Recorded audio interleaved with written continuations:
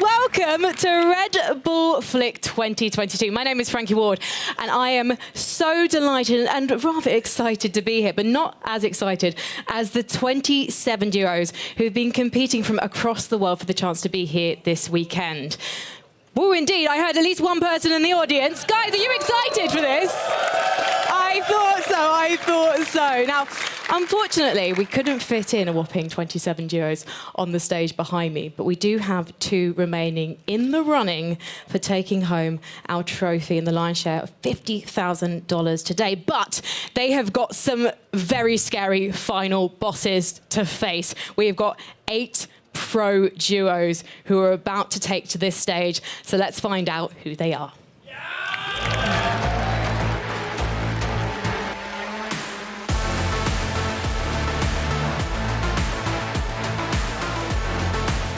Hello Copenhagen, I'm Drop and I'm here with Gabi. We are here representing Korea and we will be playing the Red Bull Flick 2v2. Hello, I'm Zanna. I'm really excited to be here and I can't wait to play Red Bull Flick. We're Team Spirit and see you on Red Bull Flick. Let's go Team Spirit.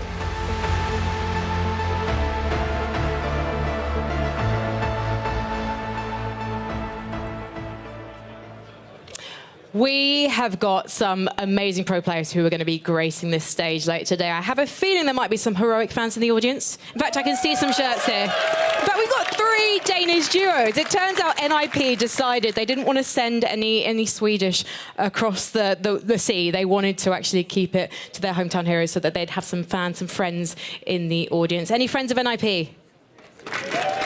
A humble crowd. They brought their own entourage. We love to see it. And we also love to see amateur duos given the opportunity to reach for the stars. So let's find out how our duos from across the world made it to Copenhagen.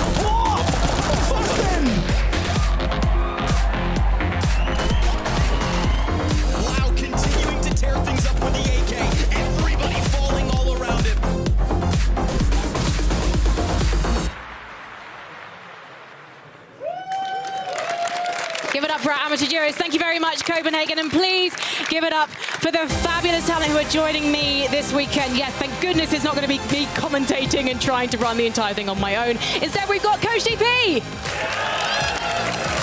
We have got, rebranded for 2022, it's Jacob.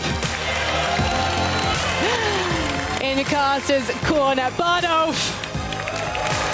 And introducing Lucy Luce. I know you have commentated qualifiers for Red Bull Flick before. What are you expecting from the competition today? Well, this is the first time I've got to commentate the finals of a live crowd as well here in Copenhagen, so that's going to be really awesome. But I want to see if anybody can topple the likes of Team Spirit. They've been a dangerous team from year to year here in the Red Bull Flick, and I do wonder if they can do the same this year. I wonder indeed, because Magix, he's got a new teammate. He's not got SDY this year. He has got Wonderful as well. Lucy, are you excited to see Wonderful in action? Yeah, definitely. We've got 3 duos here that have got experience playing in like the major sort of semi-finals, quarterfinals. So, you know, there's a lot of talent that's going to be on display. So very excited to see what they all bring. I feel like you're speaking about Caster Corner right now, because we're going to have your voices commentating the action very shortly. So I'll let you head over to the desk. Thank you again for joining us. And thank you too for joining us. Coach DP, what exactly do you coach? Well, I don't actually coach anything. I just like the authority of having the name coach. So when I walk into a room, people will know me as a very smart person. I have heard, though, that you're a legend at these maps. Yeah, I know a thing or two. Maybe you'll see some of my videos later. Jacob, do you need some tutorials from coach? I feel undermined straight away. You know, you feel like the smarter guy of the 2 of us, so I'll buy into that. Jacob has never, ever said that before, either off camera or on. I'm actually quite shocked right now. So I think I need to have a sit down. And while we have a sit down, we're going to head over to Lucy and Barbara to talk us through the bracket. Thank you very much, Frankie, indeed. Let's have a look at that bracket and see who's going to be playing who as we open today's action. Plenty of bragging rights to come, and that will, of course, start with the initial matches, which we will have on the screen very shortly indeed. I know there's a lot of people that we're both familiar with. We've got some of the big keeper girls here, as well as some other people. As soon as it comes up on the screen, Yeah, well, we'll be starting off with all of our pro duos to kick things off, which, all right, well, we're not going to see it immediately, but I can tell you who they are. We've got Monacy, JKS, G2 boys. They're going to be up against Big Keeper, D7 and Zana. That's going to be one of the first games to kick things off. And, oh, here we go. Now it's appeared for us. We've got Team Spirit, versus Big Keeper. Then G2 taking on NIP. I think that first match, actually, Spirit versus Bigger Keeper, is going to be a huge one for the overall tournament because, again, Spirit, they put respect on their name every time they come to Red Bull Flick. And I'm quite interested to see what Bigger Keeper can do, but that is a tall order to beat Team Spirit straight out of the gates here. But, of course, we've got OG versus Copenhagen Flames. Might have some guests as well for some of these matches, so things could get interesting up here on the commentary desk. Heroic and Furia, I mean, there's, I think some players are going to be more familiar than others, so it's going to be baptism by fire for the new players, I think. Yeah, I think that matchup in particular is maybe the one I'm most excited for because Heroic, I mean, I can see a lot of Heroic jerseys in the crowd. There are a lot of fans here cheering for that team. We can hear you guys. And then Furia as well. Drop, I mean, he's just played in the major. He's got to be feeling really that high as well. And Gabby, I know, is a very talented player, so I'm excited to see that matchup. Looking a little more forward in the bracket, you can see that we have two qualified amateurs which have come through now. So Kusamo GG, I believe, are a team from, is it Kazakhstan, I believe? That's the Finnish squad. Oh, excuse me. Fake news from Bardolph. Well, again, these teams are going to be watching all the pros with watchful eyes, and maybe they can pick up some little secrets, some little dirty tricks to use on them later on. It is a double elimination bracket, of course, so we can see how things will look in the lower side of the bracket here. Plenty of numbers, but we'll see these be populated by teams later on. But again, lots of action to come, lots of interesting players and people to make their names in today's action, and we'll see plenty of that coming very shortly indeed. Thank you very much, Bardolph and Lucy. I can't wait to hear you commentating in just a moment. We're going to have 18 matches on this stream. I've done 4 best of 3s in a day, Jacob, but I've never done 18 matches. Do you feel like you've got the energy? Yeah, I do. I was watching a couple of the games yesterday, and it's high-octane Counter-Strike. There's no downtime. There's no boring, saving rounds, saving guns, anything like that. It's just, constantly fighting and constantly going for it. So it's going to be easier for us today. Yeah, sorry to disappoint you. There's going to be no Jame time on my watch here in Copenhagen, but there is going to be an absolutely fabulous trophy. So let's take a look at that. Can I get an ooh, Copenhagen, for our Death Star-like trophy, please? Look at this absolute beauty. I feel like also Denmark is the home of Lego as well. There's something about that that makes me feel like we are someone from the Red Bull student marketeers team to build, and they really came up clutch, Coach DP. Yeah, it looks insane. I kind of get some, I don't want to say this live here, but some Valorant vibes, maybe a little bit. I'm very sorry if I'm disappointing anyone, but I feel like it looks pretty well. Also, for some of these amateur teams, they probably don't have a trophy like this at home. Yeah, so Neither Jacob, do we, so yeah. We're going to have to do this desk as 2 people now. Yeah. Yeah, sorry, Coach DP. I know it's your first broadcast in English, but just stay there and look pretty for us. Yeah. So let's actually talk about the maps that we're going to see. Coach, I've decided to put you back into play straight away because you are an expert. You've been working with Red Bull Flick for the past year, and this is quite a unique game mode. Yeah, it is. Just to explain shortly, it's about constantly being on point, but also being patient, knowing when to hit these points that you need to be on to win the map. Also, the kills come into factor. It kind of looks like maybe for the Blade 9 that the kills don't matter, but the kills also get you points. So a combination of fragging and also the strategy, and then you can probably secure some wins. It's kind of a race against the clock, or rather a race to keep all your tickets, because if you die, I think you lose 3 tickets, Jacob. Yeah, and you got to be smart about it, right? I was watching some of the amateur teams yesterday, and I was trying to learn from the ground and up, and there was a lot of communication. There was a lot of tactics behind how they moved around on the map. And one thing I also did note, right, is that the different maps, required different skill sets, I would almost argue. Some of the maps were very movement reliant, and some of the maps were a little bit more passive reliant, so maybe even Jame would have been decent on some of them. It was just good to see that even though they are amateurs, they were still taking it super, super seriously, and you could feel that you needed to be aware of what you were doing if you wanted to win. Let's take a look at the schedule if we can before we do talk about our returning champions, Team Spirit, because we've got so much to get through today. There we go. So Team Spirit versus Bigger Keeper first. So as you can see, we've got our upper bracket matchups. Interestingly, our amateur duos, given that they did fight so hard to be here, they were playing all day yesterday, they're actually not going to be playing until round number 3. And I feel like that's the fair way to do things, Coach. Yeah, I mean, they did play, you know, from their home country before they came here. Then they played yesterday against 27 of the final duo. So making it through to this stage should, you know, guarantee a semi-final, which is what they've technically been given. The pressure really right now, though, should be on the shoulders of our returning champions, or rather returning champion, because representing Team Spirit again is Magix, who sailed to victory last year with his partner SDY.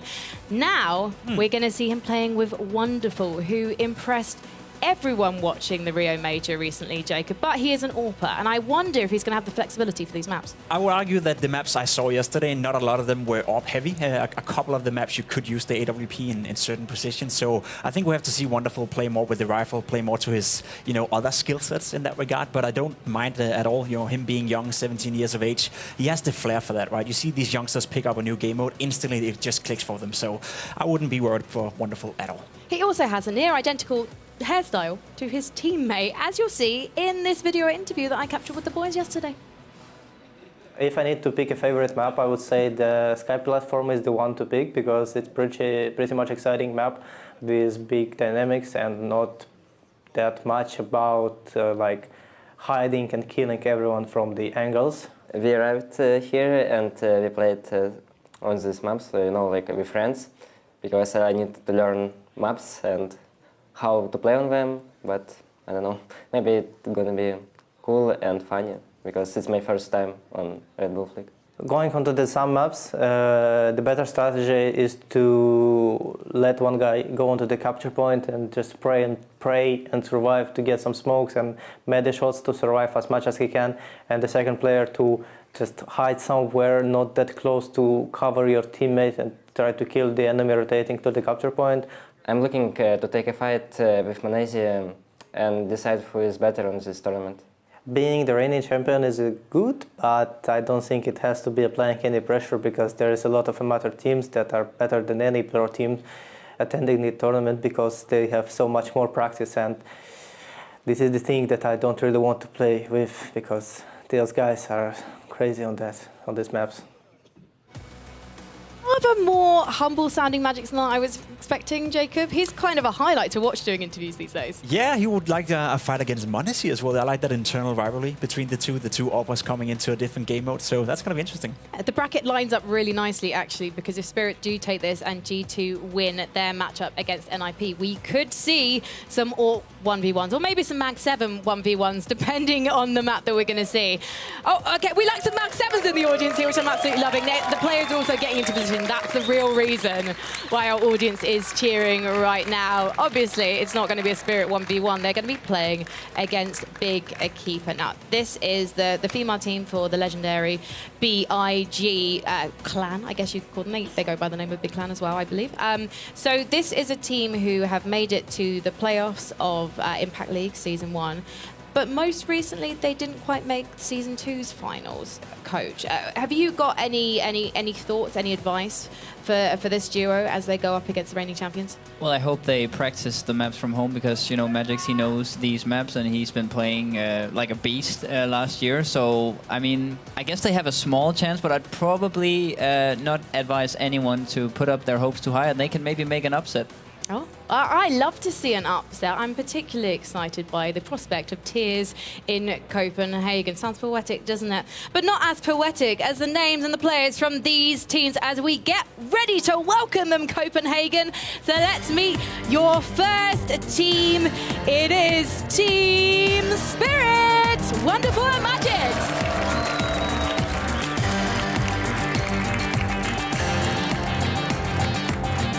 All smiles from our Eastern European duo there. No pressure on those shoulders whatsoever as they take to the stage and take their places. And they are not going to have an easy ride of it because we have our fearsome Iberian duo, our Portuguese duo. They are Zana and D7 from Bigger Keeper. Also rocking a Rifler Orpa duo. So I'm definitely hoping that we are going to see City Palace today because that's a very AWP-friendly map and I want to see the full skills on show, Coach. Yeah, I mean, if you can get the AWP into some of the great positions during for example, the windows in the corners, you can really get like multi-kills. You can basically dominate the whole map because you'll have the long angles, but getting there with the AWP, that's going to be the problem. How versatile is Wonderful as a player in terms of non-AWP weapons? I would say he's pretty versatile. You know, most young guns now growing up, they know they have to be able to do more than just being an AWP, right? Back day in old school Counter-Strike, he could be good with the AWP, be a JDM type who would be awful with a rifle, but just picking up the AWP would make him good. For Wonderful, he's one of the new generation kids growing up, so he's also very, very stable with the rifle. But from what I hear, he's fast, he's furious, but he's also kind of passive. Yeah, sometimes. He can be a bit of both. As I said, you have to be versatile in modern days Counter-Strike. So I feel Wonderful would be one of those types of players who can do a bit of both. And Bigger Keeper that they're going to be going up against. I was talking to the girls yesterday just about the team, their setup, their relationship. They've been playing together for quite a while. They first played together in 2018. They have an amazing team synergy. And the thing that really impressed me as well was Marta, aka D7. She was saying about Zana that this is a player who can play anything. Yes, she plays the AWP. Yes, she's flashy as hell when she needs to be. But actually, Coach, she's someone we should potentially be watching out for as well as a versatile AWPer. Yeah, I guess both with the rifle, but maybe also strategically, because you need to know when to hit these kills and the points, go for the control, and maybe stay back sometimes as well, because the less inexperienced teams, you'll see them maybe get one kill, go for the point, but that's going to cost. Well, someone who really does know about Bigger Keeper, and she is a star of the Impact League, is my friend Lucy. Lucy's over with Bardov getting ready to cast this match. So let's check in with them right now. How's things over there? You feeling comfortable, Bardov?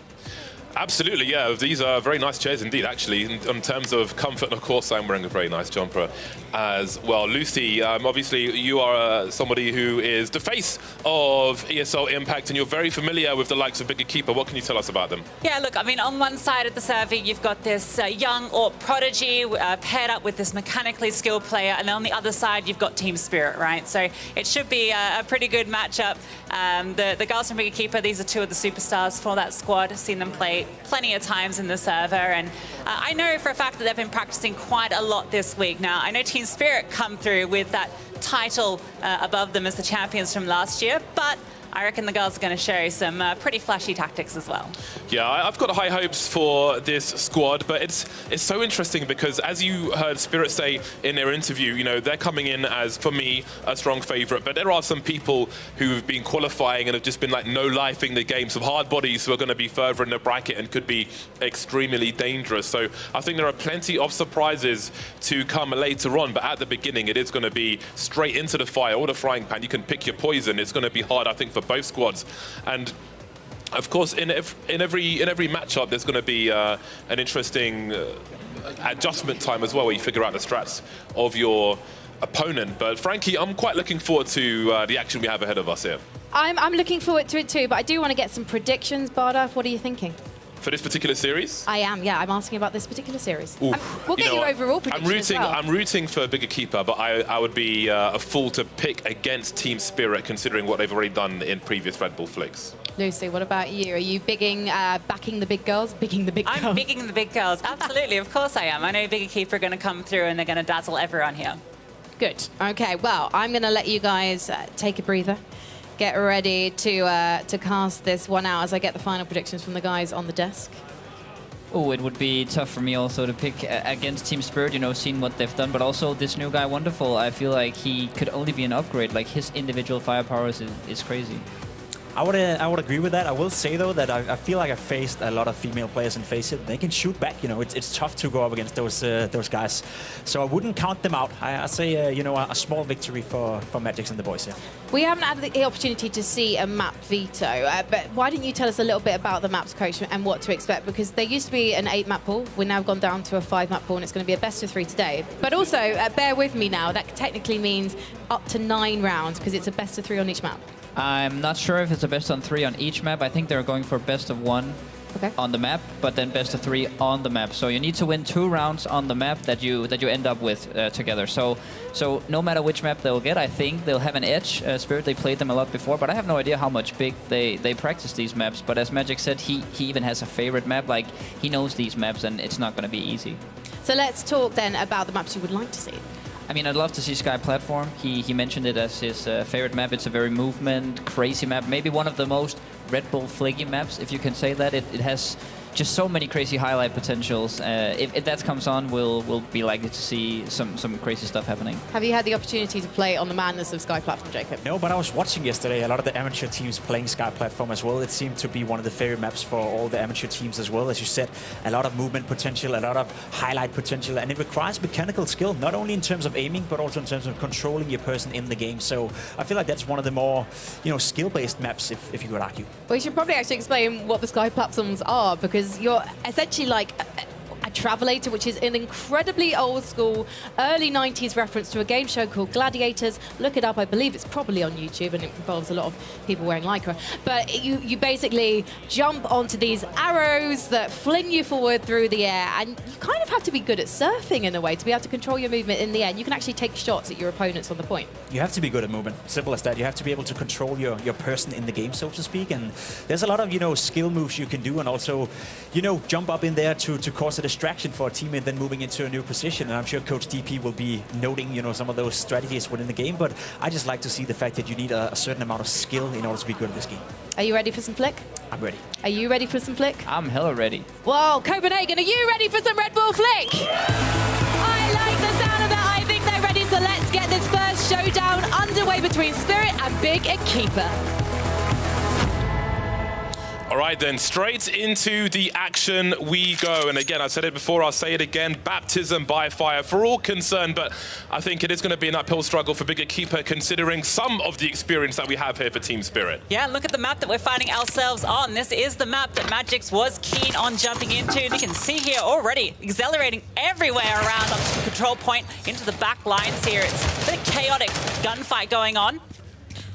Yeah, some nice tapping on the Galil. So the control point will be taken control of very quickly. We heard the discussion earlier on. Ideally, you want to have one person on the point and one person trying to cover from some sneaky positions and struggling to get into a position where they can move. And things are being held down on the site for the time being as they try to figure out what's what. And as we said before, there'll likely be an adjustment time before they can really, things will improve over time, I would imagine. And this A point in particular, it's really difficult to take if you've got 2 players up there, because you can see, tucked into the corner here, Wonderful has all of this coverage. So he can just provide Overwatch when they come up to try and take him down. So they are able to do a bit of damage here, as eventually Magix does fall, and it leaves Wonderful up here alone.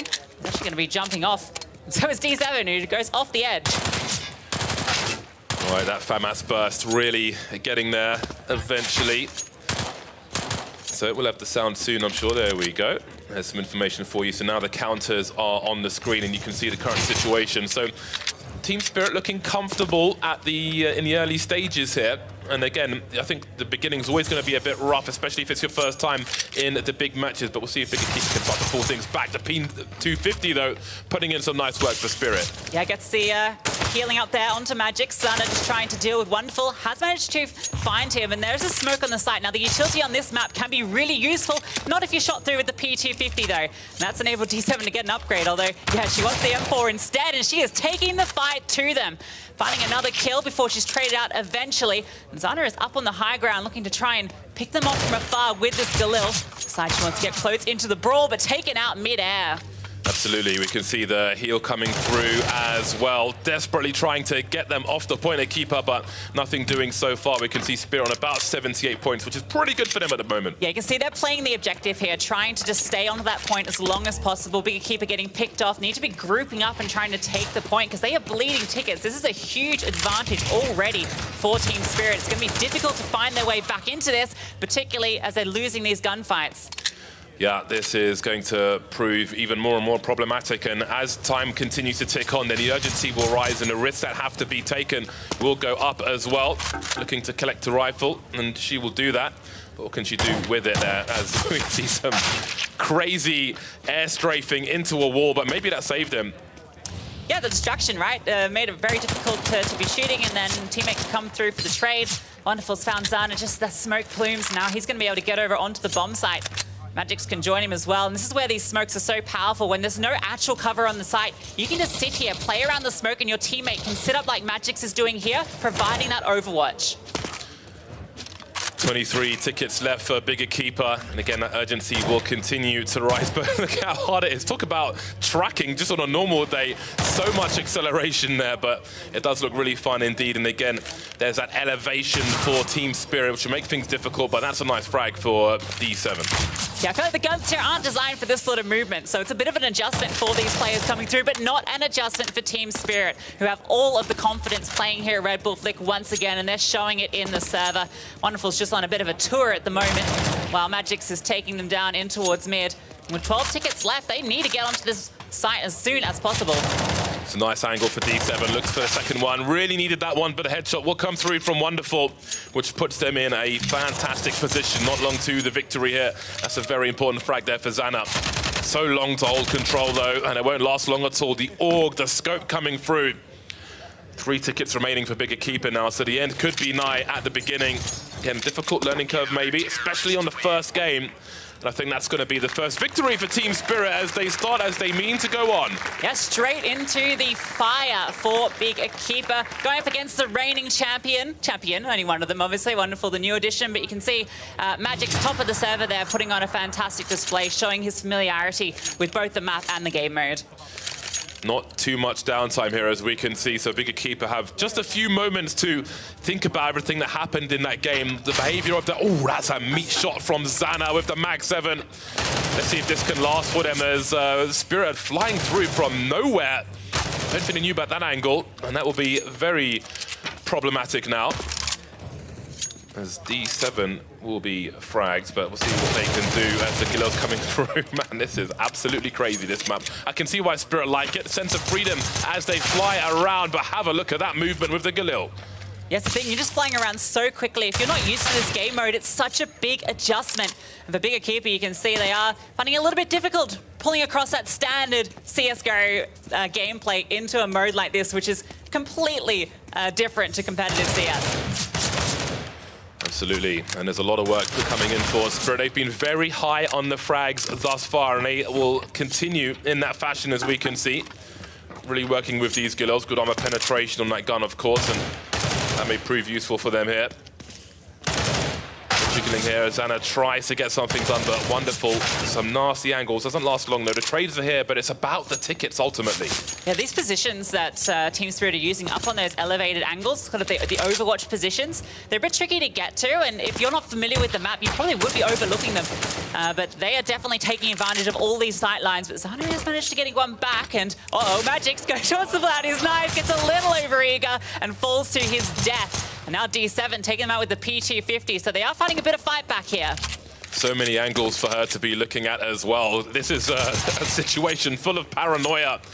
Bigger Keeper moving to about 60. Spirit on 80 at present, so all good in the hood as far as they are concerned.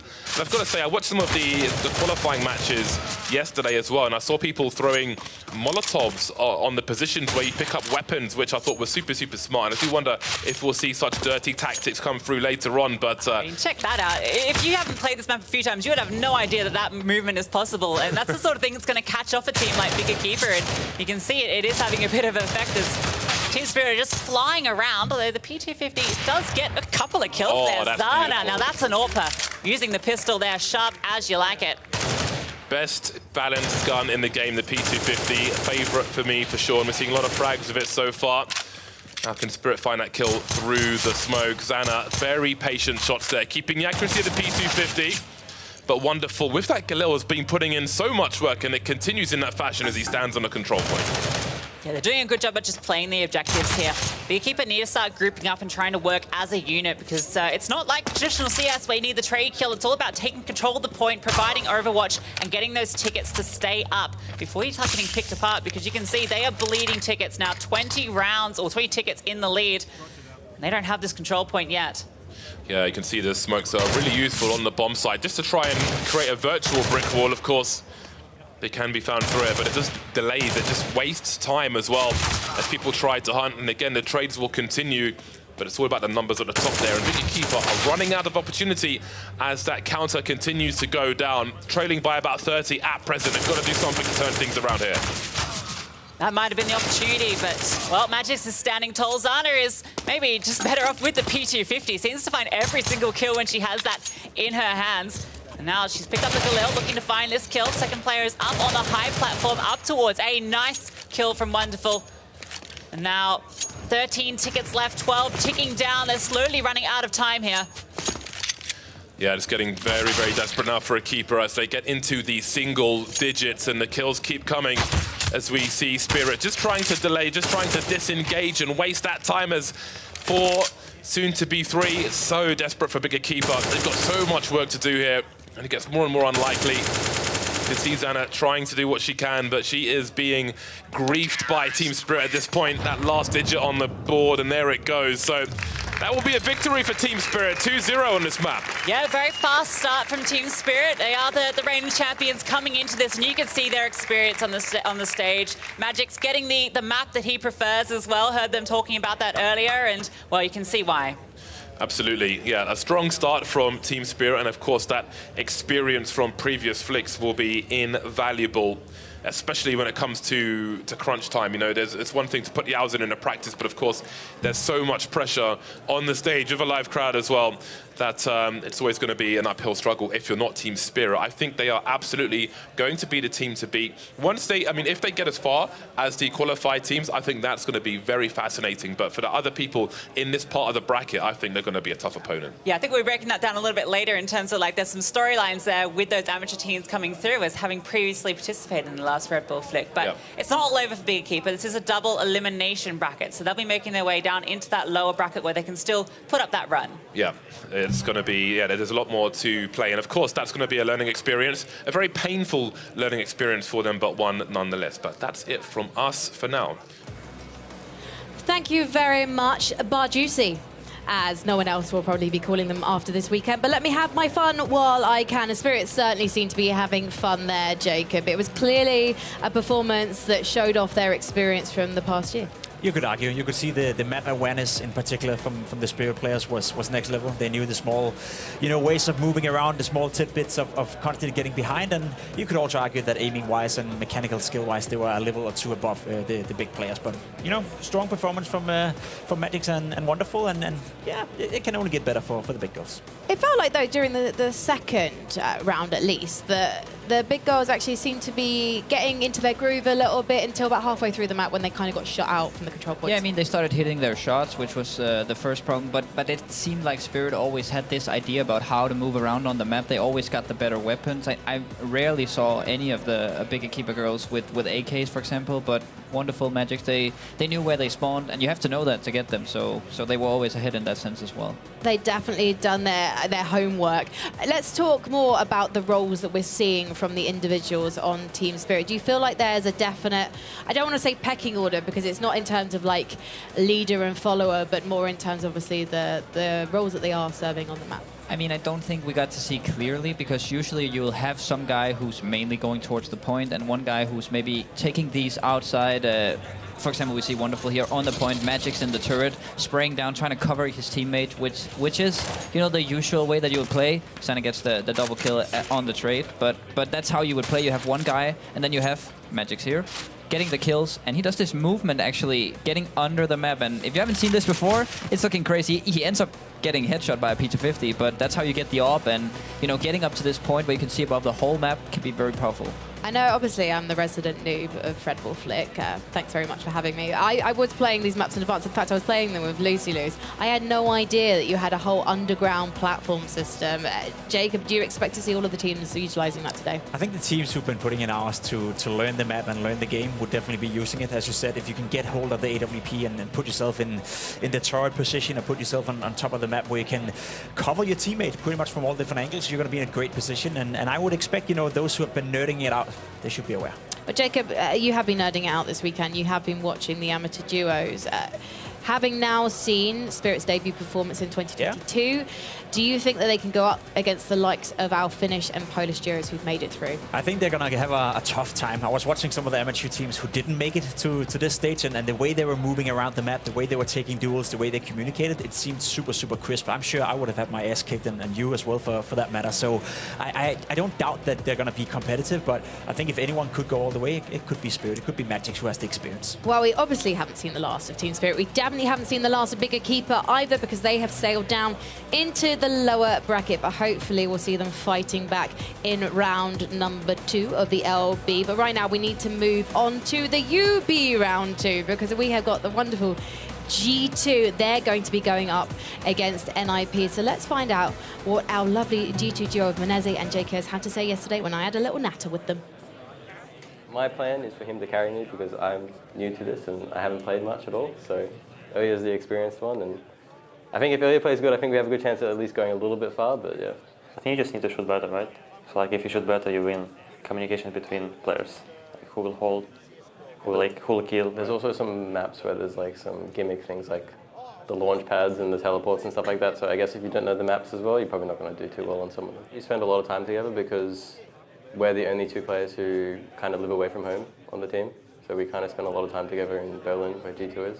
So I think that's kind of built the chemistry outside of the game, and obviously we just get along outside of the game as well. He's pretty easygoing. Sometimes he's lazy, but I think that I just need to be more understanding. In the arena, I don't think I've ever played here before, so I think it should be fun. I think it's just a different experience. I've never played a 2v2 event before, so. I'm really, really excited to play, and I want to grab some experience to play in the future again. That's Ilya signing up for next year's Red Bull Flick. Nice. I'll tell you a little bit of a secret about Ilya. It was a couple of years ago that he actually tried to qualify for the finals of Red Bull Flick number 2. He didn't get through. No. That kind of surprises me, though, Coach DV. I mean, he is one of the stars of CS right now, potentially one of the best players in the world in the future, and yet he couldn't make it through. It's obviously a unique skill set you need to make it to this stage. I mean, he said it pretty well, actually. Maybe that's where his mistake was. Who shoots better gets the win. Well, that's not really how you win Red Bull Flick. I mean, you have to shoot good, and you saw Magic's and Wonderful doing that, but there's so much more to it, and hopefully he's gotten a bit of a more grasp on the tactical aspect of these maps. Unfortunately, we haven't actually seen much of JKS and Menezes play on the same team together, because JKS only joined in August after the player break. Unfortunately, they didn't make the Rio Major. I don't want to talk too much about that, because I don't want to bring anyone down right now, and I know that G2 are going to be on the way up because that's the only direction they can go in. But I didn't really see these two maybe having much of a chemistry. I just wouldn't have put the 2 of them together, and yet when I was in the room with them yesterday, Jacob, I was like, of course, it makes total sense. Yeah, does it? Maybe JKS is a very, calmed, down-to-earth guy. He's from Australia. You know firsthand how they act over there. It's a good, synergy, I think, because Menezes will be this aggressor on the server as well. He'll be the guy running around doing all the dirty stuff, whereas I think JKS will be the guy holding back a little bit and being the father of the relationship. And you could see that in this interview as well. Sometimes JKS just have to accept that Menezes is a little bit lazy, and I guess it's the same thing with kids. You and I have been there, right? Yeah. It does sound a little bit like JKS has been doing most of the washing up in their apartment in Berlin. They do go for nice walks together. They've got clearly a companionship. But JKS is someone who is very much capable of aggression. Is that something that you would like to see from him today? I mean, I think last year when Magix and Som Young they won together, they had a star fragger on the team. They had an anchor player. Maybe this is the combination that you actually need, because you need someone who's more passive. You need someone who wants to sit on the point, keeps himself alive, and that's like one of the skills as an anchor player that you master and that JKS is really, really good at. Yeah, it's something that he had to kind of, I guess, flex with when he went to Complexity, and now he's in G2. He's finding more of a balance between being that star and taking on some of the roles that maybe he didn't want in the past. Yeah, and they're trying to integrate him into G2, and as we know, G2 has an awful lot of skill in that regard. So JKS and his raw skill, not really needed. You need a smart player who's able to stay alive. You need a player who's able to do I would say, the dirty work in Counter-Strike, and I think you can argue that here in Red Bull Flick as well. There's some dirty work, standing on the side, getting hold of a smoke, and then staying alive for as long as absolutely possible. Well, I wonder who is going to be doing the dirty work from our next duo, because we've got Esatag from NIP, and then we've got Kalk, the COO. Let's hear what they had to say. We try and put Patrick in as many situations where he has to shoot the people and I don't, and then I do other stuff. That's the strategy in general. I offer moral support for him also. I say nice when he shoots people and stuff. So yeah, but I do a lot of stuff. We've had a really good successful streak on Face It. Like I think we're on a total like 0-11 loss streak. And this is against all the the really try-hard pros though, like not like amateurs I would say. So I think going against the pros will be obviously no issue for us. I do play occasionally still with the guys and with Patrick a lot. We play for fun a lot, but I don't know. It seemed like a fun event, and we were here in Denmark, and why not? And yeah, let's have some fun with it. We're probably the underdogs in a lot of these matchups, but do we believe we can win against any of them? Yes, we do. Obviously, need to believe. Obviously, they believe they can win. What would you say, Jacob? Can they win? I know Kalk, and I've seen him play, and no. Coach, you got any kind of words, or are you just on Jacob's side? Yeah, I'm on Jacob's side. I think it's very nice that they know the roles, and of course the communication seems to be clear that you could do this and I do this. I just think one fragger might be a little bit, underwhelming for the opponent. It wasn't really clear to me what Kalk's role is, apart from saying nice. The thing is, we're talking about an anchor role, as being a guy who holds the side and does a good job for the team. I feel like more Kalk would be the anchor, who just drags down S-Attack from the start to finish. So the less of an anchor he can be, the more weight I guess he can lose throughout the tournament will be better for Kalk. I mean, this is a man who was a pro player, but we're going back to 1.6. He retired in 2006. I think this guy was born back then, to be honest. So it's been a while. Yeah, you should be respecting your elders. Yeah. Poor Kalk getting a bashing. I can't wait to see him take to the stage and prove us all wrong. I genuinely hope he does, because I'd really enjoy it. I'd really enjoy the look on your face, Jacob, because I saw the look on your face when he said on screen that he does all the other roles apart from actually shooting people. It's always nice to have someone, on your team who's a yes man, who says nice, who drops guns for you. But in Red Bull Flick, it's not really about dropping guns for your teammates. It's about, contributing just a little bit. And I think that's where Kalk is going to struggle a little bit, in the contributing part. And to be fair, in S-Attack, he has got a teammate who can do anything. S-Attack is one of the most versatile players in the game. He's not necessarily considered a star player, but he is considered a reliable player, Coach. Yeah, he's a reliable player, and he's a movement god, probably. That's what a lot of people would know about him, that he plays a lot of KZ, surfing, all these stuff. He's been very good at this, and you need this in Red Bull Flick as well. If he can do the fragging, there's a world where they can beat these two guys, but Kalk might need to get maybe 15 kills or something like that before it's even possible. Well, I'd like to be in that world because, again, the look on Jacob's face would be absolutely priceless. So let's introduce our two duos taking to the Flick server very soon. We have got G2, Espanezi and JKS. And in the competitor side of things, they're getting ready to warm up as they watch their rivals try and work out how the hell to get on stage. That's it. You get there in the end, boys, JKS and Manese. It is their opponents. It's NIP, Kalk and S-Attack. The Danish duo representing Sweden's sweethearts on the server today. They could impress us very much. And I, for one, I'm living to see it. So they're going to just get warmed up in the server. S-Attack, he's going to be practicing that movement that you mentioned, Coach. Jacob, can S-Attack carry this on his shoulders? I reckon S-Attack would be a great player at the Flick format, to be completely honest. He has a great movement, he has a great aim, and he's a very fun type of player, likes to move around. So I feel like he's a fit for the Flick format. So yeah, he'll be able to carry a little bit. I reckon S-Attack will be the fragger of the lineup, and then Kalk will be the guy that's also there. Are you slightly concerned about their record being 0-11 on Face It, Coach? I mean, the amateur pros that he called them, they are pretty good, so it's not going to be too concerning. I reckon it might be this for the other pro teams as well if they went to play, but at least they practiced, right? That's a good sign. They went on the maps, he knows them, Kalk, and S-Tag as well, so I think that's the only hope that I can find.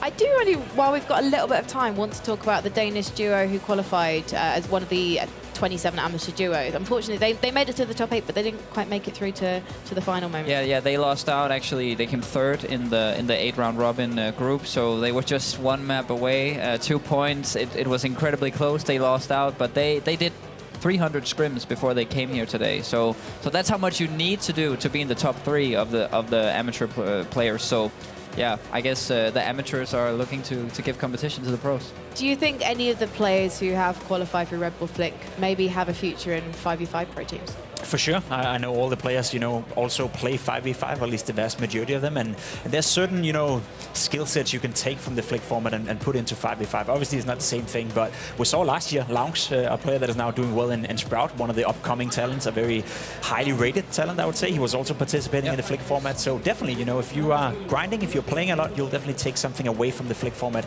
which you potentially could put into the 5v5. Well, Jacob, I know that you're desperate to make it onto Astralis one day. Why don't you start competing in Red Bull Flick? They called me. Too expensive. Astralis did or Red Bull Flick did. It's an amateur tournament, Jacob. You got to do it for the love, for the freedom. Also for the stream. Why not? True. Maybe next year. Me and Coach, we could be a duo, and we'll see. I'll be the fragger. You'll be the guy that's also there. You'll be the calc of the team. Definitely. I'm the calc of many an esports broadcast, it turns out. I'm just there. No. And I bask in the glory. You said it. Now that I've said it. I am looking forward to this one, and I feel very silly asking this, but predictions, please. Okay, I'm gonna be that guy who goes Danish, because you are Danish as well, so that's unfortunate. But I'm gonna hope for S-Tech and Calc that they can at least grab a map, so I'll say 2-1 G2, and that's how much I'll give them. I think G2 will win this one, and I'll be happy for Calc. I would love to see Calc get at least 5 frags in this game. That'll be it. Yeah, I think he's going to get at least 1 frag. It might be himself falling off the map, but you never know. Does it count as... Well, no, I was going to say because you lose 3 tickets when you die, but that still doesn't count as a frag. I mean, you lose 1 ticket, so it's not that bad. And if he does fall off the map, which we could count how many times he would fall off the map, we can keep like a record, because Magic's falling off the map for him fell would off be the map as well. him not disturbing his teammate as well. So there may be some tactic in regards to that. Just staying away from the whole thing, and maybe just let S-Tech do the work. He can jump off a couple of times. If anyone is about to kill him, just stand off the side of the map. But look over there. That's going to be Calc's role. I'm not actually sure which map they're going to be playing on. I'm not sure if the first round is going to be played on Sky platform again. So if anyone in production can hear me, we'll find out what the map is so we can talk about that one in more detail. I would like to see them maybe play City Palace, just because S-Attack has been known to AWP in his time. City Palace is a great one for AWPers. Yeah, I mean, as I said before, if you can get the AWP in a good place. It's also a map that demands maybe more game sense than the mechanical skills. Of course, the duels are always important, but knowing how your opponents are going to move around, being quiet in the right times. It's a very closed down map. You can hear a lot of steps around, so it's a map where you need game sense, and maybe Cal can find some game sense. Yeah, he can find some game sense. Yeah. Exactly, he had it back in 2006. Unless that's the reason he retired, that he didn't. We are actually going to be playing on City Palace. It has been confirmed. So this is a map with a lot of long range. I mean, a lot of the maps in Red Bull Flick, they do have that double layer to them. And City Palace, it's got a lovely balcony, Jacob. So you've obviously seen other people play it, even if you haven't played it yourself. Do you think there's anything in G2's arsenal, or anything that G2's lacking that they need to find to be able to get the victory on this one? I'm actually excited to see G2, to be completely honest. I think they have a good synergy between the two playstyles of JKS and Monacy. Monacy being the young gun with the movement, JKS being the more laid-back type who's going to be the support anchor, so to speak. I'm happy we don't get to see the Sky map again. I think that's too movement heavy for a guy who's been playing Counter-Strike for 29 years or whatever he's done. So it's good to see a less movement heavy map and maybe a little bit more strategical one. Well, if you'd like to know the strategies and exactly what you need to do to get the victory on City Palace, you're in luck, because we've got a handy guide.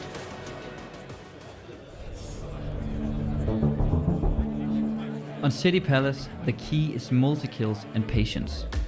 Getting multi-kills are way more important than getting the point control. If you try to get point control without double killing your opponent, chances are they're going to be sitting in different areas in different off angles, holding you as you're pushing the point. So make sure that you're more patient than your opponent. This is showcased very well in the early game. You can start out with boosting one guy to get the Galil. As my teammate is doing here, I'll get the Galil, and I can shut off any rotations if I shoot the wall here, and also be watching for people trying to get up through the middle. My teammate is going to rotate around right side, and he can try to catch anyone coming up the stairs, while I'll take the elevation pad up here, get to the point, kill anyone trying to move in, and if I don't kill them, then my teammate is ready to refrag.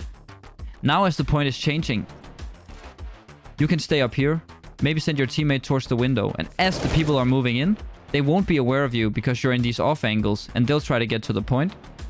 And as I'm watching them trying to rotate in, we can get the kills. Now, as we get the double kill, that's when we have space. So I'm gonna be moving in here, grabbing the smoke and the mollies. I can smoke myself off, and then my teammate can hold around me while my angles are limited, and I have different angles that I don't have to hold because of my smoke and my teammate in the window. The patient provides the double kill. We make sure to stay back and watch for people rotating in instead of just stressing about getting onto the point while people are still alive. So try to kill your opponent, maybe get the double kill before moving on to the point. That's going to be a key aspect of City Palace. Well, not only do I feel educated right now, but I also feel rather calm and in a mood to meditate as I watch the carnage unfold as we head into this next showdown. So Bardolph and Lucy, do you want to take this one away? Thank you so much, Frankie. We're getting excited to jump into this one. This is just a little lobby, Bardolph, that we can look at. But I'm excited to do City Palace. If you just joined into the broadcast, this is your first taste of Red Bull Flick.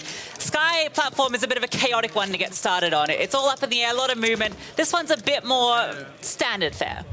Yeah, I don't know how much is going to be standard in terms of NIP's plays. I mean, Calc's career is so old. He might have been using a ball mouse back in the day.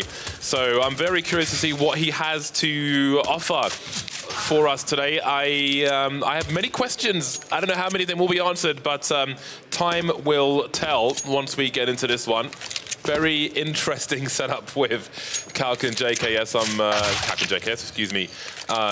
Calc and S-Tag. I'm quite interested to see what they're going to do. Yeah, honestly. To me, it feels like this sort of game mode. It's kind of a young person's game. It's very fast-paced, a lot of flicking around, as the name suggests. The angles are a bit crazy, so it kind of feels like maybe you got a bit more advantage when you got m0NESY on your team. I want to write out the boomers though. Yeah, I don't know if m0NESY's heard the comments from Spirit and they're looking forward to a face-off, but I think there's a reasonable chance. We can make no assumptions though. I think it's going to be a painful day for the office at Calc. I think it's going to be the piñata of this game. That's likely, but they might be baiting. Who knows? I would imagine that he's going to be the guy on point, taking all the fire, being used as bait basically as his teammate tries to trade for him. But will that be an effective strategy? We'll soon find out. What do you think their chances are like? Yeah, I think with that interview, from the answers he gave, I think that was a little tongue-in-cheek. I think they're trying to maybe just play it low, like make it sort of unassuming. So you think, oh, this is going to be an easy game when you come in here if you're G2, and then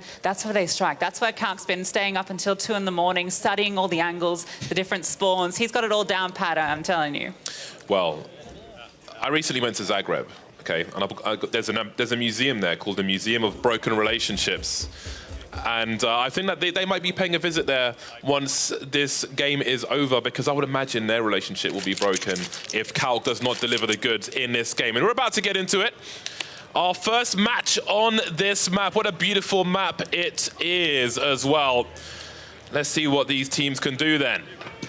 Into the City Palace, and we get away with the USPs. That's the starting pistols. Then it's a double up on the elevator. Room for 2 as they make their way up, taking these hot shots in towards the other elevator, and JKS comes out ahead. This is now giving them a 2-on-1 advantage up in the high ground, and a second kill for JKS. Now they've got full control of the point. How long can they hold it for? We can see S-Tag is creeping again as he leaves his teammate for the bait. Easy frag versus the USP of JKS, who hasn't managed to get himself a better weapon. Now S-Tag will start to creep forward. Got to find that headshot, but m0NESY with the deagle. That's an outrageous frag from him. Like, oh, he's really prepared for this one. Another one shot from him. There goes Calc. Yeah, this is the young person's game I was talking about. When you got a player like m0NESY in the server, he can hit all of those flick shots. Now S-Tag with the FAMAS has the better weaponry, and he's trying to sneak up on here. Already a 10-ticket lead for G2, so they need to start fighting. I haven't seen Calc in the server yet. I know, ninjas in pajamas might be ninjas in a sinking ship unless they can turn things around here in this first round of the best of 3. m0NESY liking the pistols today. From the deagle to the USP, the headshots will continue, but Calc's tied himself in AWP, maybe trying to find some of that vintage magic, but he's being denied for the time being. There he is! JKS taken down, and maybe there's life in the old dog yet. Oh, m0NESY trades out immediately with the SMG. He's ready away, throwing the nades out, the HE, but the Mag 7 to the face does the job, and S-Tag finds another onto JKS and another onto m0NESY. Now, you saw that video earlier. You get the multi-kills, you can get control of that point. Yeah, he's basically playing Quake through all the angles he's having to deal with here, but he will eventually be finished off with about 5 HP by m0NESY. So Again, we'll see if they can really make things better, but Calc getting dropped by the Org, that's going to be tough to deal with. Yeah, JKS doesn't really have much. He's just picked up the UMP, but Modesty is providing so much Overwatch with this AUG. And again, it's another HG being thrown out. Modesty's out on a mission, but so is JKS. Finds Calc. Now, they need to group up here. There's an AWP in Esatag. Now, we've seen him with that AWP, and that's a nice headshot onto Monacy, showing what he can do with the sniper. Leaves him with 1 HP, though, so he's got to try and get a medkit if he can, but you've got to pick the right time to use it as well. And look, he will look to make some more space, but a swing and a miss from him. And there will quickly be some stereo frags for G2 as they will look to extend their lead once again, because it is reasonably close right now. Then they haven't really secured the bag yet. Yeah, currently the point is going to be changing in about 13 seconds. So they're going to be ready. You can see that countdown up in the top left of your screen. So they are playing for this advantage, G2, waiting so that they can move towards B. And they just found their way through. A couple of kills go the way of Monacy. Now he can play that Overwatch, or he can just go straight down on, drops the smoke to give himself cover. But doesn't matter, because Calc has found him through the edge of the triangle. Yeah, that's a really important kill. And you can see how open this point is. It's really hard to stay alive here. As you can see, Calc just dancing around the cover, teammate flying through, but it's a multi-frag for JKS. You heard about the importance of those multi-frags from Coach earlier on. To the victor, the spoils. Now, as NIP are starting to get into trouble, I think sub 20 really is the alarm bells now, and they're about to hit that point. Yeah, over double the tickets now for G2. They're in a great position, and they need to start finding space onto this control point. It's just being held, and their tickets are dwindling. The USP does get one back in response, but this whole time, JKS has been hanging out, and he knows that he's got so many tickets to work with, wants to go take the fights, however, loses out that one, so the AWP can be picked up, but not for very long. Yeah, they've really got to start getting some points here, NIP, because 10 tickets make it 9. This is not going to last very long. Monacy, he has come into this one hot with the Desert Eagles, with the pistols, with the rifles as well, but S-Tag will find a desperate frag as NIP are in the really low numbers now. 4 tickets remaining, surely soon to be 3. G2 look comfortable for the first game of this series. Yeah, no chance now. They're just going to run out of tickets. The time not in their favor, and G2 Esports will take the first map. You can see that. Calc just a little bit short there on the frags there, 3 for 13. Everybody else has a good average, but he's going to have to find a better way to get back into this game. Saw him pick up the AWP earlier on, but of course, didn't last long, so might have to think about the positioning there. Now, the start of that last one was quite interesting, right? Because the USPs took the control early, but then you just had the pistols up in this exposed position. So it'll be interesting to see if they go for the same strategy again. Does look like they're considering the double elevator play, but back off. Now, it's a bit of a flank play from S-Tag. He's picked up the upgraded weaponry, so he can take this fight to them up the top. Really awkward fight for all concerned. I'm still thinking about Monacy with the Desert Eagle earlier on. That's a juicy frag, though, from JKS, because considering the movement options you have and all the angles you can come from and so on, to get multiple frags straight off the bat with a Desert Eagle, I think is just making a statement to your opponent. And Calc will need to make one of his own as he tries to find a few more kills there. There we go. Monacy taken down for the time being. We'll see if Calc can just show some presence now.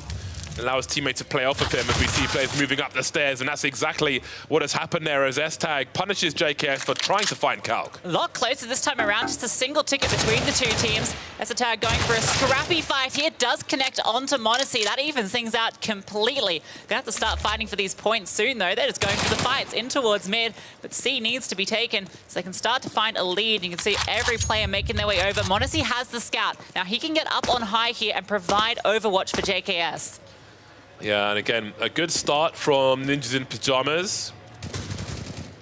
Calc being the information man for S-Tag to punish, but now we are pretty much at parity in our second game here, both in the low 70s, both these teams. Neither team fighting for control of the point. They're just trying to frag each other. They sort of changed their game plan already so early on. Monacy, now that's the quick flicks we expect, adjusting to the swing from S-Tag. Now he's got his favored weaponry, and this is where it gets scary for NIP, because Monacy doesn't miss too many, but he does there. Yeah, I think there was still some spawn protection at work there. But, you know, your time to kill better be fast. Even with that higher armor panel of the Galil wasn't fast enough there. Not everybody's practices the Galil spray as much as they might something else. And that can prove quite punishing here. Still at parity, 60 and 59. These frags will be very important indeed. You can see JKS and S-Tag now will be trading. Very curious to see if this will stay in such a fashion all the way towards the end. m0NESY again with the Desert Eagle. It's unbelievable, but now JKS will play him at his own game there. Dropping S-Tag. So use the better as the Desert Eagle in their second game, maybe. Again, still close. There's 2 points between them. Finally, it's starting to look like they want to take control of the points here, but S-Tag's feeling a little isolated here, doesn't have the weapons, and JKS has the AK m0NESY with the AWP. This is everything they want, but as soon as they get their hands on it, the point changes. And so Kalk is just slowly crawling through the middle of the map, picks his own AWP up. He's not spotting anybody just yet, and it's still only a few tickets between them. They're going to group up. A quick shot from Kalk removes JKS, and now it's an awkward fight for m0NESY. S-Tag capitalizing on a missed shot. So now it is a recovery. JKS is trying at long range with that M4A4, can't quite connect it. Maybe we'll finally get some point control here for one of the teams. Unless m0NESY has something to say about it, but no, not going to connect. Yeah, the Deagles are betraying multiple people now. And that may prove crucial as the score is still so tight.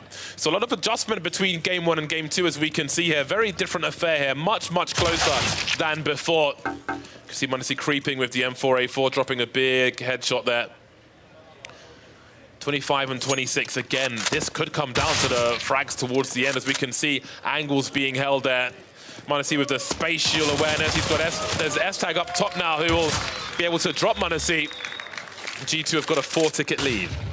Finally starting to take some space here, but Kalk is taking down JKS, but the trades are just immediate. The Krieg is singing for m0NESY.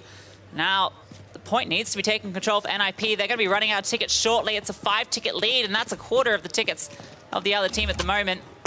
m0NESY has the Krieg, and he's up the top. That changes to A, which it will be in 20 seconds. They'll be in a good position, but S-Tag, he's in the back lines. He's cleared by m0NESY. That might just be the killing blow. Indeed it might be. It's going to be really hard to turn things around now. What do you prioritize, the frags or the points? Maybe it has to be both, but perhaps that'll stretch him a little too thin here, as there's only 4 tickets remaining now for Ninjas in Pajamas. JKS creeping. Instant trade from Kalk, but is it too little too late here? As G2 are on 11, but there's just 2 left for NIP. They're holding on to them for the time being, but how long will that be the case? They've got control of the point. That's what's keeping them in the game. Kalk is doing everything right now. He's staying alive, and it's keeping their tickets up. G2 Esports, theirs are slowly tickling down. S-Tag needs to stay alive. Can't give up any more tickets. Just 1 remaining. All now onto Kalk, and m0NESY, he finds him. Man. G2 take it. By 1 ticket, he held on as long as he could, but that really went down to the wire. G2 edge NIP in that second game, and who knows what happens if that goes to a third.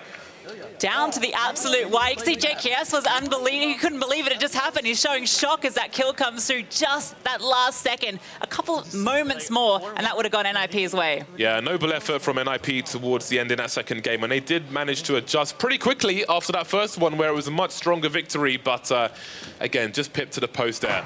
It felt like a completely different game plan in that second map around, right? Like, they were playing these much more controlled fights, taking their time, fighting off the spaces. It wasn't necessarily just rushing towards the control points, which we saw in that first game. Yeah, that was it was great to see the adjustment. And again, I think that's an example for the matches to come as well. Even if the first one is hard, it's so much information that you gain, how you're being punished, how you're punishing to improve in the second one. But it just didn't come in time for Ninjas in Pajamas there. A brutal way to lose the second game. Over to you, Frankie. Thank you very much, Bardolph and Lucy Luce. That was surely a little bit gutting for the guys from NIP. I mean, obviously, Count's going to be happy. He got 8 kills. He should feel fairly proud of his performance, Jacob. He obviously improved from map to map. But actually, it really felt like G2 were lucky that it was a 2-0 because of the way that they seem to be ignoring the whole objective of the map, Coach. Yeah, I feel like m0NESY, he really stayed true to his philosophy, if you can say that. You know, killing is the most important, and that's what he did. I think he forgot there was like a point that you had to be on at some point. Yeah. I enjoyed the puns. Work on those. I'll Thank you. expect more of them during the show. In fact, I think we might be able to see a graph as well that will show us the ticket difference in that second round, because although G2 came out all guns blazing and seemed to have the superior firepower for obvious reasons. Actually, they forgot the name of the game and they very much nearly lost that map as a result, Jacob. Yeah, you see on the graph, right, it was close from start to finish pretty much, and that is a result of them not going for the checkpoints. That's a result of them not going for stopping the ticket loss as all time. And at the end of the day, you got to give it up to S-Attack and Calc for that matter as well. Calc in particular, in the last game, he was sitting on the bomb side and, you know, stopping around 10, 11, 12 tickets from being lost for NIP that made them so close of actually winning the second map. So despite Calc being a noob, he did good here.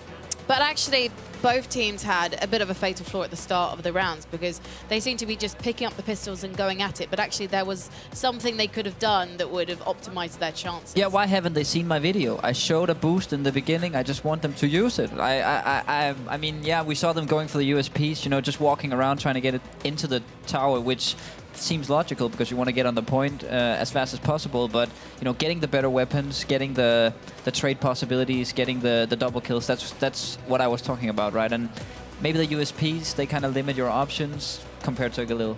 You want to see some good flicking, not just good fragging, Coach. Yeah, that's exactly what I want to see, and I think Monacy, he needs to step up his flicking game if he wants to go further than here. Yeah, I mean, he's known for Call flicking, him out, but boy. variety. We are going to take a quick look at some of those highlights as well, because actually there was a war of the Deeks here, Jacob. Yeah, especially in the later stages of the game, you see Calc right here, he was so close getting that kill. If he gets that kill and doesn't die, they win that map, you know, we go to a third map. So that was super close for Calc and S-Attack to actually pull it out to a third deciding map. I love that we're seeing the players there after the match ended as opposed to tactics between, because you can just Calc giggling like a schoolchild despite the fact that he's been eliminated down into the lower bracket. But as you can see, the all-important numbers there, Coach. Which is the key number that we should be looking at? I mean, the key number here is probably that the numbers are pretty close, like surprisingly close. Nip actually won transitions on the kills. Transitions are these 15 seconds that are from when the point is about to end and the next one is about to go live. That's where you usually try to rotate onto the next one. They didn't really focus too much on the point, so I guess what's crazy about these numbers is that they were close, because G2, they were ahead in kills, like 20 kills above, and they still made it so close, it makes no sense. And in the first map, it was something like 6 seconds that NIP spent on the capture points. 7, I think, yeah, 6 or 7 seconds. I'll be generous then. Yeah, I think they were happy in the second round that G2 bought into, you know, playing the fracking game. Yeah. It was all about getting the frags and not necessarily about getting the checkpoints, and that was a more even playing ground for NIP. Well, I am curious to see, I should say, G2 being pushed by Spirit. It'll be nice to see if they up their game or if they just give up at the first hurdle, because I do believe in terms of frags, obviously these two duos, they can go toe to toe and that could be a really exciting deathmatch bout. However, that's not what we want to see, Coach.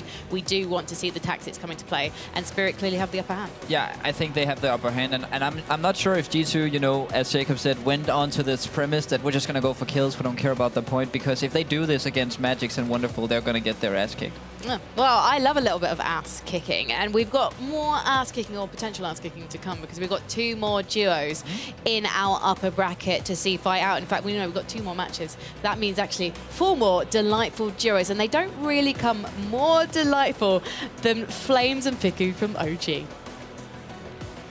Playing with Flames definitely we will have a lot of call-outs because we're gonna talk, because we talk a lot while we play. And I think the plan will always be there, so we shouldn't worry about like the plan or overall the kind of game. I don't know, I really like the idea of the tournament, so it will be just exciting to see how it goes. City Palace is just like overall I really like the map when I used to play it, because like it gives you a lot of options. You have AUGs on the sides, or like SGs, you know, like the B44 weapons. You basically take them, you have a scope, and you sit there and you let your teammate capture the points. So I think that will be the guy that's protecting me. I think control points will be funny, especially with Flames, because we both are crazy persons. So I think like no one will like to like hold the flag. We're just gonna run around the map or something. Just bully them, and crash them to bits, and never capture the flag. So our relationship outside of the server is like we're close friends. We talk a lot with each other, like outside of the server. I think all OG in particular, like we're good friends. Why are we gonna win Red Bull Flick? I don't think we're gonna win. Do you think we're gonna win? No. I think we haven't practiced enough. We're gonna give a good fight, but I think Spirit are gonna win. I can't wait to see OG as they fly on to our next map. It's going to be Sky Platform. So here's Coach DP with everything you need to know. This map is the most advanced Red Bull Flick map when it comes to movement and gimmicks. And the newest addition to this map are these turrets that you're seeing in front of you. And the way to use those the best, you'll be wanting to get this FAMAS, get into the turret, and from here you can be watching the A point early. An enemy goes to the point, you can easily kill him while being very hard to hit from other angles from your enemies. Now as you get the first kill, you would probably think that your teammate should get on the point, but be careful with that because there might be an opponent in the other turret. So what your teammate will want to do, pretending to be my teammate here, is going to try to get on one of the platforms up here. And you can take this route from the jump pads. And as you get to the platform, you can watch the other guy in the other turret and try to kill him. And if you get the kill, your teammate can go on the point as you proceed to overtake the other turret, not missing the jump, of course. Getting onto the turret, your teammate can smoke off himself, and you can be holding angles from him as well. Watching any rotators trying to get in. Turret control is key, so be careful and watch for this in the World Finals, because enemies will probably be trying to use it against you. If I was either of these juries right now, I'd be terrified of being the one who's not in the turret and is having to sit as a turkey on the point, because it feels like, Jacob, this is a map where there's nowhere to hide. Nowhere to hide, and especially not if you're up against someone with good movement. You illustrated it pretty well here. If you can hit those jumps and you can do it fast enough, you can get behind enemy lines from pretty much get-go of the game. So you need to be aware. You need to be, I guess, aware of where the people are flying, you know, because you can take different routes, I assume, as well with these platforms. So it's a map that requires high intensity and a lot of focus. And something we saw on the opening match was Bigger Keeper being punished by Spirit if they tried to fly onto the point and take shots from the air. It was like they were disintegrating in midair. They didn't even get a shot at the control point. I mean, usually that won't happen. I guess if you're a Spirit, you have the aim to maybe pick your opponents out of the air. I think usually you have a good option if you have a bad weapon. Maybe you're not around an AK, you can get a Max 7 or just a P250. Flying in, maybe twirling around, confusing your enemy, and then landing right on top of them can get you a favorable duel. But generally, you want to get the good weapons, you want to get in the good positions, and you want to make sure, again, these double kills before you go to the point, because there's going to be somebody watching you if you try to go there. Well, our next duo taking to the watchtowers of Sky Platform is going to be local boys, the Copenhagen Flames. So let's meet Borup and Rounds. I think we are quite heavily good, like individual right now. We are really warmed up because we play so much right now. Maybe people will cheer for us because we are Copenhagen Flames and we're in Copenhagen. Could be nice. I'm quite optimistic. We got a good bracket, I think. But when the amateur teams comes in, that's when we're going to struggle, I think, because they're so far ahead in the game. Yeah. But against all the other teams, I do think we can do a bit. Yeah. I think we can beat NIP. That's for sure. Yeah, we heard they were also going 0-11 against the guys down there as well. So maybe we have a chance against them. Our experience to play on LAN environment is quite big, I think. Now we are quite experienced guys, me and Borup here, but like playing 2-on-2 and stuff on LAN, that's not our strong side. But I think we have like a decent advantage that we know how the environment are going on here. The biggest competition, I would say Spirit, because they won last year. But everything can happen, but I think that they are the best right now. We thought that Bardolph and Lucy might want to rest their voices a bit and get some true pros to join them on the casting desk right now. Who have you got, guys? Well, I think they're glad that I'm here because they thought that they were going to be commentating themselves. But would you like to introduce yourselves, guys? This is my good friend Seb. My good friend Johan. Yeah. Both from OG. There we go. So we've got double girlfriends on the stage with me. This is going to be quite fun. We're going to have a fun, biased desk for commentary. I have asked them to roast their players as much as possible, and I fully expect that will happen, hopefully without some profanities. It won't be hard. No, it won't be hard to put some stress on Fico and Flames, because they've been talking a lot about their ability to win this, but then we were backstage and we saw that they had to Google the images of the maps because there's some of them they haven't played yet. So they needed to see. Well, that must have been a fun veto if it was based just on images. Like, is that the one we played, or was it this one? Maybe they rolled the dice. Precisely what they were saying back there. Like literally the same words. It's like, which one is that already? Should we ban it? Should we not? So it's like, no, that one. No. They're coming in super prepared. That's the very least we can say. Like, they're going to be very prepared, and it's going to be very impressive. I'm afraid that I might remember the maps better than Flames, like because we played. Well, it was like 6 months ago or something. We played some of these Flick online, and I remember we played 2 maps, and I actually do remember them when I see them up here. I wonder if he does. Well, I think there's going to be a lot on the line there. There's going to be a lot of pressure for the OG players in this game, one would imagine. But I think we're going to have a lot of fun once this game gets started, Frankie.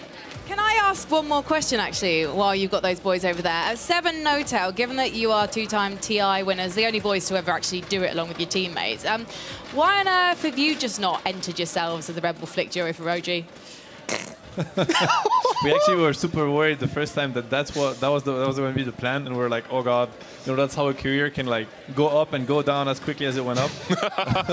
So we're like, maybe we can avoid that because I don't think the world is ready to see what we can do in Counter-Strike. And we can undo 2 TIs with 5 minutes of station. 5 minutes and it's gone. I think that would be absolutely fantastic to see. Maybe like a show match. Versus some relevant rivals would be interesting. I think it's going to give people the wrong idea what a pro gamer is, though. Because I think everybody's after seeing us play, they're going to think, oh, this is all you have to do. If you could pick 2 people from your scene to play in this format, would there be 2 guys that you would like to face? Dan, yeah, probably would have good chances in that case. I think it would be better. Yeah. I think we could find 2 guys who are about our level or worse from Dota. Yeah. Definitely. Then it's a fair match. Maybe something to do for next year then, perhaps. Surely. I still don't know if I'm ready to go on camera with my Counter-Strike ability. I feel like you want to. I can see it. I can see a glint in your eye. I think there's some desire to do that. Comedy is always good, right? You just wing it. Look at them. Well, we're going to have a lot of fun here in just a few minutes, but for now, it's over to you, Frankie. Thank you very much. I'm actually going to pitch Mickey from Team Liquid and Team Liquid's coach Blitz, because I have played Counter-Strike with both of them. They're both better than me, which doesn't really say that much, but I'm sure they're up for the challenge. So 2023 OG, let's make it happen. And let's make this match happen as well. We've got to talk about Copenhagen Flames. They are competing relentlessly. Yesterday, they played a quarterfinal. The day before that, they won CCT, which I believe is a Tier 2 tournament. They are working so hard at the moment. To be honest, I'm surprised they managed to fit us in, Jacob. Starting to make moves within international Counter-Strike once again. I think they're ranked 50th in the world right now, slowly but surely moving up. And as well said, they're playing an awful lot of Counter-Strike right now. So in terms of raw aim ability and in terms of being in a great shape, don't think they have any excuses in that department. Coach DP, this is slightly awkward. I'm really bad at pronouncing Danish names.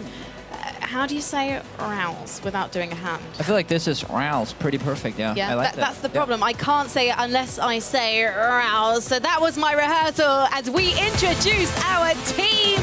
We've got Flames and Vicky from Team OG. They were practicing their little boxing moves at the side of the stage. Come on, boys, show us your fisticuffs. We've got a friendly wave as they take to the stage. Flames is definitely the spiritual leader of this duo. He's been easing Fiku into the team. As the boys ease themselves into the chairs, you can literally see Flames telling his teammate what to do. I'd expect nothing less. And as we head over now to our next duo, I'm excited to reveal our Copenhagen Flames boys. It's Borum and Rouse! Clearly the favourites of the audience here. Copenhagen Flames, one of the hardest working orgs in the business. They're a proving ground for some of the players of the future, some of the players who are doing exceptionally well right now in the world of 5v5 Counter-Strike. Yeah, you can't argue that. You have Borup as well, who were part of Heroic during the online era, the COVID era, were then at one point were the best team in the world. So a lot of experience in regards to that. So I think it's a pretty even matchup we got at hand.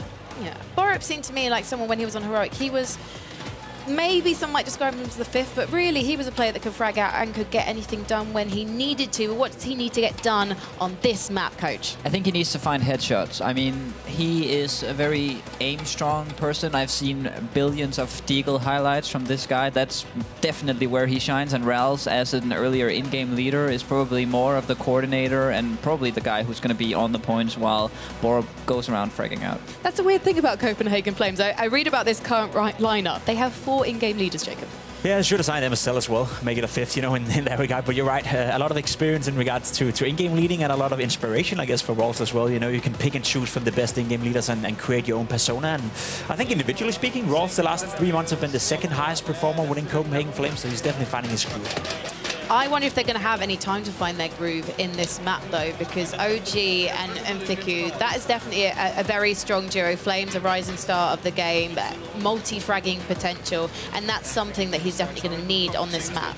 Yeah, of course. Like, you know, we talk about the fragging being maybe less important, but it's not to say that it's not important at all. And against, you know, pro teams we've seen, the frags tend to matter because they forget the points. So if they can frag harder than Rals and Borb, that's how they're going to win this probably. And if you are OG right now, are you putting Flames in the tower and Fiku on the point? I think so, yeah. I mean, that would be the general idea, but it's not so much about having the specific roles set out, but just knowing who's in a better position to get on the point at a certain time. So if they're very well practiced, they might be able to switch it around sometimes. So you'd agree, this isn't about delegation, it's just about the positions and who can get there first? Yeah, I would say so. It's about, you know, having the ability to do both. Versatility is definitely going to help you a lot in this format for sure. So you can't rely on one player playing in one position. It's the same as 5v5 Counter-Strike. You got to be good at it all. Do you think the Copenhagen Flames are good at it all? I think they're going to be decent. I think this, you know, judging from the players and the material we have at the server, I would argue that this is probably the most 50-50 matchup we have on paper. What do you think the potential is of the Copenhagen Flames boys in the wider world of Counter-Strike right now? Because this is an org we see kind of rebuild again and again, and they do have success, but it tends to be that the players then go off into the wider world. Yeah, it is. They would like to be the Ajax of the football world in a way, and they do foster great talent. And I think the team they have right now is trending upwards for sure. A lot of the international and Danish talent in there, Regali as well, being right now the hottest prospect within Copenhagen Flames. Surely he's going to be sold off at some point for a great amount of money, and then I'm sure they're going to find a new player instead of him. So they'll always be fluctuating around, I'd say, top 20, top 50. And right now it's a team that is trending upwards. So it's an interesting project to follow, but also an alternative project compared to the likes of Astralis, Heroic, etc. And Coach DP, obviously you are our resident Red Bull Flick expert. Are you au fait with the wider world, what's going on in Counter-Strike right now? I'll say I'm decent. I work a little bit with Jacob on Danish television. We cover some of the bigger tournaments. So I guess you know, if we talk about Copenhagen Flames, they're very recent win in the CCT tournament. It's actually very quickly a good result for this team. Like, I mean, they've come together and they've been working, I don't know, 3-4 months. It's not that long, and they win this tournament where there's probably some of these major teams actually participating, like BNE, maybe Sprout, something like this. Like, that's the area where they're working, and you know, that's pretty good. Meanwhile, OG, this project has been going for a few years. They have had a few changes this year, but the higher results have been harder to come by. It's been a project that's been stagnating for quite some time. I like the new route they're going with integrating younger talent and trying a new way of doing stuff. And I think they've done a good job. Bringing in Dexter right now has elevated them to a new level. And they were a little bit unlucky doing the major with the drawing as well. They went 2-3 in the group stage. With a better drawing, I think they would have made the legend stage. So I think it's a team right now that definitely has potential to cement themselves around top 10-ish. Did you put them in your pick'ems? I did, yeah. So they let me down. Yeah, me too. Yeah. What coin did you get? Let's not talk about that. Mine's gold. Yeah. I'm happy with gold, right? That's one less than diamond. Oh, he didn't get gold, did he? Did anyone get a diamond in the audience here at Copenhagen with your pick'ems? If they say so, they lie. Anyone diamond? Literally not a single person here with us. Oh, one guy in the audience. All right, no one likes you. I am so sorry. Oh, goodness me. I'm very jealous. I am sorry, but at least I got gold. I got 3 out of 9 in the legend stage. Yeah, oh, you gave me a 3 out of 9. I got silver. I got silver. Oh my God. Well, at least you admitted it. It's okay. We're all here for you because there's quite a few silver people in the audience too. Silver in terms of coins, don't worry. I'm the lowest ranked player in this entire building. I do still think about Berlin because my greatest achievement in my entire Counter-Strike career was getting 8 out of 9 in the Champions Pick'ems in 2019. and I haven't done anything since. I don't hear people I haven't clapping, peaked. actually. No, of course I don't, because I'm the only one who managed to get that far. Anyway, let's talk about this matchup that's going to happen, obviously. Getting back to the literal point, Copenhagen Flames, OG, closest matchup we think we're probably going to see, at least in the first round of Red Bull Flick 2022. But who is taking it for you, DP? I think I'll put my money on OG just because of, you know, the individuals are so strong, these two guys. They've been proving again and again that they have the individual skill. They also seem like the kind of people who couldn't really, you know, obtain themselves from, you know, practicing just a little bit, trying it out a little bit. Like, you know, just knowing the maps is going to be key. And I have no idea how much Copenhagen Flames practice, but they sounded like the kind of guys who they don't enter anything to lose. I do think I recall from interviews, it didn't make it into the final edit, that they have been playing on Face It and they haven't won a single match. Well, now may be a great time for that then, Frankie. I do think Copenhagen Flames have a chance of beating OG, and for the sake of diversity, I'll go with that. But I agree with you. The individuals on OG, you know, would probably outshine Flames, unless they have some cool tactics hidden in the down. Yeah, and Seven No Tail was saying that they did see the boys from OG looking at the map images backstage. I'm not really sure that means the boys have actually practiced, given that they're trying to discover what the maps look like. But if they haven't had a chance to practice, they get a chance to play right now as we head into our third upper bracket round one match. It's OG versus Copenhagen Flames. Let's see some Counter-Strike. All right then, it's time to get spicy on the mics and in the server. It's going to be a very interesting series indeed. Are you guys expecting a victory here? Of course we are. There's no such thing as a 50-50%. What kind of a question is this? 50-50 game, I heard. What a joke. Of course OG's going to take it. Bring it on, boys. Bring it on. Flames with the first opening kill. There you go. That stopped the count. Well, one of them fell off the map immediately on the other side, so maybe a false start for Copenhagen Flames. Uphill struggle already. And all this talk about the turret. Who needs a turret when you can have two guys on the point, right? Exactly. Look at this. How's it going to work? It's so desperate. All right, so how many kills do we have so far? I mean, plenty, but it's more about the points, right? Points. Yeah, you want to keep your tickets. So currently you've got maximum points. You've got 100, while CPH Flames are dropping, and you can see they're trying to get them off the point desperately. Just one player coming up at a time, and that's not working out for them, as they've already lost 20 Copenhagen Flames. So far, so good for OG. Exactly. No one's getting fired. Looking great. Nobody's getting fired. All right, Flames. Nope. Oh, not really the range there for a shotgun. Oh, he still gets a headshot though eventually. That's kind of nasty. So it feels like as long as this point is staying on... Oh, no, it's changing in 50, or how does this work? Yeah, so B will be open in about 50 seconds. But you can stand there and use the range to cut down the numbers, as Fiku does with the Galil. So A is not open anymore. There's no points open. Now it's purely about frags and setting up for the next point? Well, no, there's points open now, but B is like, all right, soon B will be open, so... C is the one that's open right now. Yeah, you're going to have to start moving towards B. You're going to have to start thinking about it more. But Borup, all right, some Desert Eagle shots. We got to stop this guy. He's feeding it way too much right now. Is this a surf map? Have you guys ever have employed any dirty tactics on land, kicked a computer's cable, you know, cut the power? Well, whatever it takes, man. Of course, whatever it takes. Unplug some cables, you know, just find whatever it takes to win. Plug in a second mouse and you like just occasionally give it a little bit. Throw some bananas. Well, so far so good for OG. It is a best of 3 on this map. Observer taking screenshots, very interesting. I would, you know. I mean, come on, stop the count, right? Like 72. Ooh, looking good so far. I like the position. So are we gonna be giving up on this point and just set up for C, or where are we at? I can't even see us on the map. So it's constantly moving at the moment. Indeed, where are you on the map? That is a question. Well, dead in part, but Flames will be back, of course. Okay, we're both spawned near the seaside right now. Not good. Not good at all. Yeah, the spawn can depend on where your teammate is, how close you spawn to the points and so on. Down to the knife, that's just embarrassing. Flames didn't accept the knife fight. Copenhagen Flames, though, they have made a comeback now. As we can see, the tickets are pretty close, so there was a strong start from OG. Why is it just a knife? What's happening? That's looking very awkward indeed. He needs to find himself a rifle. Seb, have you ever gotten a knife kill in Counter-Strike? I have gotten killed by a knife many times. Okay, yeah, that's not a knife kill. That's not how it works. I don't know if the other way around is true, though. Okay, so we just cleared the site. Now we need to get one guy on it right away to stop the points from going down.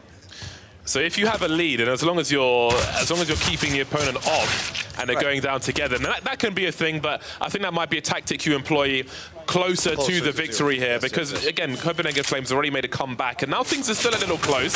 About 10 points between them, which isn't so much. Flashing for each other and stuff. I like it. So it keeps us switching between B and C for now. So that's also random, right? Like which one goes to? Okay. Yeah. You got to keep things moving. A is coming up again after. So for now it's C. And do you guys employ the grenades when you play this map? Because I've seen some guys like throw mollies on where the rifle spawn, for example, to force people to take like a HP hit to get a fighting chance. Haven't seen it so much so far, right? Like it hasn't been used so much. No, not yet. I've seen it. I saw it yesterday for the qualifier, so I think we might see some nerd scraps. Yeah, we're still early in the tournament. Early in the tournament. We're early in the tournament, but we're late in this round, as we can see from the remaining tickets. And this is the kind of situation where maybe OG look to just try and keep Copenhagen Flames off of the point and get those frags. Just set up for B and then hold them off and get some more kills. And What? This is What? cool. That is some styling right there. That is not even Quake. I don't even know what it is. That absolutely crazy scenes here in the first map of this series. Pretty close, very close actually. Yeah, but the Flames still have a chance at the moment, and OG, there is emergency here as Flames are catching up now. Tickets are being lost. That's what happens when someone gets his youth frag. It makes exactly that sound. Do wonder if you were the person who recorded it now. Let's go! No!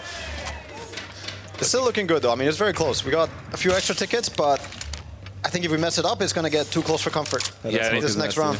Time to push together. Oh, just sailing so slowly with the P250. Let's go, Flames! Wasn't able to get there in time. They're manning up. Ayo. Things are going to turn around now. Just 2 tickets, and we're about to reach parity. The urgency rises for OG now. And it's B.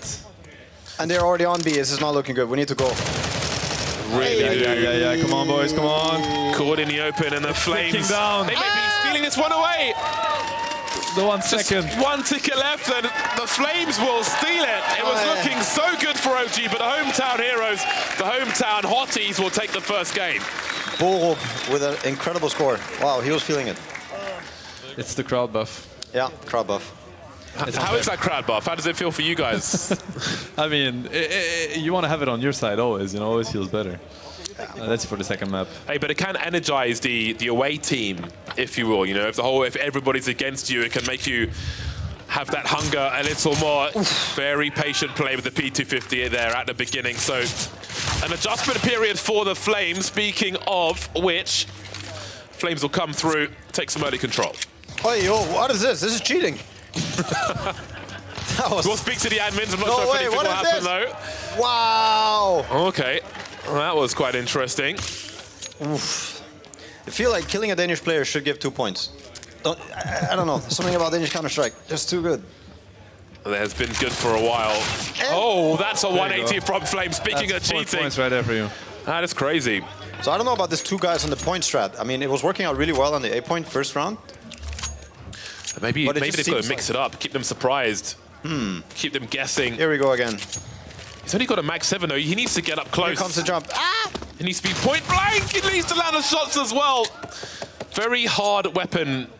If you're not completely on point, then it could betray you, and it will on that occasion. I would love to see Seb play this map and jump around like this. I just keep dying. I just keep falling off. Oh my god. Oh! Wow, okay, that was you didn't want to end up there.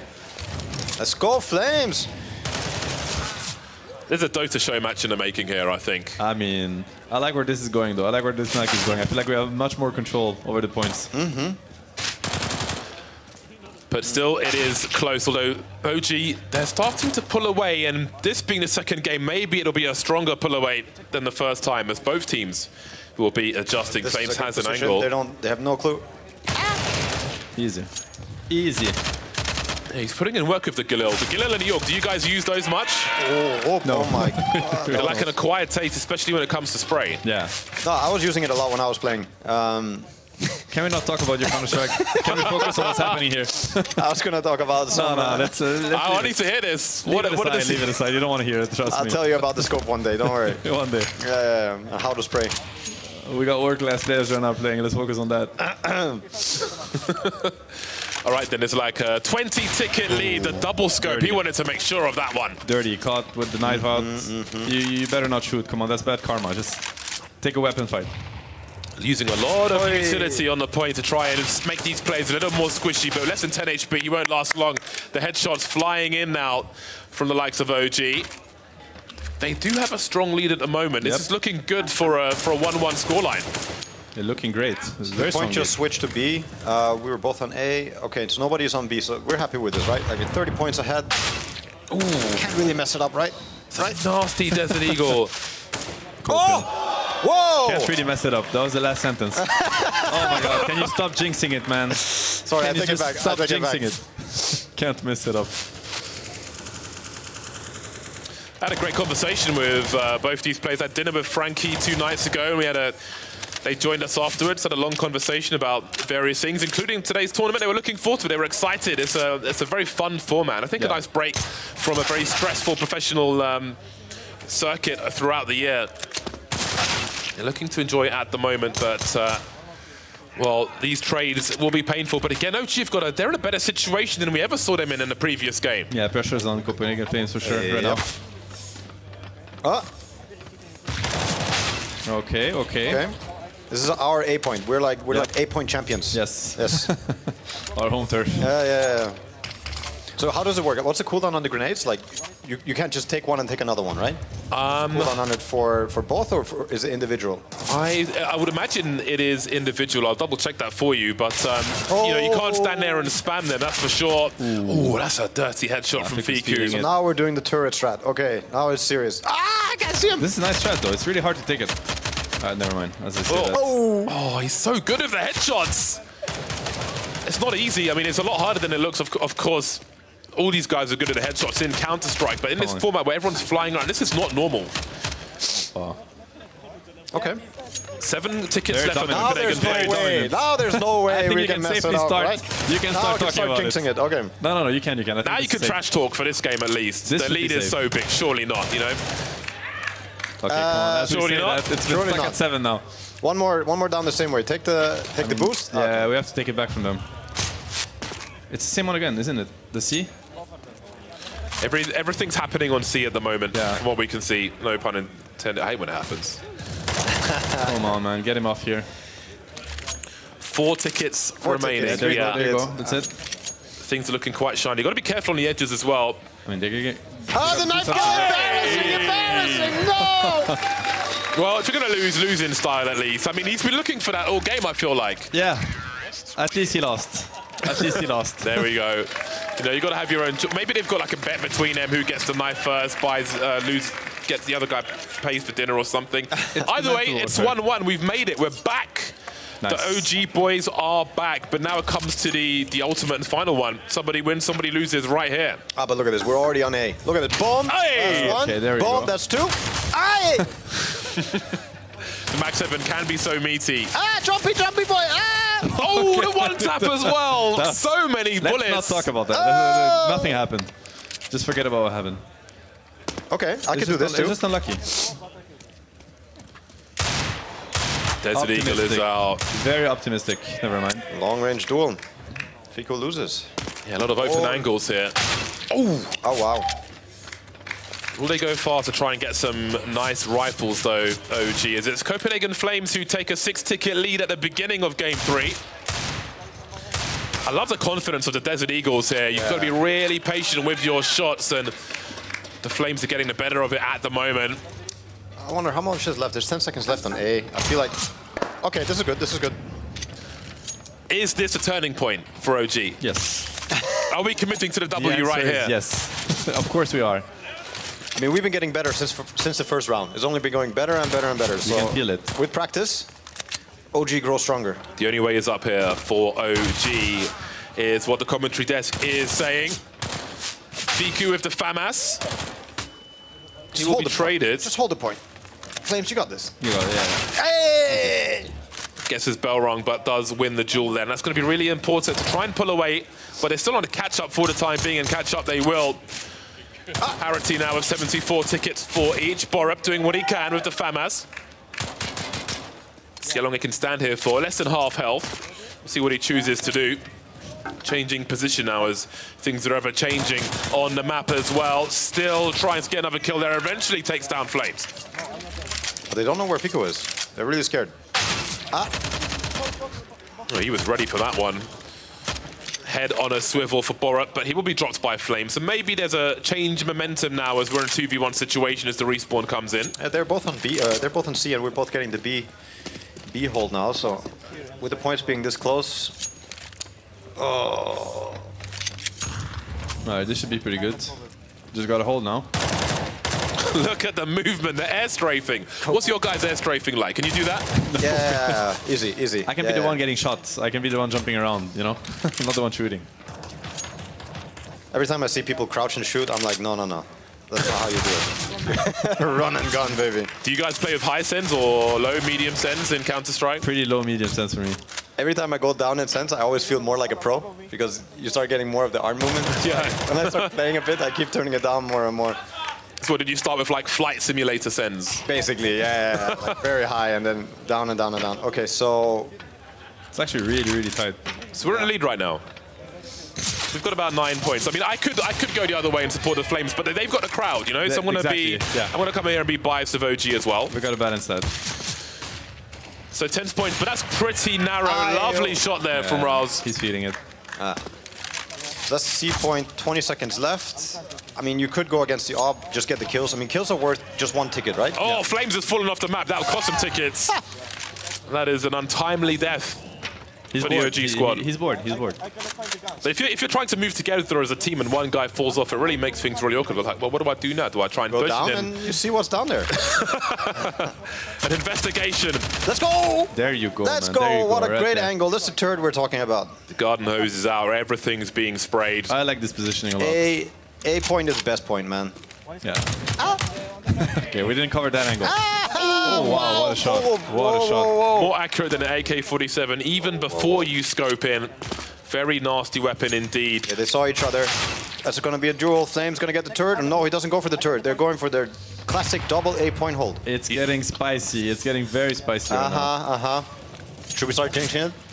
You guys have got to do the winning moment, by the way, if your guys are victory. I want to hear the pop-off because Copenhagen Flames have got 9 tickets. Make it 8. 7. Nobody's watching. Not like this. That's a choke right there. Pressure's building. Come on. They just have to get on the point. They can't, though. But they can't. Oh, can they? Oh, the knives are out again. This is a smoke knife fight. Let's go. Get it, man. Let's go. Let's go. Till the end. Till the end. Get the gun out of here. Let's go. Yes. Woo! And that's the wrap. OG are the victors. 2-1 over Copenhagen Flames. Wow. With a knife kill. Was Flames see the clickbait? This says the clickbait, like you know the title. You go, yeah, I think it was. The result we wanted, the result we needed on the desk at least. The fan favourites Copenhagen Flames will be going to the lower brackets and OG will march on to the future. So what do you think about the performance from the squad there? Very good. I mean, from all 4 players. It was a lot of fun. And they're in great spirit, which I love to see. You know, like good banter between them, you can feel it. And finish with a knife kill, like what else you want to ask? What do you want to ask for? Perfect. I know. Epic. A knife kill in smoke, might as well have your monitors turned off. No one can find anyone, but plenty of fun on the stage. That was fantastic. And thank you very much, guys, for commentating that match. Maybe we'll get you on again later on. Yeah, that was fantastic. Awesome. Happy to be here. It was a lot of fun to watch them play. And yeah, we get to... Let's keep them, right? Yeah, no one's getting fired. They won, so, you know. I mean, at this point, they should ask if they want to keep us. You know? Like, I think it's the other way around. But hopefully they keep us. Let's put it this way. What do you guys think of the commentary? Would you like to see these guys back a bit later on? Okay. Right, there we go. That's a contract as far as I'm concerned. That's a date, I guess. Awesome. Yeah, nice. that was super fun. So again, OG will stay in the winners bracket. We'll see who they're matching up with later on. There's a lot of killers to come through in that half, and in the lower bracket, of course, we will see Copenhagen Flames there against many opponents. It's going to be a war of attrition down in the lower side. So going to be plenty of people to join them later on. And we'll find out as these matches continue to see who will join them. This is the bracket, so we can see OG will be playing the winner of Heroic and Furia, it looks like. Is there anybody that you'd rather play out of those 2 teams? Maybe revenge against Furia? I was going to say, yeah. That'd Get be the nice. Furia revenge and like let's give them the crowd experience here, but the other way around. Yes. I'd love to see that. We'd love to see the Salt Mines out in action, so we'll see if Furia can topple Heroic or if something else will happen there. But yeah, I think that might be it from us. Frankie, you ready for us? I don't know. I'm always ready for you guys. I was so ready, of course, for No-Tail and Seb as well, our latest Counter-Strike casting duo. Did you enjoy them, Copenhagen? Yes, I think we should see them later on. Maybe they can come back for Red Bull Flick 2023. My favourite casting line from No-Tail was, jumpy, jumpy boy, And actually, I hope that we see some voice lines in Dota in the future, which consist of No-Tail making his best impression of being Zeused, because it turns out he's a natural at it, Jacob. But can we talk about the progress of these two teams? Because when we look at the first round, it seemed like OG had it in the bag, and then actually Flames were not going to let them get away with it. They were not going to let them be sloppy on the point. And really, the victory was stolen from under OG's noses. But then, if we look at the graph of the ticket difference from round number 3, we see that OG Esports quickly learnt their lesson, Coach. Yeah, because in the first round, we saw that, you know, they were ahead with like 30 points. Then Rals together, he spent more time on points than OG combined. So they really knew what the goal was, that the objective to get on the point. But OG, as you see on the graph here, learned their lesson, and they picked up, started to combine the double kills with the point, and you can see that that's how they secured the W. We talked about having clear defined roles as well, and it was clear to see that Rals was the player supposed to be in the checkpoints, and Borup was the fragger. Even in the KD department, right, Borup went, I think he went -2 over the entire series, and Rals went -24 in the fracking department. But as you said, he got even more points by standing at the checkpoint. So you can get away with not fracking as much if you know what you're doing, and it felt like that was the way they wanted to play Copenhagen Flames, and that's basically what won them round number 1, but it wasn't enough, and it was clear to see that OG, when they got hands of it, when they got grab of it, they were the better team here. Well, potentially we're going to see OG take this knowledge and run with it. But actually, I think that Copenhagen Flames, even though they've gone down to the lower bracket, they've shown that actually they've got potential to go further and maybe make a lower bracket miracle run, Coach. I mean, I see it being possible because they showed that they got the game mode. Like, they understood what they had to do. And I think if Rals maybe goes shoot some bots or something while he's waiting, maybe gets warmed up a bit. Because in the end, that's how they kind of lost out, right? Because Flamesy and Fiku, 33, 37 kills, Rals 18. That's not enough to keep up. Well, you guys have picked out some highlights from that last match that you want to take us into more detail using. So talk us through what we're seeing here, Coach. Yeah, we're seeing some rotation stuff in the beginning here because Copenhagen Flames, this is how they win the first one, right? Instead of trying to get a point that's already controlled by OG, they go to the B point, and now we get some beautiful double kills as well. That's how they close it out. And they were actually behind 80, 50, something like that, and they end up winning 9 points ahead. That's pretty insane. They were one step ahead, you know, they read the game pretty well, as you said. Instead of contesting a checkpoint that's already occupied by OG, knowing that it would switch to a new one in a short span of time, they just, you know, went ahead and took that duel, took that rotation, and finished it off with a nice little knife kill as well. That's good to see some flair in regards to that. But Copenhagen Flames, as you said, it felt like they understood the game, but they lacked a little bit in the fire department. Yeah, and you see Fiku falling off the map here. We also see Fiku in the turret before trying to spam through these windows. You can't spam through the windows. That's impossible. They're not breakable. So yeah, that's a problem. Yeah. Well, hopefully that's something that maybe Seb and No-Tail can have a word with them about as they have a little team talk post-match, and hopefully we'll see OG continue to fight fit in the upper bracket match, because I definitely want to see these two face off against one of our amateur duos, because I think that lessons will probably be learnt and learnt quite swiftly. But a good showing from the Flames for sure, and they're obviously delighted to be here playing in front of their home crowd, who are a lovely support for them as well. The third player, we should say. This is a duos talk. Yeah. For the Copenhagen Flames. Next up, though, we're going to see, as Baldorf mentioned it, a bit of, I guess, like a rematch, Heroic versus Furia. In fact, if Furia go down to low bracket, we're going to also see another trio rematch of OG versus Furia. As I think No-Tail mentioned, it is a grudge match, but we've got to get through this one first. This is definitely going to be an interesting one because we've got Cadian and we've got Tessez from Heroic. We know these guys can frag out, and they're going to be facing a new Furia super team because we've got Gabby from Furia Female and we've got Drop from Furia. but these are kind of known as the more supportive players of their respective teams. Do you think if the map veto goes their way, Coach, actually their patience could pay off? I think it could pay off, definitely, and it's a good angle to pick because, you know, Katie and Tess is both aggressive players on their team. Entries are a big part of their repertoire as players, and you know, we saw Drop in the major dropping a lot of kills. Like he went maniac in some of these. I think this was the quarterfinals against Heroic, where Cadian actually, you know, stopped after the game, talked to him, told him how good he was, how talented he is, probably something like that, right? Because he went ham. Yeah, he was a fragger throughout that tournament. Drop did a tremendous job as well. Gabby, you said she's a supportive element as well. Maybe you cater into Drop's aim and let him frag out on the server, and then let Gabby be the supportive element, and that could, you know, elevate that team to a new level. I would argue that Tessus and Cadian, as you said, they're the aggressive element for their respective teams as well. So maybe they can get outsmarted a little bit depending on the map beat as well. Well, Heroic did have a chat with me yesterday, so let's find out what they had to say about playing in Red Bull Flick. I think we both will make some good plays. I think maybe it's like a bit different, you know. A good play on a Red Bull Flick can also be to stand on the point for a long time, play around the smoke, pop that mid kit. I mean, in the same place, just like getting an important 2K can also be important. You know, it's obviously not the same as competitive play, but you can still get the adrenaline running and make moves. One of the maps is City Palace. We have played it a little bit and know the most important things around the map, but probably don't know all the small tricks. But yeah, that was one of the fun maps to play at least. Astralis has just like cemented themselves as the Danish favorites, or those like having all those fans, because they won so much over the years. But I hope that we have overturned a lot of fans this year and last year. But yeah, we can only hope for as much as Danish support as possible. Definitely think it's going to be fun. You know, there's also a lot of good players playing, both men and female, and also there's like the amateur players who definitely have been playing these maps way more than us. So even though we are better skill-wise, they'll definitely have an edge in like terms of knowledge and small tricks and stuff like this. So yeah, we'll see how it goes.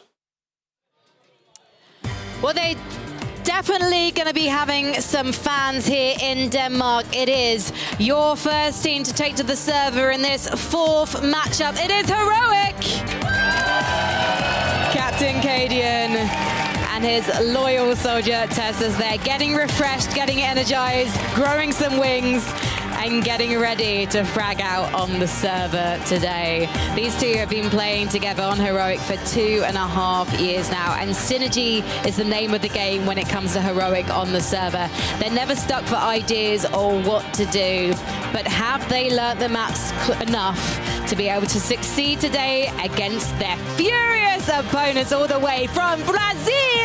Say hello to Furia! We've got Drop, we've got Gabby, and I know that Gabby's teammates are here in the audience at Copenhagen, ready to cheer this duo on. Ignore the fact that we're saying these guys are supportive players for their team, because they know how to pick up kills. And as we head onto the map of City Palace, multi-kills are the aim of the game, Coach. Yeah, multi-kills are the aim of the game, but also the patience, and that's where we maybe play into the favor of Gabby and Drop, because they are the supportive element. They usually tend to have to be patient, maybe on the lurks, maybe in the anchor positions. You don't move away too fast. You wait for them to make the move, and then you strike. And that's exactly what I tried to show in my video earlier, where you take these off angles, maybe get your opponents to run in, not check you, you get the double kill, and that's when you get the point. This is also an AWP-heavy map, so surely this is going to play into the hands of Heroic, because we've got Cadian on the server. If he can get hands on the AWP, that is, right? You gotta be able to find it on the server, gotta be able to find the position. One thing we do know Heroic does very well in professional Counter-Strike is being proactive on the server, constantly reacting, constantly trying to be a step ahead of your opponent. So I'm curious to see if we're going to see the same tactic from Heroic as we saw with Flames, where they were trying to predict, you know, okay, we know that the checkpoint is going to change in the next 10 seconds. No need to fight for this one right now. We'll move to the next one, set up the positions with the AWP on Cadian, and by then, you know, outsmart Drop and Gabby. I'm curious to see if Heroic is going to play that style of Counter-Strike, and or if they'll just run around and have fun. What would you prefer to see, Jacob? I would prefer to see Cadian and Tessus have fun, and then they can always, you know, ramp it up if needed later on. I mean, we always have fun when we watch Heroic play. Cadian is possibly the loudest man on any server I've ever witnessed. He's going to be loud here as well? Of course he's going to be loud. He's in Copenhagen. In Copenhagen, you're going to be loud for Heroic, aren't you? also want to see if the Furia girls are in the audience. I see them over there. Make some noise, Olga and co, please. There we go. Mary, she's got her Thunder Six. She's going to keep those going. Fury female, they're going to be playing in Impact League next week. So this is a fabulous warm-up for Gabby to get some LAN experience before she goes to Jönköping with her teammates next week. See, we've even got the cheering. No matter where you go in the world, when there are Brazilian fans in the audience, you know you're going to be having a good time. And this is what we want to see on the server right now. Is this, do you think, in terms of Duros, the biggest contrast we're going to see in play styles, Coach? I guess maybe playstyle wise it can be if we assume they play like they do when they play the regular game mode 5v5, but I think it's not going to be the biggest gap we've seen today. We saw a pretty huge loss from Big Keeper earlier today against Spirit. I think Drop and Gabby might have a better shot at making it close. Drop's been looking very good, and Gabby might be the sidekick that he needs. And in defense, we have to say, Spirit, reigning champions. Magix knows those maps inside out. Yeah, there's one thing we haven't talked about yet, Frankie, and there's one thing that could change the dynamic of this game, and that could be Cadian, you know, maybe sweating a little bit extra right now, because I don't know if you know or if you guys remember, the OGs out there definitely will. Cadian once had a 1v1 against Giuliano, and that kind of set his career back a couple of years, you know. It was a fun moment where he lost out in the 1v1, and I'll admit the female players have grown a lot. They're getting way, way better than they were back then, but what if Cadian were to lose to Gabby here again today? Could that, you know, break a sweat for Cadian? That, you know, terrible experience he had a couple of years ago where everyone was mocking him and everyone was laughing at him because he lost to Giuliano? No, because it's 2022, Jacob. Yeah, the thing is, Cadian just was at a semi-final right now, right? And the female players are getting better and better. He already lost back then, so why wouldn't he lose today? I think that there's a good chance that he's going to have his scalp taken quite a few times by Gabby today. As you've already mentioned, Coach, you need patience in this game. These are two patient players, but because they have that fury of blood running through their veins, they do know when to take those risky moves. I mean, surely Drop's learned a thing or two from Art. Yeah, I don't think we can keep them, you know, standing back all the time. They are from Brazil, they are Furia, they are a bit crazy, so I guess we'll get the best of both worlds probably, and if they can find, you know, Katie and Tessus maybe not knowing where to look, I think Gabby's aim is going to be all she needs to kill both of these things. I'm also interested what you guys think about the fact that we're only seeing 2 maps so far. We're seeing obviously Sky Platform and City Palace as well. Why do you think we're not seeing any of the other maps, like Wing Lobby 5, for example, with the teleports? I think, you know, just generally they are the most popular maps. City Palace reminds people the most of regular Counter-Strike, so that's probably the way to go for some of these people who don't know the maps too well. And then Sky Platform, that's the fun one, right? You get to jump around, that's kind of crazy. So I guess one is most crazy, one is most regular, and if you want to go in the middle, that you might surprise your opponents if you can manage to get one of these 3 maps we haven't seen today. Once upon a time, Jacob, I don't know if you can think back this far, but you used to have a professional Counter-Strike career. True. Now, if you were one of these players right now and you were going to go up against one of the amateur duos in round number 3 in the upper bracket, that's coming up very soon, guys, be patient for that one. Would you be trying hard or would you just be trying to have fun? I think I would be trying to have fun to begin with, you know, take it as a learning experience, figure out what some of the tricks are, some of the learning, you know, curves that you can have, and then fall down to the lower bracket and use that learning, you know, in terms of making a run back. I was watching the amateurs yesterday and they are super, super skilled, you know, they know what they're doing, they have great comms, they know how to maneuver around the map, and I'm sure some of those guys out there, whether that being Katie and the guys or Magic for that matter as well, they get surprised by how good they are right there. Now, Coach, the guys can't hear us right now, so if they can, it's fine. It's not cheating. It's just, have you noticed any fatal errors that we've seen from our duos so far that you want to see corrected going into this next match? I think we saw a fatal duo, or fatal mistake from G2 and Nip. They played this map earlier today, and in the beginning of the map, they used their USPs for like the first 15, 20, 25 seconds, and there's actually a Galil, very, very obtainable for you. You can also walk back, get some UNPs, get some MAC-10s, so I want to see which of these teams maybe adapt to this strategy, get the better weapons, because that's going to get them the good start that they need. Yeah. Well, we are going to head into the game right now. It's the last match of our first round in the upper bracket. It's Furia versus Heroic. Well, this is going to be quite an interesting one. Cadian has been a bro for a very, very long time, a very long friend of FACEIT, always been in our office for years and years and years, but I have a feeling that you're going to be rooting for Furia on this one. Yeah, I'm going to be taking the role of the OG guys from last map, and I'm going to be backing the underdogs, or the under Panthers, I suppose. And it's an early fight here. Cadian's picked up a FAMAS, but Drop's done the same on the other side as we get that brawl towards the top point once again.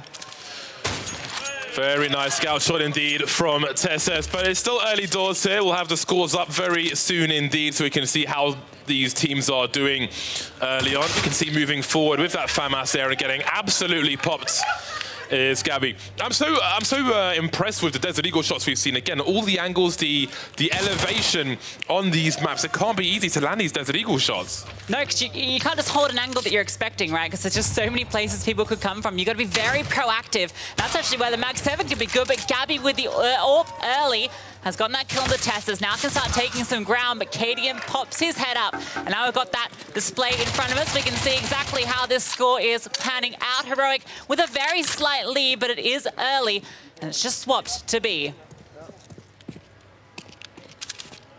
Oh, the patience from TSS. Gets his bell rung on return. How about that for some range with the Mac 10? Quite an answer from Drop. Keeping it close. 6 tickets between them at the moment. Plenty of play to come as well. Katie gets his bell rung though. Very low on health. Maybe to be finished off later. Gabby looks to take control of the control point for now. There we go. Put the pressure on her opposition now, as long as she can, but again, she did get her bell rung early on, and Cadian will finish her off with that Mac 10. Yeah, the difficulty is you need your teammate here to be able to support you. You can't just stand on these bomb sites. We've seen this a few times. Gabby's managed to find one with the USP, and well, that floor is not bangable, but the Flames are going to push Drop out into the open. Now, Cadian wants his hands on that signature weapon, the AWP signature on the scope as well, and he makes it ring. Gabby goes down, and now Cadian can get up on high and support his teammate. This is where it gets so tricky. You can see the smoke on the site, and Cadian can just pick them off while his teammate stays alive. So the Heroic fans and the Furia fans are sitting next to each other at the moment, so looking for some dueling chance later on. Heroic starting to pull away now as Furia are 20 tickets down in comparison, so the pressure will rise. The trades will continue now as they fight for control. Yeah, you can just see the power of having the AWP up the top, particularly in the hands of Cadian, of course, right? So he can just pick them off one by one, can keep being dynamic, and then it's all just on TSS to try and take that space. So he can just set him up. Upgrades to the M4, I guess it's an upgrade. So now he can take these fights, and he's winning with every single weapon. Cadian came with the audience in front, and he came to win. Man like Cadian, and especially after the huge audience in Brazil, he'll be ready for any audience now. Gabby, very close, but not close enough there. And again, the pressure is rising for Furia in the first game of this series. Oh, TSS being real careful with the AWP, even after dodging the shot. And again, Heroic are in a position where if both people's tickets are going down, then it's all good in the hood because they've got such a lead. That's a big dig from Gabby, though. Yeah, that's huge. AWP removed. She can't quite pick up the other one. Cadian's there to trade immediately, and the trades from Heroic have just been on the money. Now it's on the A side. Drop was here already, so he can start to take this control, and 2 big kills. Gabby has to come and support him, and Drop actually wants to get on out of there, try and catch some of these respawns, but oh, it's an awkward fight for Gabby. TSS takes her down, and look at those tickets, just 12 remaining for Furia. Yeah, so much kick on that Krieg. The USPs are putting in the work now, and again, it's about just trading. If Heroic trade, then they'll be okay because they have the lead to play with, whereas Furia need to be on that point. They need Heroic's point to continue to go down. And the difficulty is there's no weapon up the top here. They can't pick anything up for Gabby to use. She's just stuck with his USB. Drop does all the work, and that might be enough. Look at the tickets. Furious, they're not going down, but Heroics are. If Cadian can't win this kill, okay, he gets it. That might be a path through. In fact, they're just going to move early to the next point. Yeah, Heroic playing for that war of attrition as well. So there's a lot of pressure on Furia now. We saw a comeback late on in an NIP game that just, they were pipped to the post in that one, but I don't know if Furia will be, will be able to get there in time. There we go, got there in the end. 1 ticket left now, and then it's the first map in the bag for Heroic. And honestly, that was actually a lot closer in terms of the tickets, and it looked from kind of how the play was panning out. Heroic were winning a lot of those duels, taking the space, the good position from Cadian for about 30 seconds or so, where he was picking everyone out from the sky. But it didn't seem to matter. Fury was still able to get the objective a few times there, and that was within about 10 tickets at the end. Yeah, lots of tongue twisters for me towards the end there as well. And maybe we can all adjust in this second game, as again, the first one can often be about information, about a learning process. If you can turn things around in the second one, see how things start early.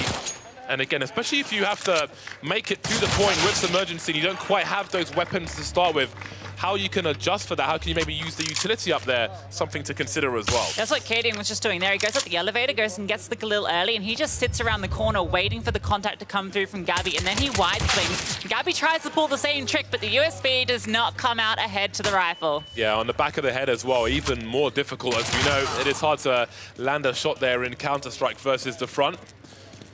Big egg when they're facing you, small egg when they're facing the other way. Well, it's Cadian versus 2 for the time being. Fury need to catch up, and they're trying to do so, but again, both tickets are being lost at the moment, so somebody needs to get on a point here.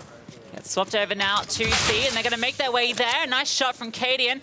Has to try and position around this. This is such an awkward fight, because normally in Counter-Strike you can spam through the floor and it's just going to run away. Incendiary thrown out, bounces a little bit funky fresh. That's not a lineup you see every day. Now Cadian's getting pressured, but somehow swings around. Good trade frag from Drop. At that point, it's still out there in the open. He needs to get on it, but Tessus, it's once again the Desert Eagle. Yeah, such a narrow victory there from Tessus. Does not last long either, as Gabby comes through to stand on the point and allow those heroic tickets to tick down. Looking for that next opponent, but just couldn't find the angle.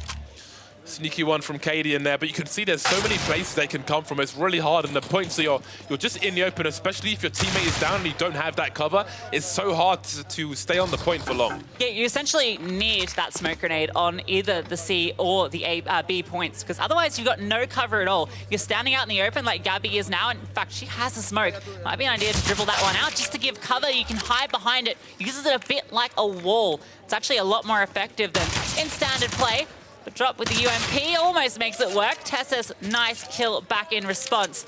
Gabby is in the back lines trying to make her USB work, but Tessus is a little bit sharper.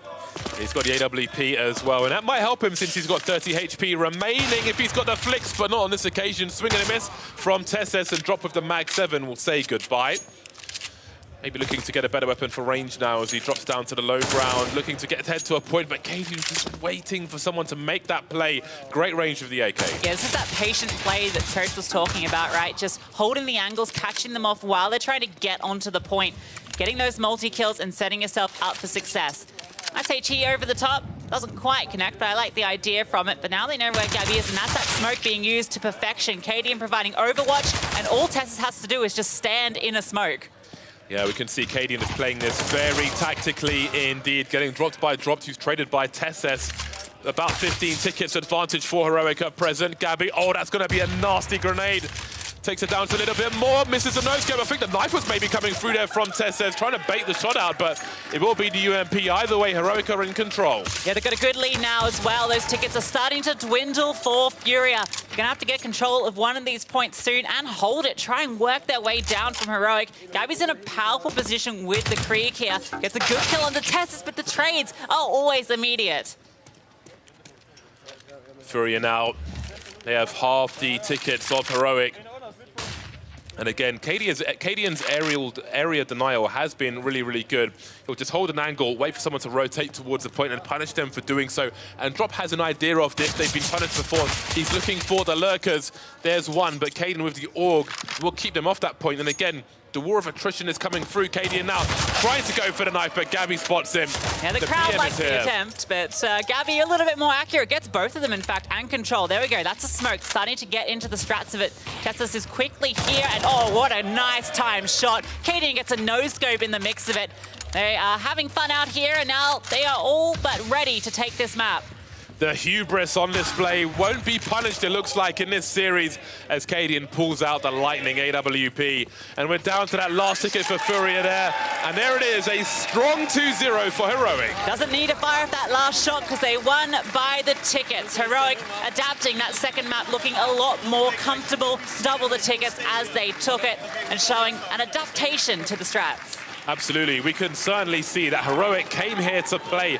That was extremely tactical, and of course, at the beginning of the day, we were looking at the likes of Spirit as a heavy favorite, but that was quite the output that we saw there from Heroic. A multitude of strategies, even confident enough to go for the BM play towards the end, at the cost of their own tickets as well, but knew they'd pull out the W anyway.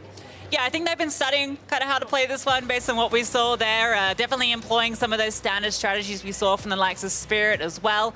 Whereas Fury, it took them a little bit to adapt. We saw a few times how getting into those positions with the smokes, playing around it, but a lot of time just taking those fights. Whereas it felt like Heroic, they'd watch Coach's video. Absolutely, that was a painful learning lesson for Furia, and that's information that they can use into the bracket later on there. As we can see, they move into the lower bracket here, and they're going to be playing Copenhagen Flame, so that'll be an interesting matchup. As for Heroic, they're going to be playing OG, and we saw what they could do earlier on. I think there might be an uphill struggle this time for OG. That winners bracket looking pretty juicy now. Yeah, I feel bad for Furia. The fact to play against both of the home teams, right? You're always going to have the crowd against you. Maybe that's a taste of their own medicine, though, right, from Rio. So, you know, maybe it does go both ways. Absolutely. Yeah, the bracket's looking pretty good at the moment. What do you think about it, Frankie? I think that actually we learned a really important lesson there, which is if you try to knife Gabby, she's going to shoot you in the face, Jacob. Yeah, that was a good one. Cadian went for it, didn't succeed with it. Gabby did it overall a good job, I would say. She was the one staying in the checkpoint. She was the one actually gathering, or I guess stop the loss of tickets for Furia for the vast majority of the time. Drop spent a total of 3 seconds in a checkpoint throughout this entire game. So it was a clear role definition right here. He was supposed to frack. Gabby was supposed to be the smart one, and she did her job to a good level, I would say. Drop needed a little bit in the fracking department compared to the other fragger of the other team, which was Cadian, who went, I think he had 30 fracks, yeah. 11 death only, so that was really well by him. And actually, when you look at the time spent on control point, Gabby spent 56 seconds. She actually spent the most out of all the players on the control points. And actually, that felt like it was the most... Oh, hang on. It has updated for me, my stats now. Sorry. Tessa spent 1 minute and 11. But Gabby actually not far behind with 56 seconds in total on the control points. And it seemed like actually that was the most difficult role because you were out there in the open. Do you think you would have liked to see more smokes from both sides, though, to keep the security, I suppose? Yeah, I think they know that they can use, but also that it can be unfortunate because you go to this utility point and you pick up util, and sometimes it's you don't get the smoke. We have the stats on screen right now. I feel like I want to highlight Gabby. She gets 12 kills, Tessus gets 16. And they're not far apart considering they both had the same role. So maybe we actually needed to see more from Drop compared to Gabby, who we might have expected to play a bit worse than Drop because he's playing at such a high level, but he actually maybe didn't play to his standards. I think the biggest difference was Cadian on the server, especially in the beginning of the game. He was controlling the map and basically providing cover for Tessus to sit in the checkpoint without being contested. We saw when he got to the AWP as well that he was maneuvering around and constantly, whenever Tessus was fracked, Cadian was there to trade straight off the bat. So it felt like Cadian won the duel against Drop, whereas, as you said, Gabby and Tessus, that was a much more even matchup. At the end of the day, though, Heroic looked like the better team. Do you think then that we're seeing fun Cadian or try-hard, sweaty Cadian? That was try-hard, sweaty Cadian. Yeah. He's having fun with it, of course. Went for the knife kill against Gabby as well. But overall, Cadian can't help himself. He takes this seriously, and if he can do well, he will. Yeah, and the crowd really likes to see serious Cadian as well. So actually, let's take a look back at some of the highlights so we can relive the glory. All of the players as well having a crack at the AWP to varying levels of success, Coach. Yeah, I mean, Tessus, he hits a good shot here and Drop. You can see his aim. It's no problem. Gets the double kill here, and that's what makes the round close as well. This awkward fight, you might be thinking, why are they not shooting? But the glass is it's pretty bulletproof. You can shoot through it with an AWP. You rarely have an AWP in this situation, so that's why they're trying. And you see Cadian going. He didn't get a good, maybe B-hop or something to get him the speed, so yeah, maybe playing a bit with his food. Should have done better.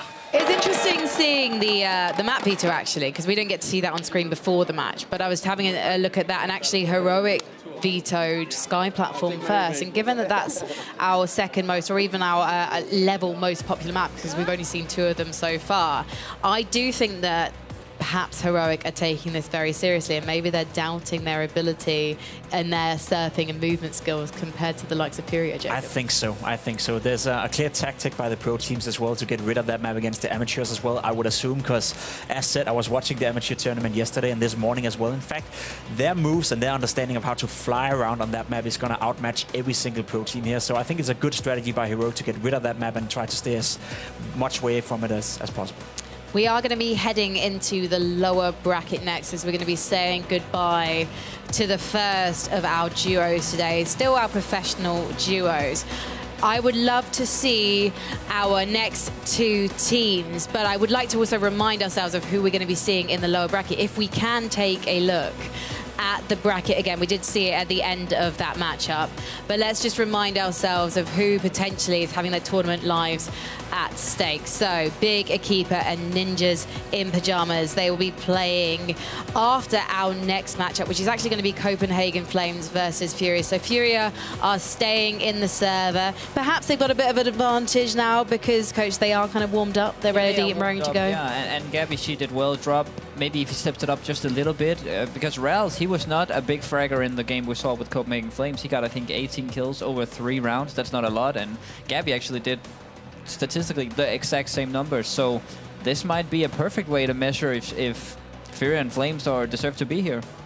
And of this, of these 4 teams, who do you think has got the potential to make a lower bracket run all the way to the final, Jacob? I would argue Flames look the better of all those teams. You know, they seem to have a clear understanding of what they wanted to do and how they wanted to execute it. Ralls didn't have the best of the best game. You know, it happens from time to time. So I'd argue that Flames are the favorites against Furia, and if any one of these 4 teams should go through the lower bracket, it'll be them. Well, why don't we get our teams back out on the stage, competing for their tournament survival? They're actually already on the stage and raring to go. That is how keen Flames are to get this underway. Because knowing Flames, they've got yet another match to play in tonight. I think they've even got a semi-final to play. Literally, I'm not even joking, Jacob. They're working incredibly hard at the moment, but that's not going to let them stop them winning 2 matches or 2 tournaments in a day, potentially. And why not? You know, there's a lot of money at stake. There's some pride as well. We saw the crowd. They liked the Flames before as well, so I'm sure they're going to do their absolute best to make a result here, but it's going to be tough for them, and they have to start by not getting eliminated as the first team in the tournament. That will hurt a little bit on home soil. Well, hopefully we're going to see what map they're playing now, because just to remind you, Heroic were the ones that vetoed Sky Platform, so we don't actually know if Furia like to play this map yet. Coach, what would you like to see? I'd like to see something new. I mean, that's not really the boring answer, right? But my favorite map is Lobby, Wing 5, and now I'm going to make a whole big advertising for it, and we're probably not going to see it, but I hope it's this teleporter map that maybe looks for me the most like a regular Counter-Strike map. Their setups are very key, you know, knowing your positions, closing off different areas. Like it's actually, if you understand the depths of it, maybe the map that's best suited for the pro players. My favorite thing about Wing Lobby 5 is that you can throw util through the teleports. My top tip though, if you do play these maps, because they are available as workshop maps on Steam, and I honestly do recommend playing them, they're so much fun, is don't immediately run through the teleports after you've chucked a nade into them. Just learn from my mistakes. I throw some NA mollies in my time, but I think the ultimate NA molly is to run through a teleport and burn yourself to a crisp before you've even got sight of the point. Let's have a look, though, right now at one of our duos fighting for their tournament survival. Let's take a chat or a look at my chat with the fabulous D7 and Zana from Big Akipa. Inside the game, we just do the same rules. Like, we are not much aggressive, we're like more passive players. And in the flick, we won't be different. We're just do our game, play like safe, and we try to punish our enemies. About playing Elena with the audience, she's feeling really hyped because the fam team of Furia will come to cheer for us. So she's really hyped and happy with this. So about our biggest competitors, I will go with Magix and Wonderful. Magix just won last year, so I think he's a really good player in these maps. And she'll go for JKS and Monacy from G2. We are here to have some fun and do something great to the community. We'll try to get used to the maps and know about the good stuff to do. And maybe if we perform well, maybe we can lift the trophy. Apologies, we'll be seeing Big Akipa play on that stage in a bit. Of course, that was Gabby and Drop from Furia. Gabby was actually being translated for by Drop there, and I'm really interested to see what performance she pulls off on the server right now, because she definitely put any doubts that you had to bed, Jacob. I didn't have any doubts about her whatsoever. I had doubts about Cade, whether or not he could withstand the pressure and that horrible experience he had 5, 6, 7 years ago. He could. He played well. So did Gabby.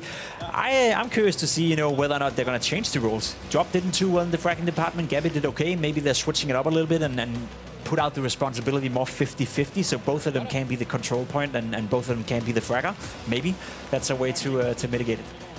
Well, let's find out who is going to be continuing their journey in the lower bracket match. Our first elimination game, it is Flames versus Furia. Furia out of the frying pan and into the Flames as they're going to be taking on that team. So it's going to be a tough one here, different maps. So exciting to see something new on the server. Absolutely, looks like loads of NPCs in the walls there as well. It's kind of scary. I think I might have nightmares from this later on.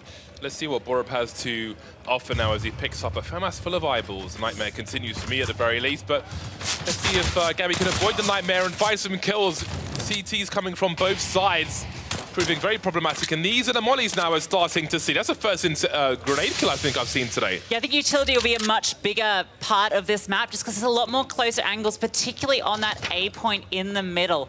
Very hard to hold because there's so many directions they can come from, particularly Borup swinging out with a Mac-10. Drop has the dual Berettas, tries to make them sing, but there's Borup with another. So Flames taking an early lead. Yeah, completely different affair. Hiding in plain sight through the smoke, just trying to buy time, I think, for his teammate to get into position. Not much else going on there. There'll be a number of smokes now. It's interesting that they're smoking the middle of the site. You could choose to smoke one of the choke points into it instead and maybe have some more space. We'll see how if that progresses or if it will stay in the same style. The Julies are proving popular early on as we start to see the Flames pull away now as Furia's tickets are sinking. There's some surf elements to this map as well, so I'm excited to see if any of those come into play. It's a good kill from Gabby, and Drop gets the others, so they can take back control of the point. And there's a bit of a narrow choke point to actually get down to this one, but you can see they can come from the sides as well. That's a very uncomfortable position to be holding. Oh, that's a big Mac-7 shot straight in the dome from point blank, creeping with the Mac-7. Oh, Borup, that's outrageous behavior. You haven't secured the game yet. The lead's not big enough for some plays like that. We'll see if it costs them later on. Love the BM though, love to see it. Yeah, they're whipping out the knives quite a bit. I think Brawls was trying a lot on that opening match, and well, you have to be able to hit your shots as well, which Borup is doing. Get an upgraded rifle in the middle as well. It's a scout, which I'm not sure how useful that is on this map. There's a lot more close combat fights. Very hard to hit those quick shots when Gabby's coming around. Oh, what a kill from Gabby. Gets control of the point with the multi-kill. That was a beautiful spray through the corner of the ramp. More utility going the way of the point now, and Gabby will be taken down by Borup. But how long can they hold on for? Copenhagen Flames. They've got a lead of about 20 tickets at present. You can see Drop creeping around the smokes and pre-fire. Got to keep some bullets in the hole, though, as he takes down one, runs out of bullets, out with the Julies, and the second frag is there. That's huge, getting that double kill. They can take back control. They are bleeding tickets. They do need to be holding on to these control points, but it's going to be changing soon. We're also just tucked around with the dualies. Catches him off guard as he walks through. Gabby needs to hop into the surf maps because that wasn't quite it. Painful exit. Wouldn't want to make that mistake again. All Julies for Furia now as they look to retake control. Drop pulling out the Galil as well. Borup trying to heal, but Gabby will punish him for his insolence. On the point once again. There's catching up for them to do. We can see Gabby's just trying to cover as best she can as Drop stands on the point, but going to move a little wide to see if players are coming. So they've got to keep that coordination so someone is on the point. They can't afford to lose more tickets here, but they've lost the frags, and therefore that was a great example of the team play that Copenhagen Flames are using, approaching from both the ramp and from the side. The split control there so that you're isolating those fights, winning both duels, and then taking control. The tickets start to bleed away from Furia. It's now almost half the amount of tickets. Yeah, this is going to start to get real painful for Furia unless they can turn things around. They've got to stand on those points as well as get the frags. Lots of boxes to tick here, but Borup's the one ticking them for the time being. Now Gabby will be alone for a while as we see the reinforcements come in from Copenhagen. Flames just flying onto the point to get instantly domed. And Borup of the Julies is punished as well. And maybe this is the turning point now for Furia. Yeah, this is Gabby's point, and she is making a home of it. Borup trying to come around, cancels off the Surf, wants to get that M4, the upgraded rifle, and he's got his teammate. They can swing out, and Borup's not even needed for it. We're all splitting that one out. Oh, Drop with the Krieg at long range, playing the angles, gets a double. They need to get a point as well, though, Furia. They've got to stop losing these tickets because they're still on the catch-up, still 20 tickets behind. So it's one thing to get those kills, but they've got to get someone on the point as well. A Drop is in those Rio Major form, hitting these shots with a weapon that's a little less conventional, but on a map like this, it's hard to deal with him, and he's getting every single kill. Dropping them like flies. He's only got so much HP, though. Not sure if he's got an opportunity to get a heal on. And that may be a turning point later on, but for now they are catching. They've reduced the deficit to 10. Gabby still on the point as we start to see the creep now from one player. Borup is lost. There's a 2v1 situation. Drop will be baiting off of Gabby now and getting out of a kill. Have a look at that score. 16-13. Things are continuing to change now. So is the point. So Copenhagen Flames will try to hold on to it as Gabby charges down, and from nowhere comes Borup. So this one's going down to the wire. Oh, that was well played by Flames, just focusing on a different point. They couldn't get control of A, and now they've secured B. And off the back of it, the tickets run out for Furia, and Flames take the first map. Yeah, that got more and more competitive as time went on, bearing in mind Furia were at some point more than 20 tickets away. To finish on 12 is a positive sign for the next game to come. Definitely adjustments made during that one. Yeah, you can see Furia actually came out ahead with more kills there. There was about an extra 5 kills on the side of Furia. So Copenhagen Flames playing the points, playing the game to the advantages of the spaces, you know, making sure that they're taking control of the point as soon as it swaps, and that's how they close that one out. Looking for these initial kills now. Initial position, Borup creeping. But so is Drop. Who gets on the point first now? Drop tries to get some heals on. Creating space for himself, but we got stereo frags for its opponent. Copenhagen Flames will take the first advantage now. Start to pull away from Furia, who are losing tickets as time goes on. Yes, Smoke comes over as well. That's going to support him. Gabby trying to get something back in response, but not going to be happening, and Drop considering going to a different point, but there needs to be action here because there's only 20 seconds left. Rals is able to trade him out, so they are holding on to this point, and this is a similar situation to the past round where Furia took a time before they were able to actually take control of one of these points for an extended period. Gabby with the Julies again, but Rals has got some Julies of his own. Big headshot from him. Borup, he likes creeping around these corners, and to great success now. Still reasonably close, with about 13 tickets deficit. You don't want that to extend though. Furia, the urgency will be with them. Nice shot from Drop, slinks away into the smoke grenade. Looking to punish the reload and doing exactly that. That's a huge double kill from Drop with the dualies too. That's the starting weaponry you get. And we can see how important the utility is on this matchup. He's using the smoke now just to stay alive, wait for his teammate to come and help him out. And he's getting rolled, shanks him in the smoke. If you're gonna have a knife that expensive, you better be getting some blade usage as well. Love to see it. Big purple knife in action.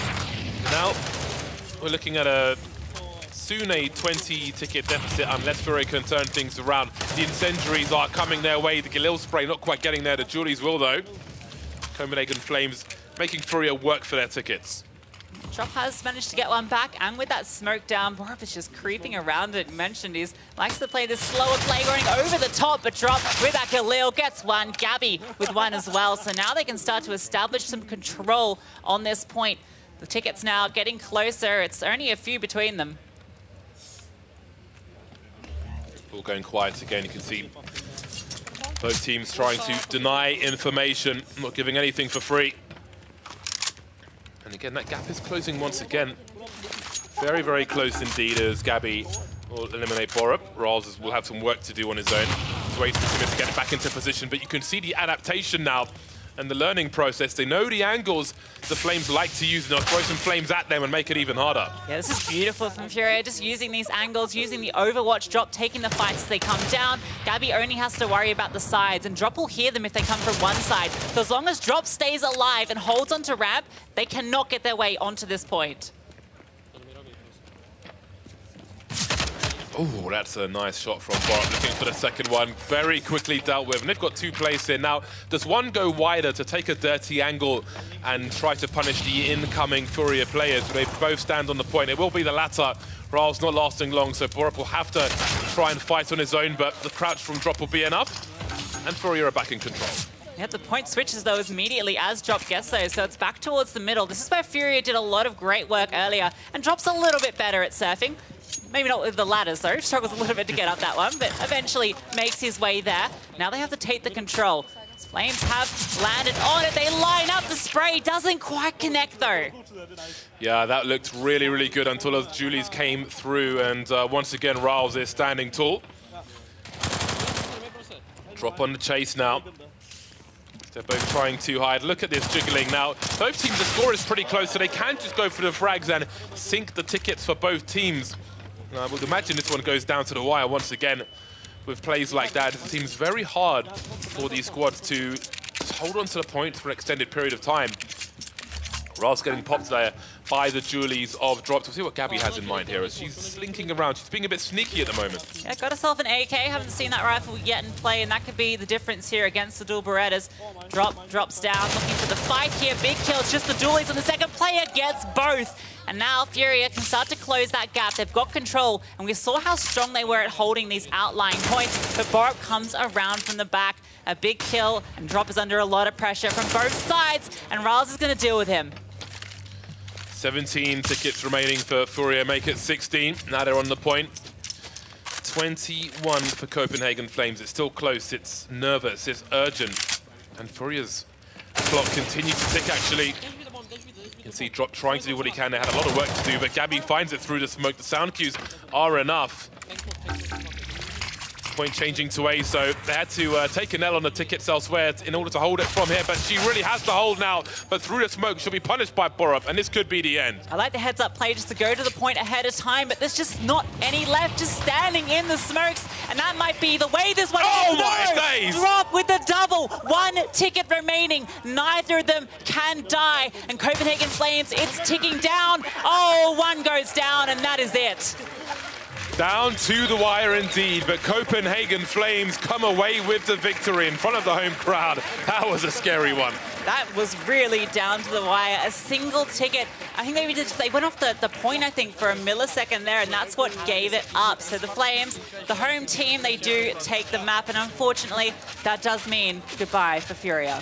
Yeah, we've lost our first team in the lower bracket here, and there will be many people to join them later on, but that was a very entertaining game. Lots of Julie action, some great Krieg action as well, something which we don't see often at the moment. Of course, it's fallen out of the meta in Counter-Strike. Who knows when it will return, but at least as far as Red Bull Flick is concerned, we're seeing some really nasty shots of that. Yeah, and I felt like we saw a bit more strategy coming to play there on the fly. We're seeing them adapt as it goes on, like particularly the way that Drop and Gabby played the points on the outer edge, having Drop hold the high ground, catching off one angle while Gabby focuses on another. But in the end, the Flames, they burned a little bit brighter. Indeed, they did. Let's have a look at the bracket and see the scores on the doors, how things are looking for the time being in the losers bracket, if you will. Furia have indeed been eliminated, and Copenhagen Flames move on. You can see on the other end of it, Bigger Keeper and NIP need to play each other, and of course the rest of that will be populated with some victims as the day continues. So lots of action to come here in the winners and losers bracket. Yeah, absolutely. And well, we can check in with Des, see what they think about that matchup we just watched.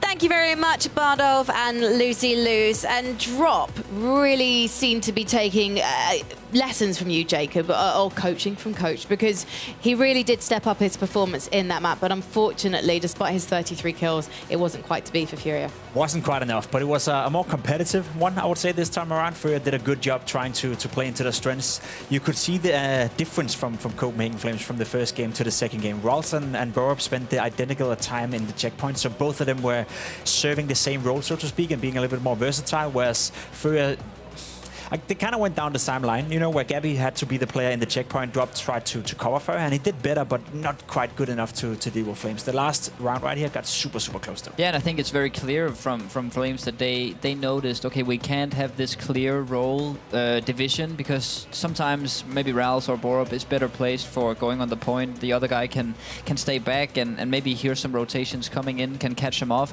So it's pretty key that what they did was trying to switch it up, stayed on the point for the same amount of time, and it gave them the victory.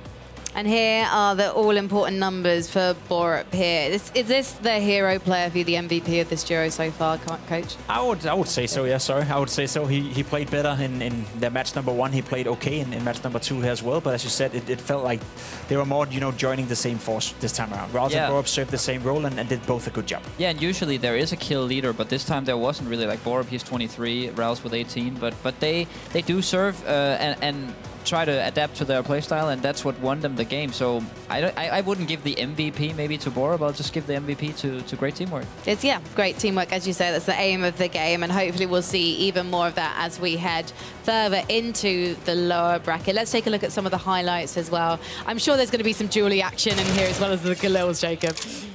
Yeah, plenty of highlights from both players, plenty of multi-frags as well. We talked about it. They were super, super important to get control over the checkpoints, and I would argue Furia in this second round as well, in particular, controlled these checkpoints equally well to Copenhagen Flames. It was a very close game, back and forth, and even in the first round as well, even though Flames had a massive lead, they almost came back. So in terms of, you know, raw aim ability, in terms of fragging potential, both teams showed up and both teams served well.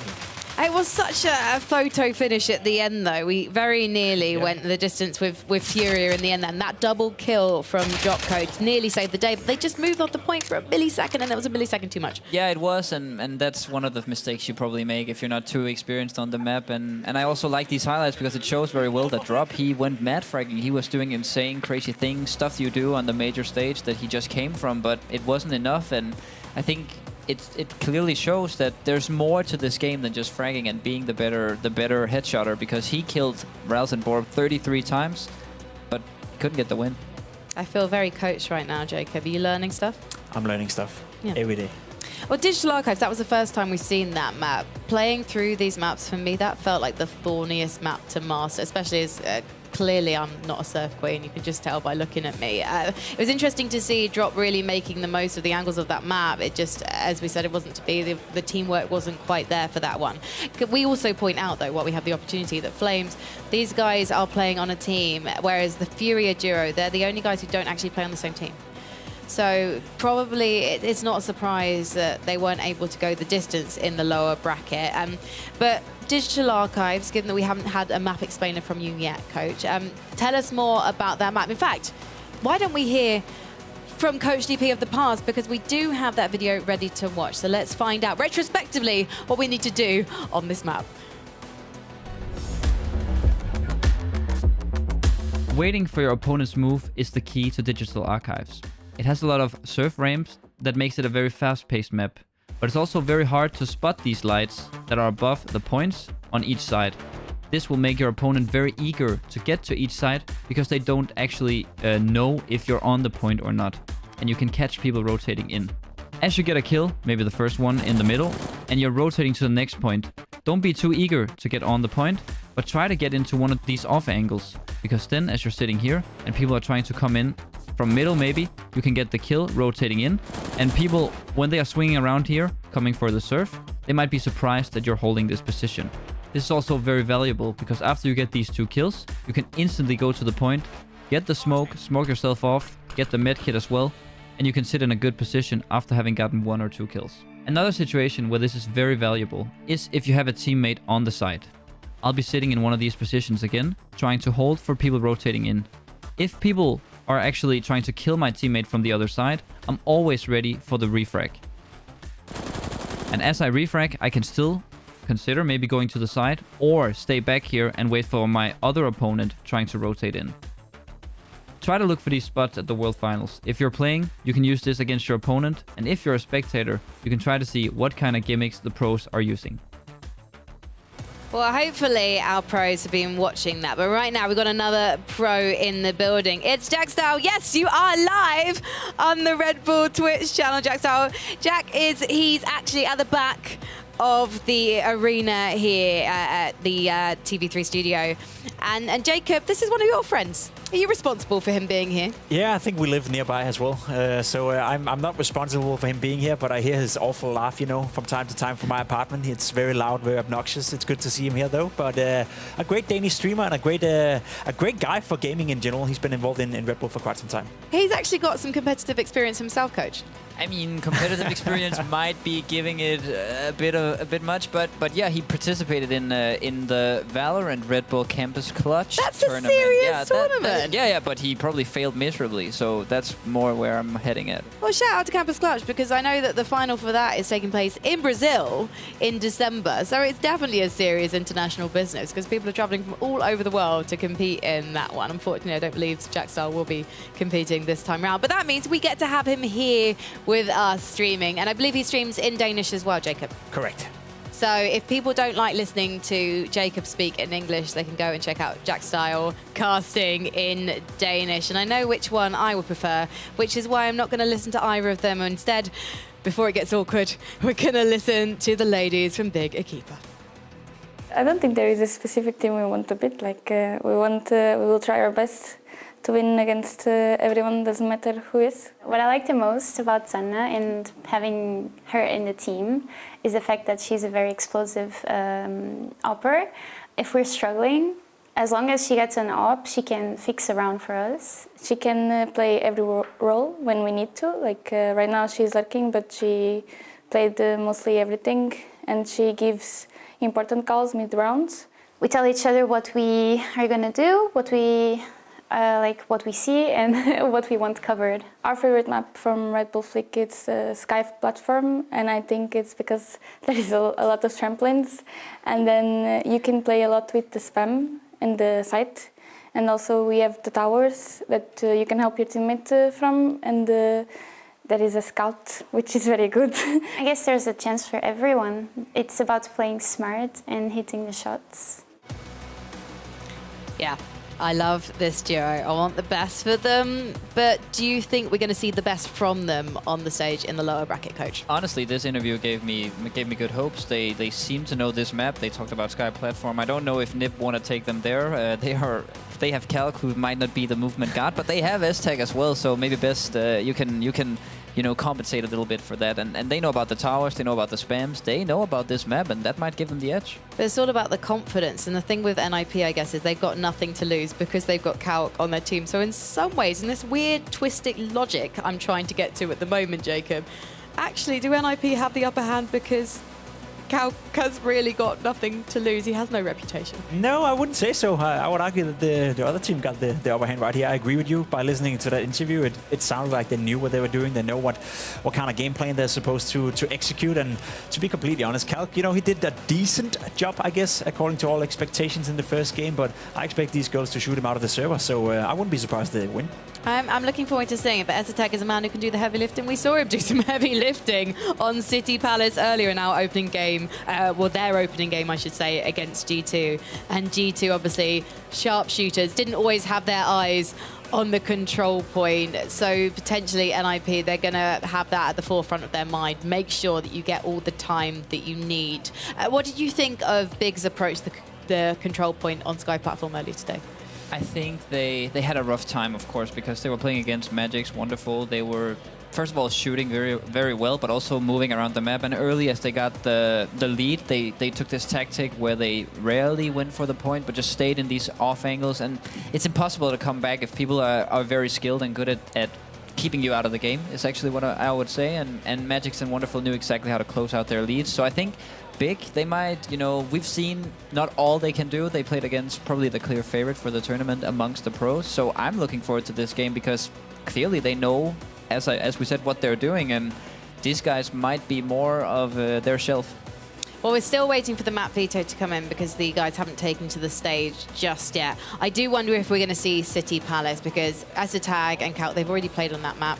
but then also we have a fabulous AWPer, but also a multitasking rifler, it sounds like, in the form of Xana from Bigger Keeper. And D7, as I mentioned earlier in the show, she has so much praise for her teammate, and really it seems like the thing that's just holding them back is that experience, is that confidence, and hopefully going into this one, they know that they can outperform Calc because they are playing CSGO, whereas, well, professionally, whereas Calc, not so much. But what does it feel like, I guess, Jacob, a professional player, former professional player, to have to go into a server, play in front of a crowd, and perform when perhaps your greatest enemy is yourself? Oh, that's a tough one. You know, when you walk into a tournament and your confidence is a little bit shattered from previous experiences, or you're just not in a good state of mind at any given tournament, you're right. You know, you get the feeling that you're playing against yourself, and that's the worst feeling you can have as a Counter-Strike player. You need confidence in order to be able to take the duels. You need confidence in order to be able to be the fragger on the server. And I would argue as well that from watching all these teams play and watching the amateurs play as well, the synergy aspect as well, the communication, knowing what your teammate is doing and then acting on behalf of that is one of the key victories or key ways to getting a victory here. So, you know, if you're not comfortable in yourself, your teammate can't be comfortable in you either, and that could be a problem for not only NIP but also for Bigger Keeper if that's the case. Yeah, and I think also maybe this tournament is exactly what they need, because it comes with a bit of pressure, but also it has a certain, you know, fun vibe to it. So you might be feeling like, okay, if we need to get some practice in front of a crowd, this might be the place to do it, and we can maybe, you know, have fun, also play serious, maybe get a bit of bust, you know, both worlds, and maybe this will be exactly the ramp they need to go further in front of crowds in general. The ramp. I like what you did there. We saw quite a few ramps on Digital Archives just now. Still haven't seen your favourite map though, Wing Lobby 5. No, I'm hoping that this maybe NiP, knowing that City Palace is their best map, and the girls from Bigger Keeper, they like Sky Platform, so they might ban both of these maps, and we might get one of the 3 maps that we have barely seen. I'm quite surprised that we haven't seen Control Room yet. I would have thought, for me, I refer to it as the most classically Counter-Strike in a way, just because it's got a window room, to be honest. The Control Room, the clues in the name, Jacob. What would you like to see next? Because I know what the map is.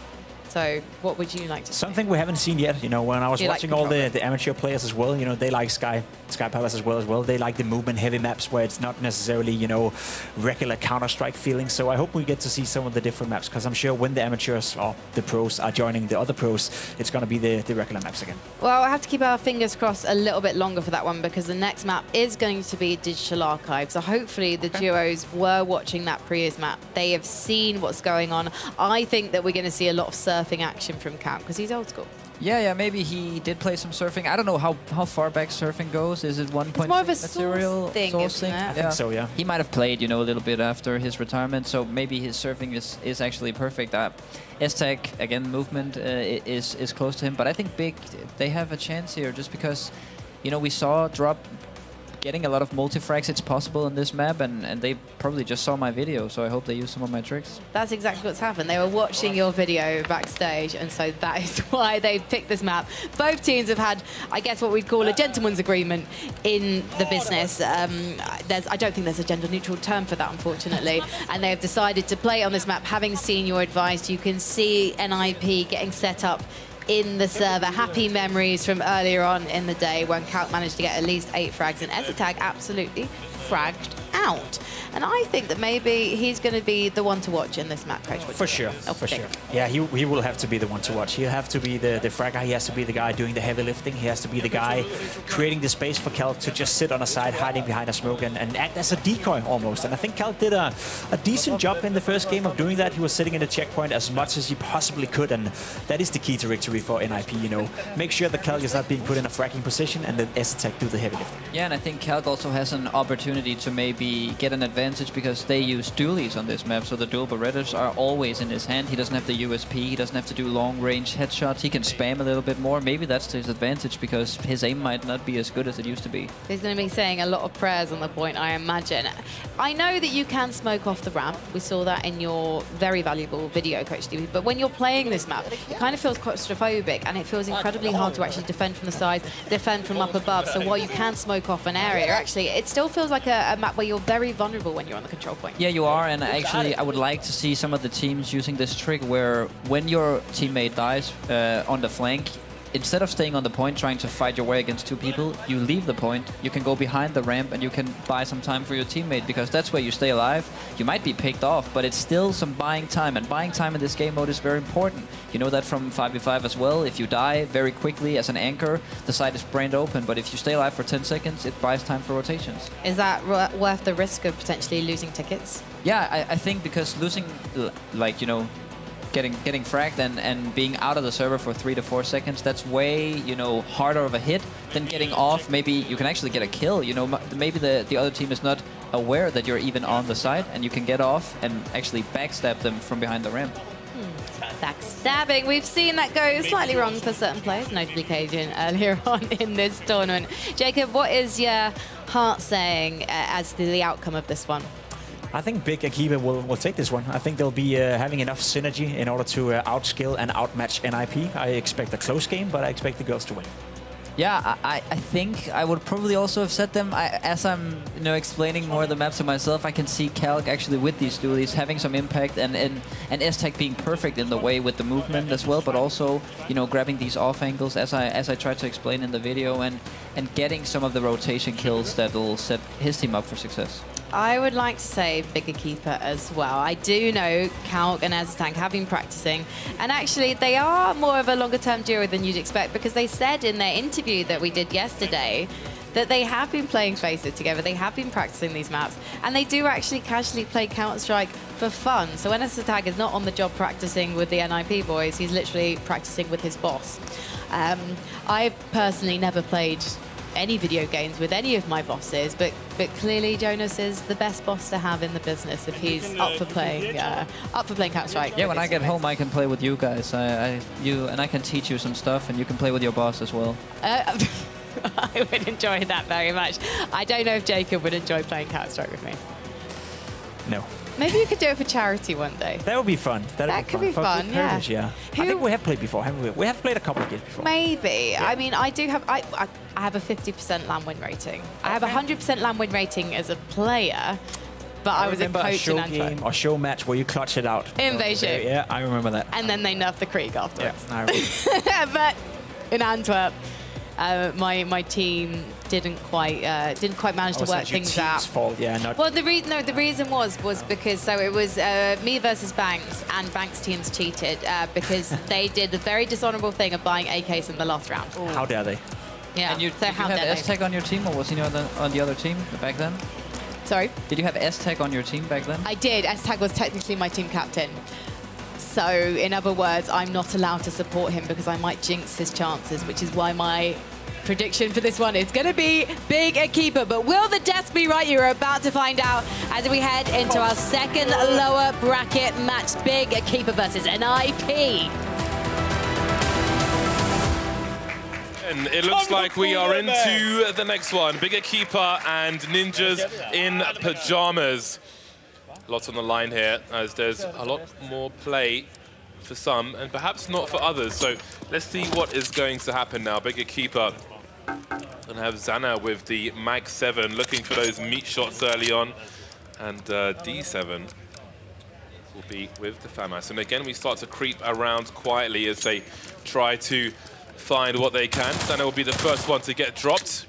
Both teams, of course, losing tickets for the time being, so we'll see who is able to stop the bleeding first. NIP with a ever so slight advantage for the present. So we'll see. I mean, Calc has, the only way is up, I think, as far as Calc is concerned. He does have some support in the crowd as well. So far, so good for NIP. Hello, Jacob. Hello, boy. How you doing? I'm all right, I'm all right. It's been a while since you and I played Counter-Strike. How do you think it would fare in this format? I think it would be terrible. I think it would be absolutely terrible. Ye of little faith. You would be terrible. I would be amazing. I think you'd be slightly worse than Calc. Okay. Remains to be seen. Let's keep it ambiguous then. Ninjas in pajamas with a slight lead at present. They've got a 10-ticket lead as both teams will adjust to each other. You can see D7 trying to drop a smoke, trying to create some space for herself, but that won't really work out for them. No, they've been controlling the checkpoint pretty well so far, especially S-Tech with the FAMAS long-range duel. He's been covering Calc so far, and right now it's not looking good for Big Akiba. They need to take some control and get these double kills, and right now it's not working. That's a nice grenade trade frag, and there we go, finally getting the kill and getting to the checkpoint, but Not for long, right? 22 seconds before the next change, so they'll have to keep it for now. Yeah, and even if you can find some health, how do you know if you have time to even use it? They won't do on this occasion. 15-point lead now for Ninjas in Pajamas. Lots of play to be had. And again, it's so interesting, like the early to medium game.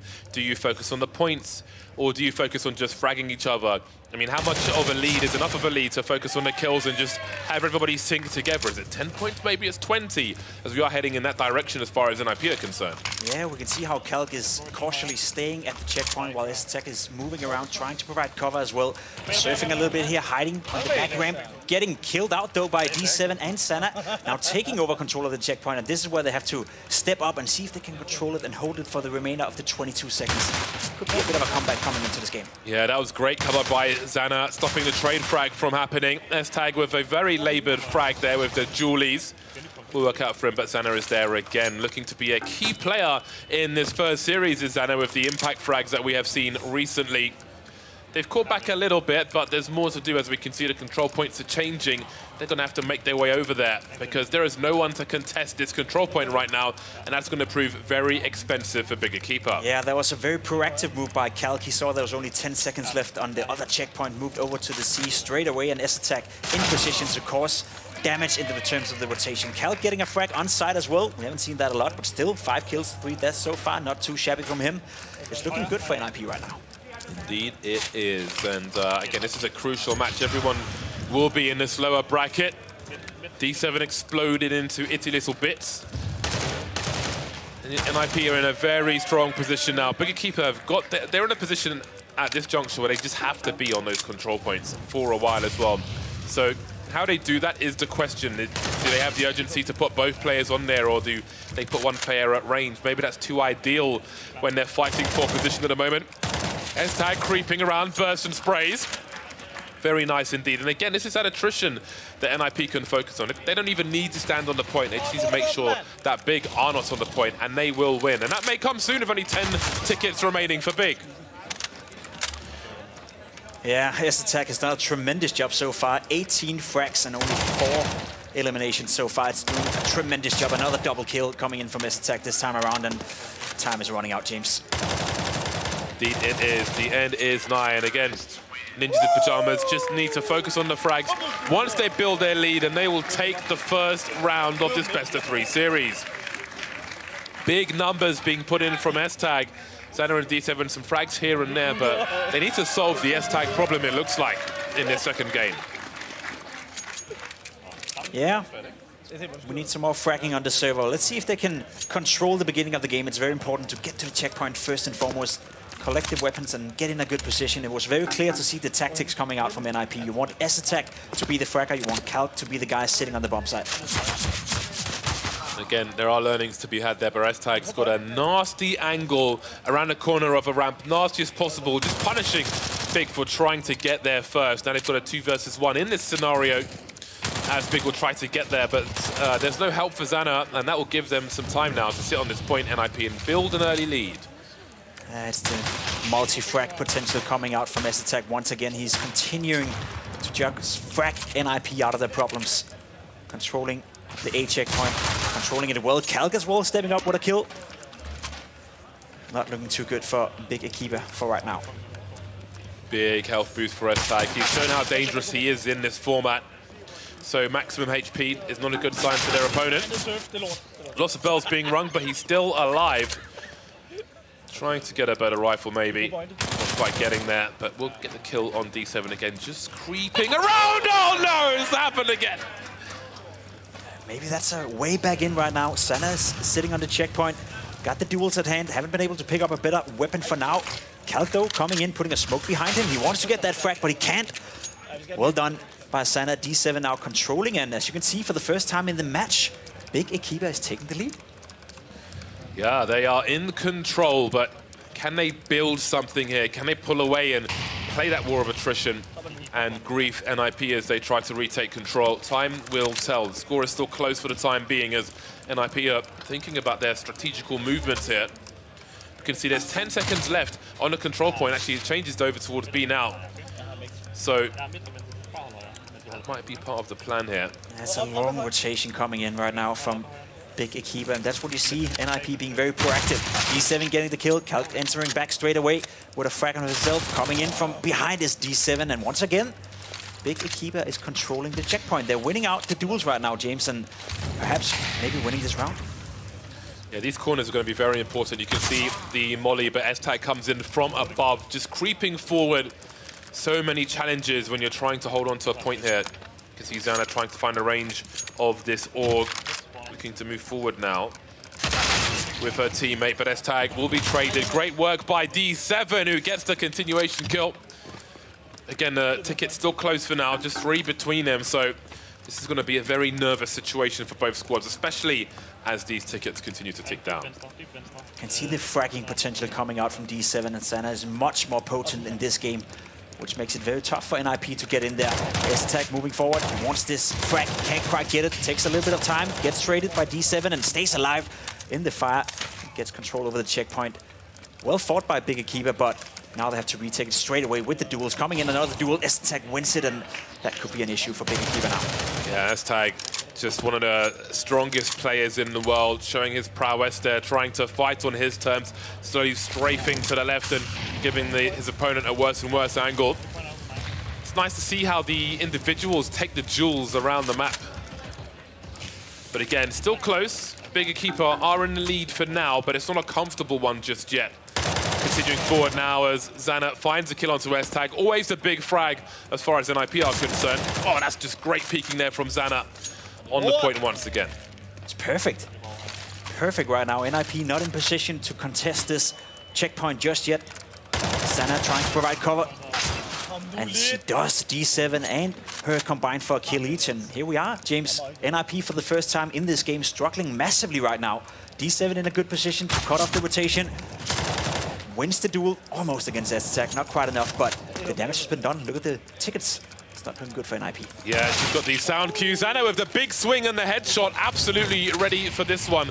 And again, the area control is here as well. And they've built a kind of lead as we get into the late game here, where they can just focus on the frags if they want to. I mean, they had the position, but of course the point has changed now. But as long as they get the frags, it doesn't matter if they're on the point or not, unless Kalk continues to stand here unchallenged for a while. Pops off the point for a second, looking for the burst, looking for the headshots, can't find a second player. Didn't realize those footsteps were from 2 different ones, but S-Tag is here to trade. Back on the point he goes. So the urgency is rising for Big Akiba now as S-Tag tries to fight back. Oh, Kalk will have to help S-Tag getting the first and getting the second frag. That's a massive move from S-Tag staying alive right here, and that could serve as a comeback. Tickets are going down right now for Big Akiba. They'll have to fight their way back in here. S-Tag from the side once again getting a frag, and the big lead they had, James, it's slowly but surely dwindling. Yeah, the more HP S-Tag has, the worse this will get for them as he continues to win these duels, griefing them with the health pickups, but not sure if he can go for it just yet. Kalk is on the way as well.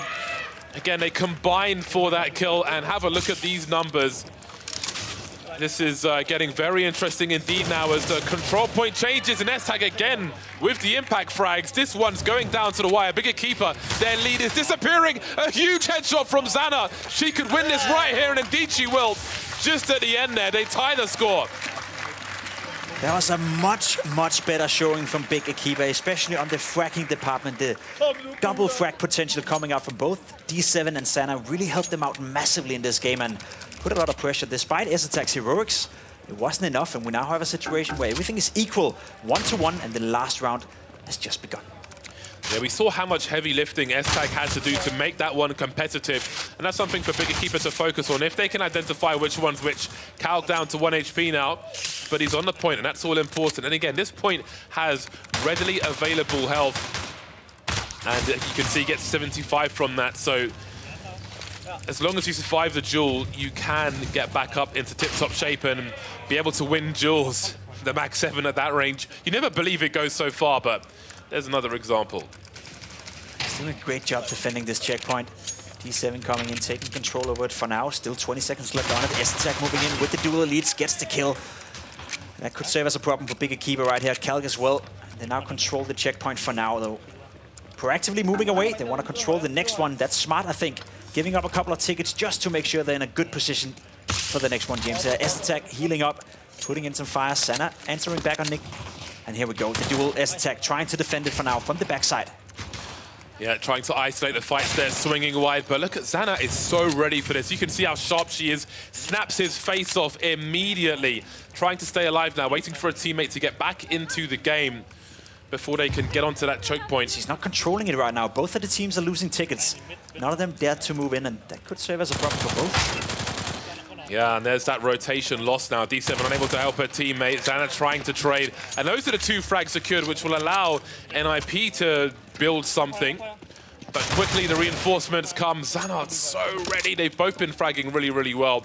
They don't have the most ideal weapons, as we can see. The Julies are out for D7. Same is true for S-Tag, though, as they move forward.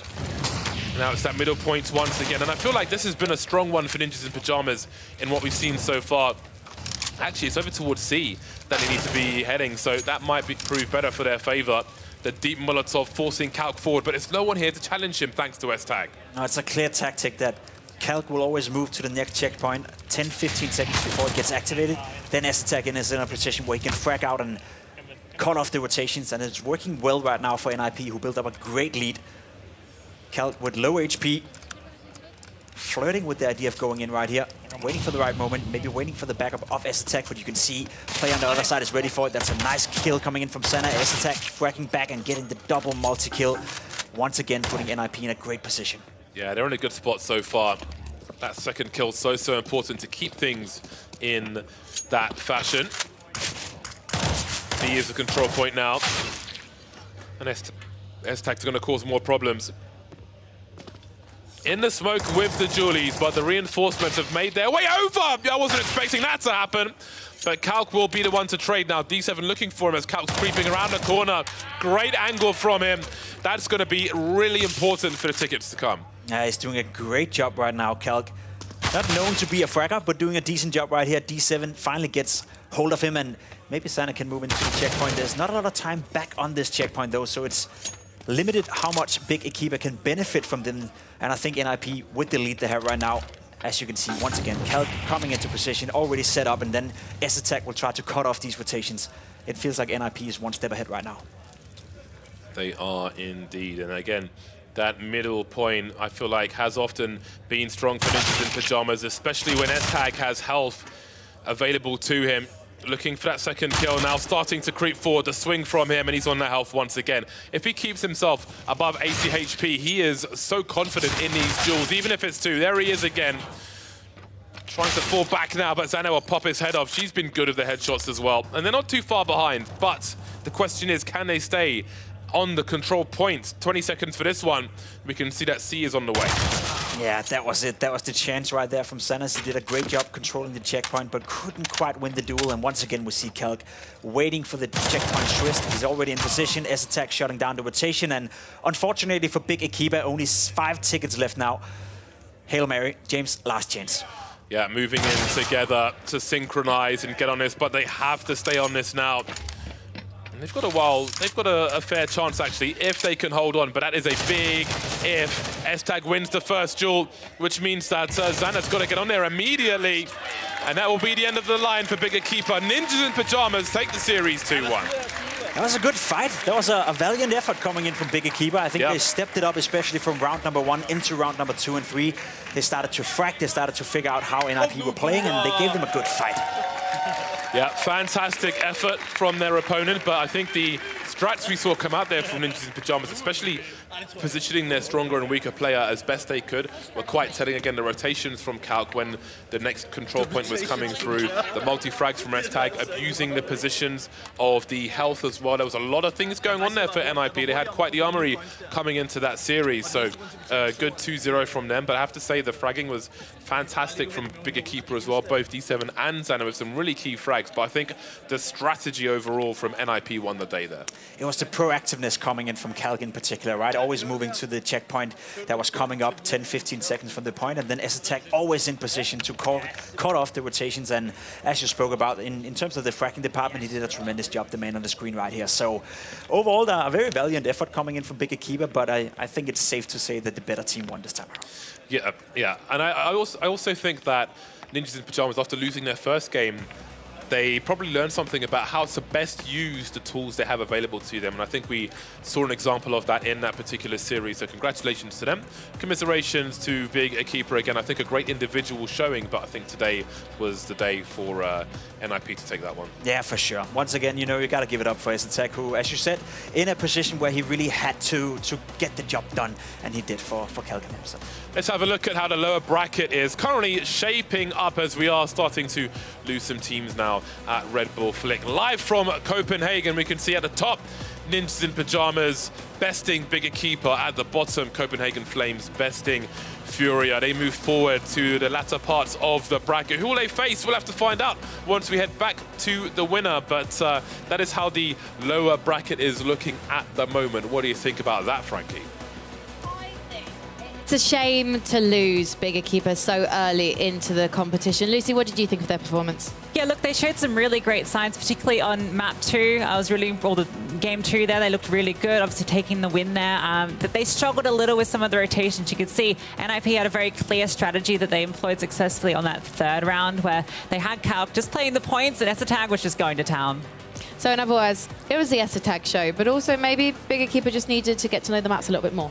Yeah, I feel like the adapting abilities of them showing to the 2nd round was actually making me, okay, whoa, I'm scared. Maybe they might win this. And of course, I had Nip from my prediction. So I was surprised how well they adapted. I was also surprised how hard they then ended up losing, because they looked like the better team in the 2nd round. And I was thinking this is going to go all the way. But yeah, Nip, they took it home. Are they the better team, Lucy? Oh, well, you know, I've got my bias, but I do think BQ put on a great show. I think one of the big issues was that they were prioritizing taking the fight sometimes. You know, we saw them taking a lot of duels with the dual Berettas, like pistols, instead of prioritizing getting the higher weaponry. And I think that cost them, because it's a lot harder to get a kill with the dual Beretta than it is with the Galil, right? It does half the damage to armored opponents, and they just couldn't make it work with the pistols. And I think they got a little bit desperate, and that's what led to their downfall. Perhaps lacking a little bit of patience. Yeah, lacking patience, and also, you know, just the individual skill of Esetec being so incredibly big, and he showed it here. Like, he couldn't really, you know, handle G2 because there was probably a bit more firepower against him as well. But this time he just went nuts with all his frags. It was insane. Should we take another look at the Esetag show? I think we should take a closer look at some of the highlights from that round. I mean, when this man's got an M4 in his hands, Lucy, you've really got to run for cover. Yeah, he was finding multi-kills after multi-kills. His positioning, I think, was the big thing. And, you know, we talk about Esetag as a very good movement player, and I think that was on show here, where he was just out-positioning his opponents a lot of the time. There was plenty of opportunities where he used sound cues, didn't out-position there. I think that was maybe a bit of a blunder, but otherwise was showing off that movability that he has. And there were so many times where he was just holding the right angle when they peeked it to him. I do think that I would like to see more falls in highlight reels going into the future. He wasn't the only one to fall. Calc also fell, coach. I shouldn't do that to him, should I? But they got through to the next round. Do we think then, going forward, this is a duo we should actually perhaps no longer underestimate? I'm scared of who they're going to face, because I don't know if Esetec can do this twice in a row. Like, he did incredibly well here. We see him 57 kills. Up until the end of round 3, he actually had more kills than the entire server combined. So I'm not going to say he can't, but getting 57 kills, that's going to be the record for today, I think. I actually think the maps that they play on are going to be important for that, because I think the map we just saw there, that actually enables a lot more of that individual to kind of take over, because you're isolating a lot of your duels. On a map like City Palace, it's very open, and the retrading is a lot more simple. So I think that's going to be important looking at their veto going forward. It does seem like maybe they've got a map pool on their hands. We've only seen 2 maps from them. Okay, I'm getting a little bit ahead of myself here, but perhaps they have practiced the full 5 maps. We haven't talked about map pools much for obvious reasons, but I'm talking about one now for NIP. Yeah, I doubt they have this like map pools, but they played 2 maps already, and the second one looked way better. We don't know exactly why. Maybe this, you know, the ability to also surf from point to point actually gets you pretty fast from point to point, but also you're still pretty covered, because if you're jumping on these platforms, you're out in the open, you can get shot. But that made Calc's rotations maybe a bit easier for him to actually be able to get to the next point without being shot on the way. Well, sadly, we have had to say goodbye to 2 of our teams in the lower bracket, Furia and Big Keeper. But right now, we need to head to the upper bracket. But before we do that, let's take a look at some of the action so far from Red Bull Flick.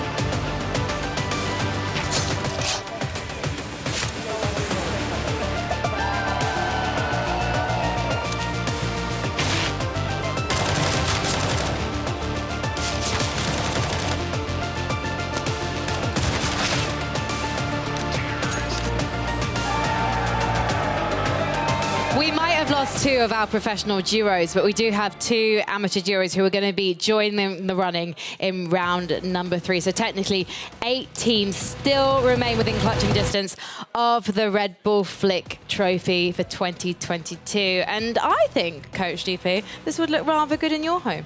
Yeah, I guess it would be one of my many trophies if I took this one home. I guess I could find a place for it. You could finally claim yourself as a real coach. Sorry, you are a real coach. What am I saying? Yeah, I don't know exactly. I guess if I could be behind the chairs of some of these teams, I think I would have a chance of bringing it home. Which team would you most like to coach? Ooh, I'd take one of the amateur teams. I think they're going to knock these pros out of the game. We do have 2 amateur teams remaining in the running, as I've already mentioned, our Polish team and our Finnish team. They both have quite a lot of experience. Are these 2 teams you're familiar with at all, Lucy? Yeah, well, one of the teams has players that went 2nd place last time, and then you got players that went 3rd place, right? So you've got players that have already proven themselves on the stage in this tournament in the past year. So if I'm any of these pro teams, maybe except Spirit, I'm kind of trembling in my boots at the moment. But let's take a closer look at the upper bracket. We do have 4 of our duos in it, still with a second chance in this competition. Now, Spirit, it's no surprise really that they're still in the upper bracket, Coach. No, it's no surprise. Like, you know, Magic's the reigning champion, brought his new young prodigy here, and they're looking to dominate. And I don't know if the amateur teams stand a chance, because last year they got knocked out. At G2, though, it kind of looked like they didn't quite get the aim of the game earlier, Lucy. Yeah, they seem to adapt as it went on. I think they're sort of learning as they go. But at this stage of the tournament, you kind of need to be confident in what you're doing, and that could be a bit of an issue for them. I think we saw some really great individual moments, though, and Monacy, if he's hitting the shots that we expect from him, then I think they're going to be a scary force. And then coming on to the next upper bracket matchup, we have got OG and Heroic. OG kind of found their footing. I don't know if it helped that they knew that their bosses were actually commentating them on the casting desk. Obviously, they wouldn't be able to hear them, but surely the presence there must be slightly intimidating. Yeah, I think so. And also, for my sake, I think Heroic has the fans, you know, in the back. They have the support, and also I think Heroic for me is probably my favorite to go to the semifinals in their side of the bracket, because they won't have to face Spirit. I think they look pretty good, and Cadian, he was fragging like crazy. Do I sense a little bit of Danish bias? No, I'm not even Danish. I don't know what you're talking about. I don't know either, but somehow you're fluent in the language. Lucy, let's move on to this next matchup then. It is G2, it is Spirit. Are you expecting to see more from G2 this time around? I hope so. I mean, I got to back the Aussie. I think JKS needs to step up. Mentioned Monacy as this really explosive offer that I think works well in the Flick style format. JKS is the player that I think is going to be the key difference maker for them, because as I mentioned, he's a very sort of safe anchor position player, and if they're able to double that up properly like we talked earlier on in the tournament, then I think that they have a good shot here. So the strat is Menezes go kill. Yeah, I guess so, but also you can't have a Calc running around. Like, JKS can't be as bad as him, then they'll lose, because Spirit has 2 forces, you know, firing with all their firepower. So yeah, G2, they need both of their players as well. We had the closest thing I think we found to or came to banter yesterday in the interviews, because in the Spirit interview with Magix and Wonderful did say, I'm looking forward to playing Menezes. If you put these 2 players toe-to-toe on the server, Lucy, who do you think will come out on top? Ooh, I feel like Wonderful, right? He's coming off a high, playing at the major, not to sort of rub the salt back onto that one again, but, you know, he looked really good on the biggest stage of all. So coming here to Red Bull Flick, I think he's going to be fired up, and you're playing alongside the former champion, right? So you've got that kind of extra bit of ego that comes in, and confidence is key with AWPers. Yeah, I have like less than 0 hope for JKS and Monacy, if I'm being honest. I think Spirit are gonna, you know, really give them a run for their money, and I also think that Wonderful, he grasped this game mode really quickly, and he also has a coach almost in Magix that probably taught him very well. But don't forget, Menezes did apply and compete in Red Bull Flick, at least in the regional heats, a couple of years ago. So I think Menezes has got a bit of a point to prove. Well, he didn't make it onto the big stage, so yeah, I don't know if that really bodes well for him, really. Maybe it's a bit of a revenge arc there where he wants to prove that he can actually do it, but his record isn't fantastic. Yeah, it's quite a lot of effort to go to, isn't it, Menezes? You really want to play in Red Bull Flick, so what you do is you become one of the best players in the world, you're signed to G2, and you finally make your way to this stage. It only took you a couple of years. Congratulations. I'm now rooting for you to achieve achieve your dreams of taking this trophy home. But yeah, Spirit clearly are going to put up a fight on the server today. But actually, if you think back to Red Bull Flick last year, Coach, Magix might have taken the trophy, but actually the amateur duos put up a really big fight. And one of those players, Vitelli from the Finnish duo, he actually really did threaten Magix's Magic. I'm not saying the Danish Magix. I promise I am saying Spirit's Magix. He really did put up a big fight on the server. Yeah, and he got a new teammate now, who ran out, or he came out in 12th, 14th place last year. So maybe not so mentionable for him, but he got another teammate, and that's got to be, you know, a very, you know, he did that on purpose. He got another teammate to help him maybe reach new heights, and we see people swapping out sometimes and bringing it to new final, to new abilities. So I think they have a good shot at beating the reigning champion. Well, 2 new duos will enter the fray in round number 3, but we've still got to get round number 2 of the upper bracket underway with G2 versus Spirits. Spirit looking like a heavy favourite again as far as the panel are concerned. Do you agree, Jacob? I would agree with that sentiment for sure. They look like the better team so far we've seen from the pro circuit, and we know Magix, right? He's an experienced dude. We know Wonderful. He's young. He's easy to learn, so I'd be surprised if they won't be hard to kill here. Right, let's see how it goes. I couldn't see the Mag 7 getting 2 frags there, and that was correct. Galil certainly will, though. So, JKS answering the critics immediately with the opening kills, and m0NESY will join him with a Galil of his own. So far, so good for G2 as far as the frags are concerned, but of course, this is just the beginning of the series. Control points will be controlled. That scout just not getting there at all, really. See what Wonderful can do in the meantime. Yeah, right now in a very good position to control the A checkpoint. Obviously, Magic's getting a nice kill right here, showing the movement, showing the skills. Not quite sure he's controlling that as he would like to, but in the meantime, JKS has been standing here for a very, very long time and giving G2 a good, solid lead. Wonderful finally gets hold of him, finally gets control over the checkpoint, but damage has been done. G2 off to a solid start.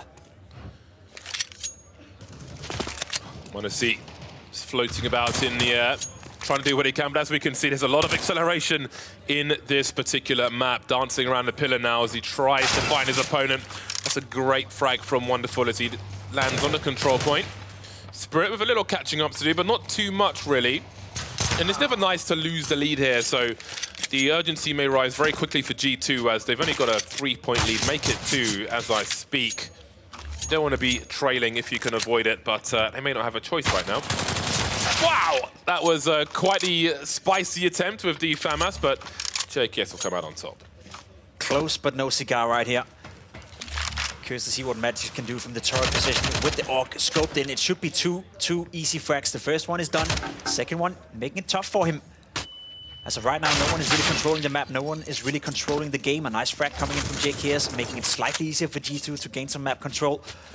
Weaponry is also looking good. m0NESY gets taken down by a P250, and it's a game right now, James, that is moving back and forth. None of the two teams can control, so to speak. Very close on the ticket as well. Yeah, Magix was talking in an interview with Frankie about wanting to face m0NESY and G2, and here they are. Nothing really separates these teams apart from perhaps that crater from JKS falling off the side of the map is not advisable for your health. m0NESY trying to stay strafe sideways, gets stuck, and then gets dropped by the likes of Wonderful. So less than 10 tickets between these two squads, and this is great for the opening game of this series, as we may have to wait till much later on to find out who's going to take this one. I think this might go down to the wire as they continue to fight back and forth for control. Still not 10 just yet, but well, G2've got some catching up to do for the time being. The taps from JKS will certainly help. He's definitely fragging in this one. I was about to say, having the position up here, especially for Magix, is so fruitful. You can control the map, you can get the frags, you can make sure that no one controls the checkpoint. And right now, it's just a game where none of them really wants to go for the B checkpoint. At least they can control it. Finally, m0NESY is on there, but can he keep it? Can he control it? He's ready with it. A P250, he has to win the duel. He can't against Magix. It's a very close games and a very much back and forth affair right now with a lot of fragging coming in for both teams. You've got to have a high send to deal with all of these angles. Do you have like a send toggle if you're doing surf or something? I do. Yeah, that might be useful for a map such as this. Just people flying in from all kinds of angles at the moment. And again, we are getting into that clutch scenario now. 7 tickets between these two squads. Really could go either way at present, although G2 losing the duels late on, that certainly won't help them as they trail by 10 now. Yeah, Magic's standing in a very, very fruitful position right here. Can't quite connect the shot, stays alive for as long as possible, while, of course, Wonderful is still on the side, making sure that the ticket goes down rapidly right now for G2. It's a solid lead they have right here. Wonderful hiding behind the smoke, winning the duel as well, with the help of Magic's taking down JKS. I think that's it, James. I think they've done enough to take the first round here, especially when m0NESY keeps committing. Yeah, a play he Seppuku. Sudoku? Something like that. Yeah, G2 are running out of opportunity here. They really need to get and stay on the control point, doing what they can. But they need to make their way towards A. 4 tickets remaining now. They've really got to win this duel, and that won't happen against individual duels Magic's. He wanted this matchup. So far, so good. Spirit pull away towards the NA. You can see them finishing with about 20 tickets, but it was neck and neck for most of the time. Yeah, surprisingly enough, looking at the scoreboard, m0NESY not quite finding his footing. He did commit Sudoku a couple of times, sure, but you'd expect him to be the fragger, and he hasn't been so far. Yeah, so definitely some answers being had from JKS's teammates to want to go missing, and that can't happen again. Of course, in every matchup, there will be some adjustments to be made with the scout. That is one way to answer the lack of frags in the past game. Well, starters you mean to go on, G2. So far, so good, but this is just the beginning of this game. That was a beautiful move coming in from Wonderful, taking down m0NESY, but it's still JKS sitting on the checkpoint, defending it very well. Finally gets taken down by Magic's, but again, damage has been done. G2 off to a good start. It's some nice scouting, though, from the turret position right here, coming out from Magic's, and now Wonderful took the plane up towards the checkpoint, and it's looking good once again for Team Spirit. You can see some nice cover at range from Magic's, being teased with the head, but trying to use cover where he can. See some paranoia, wondering if anybody's behind him as Noise is cut, but he spotted both of them. Great flick for the headshot, and he is denying G2 access to where they want to go. But again, the score is still close at the moment. So far, so good in terms of this setup, but as the control points change, so will the strats, or will they? Finally, he's dealt with Magic's. Finally, m0NESY will deal with both, in fact. Now he can set up on the side, hide behind the smoke. They have control over the situation right now, at least for m0NESY. Like a little in hand as well, gets taken down. Wonderful as well, and now he can fly down towards the checkpoint if he can fight the right ramp. There we go. Took a little bit of time, but finally in position. It's a close game right now. Very much back and forth affair as well. Magic with a double kill with the Galil, and that could be a difference maker right here. Once again, we see it. Magix is flying all over the map. 23 frags so far, and he's currently dominating the G2 players. Yeah, pressure is on G2 at the moment. Frags are good, but the gap is starting to expand in Team Spirit's favor. They need to get on these choke points as well. B is going to be up for a while, and that's going to be a fighting ground for the foreseeable future. Jules at range now, and he's got the right weapon for the job, but defeated by the P250 of Wonderful. 10-ticket lead for Spirit as they look to close in on a 2-0. Yeah, there's some tactic there from Wonderful, allowing himself to fight with the P250, but he knows he has spawn protection, so he could win the fight, and he did. Nice to see that the Team Spirit players are getting a grasp of what the Red Bull Flick is all about. It's not only about fracking, it's about using your brain as well from time to time. Right now, m0NESY standing in a fine position, and we have a more or less equal game, and off from this position is usually good. Magix finds the duel. Once more, again from a great position up here. He's providing cover for his teammate, and G2 is trailing just a little bit. They can't keep up with Magix, who got his frag number 27 right here. He's a menace right now, and if that continues, that's going to be the end of G2 in this matchup. Yeah, he was a menace in the major and continues to be here. The Auger is such a strong weapon for the range on some of these maps. This one especially, as evidenced by these frags. But again, we're still close now. But also, G2 need to be standing on the point. You can see m0NESY hunting for something. Wonderful will be collecting the tickets, or, well, holding on to them for now. But soon we can see that the point will be changing to A, and Team Spirit are already in position as far as that is concerned. How do they deal with this? Well, that's not one way to do it. This is where G2 have to show they understand the map. Yeah, there we go. Go up towards the A checkpoint. Can't win the duel. m0NESY will have to do something about the opponent right here. Or at least both of them, and they both lose out that duel. So once again, now Spirit controlling the checkpoint, controlling the fracking department, and it's looking very, very dire for G2, who's having a tough time fighting their way into the map right now. m0NESY will have to go up here, go for a duel with the Orc, see if he can control the checkpoint, but it's not going to be easy. Finding the first kill right here towards Wonderful, and now he can occupy the other player as well. Maybe this is the way they come back into the game. They'll have to control the A checkpoint, but I'm not sure they're allowed to. Well, Magix continues to frag out. He has done so much work from this position and continues to do so before m0NESY even knows what day of the week it is. Look at this punish. That might be enough. Moving on to the point now to change things up and capitalize on stuff as the urgency is here. Team G2 throwing themselves at the points one by one, but there's nothing else they can really do at this point. The lead is just too strong for Team Spirit. You can see JKS, the frustration there, as this will be a 2-0 for Team Spirit after all. There's the final ticket, and there it goes. Strong 2-0 from the favorites, defeating G2 in the upper bracket. I think we saw the difference right here between the two teams. Magix really had a good game, was leading in the fracking department, and you could see the clear tactic. It was Wonderful being on the checkpoints, Magix providing cover, and as you said, from that turret position, he was doing a tremendous amount of work, I would say, up there, doing damage from JKS at all times. So just had to explain how he couldn't get up through that ramp.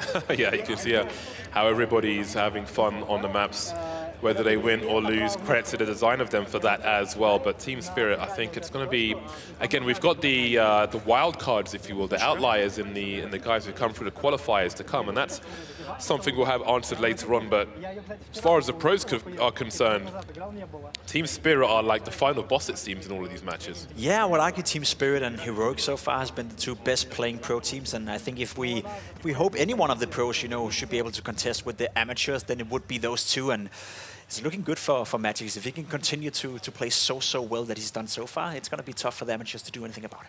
Yeah, I can't wait to see that later on. But indeed, Team Spirit just go from strength to strength. I don't even feel like I've seen a weakness from them. I mean, the strats, there wasn't really an answer to them when you had Magix at range with the Org, and he just had so many of the rotation positions covered where when they haven't discovered quite yet where he's going to be. Like, it's just over before they can do anything about it. So credit to them for their strong strats in that game, and who knows what we haven't seen just yet.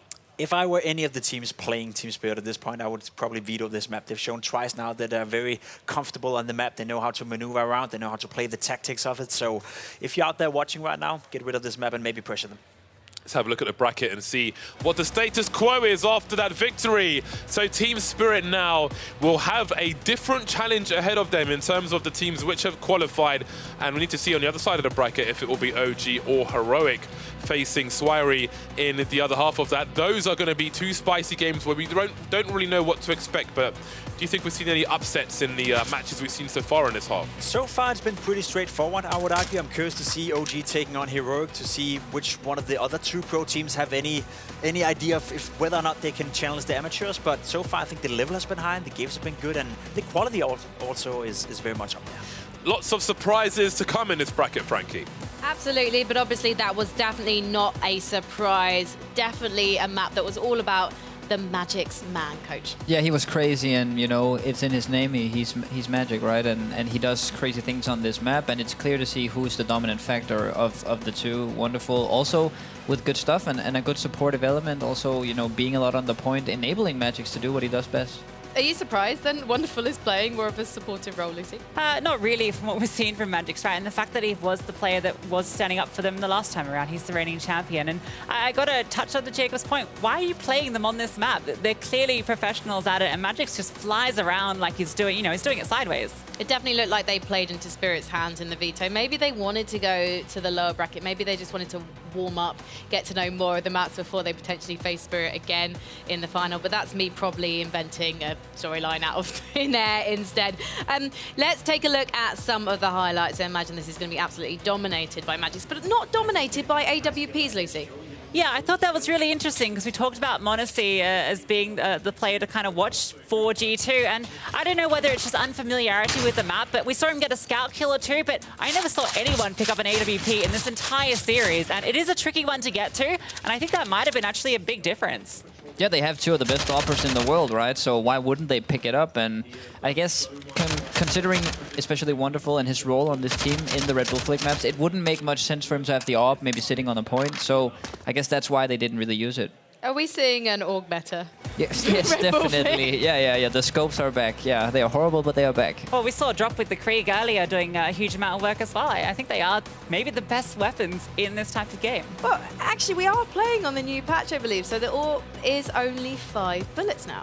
That's true. I mean, but still, getting your hands on it, you can control a point like from far away. We saw Cadian doing that earlier, right? Just how powerful it can be on some maps when you're up on high and just being able to provide that Overwatch. Yeah, I suppose, but the AWP, though, you're not going to have it in your hands for too long because the way that this game moves, it's so fast, isn't it? Yeah, you're never... If you get 5 bullets off, that's impressive, kind of. Like, you get to get 5 kills in a row. We saw S-Tag in the early game. He had 10 kills in a row. That's a first for me. I've probably never seen that before in most of my Red Bull Flick history. So getting 5 kills in a row is pretty unique. We haven't discussed JKS so far on this map. Lucy, I know you're his biggest fan here in this building. What did you think of his performance on that map? Yeah, I mean, he really stepped up. We called into question, would he be able to deliver for this team, or was it going to be like a calc kind of position? But Modesty was the calc here, right? It felt like JKS really had a good read of the game, how to play his positioning. I liked that, particularly on the first map, he was using that raised pillar that's kind of in the middle, getting up on high, using a bit of movement to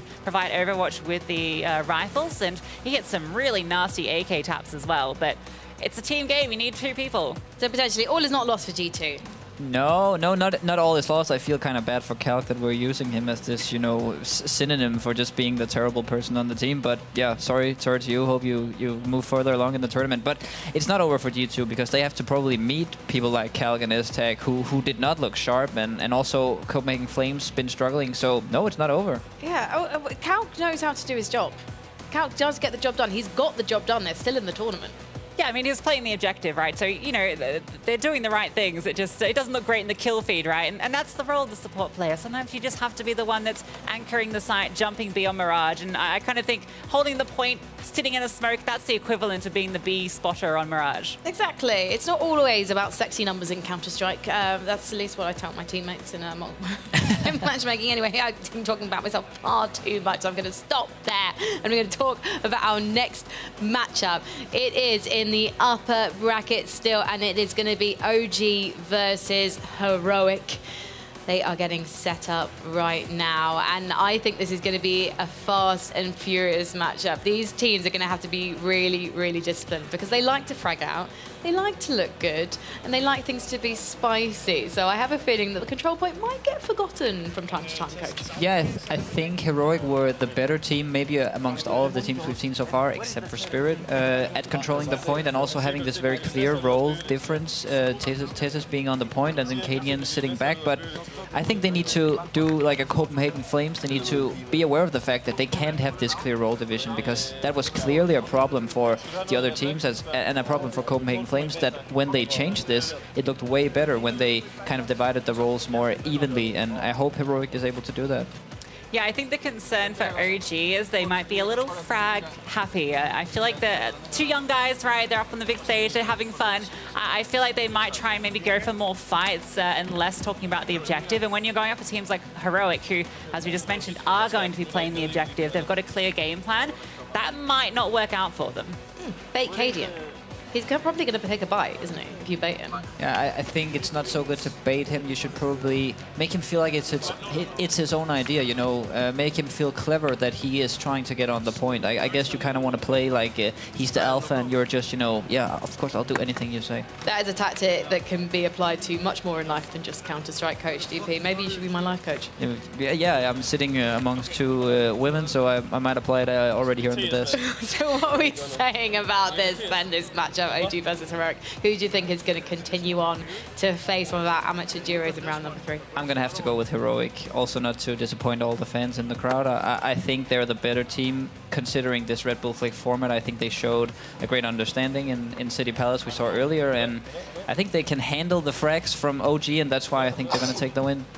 Yeah, I'm the same. I think Heroic are also just like, they're great playing to a crowd. We saw that in Rio, and here at a home crowd, right? There's so many people here out to support Heroic specifically. I feel like Cadian thrives in that energy, right? So he's going to really be stepping up to the occasion here, and I feel that it should be a relatively easy game for them. Well, they're going to be playing on City Palace. We have seen this map a number of times today so far, and I know I've been asking for your tips on how to play the map, Coach, and what you kind of not necessarily enjoyed seeing so far, but we have seen Heroic play this map already. Yeah, we've seen it, and they did better, especially in the beginning. I talked about Nip not being, good at controlling the beginning, getting the good weapons. I want to see Cadian getting the AWP into some of the better positions, because it is a very tricky place. You pick it up in the middle, you're easily fragged, but if you can go to the windows especially, you can just take over the whole round. So if he wants to win, I would advise him to try to get this AWP into a controlling position and then just frag out.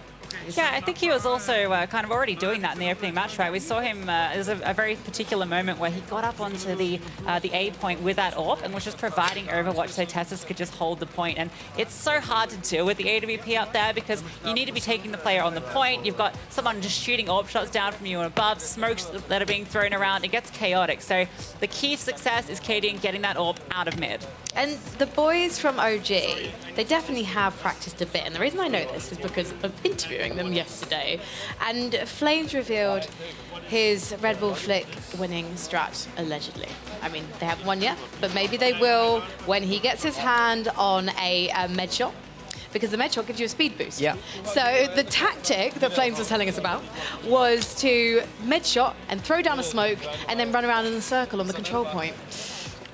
I don't know why I didn't put this in my video. This sounds like an amazing point. I would probably use the med shot, to stay alive, but also you can use it to get the Ferrari peak into its real, sense, because as you peak with this fast pace, you can be hard to track and you maybe surprise your opponent. So actually the med shot speed boost, that's potentially something quite useful for these teams. Yeah, we'll call it the Sonic the Hedgehog strat. You just got to go fast. It is, we saw that with Magic strat. He was just zooming around in that last map, and it's so hard to track opponents that are going that fast because Counter-Strike guns aren't designed to shoot people that are just flying across. And it's the same with the Medi Boost, right? You're going to get caught off guard by that because you're not expecting someone to be going suddenly faster than they normally do.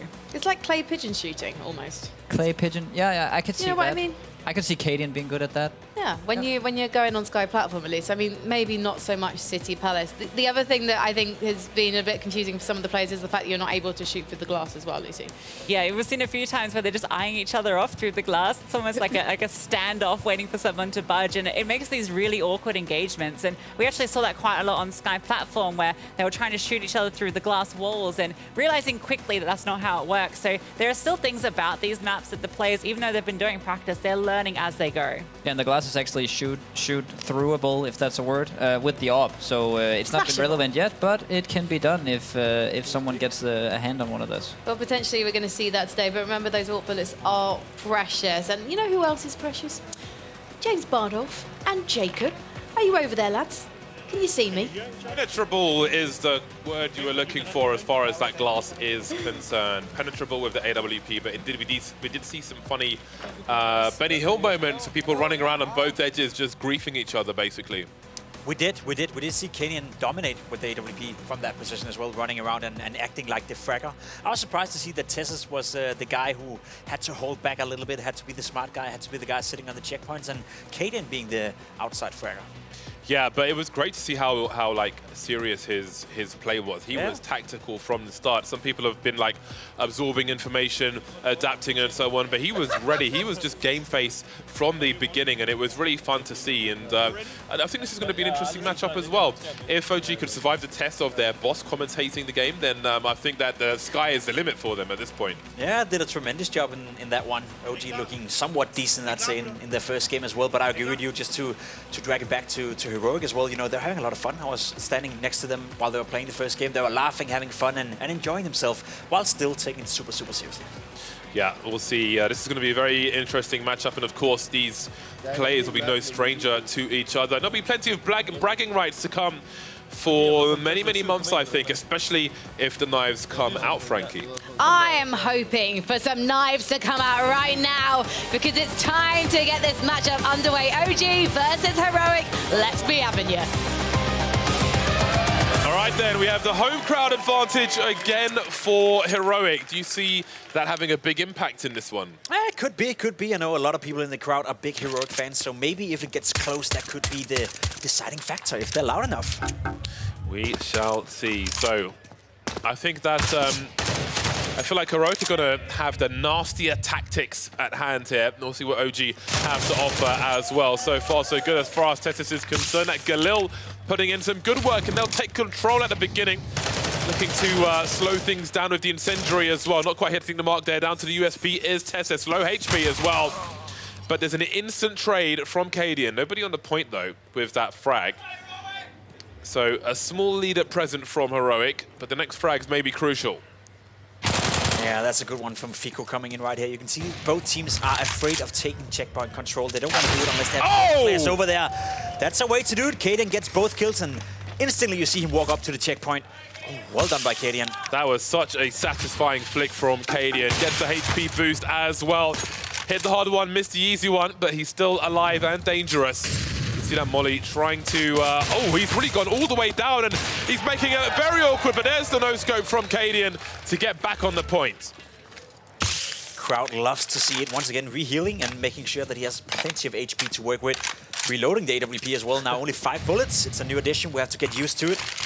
Smoked off, out of position right here. But again, he's trying to stay as elevated as possible to provide for backup right here. Great refrag coming into Flamesy, and they just can't get Cadian out of this position. Finally, Fico finds the frag, but damage has been done in Heroic right now with a nice, comfortable lead. Yeah, it seems they were content with keeping OG off the point with the little advantage they had. And I think it is small when both teams are over 50 tickets, but that will soon be changing. OG find themselves on the new point now. Or do they? Yeah. They'll be on a point just yet. I think they're all just searching for some frags at present. But again, I don't think the ticket scoreline is terribly concerning just yet. But of course, the urgency will rise over time. Especially when you lose out on your duels, right? Don't forget that when you get a kill towards the opponent team, you're losing a ticket as well if you die. So that could turn out to be a problem right here from OG. That is down quite a lot, I'd say. Tess is in a very, very good position with this AUG. Hard to clear. Takes the duel once again, wins it. It's looking very rough right now for OG. They can't get any map control. They can't get any checkpoint control. And with Tess is up in this position, they can't win the game. I think what's so cool for the people watching at home as well is just how these players choose to take their duels. When they have the information, when they know where each other are, how do they use the cover? How do they peek and so on? Like there's so much information to absorb in these duels and the different styles of the different players as well, and how they abuse certain angles. Heroic are abusing their advantage at present, which is starting to get significant now. 15 tickets all feel like quite a lot. But again, you can see how awkward things are with the elevation in ways you don't normally see. Platforms, lifts, and big ladders can prove for awkward environments, but OG, they need to find something here before they run out of too many tickets here. Yeah, at some point they have to go for the control, and that's what they're doing right now. And you can see Tess is constantly in a position where he just wants to punish whoever is going for that. That's a nice deagle shot coming out of Fico. Maybe a double kill right here would be beneficial for them, and they can take control over the checkpoint now, and they need that. They're still struggling a little bit in terms of tickets, but this could be a way back into the game for OG. Very nice deagle shots from Fico. Less than 15 tickets between them, but that may soon change. If somebody can get on this C control point, but again, Heroic are content with prioritizing the frags. And I do wonder if OG are keeping an eye on these numbers, because they are getting dangerously close to losing this first game. But on the point they are, they've got some Mickey Mouse ears as well to try and delay the advance of Heroic, and that deficit will quickly get reduced, especially with a frag like that from Flames. Tessis needs to find so much on this bomb site, on this control point, excuse me. There's the first one, but these smokes have done great work. Fico with a big headshot there. Have a look at the score. Things are about to change. Complete even game right now. 13-11, it's very, very close. Next duel could turn out to be crucial for both teams. Flamesy goes for the duel, loses it out. That's very important from Tessis. Instantly refragged though by Fico, who takes control over the checkpoint. And is that it? 7-7. You can see him just trying to slow the advance, but they're all on the other side, which makes a 1v2 situation where you can't really wait for your teammates. And there is the trade. Abusing the numbers are Heroic, and they will narrowly win this one. 1-0 for Heroic. That is a big one. Now, if I'm not mistaken, I believe that all these matches are best of one now. So that should be over, if I'm not mistaken. It is. There's one more round, potentially two, depending on whether or not OG can fight back into this game. But as you said, very strong showing coming out of Heroic right here. Very close, very tight as well. One duel at the end was the difference maker, and good start by the Danes. This duel here in the beginning of the round, very crucial. Coach DP talked about it. Some teams, they don't want to fight for it to begin with, because if you die, both of you, you're going to be in deep, deep trouble. Tessus thought he had an idea. Couldn't quite find the opponent. He hears something running around, but can't find the kill. There we go. Goes for the duel. Wins it against Flamesy, and Heroic off to a good start. Quick trade with the Mac-10, and Cadian is back. Again, look at the quick disengagement. Then the repeat there with the Galil.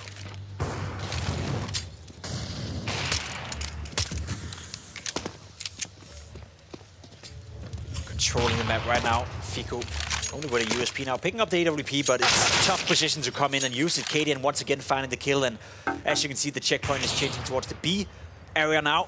Rotation is coming in, the transition period is over. Cadian finds a kill, and so does Fico though, answering back straight away. Tess is coming in from behind. It's a constant trade game right now, and Heroic is winning out in the vast majority of the duels. Once again, Tess is with another kill. Okay, just a quick correction from what I said earlier. It's best of 3 on the map. So, we will continue, of course. OG now. They are on the back foot versus Heroic here. Not too crazy just yet, but again, you really want to be in the lead rather than behind. Cadian only with the USP, but what a nice shot from him. Finds both kills, very cheeky indeed. So the USP and the scout now, he's standing on the point. We'll see how quick his quick scopes are. If such an opportunity arises, it won't, as he is dealt with very quickly indeed. Tesses coming back now, needs to find some health though. There we go. Will he have time to use it and get his gun back out? That's also the next challenge. OG looking for position. That certainly won't help. Looking for the trade there, but Tesses is ready for the challenge, and this is going to cost him a lot of tickets. It is. It's going to cost him a lot of tickets as well at this point now. The tactic can change for Heroic. All they need to make sure is that OG is not controlling any checkpoint whatsoever, and that's the goal right here. Cadian wants to move in close. He wants to make sure that they're not controlling it, missing the easy shot right here. Cadian hitting the hard one though. Tess is finding a frag on the other side of the map as well, and once again, as I spoke about, as long as they make sure OG is not controlling the checkpoints, as long as they trade frags, Heroic's lead right now, super, super solid, super, super good. 15 tickets. Flame swinging. Fortunate his opponent only had USPs. A lot of USPs on the map at present. USP trades in the late game. Not something I say every day. Well then, both teams sub 50 now. The area is going to be very important indeed. You can see more and more players moving over there now. Cadian trying to slow things down if he can.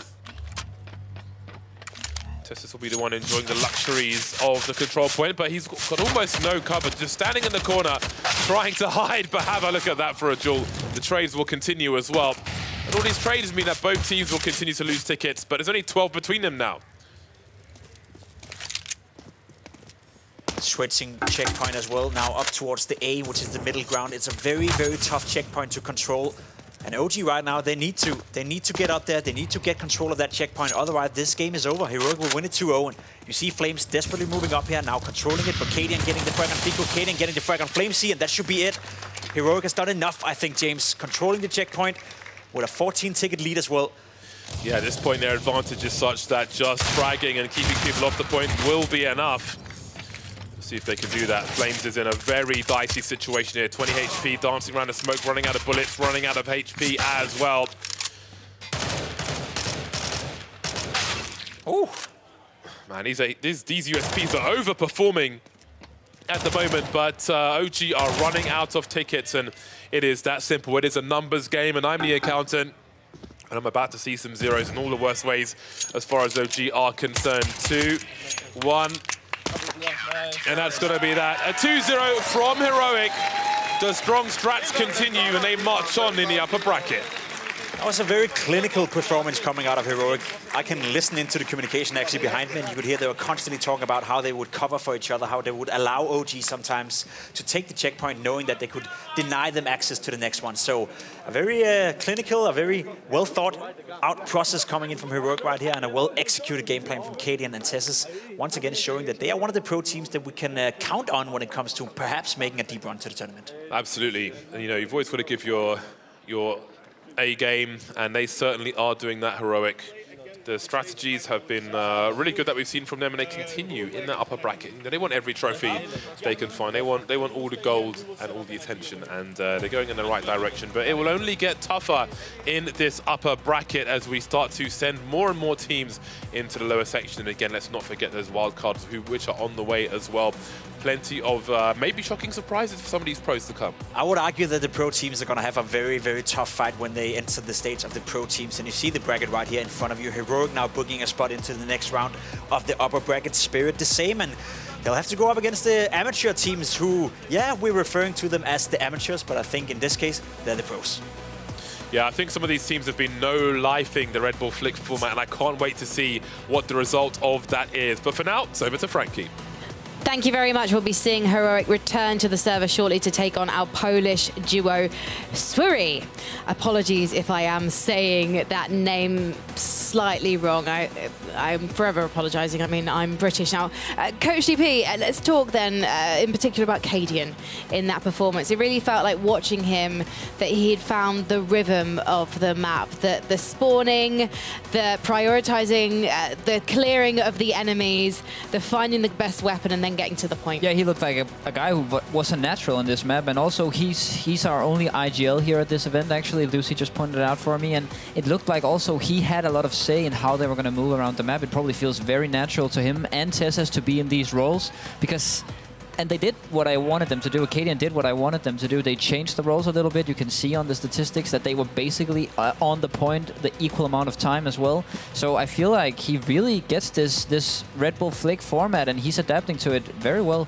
And we were seeing the AUG all over again, particularly when Tessas was in that mini tower protecting the precious capture point. Yeah, and we see this AUG and the SG as well. You know, it's different comparing to which window depending on which window you're in, but they're basically the same weapon, right? You can scope in, get the long deep angles, you can still spray the instant headshot from the SG as well. Like, it's just a great weapon in this format. Well, let's take a look at the replays as well. I'd love to hear your thoughts on what OG could have done differently. Yeah, I think OG, they were just a step behind when we talk about the strategies of the map. Like, they were fragging as well, and that was not hard. But this start from Cadian here, he went 5-0 after this no-scope as well. He was also on point, right? And that's also, you know, you see Fico here.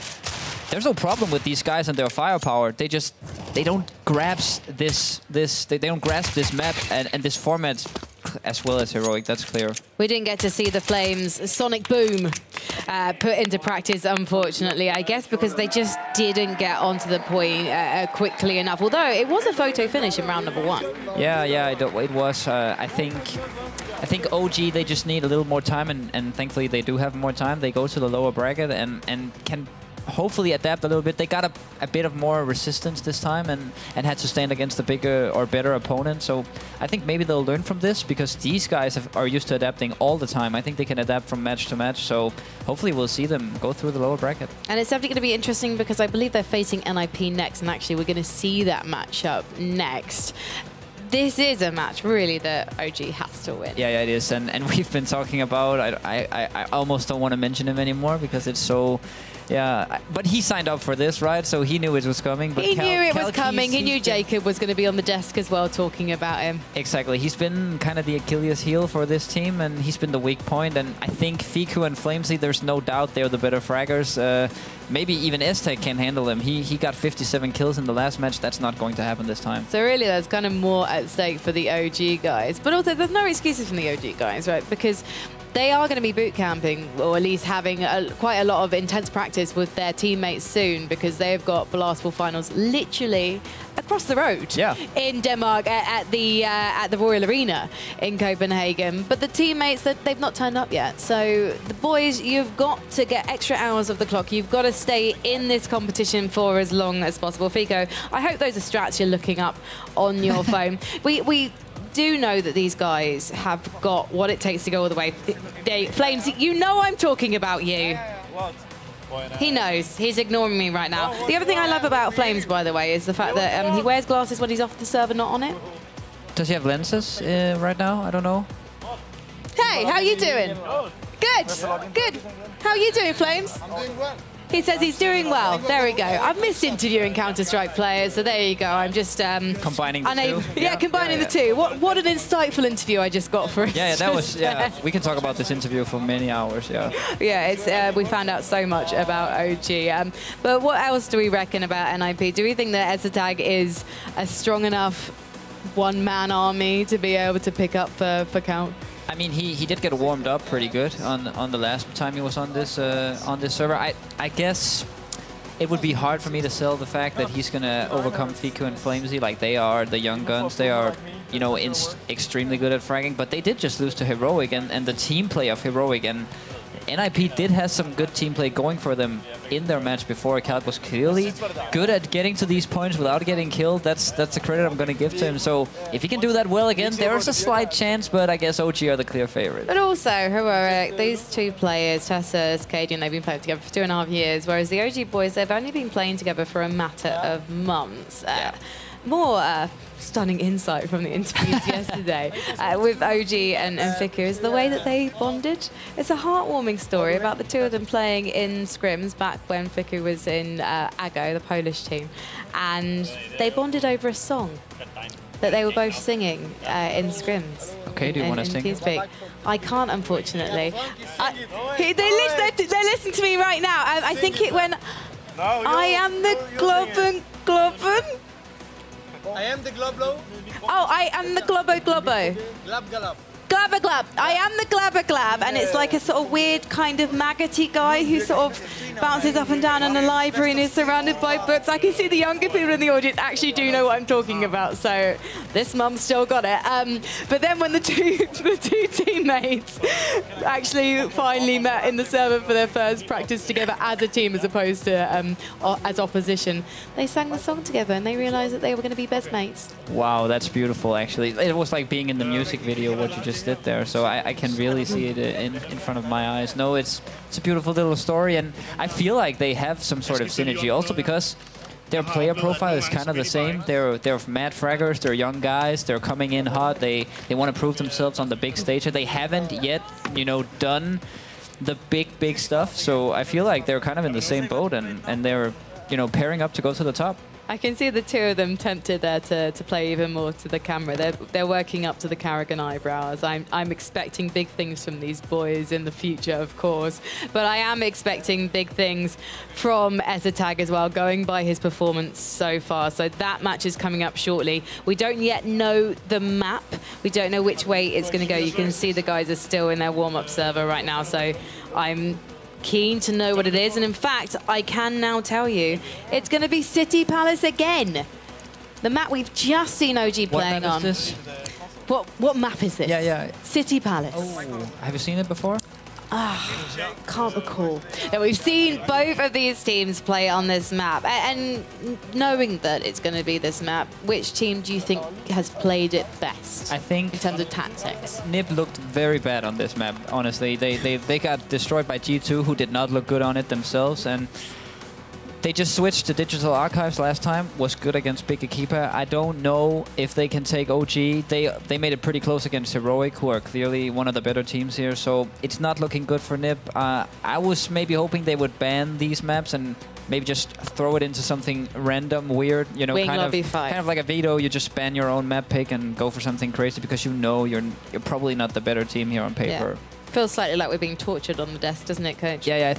I feel like we've been talking about this, and they they go together and they just make this little huddle and make sure that we never get to see anything else. There's actually 5 maps in Red Bull Flick, if you guys didn't know. Yeah, they're 5 fabulous maps. We might actually talk to the map designers later on just to find out the changes that they've made from 2021 to 2022. And I'm really excited actually to get to meet them as well, because this is a fantastic game mode and it's so much fun to watch and even play, even if you are terrible at the game. But 2 people who are definitely not terrible at talking about the game, 3 people in fact, because I believe they're over there right now. No, we've sadly lost Bardolph, but it doesn't matter for now because we've got 2 fantastic voices who are going to be taking you through the action. They are Mr. Jacob and Miss Lucy Luce.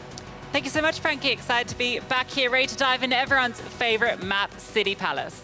Yeah, I feel like we've seen it a couple of times so far, and we've seen it with different quality. I think Coach DP said it pretty well. NIP didn't look too good the first time around they played it, but I guess you learn a lot from losing, so maybe it'll be better now. Yeah, I think that's my biggest concern. It feels like City Palace requires a lot more team coordination. That's why Heroic were able to excel on it, right, where you've got this really synergist core, whereas in this circumstance with NIP, with Calc, I don't know if you can have that one-man army happening. No, you need 2 people, I'd say, who's also able to frack, you know, to bail you out of problems or bail you out of situations where your positions are not necessarily as good as they should be. So I would agree with that. You know, it's going to require even more from the man in the picture right now, Estech, who so far has played a fantastic tournament, but there's a limit to how much one man can do. Yeah, he's certainly warmed up, both in the server and also in the warm-up server, clicking some bots heads, hoping to click some OG heads shortly. But one thing that might come into their favor is that NIP have shown that they are able to play the objective, right? And that was the concern with OG, that maybe they're a little too excited to go for the fights. And if NIP are just playing on the control points,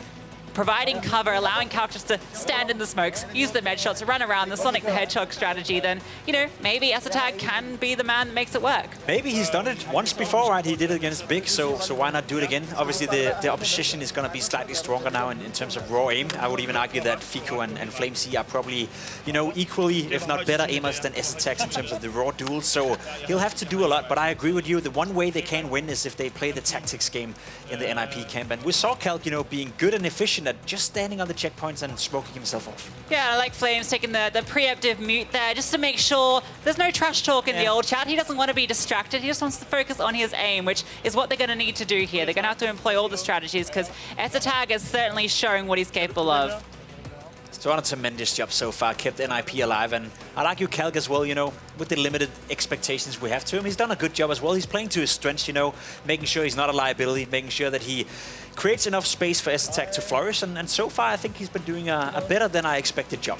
Yeah, and I think that can work on a map like this if you're able to sort of get in the right positions. I think this one relies a lot more on positions than, say, Digital Archives, where they took up the win, where it was a lot more about just isolating duels. Here, you have to use those smokes on the site. You have to have someone playing Overwatch, which KDyoung was doing fantastically, swapping up with Tessus in that previous match. And the question is, can these 2 teams employ those same strategies? And they have seen this map played out now multiple times from multiple different teams, and I think we're slowly seeing the meta evolve as it goes on. Yeah, we are. We're seeing the teams getting better and better. They have a better understanding of when and what to do, what exact duels, you know, they should take. So it's definitely going to be a steep learning curve from all these pro teams, but at the end of the day, we're in the lower bracket, so if you lose, you're out. So there's only, you know, that much room for mistakes. That's true. Everything on the line here. And also, you know, there's a bit of a crowd advantage, I suppose, just slightly for NIP. It's hard because, right, the organization, definitely there is maybe a bit of a rivalry with the Danes, right? But then you've got 2 Danish players representing a Swedish organization. So where do you think the crowd will sit with NIP? Pretty sure the crowd is cheering for NIP. I think a couple of Calc's friends is out there. At least I've heard them laugh a couple of times when we talk about how bad he is, and I'm sure they'll continue to do that for the future as well. You can hear them in the crowd right now. They're supporting the man on the scene right here. So I think the crowd is going to be with NIP, at least for now. Yeah, so Calc has the crowd buff Yes, then. the fan base out there, yeah. All right, well, maybe that will be what he needs then, elevate his game to the next level. Maybe he's going to be the one that takes over and dominates the kids on the block. Hopefully he can continue the progress, right? The first game wasn't too good from Calc. The second one was getting better, and who knows, maybe it's a player that is just slowly but surely getting back to his best. Yeah, and back to his best. Maybe also a map that requires less positioning, less movement. You know, this one is a bit more traditional. We've heard that sort of discussed about this map being a bit more standard Counter-Strike in terms of just the way the aim duels take place.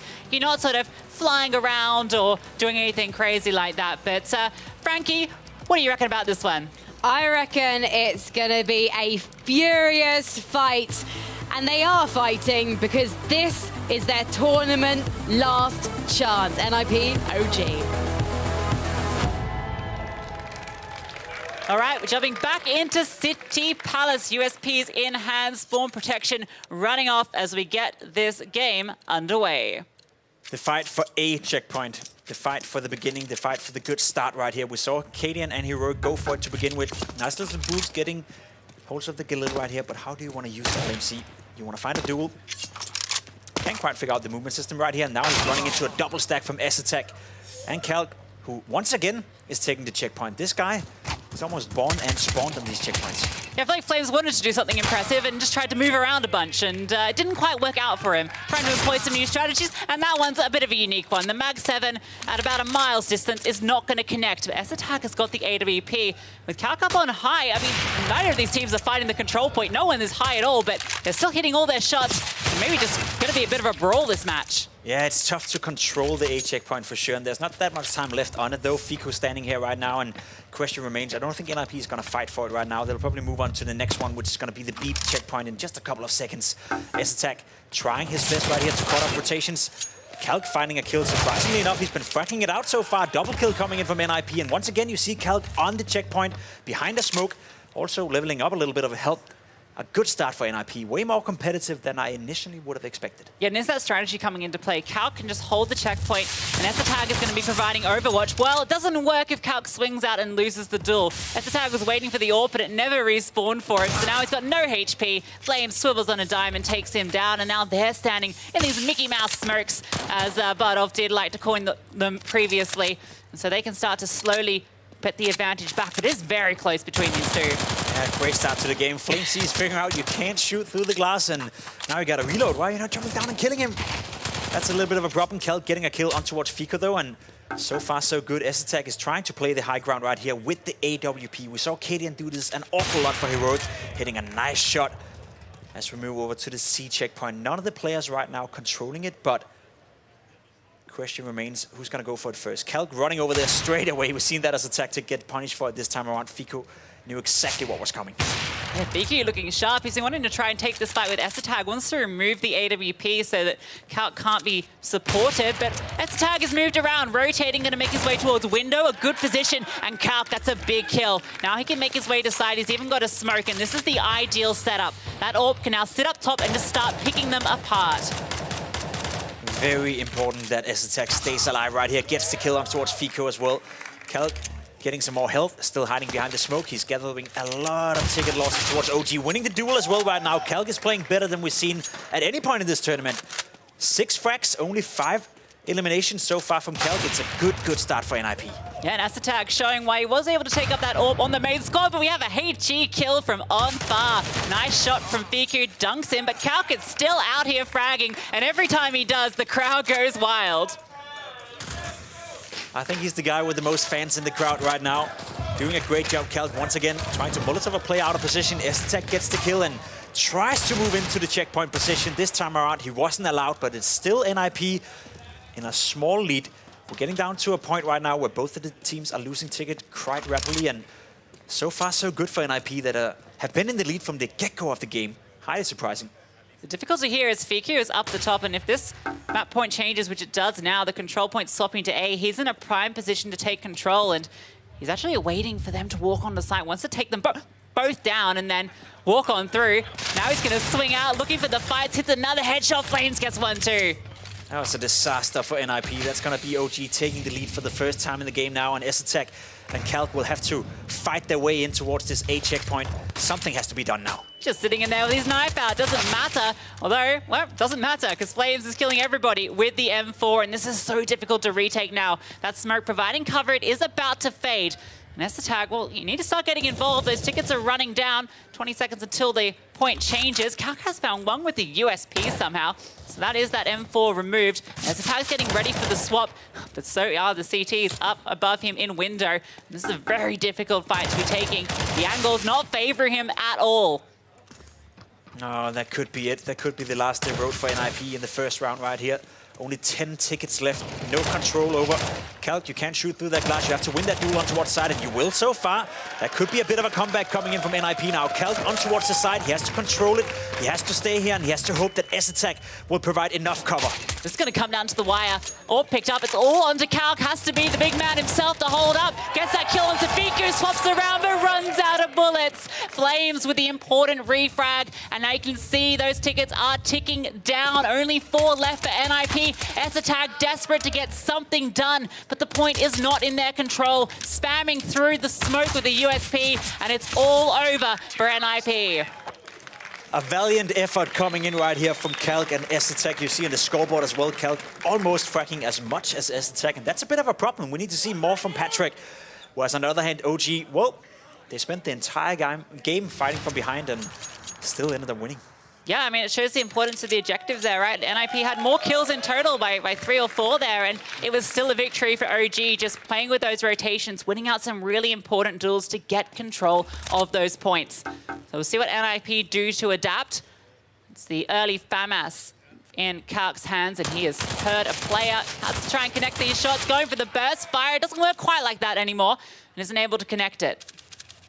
That's a big opportunity coming in right here from Calc. Fiku as well, not known to be a scouter in particular, hitting once but has to hit twice in order to get the kill. S-Attack now repositioning himself, and NIP for now actually controlling what they can control. Flames moving up towards the checkpoint, and now he can sit here with a smoke. Fiku will try to provide cover as well from the backside, missing the scout kill, but staying alive is going to be a problem for NIP that is right now losing tickets, whereas as long as Flames is sitting behind this smoke, it's not going to be a good situation for the Danish squad.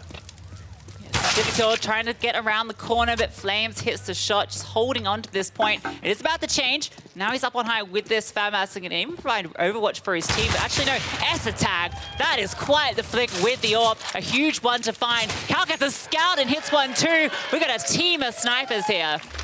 That's a massive kill coming in from Calc right there. Bought a little time to NIP to get into better positions. The thing is, S-Attack is in a great position right now, but you need Calc next to him so they can take control over the checkpoint. Instant refrag coming in from Fiku, and again Calc getting caught off guard, unfortunately, from Fiku, who, as you said, caught up to the sniper and so far has been doing a tremendous job with the AWP. Yeah, I'll tell you what, this is a battle of sniper rifles, the AWPs, the scouts, all ringing out. The Mag 7, well, look, it's maybe a bit eager there trying to hit that one. Decides to think better of it, picks up the Deagle instead, trying to spam that one into the back. Just going to run away. Fiku wants nothing to do with that fight now. He can reposition OG with a 10-ticket lead. Point needs to be fought for. Calc going to be the one to do it with that Deagle, trying to make it connect, but there's Flames with the AK. Yeah, feels like OG is one step ahead right now. Fiku from the high ground with the AWP has been causing a lot of problems for NIP. Can't quite find the control, can't quite get Calc in towards the checkpoint, and right now they're also losing the duels. There's not a lot of good stuff to be said about NIP right now. They are struggling massively. That lead is slowly growing wider. Fiku bunny hopping away, just using a bit of that movement, repositioning. He's just wasting their time, allowing his teammate just to hold on to the site. Finds that kill eventually, and well, Calc, he's got a Deagle, but he's not really able to do too much. All right, there we go. That's a nice kill onto Fiku. Gets himself a FAMAS, and he's making his way over to the next point. Now, his teammate isn't with him. His teammate's on the completely other side of the map, and he's going to be all alone here with just this FAMAS for company. Yeah, finally in the position we've been asking him to be in on the checkpoint. Instantly getting trade frag though by Fiku. S-Attack couldn't provide the cover. He gets the refrag, but it's not enough. We need Calc on the checkpoint. We need NIP to stop losing tickets if we want to close games. And as long as Flamesy and Fiku is fracking out the way they are right now, it's looking tough. That's a big kill to find though. That was the AWP trying to get into a better position to provide Overwatch. If Calc can connect it, oh, can't quite make it work. Flames is barely alive here. A lick of health keeping him on this point, but it's given them a 20-point lead, and he is still taking the fights, winning it out against Calc. You see the point's going to be changing soon, and Flames already wants to move over there. Yeah, you gotta tip your hat right now from the individual level coming out of the OG players. They're winning the duels, they're winning the frag department, and as long as that happens, it's gonna be a problem for NIP. S-Attack waiting for this AWP. He would really, really like it, but as long as he waits, he's also losing tickets right now. Something has to change, S-Attack. Something has to be done. getting a kill on Flamesy is going to help out, but Fico is again in a great position. He's not going to leave this AWP spot, but I'm afraid he'll have to wait for a long, long time. Yeah, it's just so much time wasted there, and that's just 0 impact from S-Attack for a good 15 seconds. And these rounds are not very long. Trying to connect the USP shots, but it's not going to happen. Baited into the crosshair of Flames.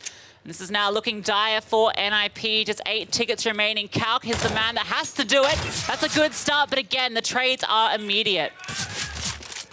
I think that is it, unless S-Attack can pull something out of his sleeve right here, right now with the AWP. That could have been it, but it's gonna be OG winning this game 2-0. A strong performance coming out of OG, whereas for NIP, sure, they gave us a good fight, but let's be honest, it wasn't enough.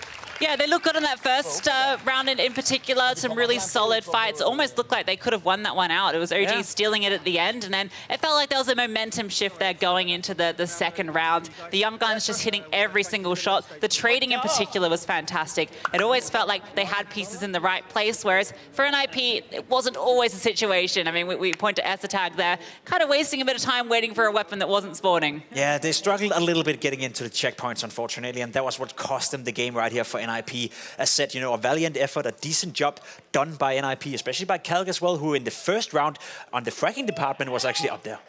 Yeah, I'm sure there'll be a few fans in the audience that are happy with Kalk, but we're going to throw it to Frankie, who's got the ninjas to chat to. Thank you very much, Lucy. Yes, I'm with Denmark's favourite player, Kalk, and S-Attack. I have to say, we are absolutely gutted to lose the two of you. You've been such fantastic sports throughout this tournament, especially having to put up with Jacob being a little bit harsh on the desk. S-Attack, how have you enjoyed playing with your boss? It's been an experience for sure. Like we didn't come in here expecting to win out, especially because we only lost in practicing, and yeah, it's.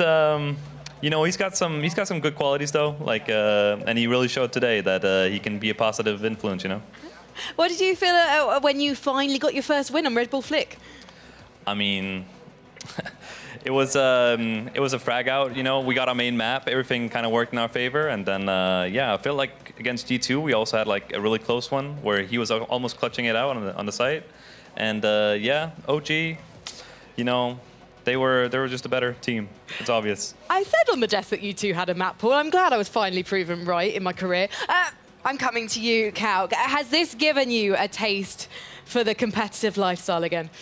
I was telling him backstage that I miss it so much. I miss the competing part and the nerves of it so much, but I'm simply too bad nowadays. So it's over. It's over. You clicked some heads, especially in that last round. Those two players, they're 19 years old. I can still play a bit, but look at these guys. They're too good. I can't do it. Yeah. They're too good, all of them. So what are you going to be sticking to then? Are you still going to be playing with Patrick in your downtime? Yeah, I think we do that sometimes. I enjoy the game still, and I played 1.6, and coming into CSGO, I think it's a fantastic game. So I still enjoy it as much. It's just, it's depressing. When you play, you want to enjoy, but you're simply too bad. So it's fun and depressing at the same time, Well, you know what? We're on a stage in front of your countrymen in Denmark. Kalk, have you got a message for your fans? No, I think never give up, except if you're me, then it's over for the whole career. So. Brilliant. Well, Red Bull Flick Copenhagen, please give it up for NIP. I'm going to let these guys enjoy their final moments on stage. I'm going to come over here and slightly shimmy my way over to Coach DP for his professional assessment of that final performance from NIP, because it wasn't the S-Attack show this time. Maybe that was the issue that they had. Yeah, I guess he didn't do what was needed from him, and as Kalk, he very beautifully said, he takes it upon himself to have the role of maybe the scapegoat of the team. We can blame him a little bit for NIP not making it further. Is that how you define the on-server roles of NIP, scapegoat and star? Yeah, I guess I feel bad for him, right? And I don't want any fans to beat me up as I'm walking to the toilet or anything, but he wasn't he wasn't the teammate that S-Tech was looking for. Oh, he's still in a good mood. We are big Kalk fans here, but let's take a look at the differentials in that last round in terms of the ticket performance? I mean, clearly OG were out on top. Yeah, and what we see here on the graph as well is that they got ahead early, and they maintained that lead by playing a very specific playstyle where you kind of, go away from the point and you make sure that you just get the kills, constantly keeping your opponent away from the point, and as you just maintain this steady lead, as you can see on the graph, they're just, decreasing in points, but OG just slightly less. They were bullying. Yeah, they were bullying, and I guess Calc, he was the obvious kid to bully in the schoolyard. Yeah, it's almost like you can't really spawn camp unless you know the maps really well in this game mode. But let's take a look at some of those hot moments from that matchup, and we'll see. Yeah, Flames lacking some knowledge here, just emptying a famous mech through the glass. I can't believe that whoever he killed didn't drop on top of him when he was reloading, but I guess, yeah. And this was beautiful from Fico and Flames. They played the unknown very good, and then they attacked as soon as they revealed their positions. Nip. And that was really the start of the comeback in that first map, when the two of them snuck up the stairs, cleared out their opponents, and then took the point, and they really looked comfortable from then on. Yeah, because they got the point, and as you get a double kill and you're this close to the point, you get maybe 15, 20, 25 seconds on the point without even being disturbed, and that's huge. Yeah, absolutely huge. OG definitely finding their form on stage there. Again, NIP maybe not the biggest challenge that they're going to face so far, especially as in the lower bracket as well. Whoever their next opponent is going to be, it's going to be a strong one, because it's going to be Flames or it's going to be G2. Yeah, and I think Flames and G2, the next map or the next matchup in the lower bracket is going to be an exciting one, because we'll see maybe the fraggers from G2. I'm not saying Copenhagen Flames are not the fraggers, but G2, they have the fragging going for them, right? And Flames, they seem to grow tactically and strategically through their career here in Red Bull Flick. So I guess we'll see sort of the face off against the strategic versus the fragging. Well, Coach, I've got an early Christmas present for you. What have you wanted all day? Wing 5 lobby. Wing 5 lobby. Let's take a look.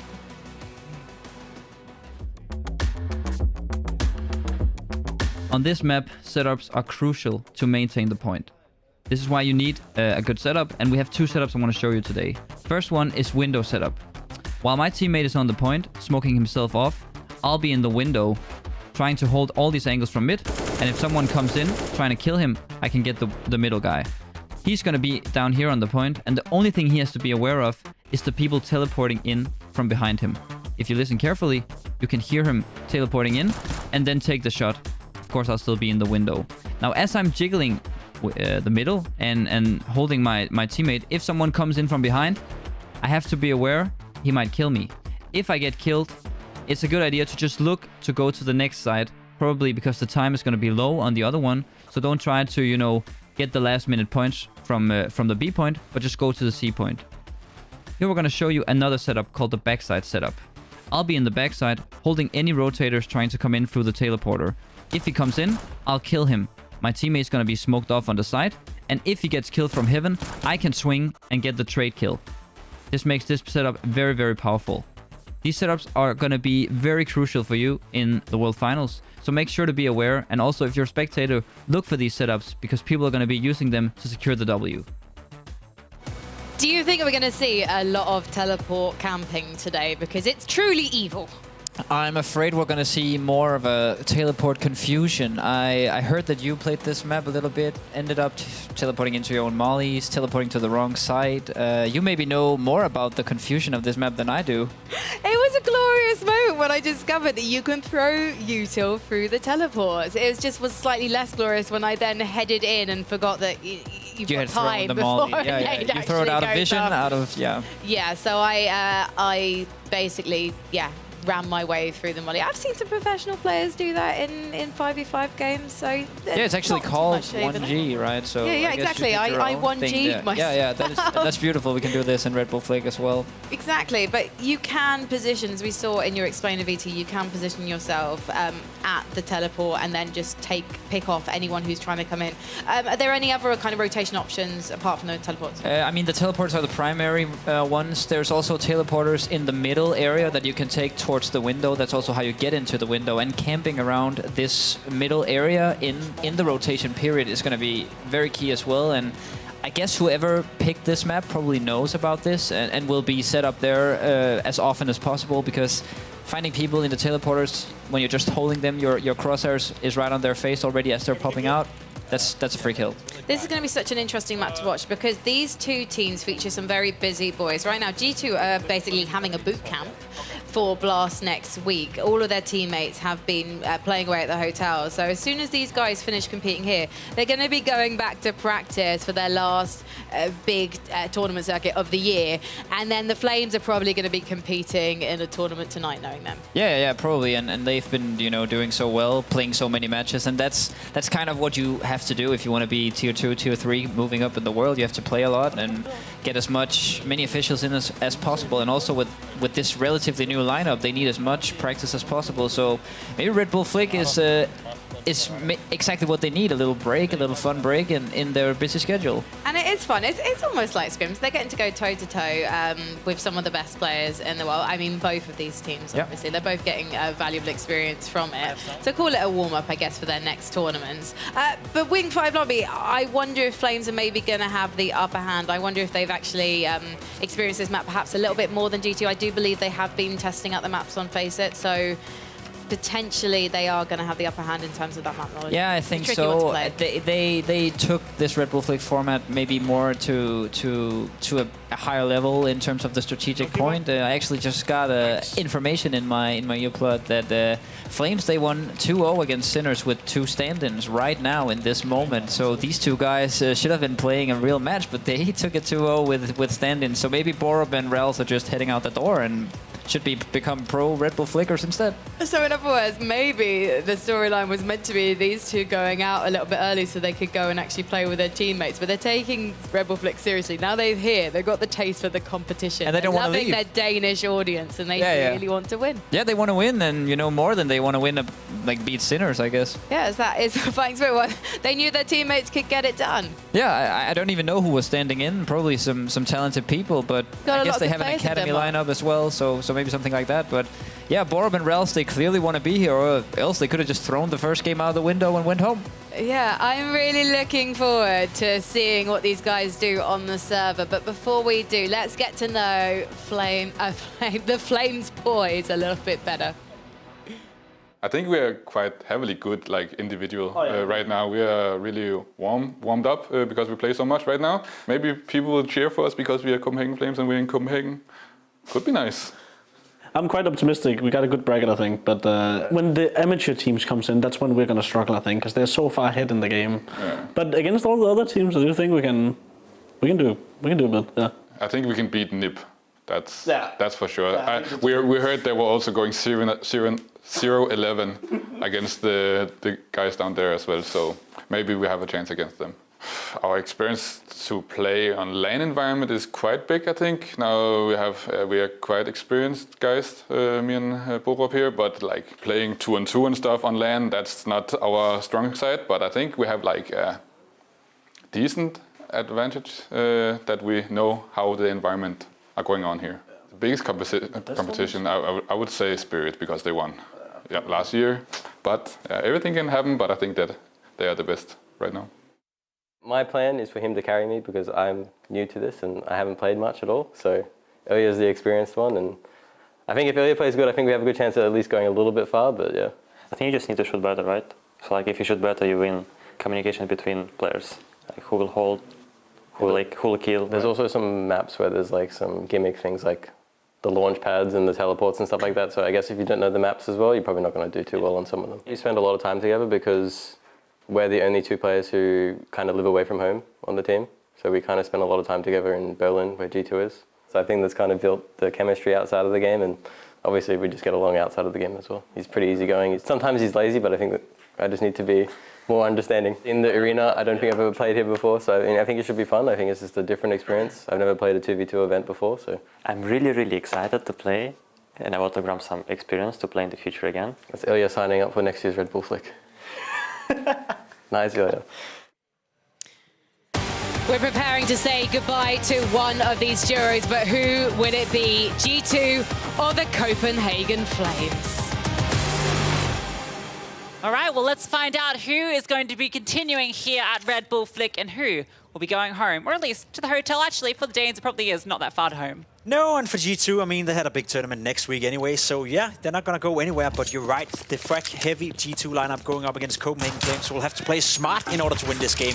Curious to see which one of them is going to come out ahead. Yeah, the big question for me is Monacy, who was a little absent in their game earlier. It was all JKS. And Rolls, well, he actually put up a pretty good fight earlier too, so that's a head-to-head I'm looking at, that JKS Rolls one. And oh, look at JKS. The 5.7, now that's also an interesting point. That's the default pistol you have here, which some would say is a little OP. You could argue the 5.7 has gotten a lot of flack for being maybe a little bit too good, but you still got to hit your shots. And so far, JKS has done so, but Raul's equally on the other side have been defending that checkpoint and been getting a lot of frags as well. Good start here for the Copenhagen Flames, who finally, you may argue, goes down to Monacy with a double frag. It's good to see Monacy getting in early with a nice double to take the control point here, as mentioned. He's a player that needs to step up here, although not going to be stepping up now as he's just been removed. Rolls gets himself a FAMAS, but he's caught out, juggling with the utility. And I'm interested to see how these teleporters come into play as well when these control points change, because it's gone to C.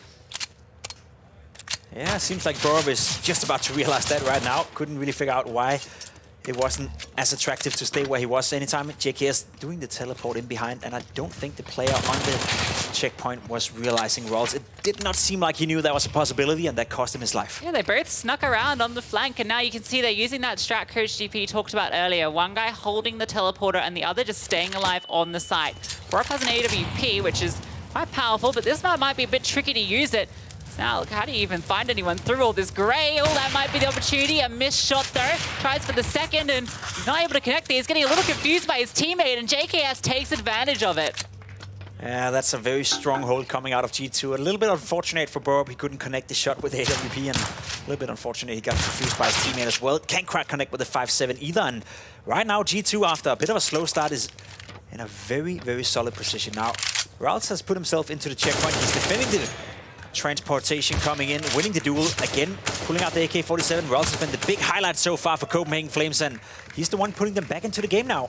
You can see they wanted to, G2 wanted to get that window position to provide Overwatch, but both players went down. They weren't able to set up for it, and now they have to try and fight their way there. Borup is nowhere near his teammate, but it doesn't seem to matter because he's killing everybody while they try and get to these teleporters, catching them off guard. But that's a big kill for JKS. Now they can try and look at retaking this.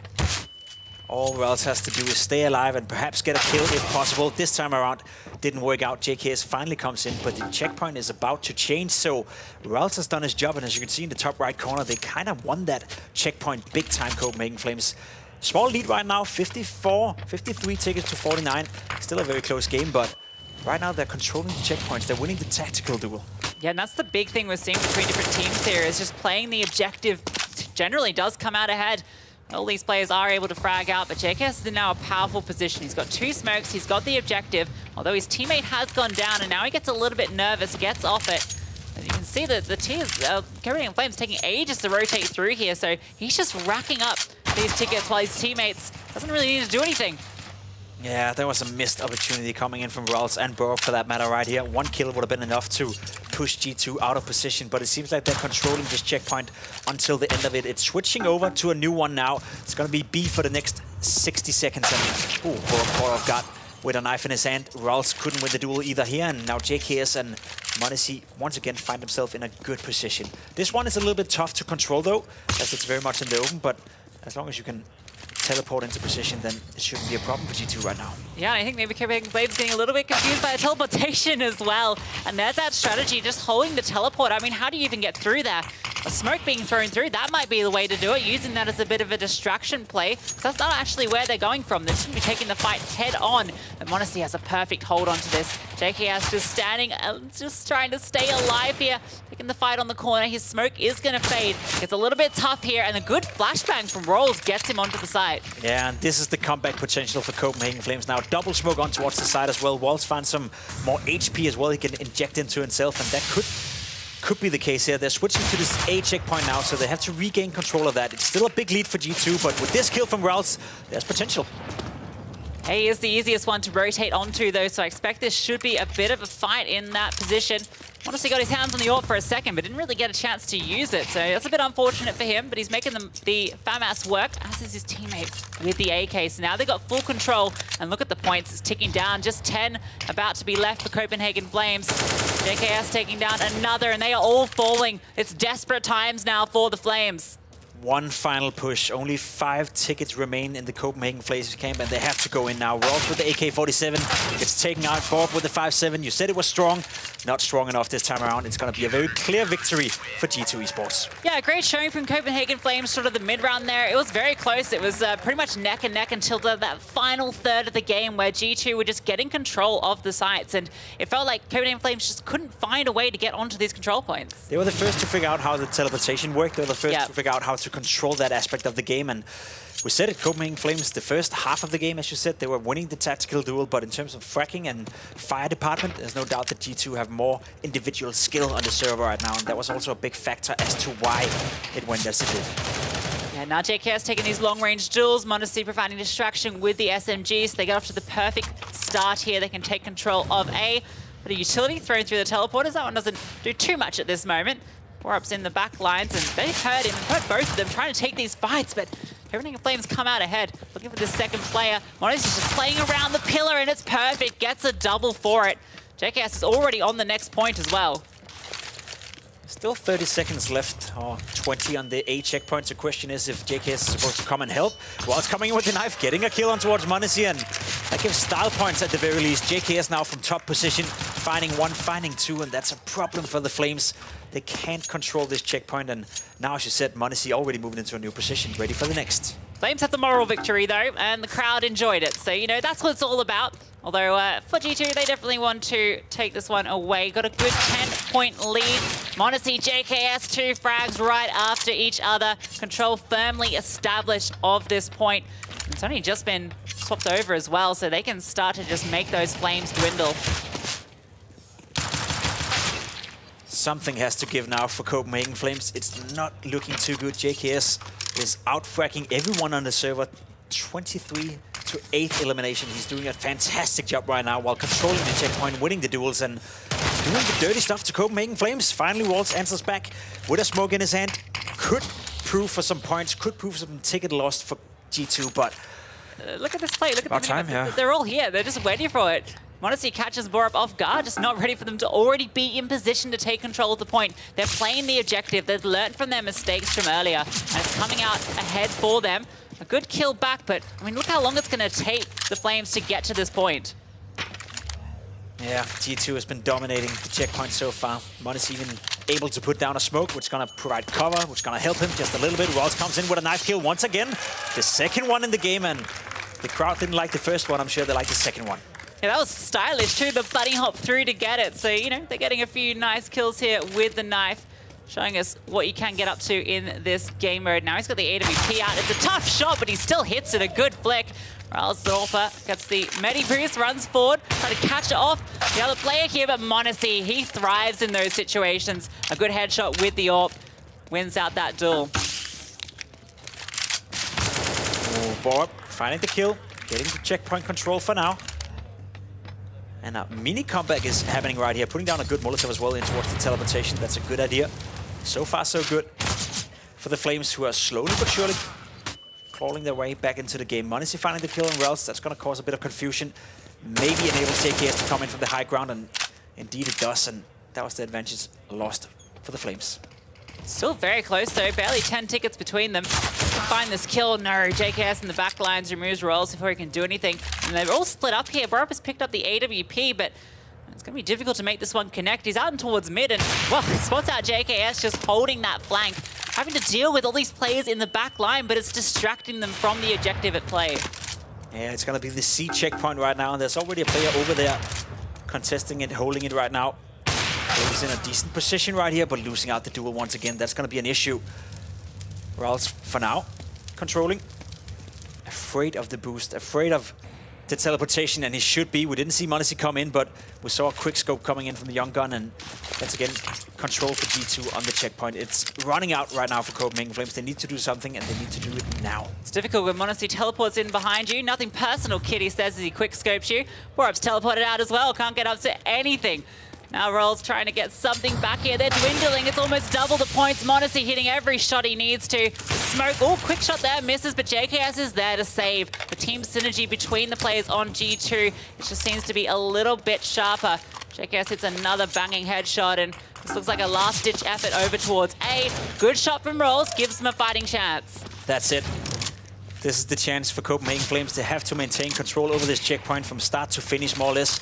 Walls puts down a smoke. He's been here controlling it for quite some time. Good movement, but can't stay alive. JKS finds the double kill, and I think that's it. It should be enough for G2, who has a massive lead in terms of tickets. And Monacy just sitting on the site with the AWP, has his teammate in hand, and he's actually just trying to take the fight. Let JKS hold on. Nice shot from Monacy. Quick as you like it. Oh my God, Monacy. This is not a major, but it doesn't seem to matter. He's hitting everything. And for the Flames, there's just 5 left. A couple of frags is all it's going to be. JKS is hitting them all. And now that is going to be it. G2 take it. If you had any doubts whether or not Monacy and JKS were the better individual players on the server, you got a case for it right here. Monacy, as you said, is not a major, but he still shows up, still delivers some nasty AWP flicks, and you got to give it to G2, right? They played the objective, they had the better players on the server. That was a very solid performance. Yeah, it felt like they felt very comfortable on that map. I mean, we saw in that little interview that, you know, JKS was even talking about the teleporters. I think they've spent some time on this particular map, and it showed. They were just playing with the rotations, great setups once they had someone on the point. They had always someone playing cover. We saw JKS up onto window, Monacy tucked in. It was just really well coordinated from G2. A good sign for the tournament as well when they face the amateurs, who obviously know more about the maps, more about the game than they do. But when you have Monacy playing at that level, when you have JKS shooting as he is, then that could be enough to turn it into a close game. That was the scary thing for me coming into this one, because Monacy wasn't doing that well in the game before, but he definitely stepped up there. So we've got Frankie now, so we're going to get her to listen in to the Flames. Thank you very much, Lucy and Jacob. I am with the Flames boys. Before we say goodbye to them, obviously, we need to say hello to them in Copenhagen, because we haven't had a chance to chat to you so far. Whereas I guess you must be a bit disappointed, but have you enjoyed your time playing at Red Bull Flick? A bit in, I think actually it has been really nice. I think the crowd, nice crowd, I would say. And also like just the environment and what Red Bull have done for this is amazing. It is amazing, and it's been lovely to see you two competing, getting to see you form this beautiful double act before our very eyes. Are you aware that while you've been competing here, having a grand old time, your teammates have had to play with stand-ins and play against sinners? It's a bit concerning if they won, yeah. Yeah, are you slightly concerned for your jobs right now, boys? Yeah, I mean, props to them, I guess. Our academy boys are good, to be fair, but yeah. It sounds like you actually wanted your teammates to lose. No. There's so much nervous laughter coming from Borup. Meanwhile, Rouse is like, no, never. Have you learned anything about yourselves as a beautiful duo today? If I've learned something about myself today. Or at least about the two of you and your relationship. To be more open-minded about Joe Borup. He's an amazing guy. Oh, this is getting rather emotional on stage. Have you got anything you want to say to Rouse? He's Nah, he's got some great qualities. He's been calling the entire tournament. It's been wonderful. So nice, yeah. We've been ahead of the game and on the meta as well, so it's been lovely. You were ahead of the meta until this point where you fell behind the meta and sadly you lost. But can I ask what's next for you guys? Because it seems like you're constantly competing. We are playing a final tonight in a tournament. A final? So you're going to go kick off the academy boys, you're going to take the seats back? Unless they don't want to play with us after they won. Like, we don't know. Maybe they want to play with the academy boys for the final. We don't know. It slightly sounds like it doesn't matter who plays. Regardless, Copenhagen Flames, they're going to win, right, Copenhagen? All right. I will let you guys get ready to play in your grand final. Good luck tonight, boys. Even though you didn't win here, I'm sure you're going to be winning in your tournament. So I will let you guys go, because right now we need to meet the top 2 amateur duos who've been competing for months to get to this point, and they are ready to frag out.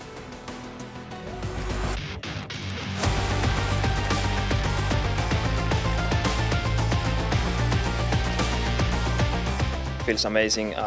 We qualified in April already, and we have been waiting for this event for 7 months. Now the biggest pressure is gone because the hardest group is over, and we are looking to play with pros now. I'm confident we can go straight to the finals.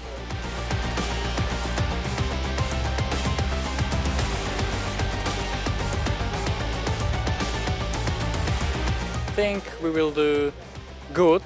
I would say we would win the tournament, but I don't know yet. We are just happy that we advanced to the playoff stage. I think we will win. I hope we do.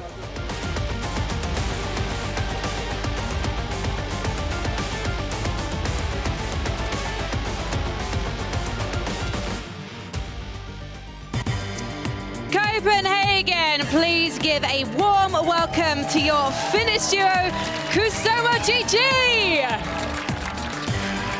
As you heard, these boys, they've been working hard for several months to get to this stage. They have experience and form in Red Bull Flick. Patelli, in particular, he reached the finals last year and had his dreams dashed by Team Spirit. So now he is facing his foes again with his teammate duo by his side. And I have a feeling, given that they have been playing for several months to reach this moment, they're really going to make it count, Coach. Yeah, I think they're going to make it count. They're looking to take revenge, at least Patelli is. He played against Magix and Sumda Young last year. And on some other maps, we played some other maps last year. So maybe these are the maps that's going to take him to the top, because he needs to bring his A game to beat this Spirit squad. Pretty sure I've faced those guys a couple of times, during my Face-It games, and I know firsthand how hard shooting they are. So I wouldn't be surprised if we see two of the guys who could go all the way and potentially win this tournament. You said it as well. They've been in the final, one of them at the very least. Yuho, as said, he's a Face-It guard, so why not? There's a lot of individual skill on the server with those two. So we're going to see some ice-cold kills today. They're from Finland, so of course.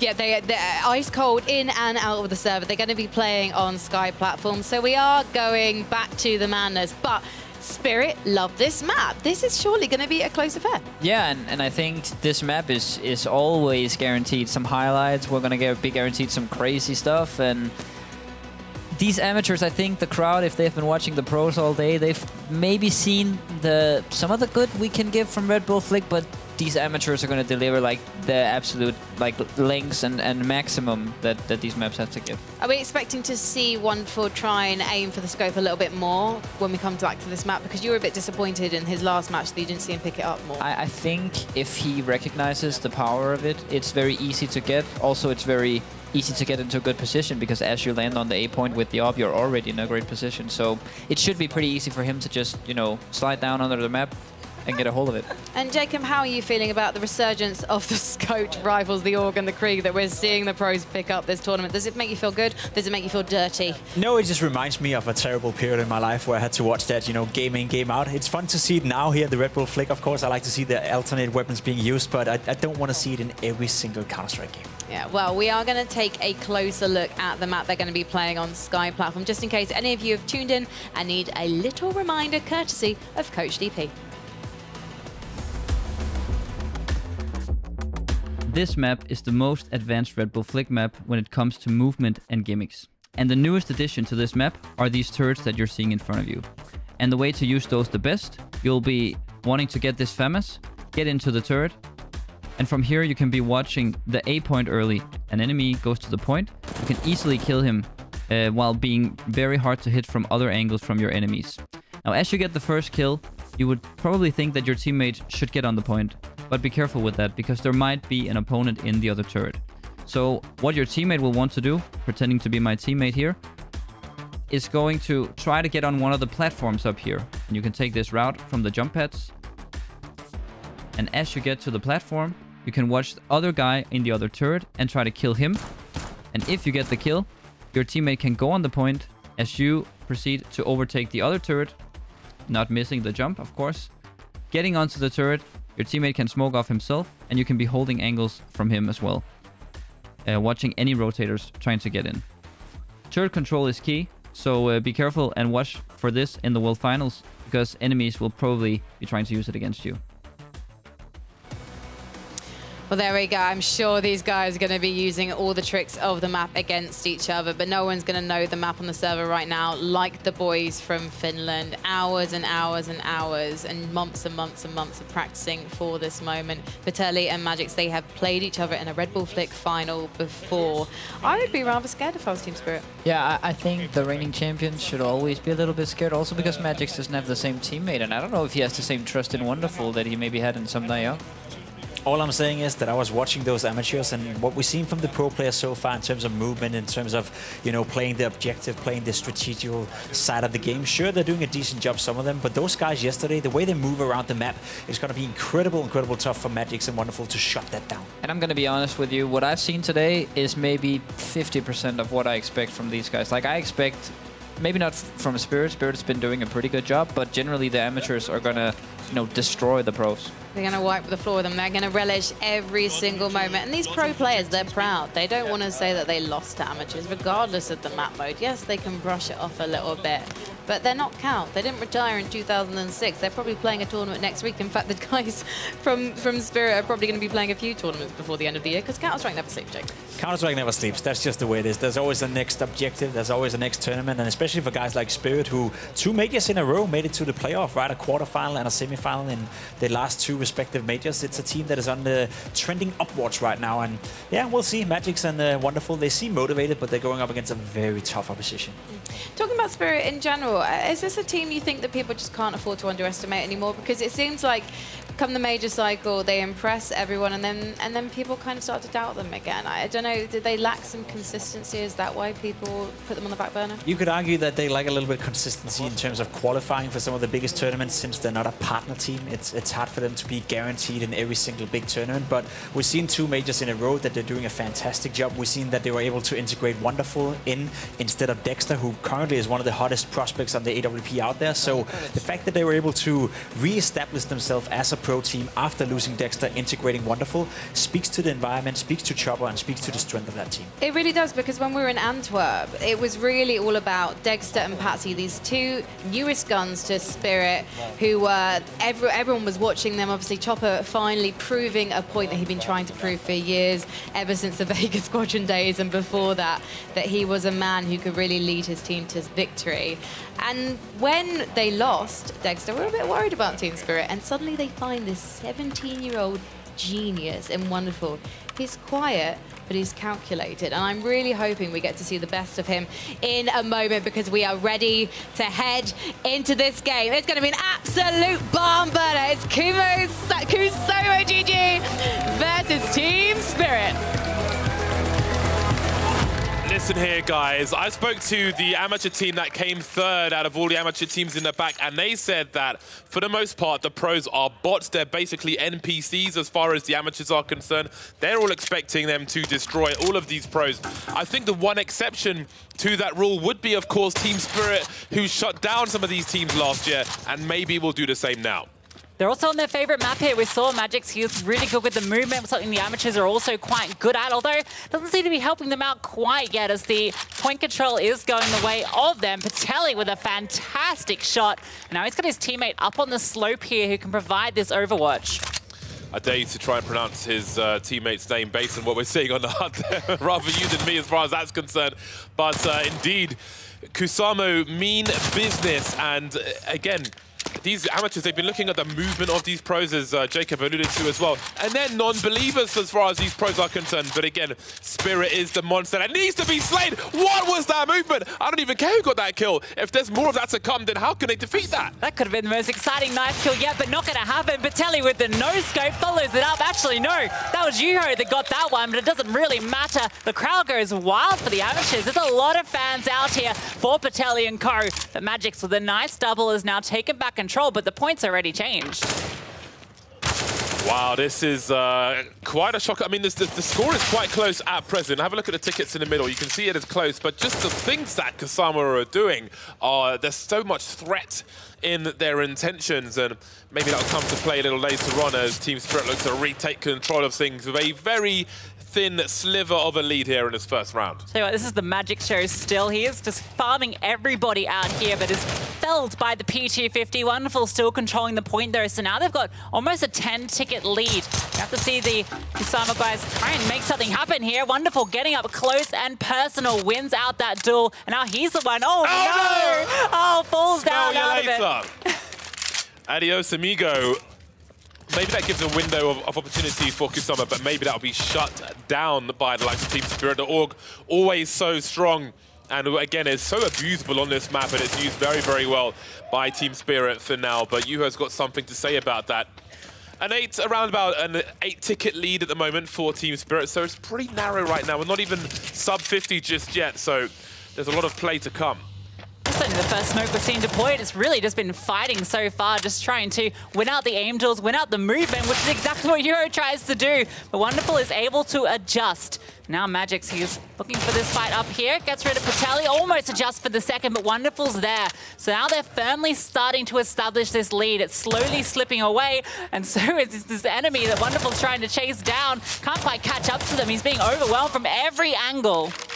Yeah, I do wonder if Spirit will still be the final boss for these amateurs, because their lead is starting to extend in this first round. It's all good with the talk, but now it's time to deliver. See, this may be the hardest challenge for Kusama straight off the bat. But they're doing what they can, and it's not over just yet. They're fighting back. That's a good pair of kills here, as there's a lot of support for the amateurs in the crowd. Yeah, huge couple of kills. Patelli's already getting ready for the next point. He's up on towards A, looking to take this fight, but they've spotted him out, and they don't want to allow him to get into position, but it doesn't matter. He's hitting the AK shots, and that all is what matters. A nice double, and now he's firmly got A, and it's only just switching now. Magis ready to pick up a gun to provide some sort of support from the turret, but barely given a chance here. He's being held down by the M4. It's Yuho again with a double, make it 3, taking them all down one by one. Great burst on the final rounds of the magazine, and he has bought so much time for his team! Okay, they are so ready for this. And have a look at the score now. There are 2 tickets between it. Kusama maybe in the lead for a slight second, but it's a very back and forth affair now as we get down to the clutch situation. A flying P250, and Patellu says hello and goodbye to Wonderful. Yeah, call it a wing shot, comes flying over, gets that one. M4 though in response, upgrades to the Krieg, looking for this long range tap. Can't quite make it connect. Look at the tickets, hitting the shots, but there's one back in response. Barely 10 tickets left, 13 apiece. Who's going to be unlucky? Really going down to the last line there. Patelli looking for that second player. And this is where things start to get desperate. You might lose one teammate, but the second one may feel compelled to push alone into a 1 versus 2 just to try and stay alive. Look at the numbers now. 6 to 5 for Team Spirit. So they may narrowly lose if nobody's on the point. You can see Yuho looking for these bursts again, just repositioning. Kusamo are in control now. Spirit need to get on the point. They are running out of time here in this first round. Simply not enough time. It's going to be Kasuma taking the first round, making Spirit sweat here on Sky platform. Magix with more kills than Kusamo combined. Still not enough though, as tactically they are outmatched in that first game by Kusamo. And again, Spirit, such a hard dog to keep down, to put down, but Kusamo have done the first task there. They've got the first round in the bag. And that wasn't an easy one by any means. It was neck and neck all the way to the end. Yeah, they were basically together until that moment. Look at this fight in the air. Somehow Wonderful wins it out with the scout. Kills back and forth. Wonderful acting like the turret here, but these are some difficult shots. Can't quite make them connect. And the control of the point is going the way of Kasuma. Falls off, trying to hit the shot. Nice one from Wonderful. Now he can get up there, and we're supporting for Magis. Falling off almost base at a deeper peak from Yuho, who takes another headshot at the hands of Magis. Now beautiful flying, sailing through the air to deliver an AWP shot, but the trade frag is here. There's an early lead for Team Spirit. Not a huge one, but it's always nice to be in the lead because it gives you more options again. If no one's on the point, you're still winning. And I love the way Patelli keeps using that drop that goes under the map over to get the AWP and just surprises these players on the A-bomb site, appearing behind them time after time. We're going to get a quick rotate now over towards C, flying through the air. Patelli is looking for something. He's only got the P250. Awkward fight out in the open. Magix is able to make it connect. Providing Overwatch now, but they're not on the point yet. Yeah, control of a wider area than the point itself. And once it's comfortable, then they will start to retain their tickets, as we see now. Space created with the smoke, but not for long as Patelli flies in to change the fortunes. Again, just 2 tickets between these 2 squads, and it will soon be tied if Patelli continues to stand in position. What is the play from Team Spirit now? As sound is cut and Yuho's wondering what these players might be up to. Just trying to dance around his position. Nice elevated spot, really difficult to deal with as we can see. And he's just stopping them getting to this control point and stopping them from continuing to take a lead here. So we're seeing some nice strats in the meantime, but Yuho has been dropped now. He's distracted them for so long. It's allowed Kasuma to get into the lead now. Magic's looking for something. He's still up there on that position on this curve ramp. Actually, it's Patelli now who's taking over that spot. Nice shot with the Galil. Looking for the second, tapping away, hits the head. The Amateurs making it work here on Sky Platform, making their home in the Skyrise. Continuing to tick down for Spirit and Kusama, but again, got that slight lead, and that's what counts for the time being. There can be some comfort in there. So more urgency to be had here for Team Spirit. But the point will soon be changing. So how do these teams start to rotate now towards that C position? Lovely frags with the P250, silencing the crowd for now. You're right, it's just as the point changes though, so can't get too much done. It's the Pistols doing everything at the moment for both teams. And he's on 31 frags, but can't quite make his way to the site. The point, Telly is up on the top, and well, Yuho getting kills as well. This lead is slowly getting extended, but both are bleeding tickets until Patelli gets on the point. You can see how hard it is to track, even with the org, as people are sailing through the air, sailing, surfing, dodging, ducking, and diving. Yuho walking to his doom now. Only 8 tickets between these two squads. Things are starting to get a little desperate in terms of the numbers for both, but there's still time for some play. Look at that peek from Patelli. Looks like a pro himself. Well, he basically is when we talk about the Red Bull flick. So he's showing that on display, considering him one of the best in the game, and he is showing why. Head after head being rolled off his AK. Wonderful trying to play around this smoke, and Telly is rotated over as well, but caught off guard. Magic's in the back line, finds him. But look at the numbers. It's getting further and further apart.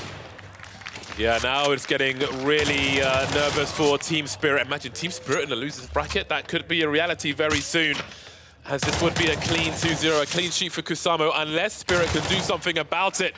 But Patelli will continue to deny. Area control by Kree can really make a difference as far as that's concerned. Single-digit tickets now, not much for Team Spirit to work with. They don't have control of B. Getting desperate. Patelli's even picked up the AWP. It's going to make it even harder to get onto that point. He's hitting the shots. A smoke, the only thing keeping this point in control for Team Spirit. Well, wonderful. He has a narrow... Oh, no, not like this! Not like that! Oh, that's kind of brutal, especially when there's only 2 points left, and maybe that is indicative of the series overall. The Amateurs will send Spirit to the losers bracket. I'll tell you what, if you were wondering who the crowd supported, it's definitely the Amateurs. They wanted to come and see these guys that have come through these qualifiers. They've had to fight tooth and nail to make it here. The amount of games they've had to play, and that experience, it's showing here on the stage. Absolutely. It looked close at the beginning, but things changed and never really went back the way they started. Even in that second game, the Amateurs have come to put some respect on their name, and that's only half the Amateurs that we have here. We've got more to come, but that is a big scalp to take. Team Spirit straight out of the gates, a fantastic result for them. Yeah, now the team that we were talking about is maybe the favorites to take the whole event, and particularly going up against these amateur teams. They feel like the team that was most closely matched, and honestly, Magic's looked like he was. He played fantastically, but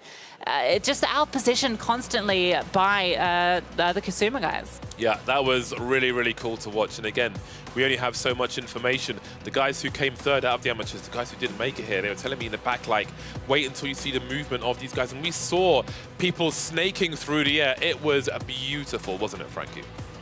It was fantastic to see these maps played to their full potential. The skill ceiling has been raised, the bar has been set, and by none other than Finland. Patelli gets his revenge on Magic's from last year's Red Bull Flick final, although the deal is not done yet. Spirit have gone down to the lower bracket. We could potentially see a rematch in the finals, and from the looks of that map, I want to see more. I want to see these two teams duke it out in a best-of-5. Coach. Yeah, I'm talking with my producer during the game. Like we're discussing the highlights we want to pick out and stuff, and I'm like, yeah, this highlight, this highlight, this highlight. I was every second just begging for more highlights because this was like a highlight recap or something. Like everything was crazy. So yeah, this was just the level of the game just increased. Not sure if everything was a highlight, but you just saw the general level of the entire game raise to the floor, where as you compared to some of the pro teams we've seen so far, they didn't know how to move around. They didn't know what to do in certain positions. It was great to see Patelli. It was great to see Yuhu win a game where none of them went positive in KD. Both of them, have fragged less that they were eliminated, but still winning quite convincingly in the game because they knew exactly how to play it. Well, Coach, let's make your dreams come true yet again and take a look back at the fresh frags on this map. Oh my God, here in the beginning, we see the runoff or the starting strategy from Kusamo is clearly something different than what some of the pro players have been using. They were just surfing off to get the good weapons early on. Then we see Magix kind of grabbing the game back, and he goes on a 7-kill streak, actually, as the game goes back in Team Spirit's favor. And it stays like that for almost the entire round. They're in the lead here with 20 points. And where I come from in Red Bull Flick, we usually say 20-point lead. Okay, that's the game. But it wasn't the game. No, Kusamo, they just made it back. I felt like they had to shake the nerves in the beginning. It was kind of like, oh, we just got on the stage. This is new. This is big. This kind of communication, he's low, I'm gonna throw an 8, gets the kill. They were looking dominating like after the initial start of the game. It was the positioning, right? It was the movement. It was them constantly maneuvering around the map, causing Wonderful in particular to feel uncomfortable on the map, right? If you check the checkpoints as well, they were scoring so many tickets, or avoiding to lose tickets, I guess, by controlling the majority of the checkpoints. Otherwise, you're not gonna win a game as convincingly as you saw Cosmo do here, without going positive in KD. It was very, very impressive. We have the stats here in front of you as well. Overall, Kusamo, GG, they did a tremendous job, and they also raised the bar quite a lot here in terms of how you can maneuver, how you can move on the maps. Yeah, look at this. It's very clear that Team Spirit, they win both transitions and active phases won on kills. The kills were very good for Spirit, but yeah, it was not enough because the tickets went the way of Kusamo, and that is kind of what we expected. The pro teams, the pro Red Bull Flick teams should beat them out in the strategic ways. What did you think about the division of roles from the side of the Finns? I feel like it was very clear that they had no clear role. They were just, who's better positioned. I'll go in the, controlling the rotation spot, and who's within the closer range of the point. They go on the point. They're able to switch. They're able to alternate. They're able to be versatile in that department. Whereas we see with Spirit, it's Magix, right? It's him or nothing in terms of the fragging department. So it was good to see that both the players, as you said, did well. Well, given the love from the Finns that we just saw from the crowd in Copenhagen, do you want to meet a new duo? Me too. Let's meet them from Poland. It's Team Swery. It's Raxon and Matti. Another duo who've been working hard almost all year to meet their fate on this stage. They both have Red Bull Flick experience as well. They've been working to make sure they go even further this time because, Coach, they haven't quite got the form that perhaps Patelli from the Finnish team have. No, I mean, last year they came in 3rd place, which was also good. They also got beaten by Magix the last time around. So both these teams has history with this guy. He crushes dreams, but this time Patelli was able to overcome his end boss. We'll see if Swery can first beat Heroic, and then maybe later they'll have to meet up with Magix. Yeah. The big bad Boris. Also very interesting that they are sticking together, right? You had Patelli coming 2nd last time around, coming in with a new partner in crime, so to speak. This time around, you're dealing with a team that actually stuck together, have some experience, and I would argue have probably played the most out of all the teams together, so they should be knowing each other in and out. Ice cold savagery from Patelli there, but Finnish. I'd expect nothing less, and I'm sure his ex-teammate didn't mind one bit either. We're going to take a look at a map explainer to lead us into the next one because the veto has been decided, and we are going to be heading to Digital Archives for this one. I definitely can't wait to see what the Heroic boys make of this.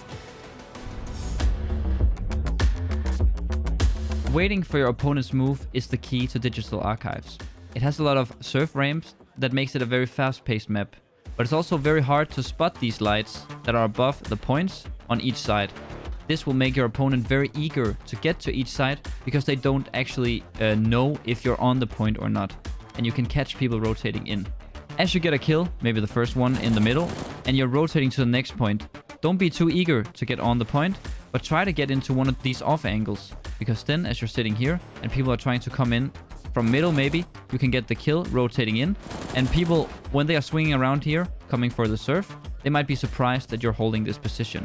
This is also very valuable because after you get these 2 kills, you can instantly go to the point, Get the smoke yourself off, get the med kit as well, and you can sit in a good position after having gotten 1 or 2 kills. Another situation where this is very valuable is if you have a teammate on the side. I'll be sitting in one of these positions again, trying to hold for people rotating in. If people are actually trying to kill my teammate from the other side, I'm always ready for the refrag.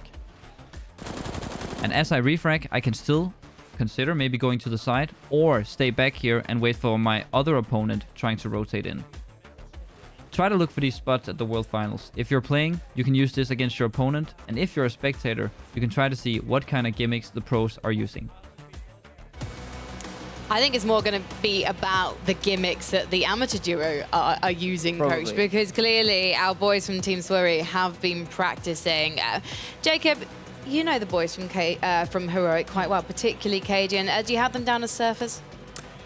They can, I guess. I don't have them down as movement guards. You know, there's players out there who are better in the movement department, but they both have flair for the game and both have flair for movement. So it's not necessarily a downgrade in that department, but I would still expect the amateurs to be much better in that certain aspect. Yeah, I feel like actually this map is perfect for Heroic. Cadian was very good at this catching off rotations on City Palace. Tesis did it as well. They switched it a bit up. They also evolved during the tournament already. So, I mean, it was less of an ass whooping that I was expecting in the last game, so maybe this game is going to be close as well, but I would probably have this to be a more one-sided affair than the one we just saw. Could it be a bit of a whitewash for Heroic in the first map, but then a 2-1 overall as we see the Heroic boys adapt? Yeah, perhaps. You know, they'll probably catch up. You know, I think you're right when you say that Heroic, the DNA is catching off rotations, being proactive, constantly being moving around on the map. So if they can translate that into this format in the Red Bull Flick, that would definitely help them. But again, the amateurs, I'm just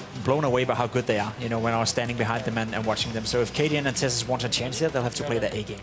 Do you think this is the best duo to be representing Heroic here at Red Bull Flick? Yeah, I would argue. You could also argue Stown would be pretty good in this kind of format, but I think Tessis has flair for what he's doing. Cadian, perfect in playing the passive-aggressive AWP role. So, yeah, pretty much the perfect lineup coming in for Heroic.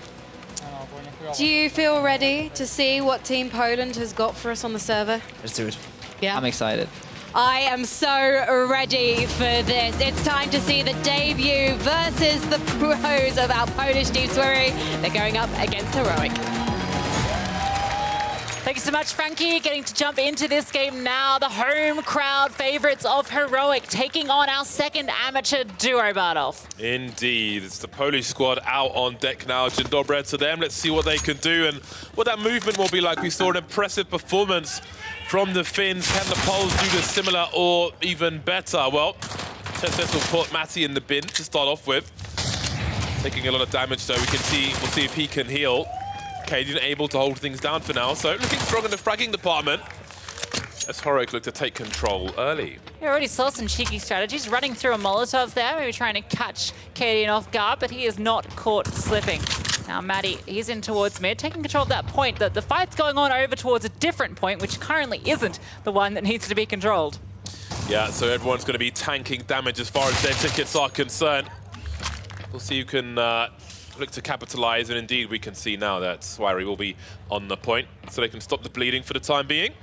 Now, where will the second player position so they can try and hold things down and stop Heroic rotating into that control point?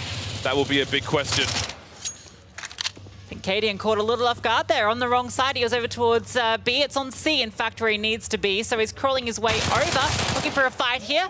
Moves Raxon. Sitting in the smoke is Matty. That's going to be a difficult angle to clear. And look how patient Cadian is being, playing it like he's in a proper game. And well, he is going to get the kill, so I guess it worked out.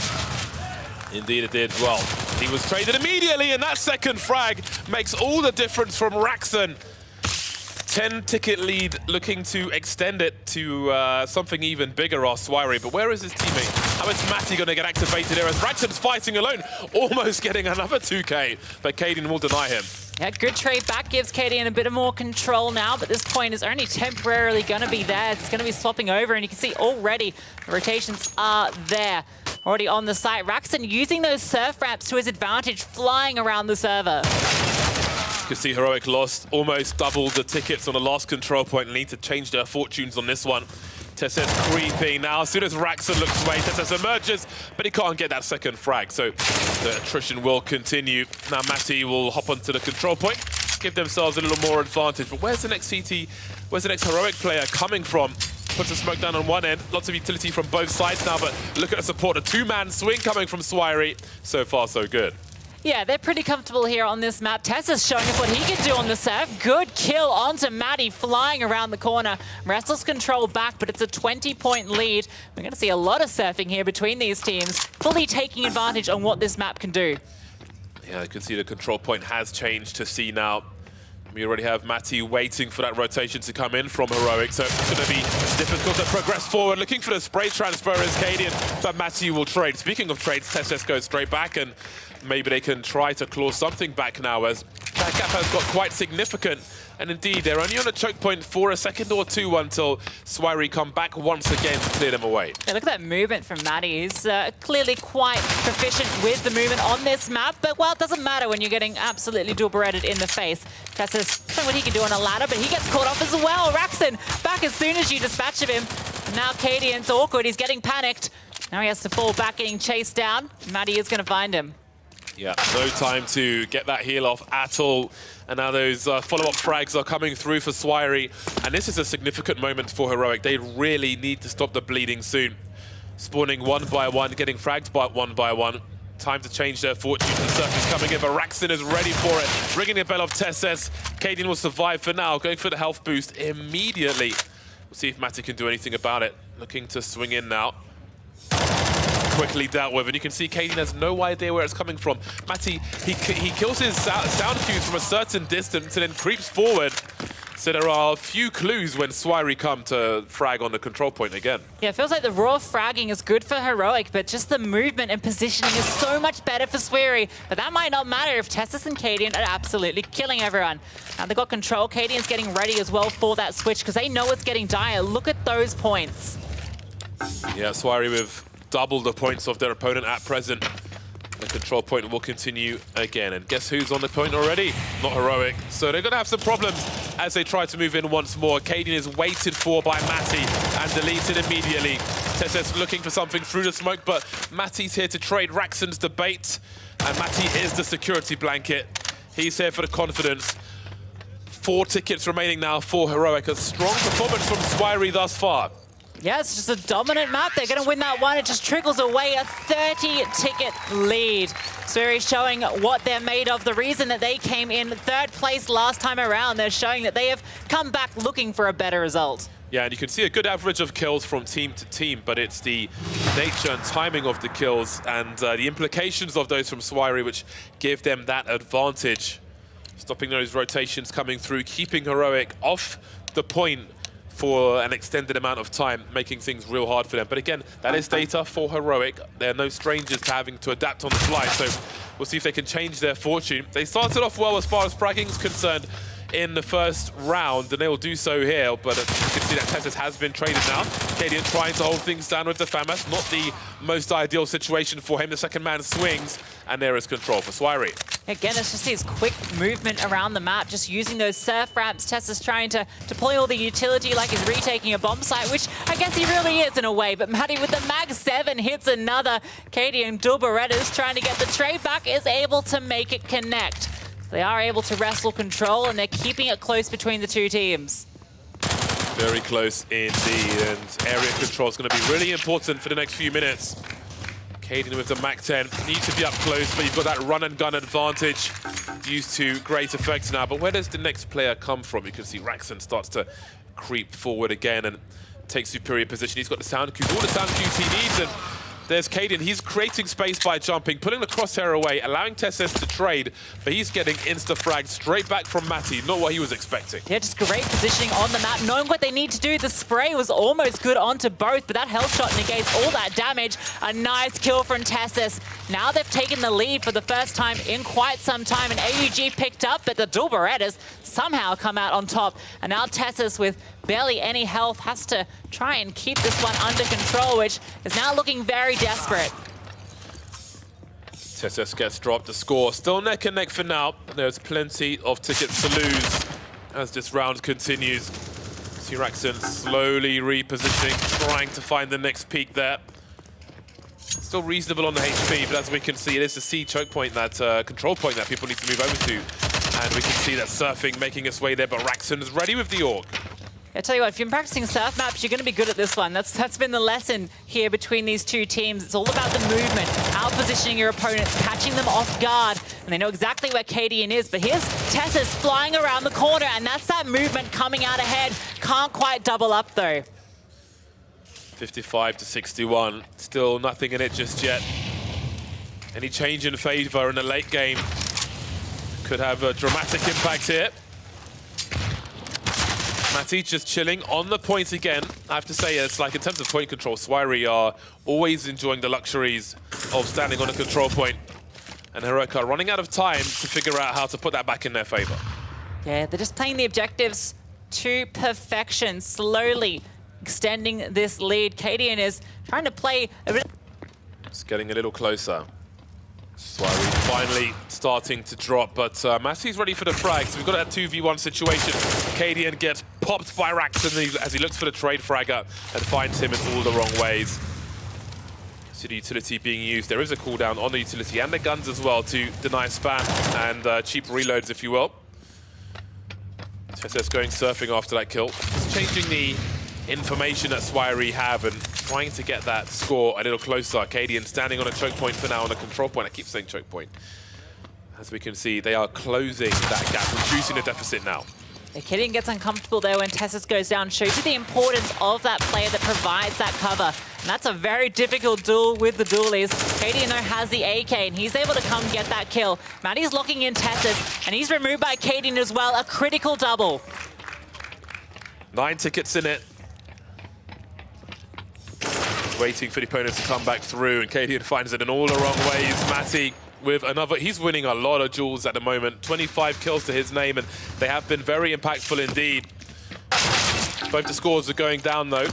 Heroic have pressure to stay on the point, but as we can see, it's Swiry again standing on that point, waiting for that duel, and it is beautiful as far as Swiry are concerned. Yeah, even the shadow advantage there, giving Matty the heads up that player was about to swing KDN. This is going to be the last-ditch effort, and he's removed. So is Tessus. It's all crumbling for Heroic. Yeah, the dominance is here from the amateurs, and Heroic have run out of time, it looks like. There it is, 2-0 for the second amateur team, Swiry, and Heroic are also sent to the losers bracket. Well, if there was any question about the amateurs, I think that's been answered here. They are clearly really swallowed at these games. You should be calling them the professionals based on what we've seen here.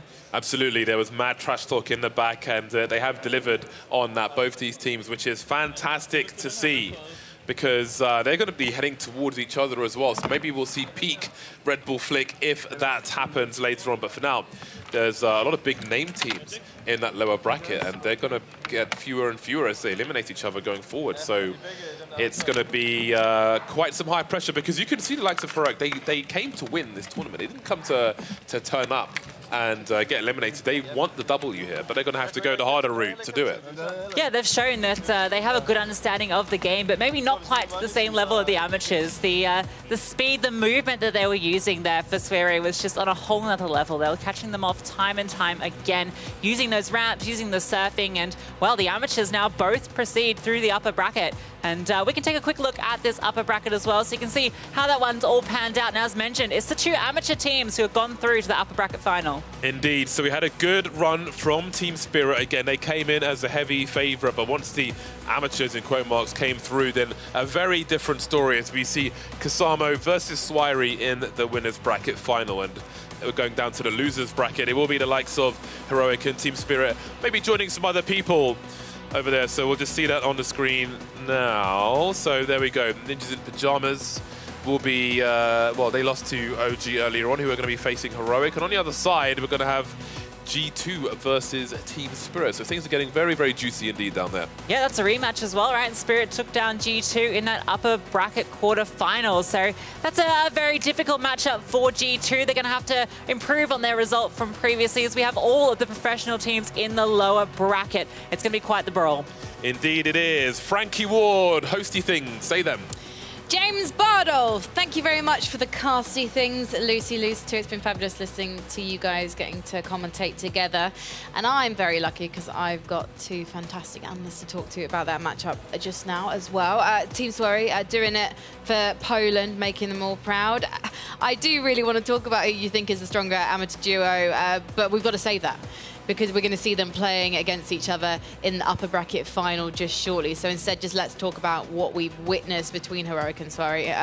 Heroic, clearly keen to frag Coach DP, but not quite having the map knowledge. No, the map knowledge became the deciding factor, and we could see also on the time in the control point, both Swery players with double the amount of time on control points compared to Cadian and Tessis. And I could hear from the comms, I was sitting close, that they were adapting as well. They were, you know, Tessis was saying stuff like, let's get to the next point. Let's not waste any more time trying to re-control this one, but let's just move to the next one. And that's adapting, but it just came maybe a little too late.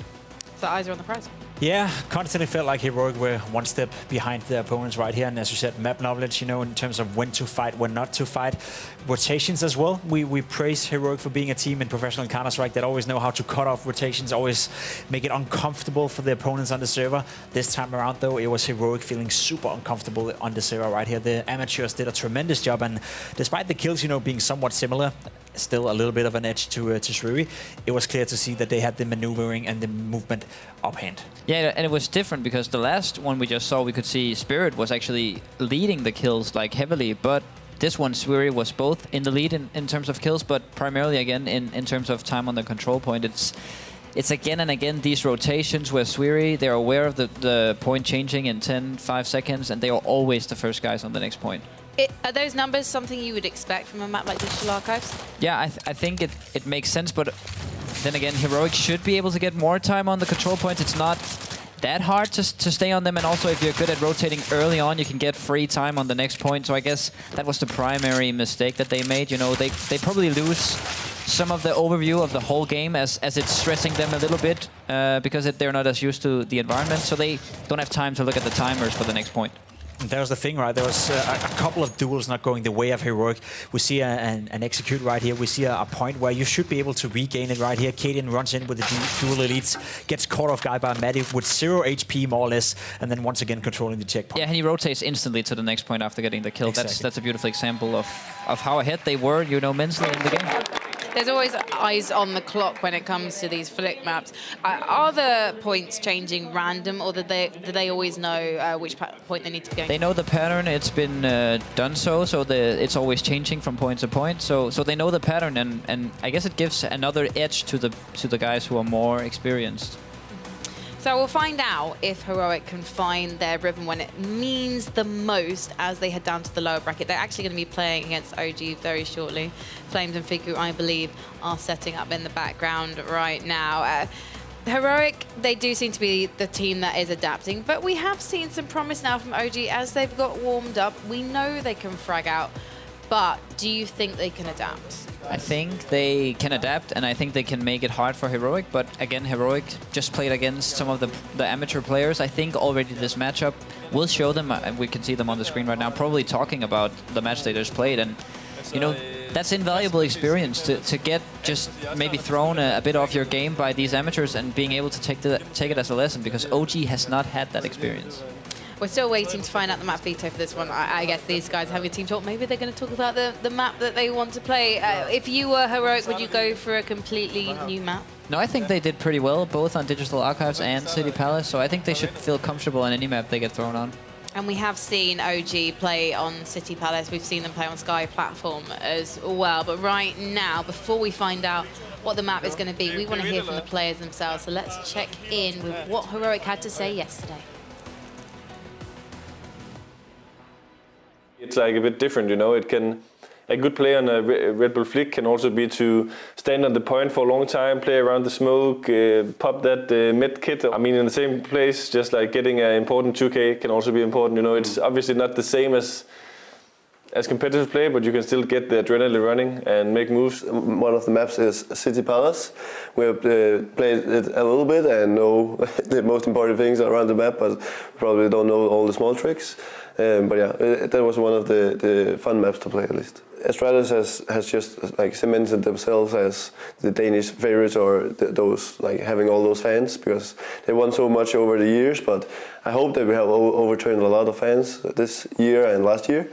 But yeah, we can only hope for as much as Danish support as possible. Definitely think it's going to be fun. You know, there's also a lot of good players playing, both men and female, and also there's like the amateur players who definitely have been playing these maps way more than us. So even though we are better skill-wise, they'll definitely have an edge in like terms of knowledge and small tricks and stuff like this. So yeah, we'll see how it goes. Playing with Flames definitely gonna.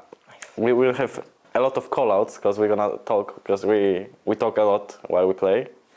And I think the plan will always be there, so we shouldn't worry about like the plan or overall the kind of game. I don't know, I really like the idea of the tournament, so it will be just exciting to see how it goes. City Palace is just, like overall I really like the map when I used to play it, because like it gives you a lot of options. You have AUGs on the sides, or like SGs, you know, like the B44 weapons. You basically take them, you have a scope, and you sit there, and you let your teammate capture the point, so I think that will be the guy that's protecting me. I think control points will be funny, especially with Flames, because we both are crazy persons, so I think like no one will like to like hold the flag, we're just gonna run around the map or something. Just bully them, and like crash them to bits and never capture the flag. So our relationship outside of the server is like we're close friends. We talk a lot with each other, like outside of the server. I think all OG in particular, like we're good friends. Where are we gonna win Red Bull Flick? I don't think we're gonna win. Do you think we're gonna win? No.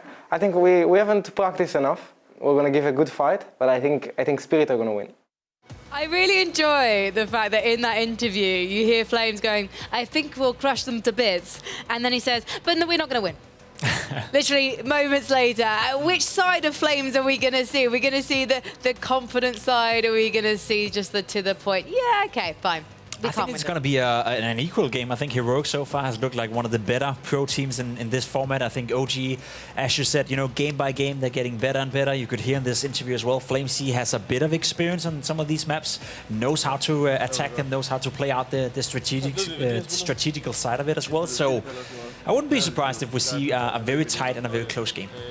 I wonder if we're going to be on City Palace, given that both of those teams wanted to talk about that map. Yeah. In the interview, they both mentioned it as their maybe favorite or most played map, so it would make sense that none of them would ban it out, and we're just going to end up on our favorite map that we've been playing so much today, and we just love it. Yeah, I could see Flames and FIQ taking the win just because of their aim, but again, Heroic been stepping up step by step. Still think of them as being the favorites here, but I'm excited to see who's going to come out on top. It was interesting listening to that interview as well, because the way that Flames described the way they want to play the map, ideally, is the way that we definitely saw Cadian and Tessas playing it earlier, obviously, like taking that scoped rifle, taking a position over the map and protecting your teammate. I mean, it sounds very simple when I talk about it, because I'm not the expert, but even I can tell you that much. We are going to be going to City Palace, I reveal. There's probably no surprise in that either. In terms of what we've seen from these players on this map so far, who do you think has the edge, Jacob? I think Cadian has performed very well for Heroic so far in this map in particular. I think overall that Cadian is a guy you can rely on with the AWP. He does miss a lot of easy shots. He's not known to be a stable AWPer, but nah, just kidding. Cadian has been performing well, and he's been the fragger. He's not known to be a fragger, obviously, but it's good to see that he still has it. Tessas, known to be a fragger? Yeah. Yeah. I feel like we can say that now, because he went to put his earphones in, and as soon as he heard his name, one conveniently fell out. I don't think the boys are used to being able to like hear us talk about them so much, but that's one of the unique things that we love about Red Bull Flick. Going back over to the OG side, these are two teammates I imagine probably don't stop talking when they're in the server code. No, that's what they said, and you need constant communication. We heard some funny call-outs yesterday. Toblerone, is that a thing in English? Yeah, the triangle. Toblerone, yeah, okay. Toblerone. Yeah, that's macaroni and cheese. I don't know, yeah, but the triangle on this map, somebody called it Toblerone. So yeah, there's funny call-outs, and if you can place your opponent as you get killed by them, so your teammate can refrag easy, that's a huge advantage. Is that not a slightly inconvenient call-out though, if you're trying to say Toblerone really quickly? That's going to take some time, but I guess it's fast enough. Call it Tobby. He's around Tobby, mate. Jacob's like, no. You trying to think about a better call-out? Call it Mars Bar or something, I don't know. It's not It's triangle. not triangle, No. Jacob. Honestly, you could You can just call it triangle. the green one from Quality Street. I'm just naming all the confections now because I'm quite hungry. I'm also hungry to see this match go down. The players are taking their sweet time getting into this server. I'm going to start to increasingly be mean about them because we've got so many matches still to play out today, but they want to take their sweet time with the warm-up.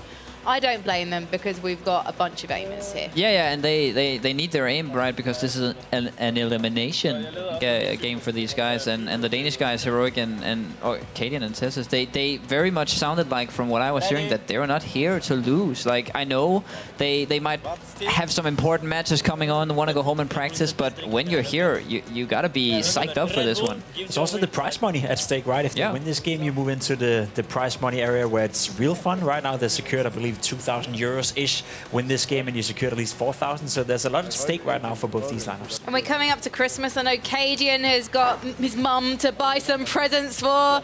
So good luck to both of these teams as they fight for their tournament survival. It is Heroic versus OG.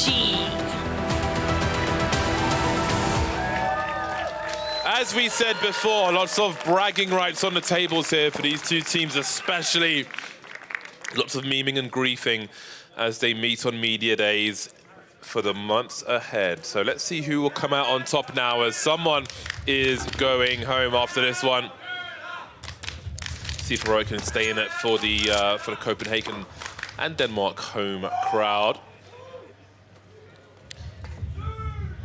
Quiet to start off with. Everybody creeping behind the pillars. Nobody on the control points just yet, but Flames is absolutely ready for the surprise attack from Tessus, and Cadian doesn't have the angle versus 2 here. So it will be an early start, an early successful start for OG as they start to build a little space for themselves. Heroic starting to creep up from either side. The Max 7 coming through for Cadian. Be really hard for him to fight on the other side, though, with that. But Tessus will certainly help out with the USP. Fiku now is in an awkward position where they're coming from both angles. Cadian, swing and a miss. Avoiding that Max 7, though. That's a lovely headshot from him.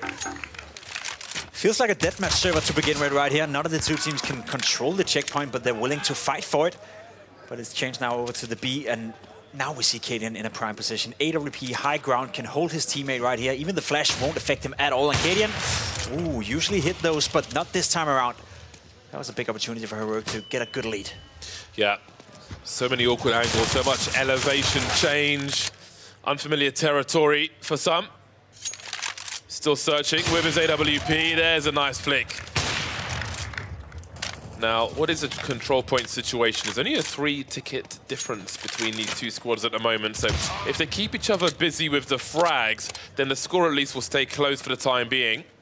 As we head towards 50. First 1-0 takes an L if you're just joining us. Fiku with that AWP is going to be trying to reposition now. He's got his teammate with him as well, so they will stay alive. But again, there is a bit of a gap now in OG's favor of about 7 tickets. It's not too bad for Heroic, but none of the two teams right now are able to control any of the checkpoints. Cadian, a little bit lucky to survive here, but nonetheless very important. Puts up the walls and gets away. Tessus finds a frag towards Flamesy, and maybe that's an opportunity right now for Heroic to actually control a checkpoint. Tessus had a smoke, not for long though. The AUG as well, but no backup from Cadian for now. He has to stand here by himself, and Fiku is coming in from the side with the SMG, winning the duel as well. Taking down Tessus, putting up a smoke himself, but not before Cadian, and perhaps gets him through the smoke. That's a very important kill from Cadian that keeps Heroic alive for a little longer. Full spray from Cadian. Wall goes down, wall goes up. See how Cadian will be able to deal with it. In the meantime, his teammate is isolated thanks to that wall, and Flames will punish. So I like that little strat there from OG. Good enough to retain a lead, almost 10 tickets for now. As we head to the sub-50 region, the urgency will increase, and OG will continue their control with 2 frags. Yeah, looking very solid right now for OG, especially with the smokes down on the checkpoint. It's tough for Tessus to come in. Finally finds a good angle on towards Flamesy. Cadian as well, not really able to back him up at the moment. Looking for a frag, looking for an opponent. But for now, Heroic have stabilized just a little bit, and with Tessus getting another frag right here, they're moving into a striking distance. Cadian coming in from the side as well, getting a frag towards Flamesy, and slowly but surely, you see the tickets are going down for OG right now. Heroic are fighting back into this game. Cadian again with the AWP.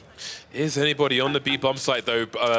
Control point. Well, no, as the control point is about to change. We can see C is the priority now for the next minute. And everybody was gravitating in that direction. But again, both teams tentative, just waiting for each other to make that play towards the control point so they can punish them for doing so. But it's going to be Fiku, the last man standing for now, but he doesn't have time to even make it over there. Trying to bait for information with that USP, and there's a lot of utility being thrown as Cadian looks for a better position. The thing is, right now, OG's okay with just controlling the checkpoints, not dying. Cadian gets a frag right here towards Flamesy, but they still need to control. Cadian is waiting now 10 seconds and will move up towards the A checkpoint. Cadian with another one. Oh! Nice no-scope. And that's a potential opportunity for Heroic to fight back into the game right now. They have to control this checkpoint, and Cadian had to win that duel. Came very, very close. But it is, in fact, OG right now sitting on the checkpoint, sitting with the tickets. Yeah, and Heroic must stand on that checkpoint. It's not enough to just frag because they are 10 tickets behind. They need to claw back a lead now as they will try to do that. Cadian's here for the trade, but he has no idea where Fiku is coming from. There is a smoke, but he's on the wrong side of it, and that could be curtains in this first round as Fiku outpositions Cadian, but Tessis is here to fight back. 5 tickets, he must stand on the point and fast. Cadian will do the job here. 29 seconds left on this control point, and they have a minimal margin for error. Absolutely focused on one side, and Tessis has to hold down the other one. You can see trying to fight on his terms, but nothing doing in that regard as Fiku comes through for both, and they're not going to get back to this point in time. That will be the first round for OG. Whew, that was close. That was very, very close from OG and Heroic. One kill could have decided it all right here. Had Tessis won the duel, had Cadian won the duel, that perhaps would have been enough for them to fight back into this round, but OG took an early lead, and they kind of controlled the game from start to finish. So hard to defend, especially if you don't know where your opponent is coming from when you're low on the tickets. Saw how hesitant the start was last time around as well. They didn't really want to fight for the A checkpoint. The question is that going to change now for Heroic or OG? Again, if there are going to be trade frags at the beginning, you want to be on the better side of things. So everybody's shift walking around, not wanting to give up the clues. Oh, that's starting to get a little awkward, as it can do with the Mac-10, looking for a second one, but too much to ask on this occasion. Flames will stand tall on the middle checkpoint of A. B at the top, C at the bottom, as far as the minimap is concerned, of course. Cadian trying to avoid utility, looking for the second frag by the first, but Tessis is here to keep everybody off the choke points, as Fiku will also do. Yeah, once again, a solid start coming in from OG, controlling the first checkpoint, controlling the A area. Heroic trying to fight back, but a nice multi-frag coming in from Flamesy made it super, super tough. This time around, though, Tessis controls the C area right now, hiding behind the smoke, and he's buying some good, solid time for Heroic, getting a frag towards Fiku. Cadian does the same towards Flamesy, and that's Heroic coming back into this game now. You see the tickets are slowly but surely moving down for OG, where it's completely stagnated for Heroic. They're about to take the lead for the first time in this game. Yeah, Heroic on the control point. It's nice to have some control for them, as it has been a stranger as far as this series is concerned. Always been on the back foot, but finally they are in the lead now. A very patient shot from Fiku, a smoke to create some space, but he'll go straight past it. And that's a painful existence for Tessis, and a brief one as well, as they lose control of the choke point, the control point. Why do I keep saying that? There's only 4 tickets between them at the moment, so Heroic will need more comfort than that. Timing of losing that checkpoint was okay, though, for Heroic. They knew it was about to change, so it wasn't worth fighting for. It wasn't worth going into the duels for. This time around, though, they have to see if they can push Fiku out. Currently, they have no control over B, but neither do OG. Nice refrag coming in from Cadian. He's having a good position, but getting traded by Fiku, who now can take control and make sure that Heroic will lose the lead again. Very nice from Fiku, but he runs out of bullets! The new update, James. Yeah, the devs will be happy with that. 58 tickets apiece. Nobody in the lead just yet. Tessis doing what he can, but he'll lose the control point for now. So as we can see, things are going to be heading towards C very soon indeed, but currently everybody's fighting around A. Comfortable with the score not being too wide to just frag each other and stop each other from gaining significant advantage in control points, but you can see that Flames will be standing on it for the time being, looking to get back in the lead, and they have generally had more time on the control points, hence the score at the top. They are looking to eliminate Heroic in this round if they can. So far, so good, as they are currently in the lead. Yeah, very important coming in right here from Tessus, getting at least one, making sure that he couldn't sit on the checkpoint and control it completely. Cadian as well, trying to find a place to strike from, trying to find a place where he can come in and control this checkpoint. And that's the problem right now for OG. They can afford, so to speak, not controlling the checkpoint. As long as they lose equally amount of tickets, then it's not going to be a problem for OG. So Heroic right now pressured into a scenario where they have to control the checkpoints. Tessus right here. Perhaps he can control it. Perhaps he can stay here. Fighting for a smoke. Have the backup of Cadian. Tessus hiding in the smoke now. Doesn't get the kill, and that's a problem for Heroic. Yeah, it's just so open on these checkpoints on the edges. And it is causing a lot of problems for them. They are unable to hold. Cadian dropped by the USP on this occasion. So OG comfortable. All they need to do is frag. Just frag whoever's on the control point, and they are laughing. Can be some dancing around the glass as well. Only the AWP is getting through there. Flames with a two-man spray down. Beautiful work from him, but terrible news for Heroic. Yeah, and in a Hail Mary scenario right now, they have to do something. Fico with a nice multi-frag with the AWP. This guy can do it all. We've seen it all tournament long. The AWP is no hindering for Fico. So smooth with it. A rare miss from him, but single digits now for Heroic. 7 remaining, and they could soon be eliminated unless they can stand tall, literally, on this A checkpoint in the middle. He has to be successful here. Fiku searching through the smoke, running out of bullets though with the USP, and maybe the blade will be enough as he's dancing all the way to Cadian. Style points from both, but it will be Heroic, who are surely about to lose the series. Indeed, it's OG who take it 2-0 and eliminate Heroic from the tournament. That was a good game, very tense game, very back and forth. Heroic had the lead, OG had the lead, then back to Heroic, and then finally OG managed to close it out 2-0. They were the better team this time around, James, but Heroic, Cadian, Tessus, they gave them a good fight. Yep, some hometown favorites did put up a valiant effort, but didn't spend enough time on the control points ultimately. Then we will say goodbye to them for this tournament. But we did see some great strats, some aggressive play from them, but on this occasion, overcome by the likes of OG. Yeah, it was nice to see Fico as well with the AWP once again, you know, confirming that it wasn't luck the first time around. He's very fluent, very aggressive, and very hard-hitting with the AWP. That's going to be a problem for the opponents moving on in the tournament. Absolutely, and maybe there's some time for the likes of OG to think about the matches that came before them and what they can do if they are able to get back to those amateurs and take it to them once again, because they are proving to be quite the challenge in the deep end of the upper bracket. There's a lot of firepower coming out of OG right now. There's a lot of fracking ability, especially from Fico as well. Flamesy, we know he's good for it. So yeah, you're right. The amateurs, they may have the moves, but I think OG, they have the aim. Indeed, and I think Frankie is on the stage with Heroic for a few words from them before they exit. You thought absolutely right, Bardolph. Thank you very much. I'm joined by our duo from Heroic, Cadian and Tessus, and we are gutted to be losing you so soon, gentlemen. Cadian, first of all, it did look like you were taking this rather seriously. I mean, considering the circumstances and the fact that you're here, I don't see a reason why you shouldn't try. I think if we were taking it really seriously, we should probably have practiced a bit from home. But yeah, I think it was a fun experience. And obviously the OG guys, they hit some good shots. Well, what did you discover most of all while you were learning the maps on the fly? I think the fact that when you're on a point and you have it, if there's not a lot of time, you already have to move to the next one. You don't need to stay. That's probably one of them. I think in the game against the amateurs, we could definitely feel that they went early, you know, and that gave them an advantage. Did you enjoy the opportunity to frag out? Yeah, it was fun. And I mean, it's great to see a lot of people coming out here for the event. I think Red Bull has done an amazing job. And I mean, we didn't come in with the expectations to win, you know. Also, you know, the OG guys, they didn't play that much in Brazil, you know, so they got home early and were able to play. I was about to say, you have come to us fresh from a major final, literally less than a week ago. Well, a week ago today, you were in Rio, so you're probably still feeling a little bit of jet lag. Tessus, did you have fun playing with your captain? Yeah, I was smiling all game, and all the games were really fun to play with Kasper. We're always having fun in these environments, and yeah, it's just a great pleasure to play these maps and a different way of competitive CS. So yeah, always fun. Why do you think that OG had the upper hand today?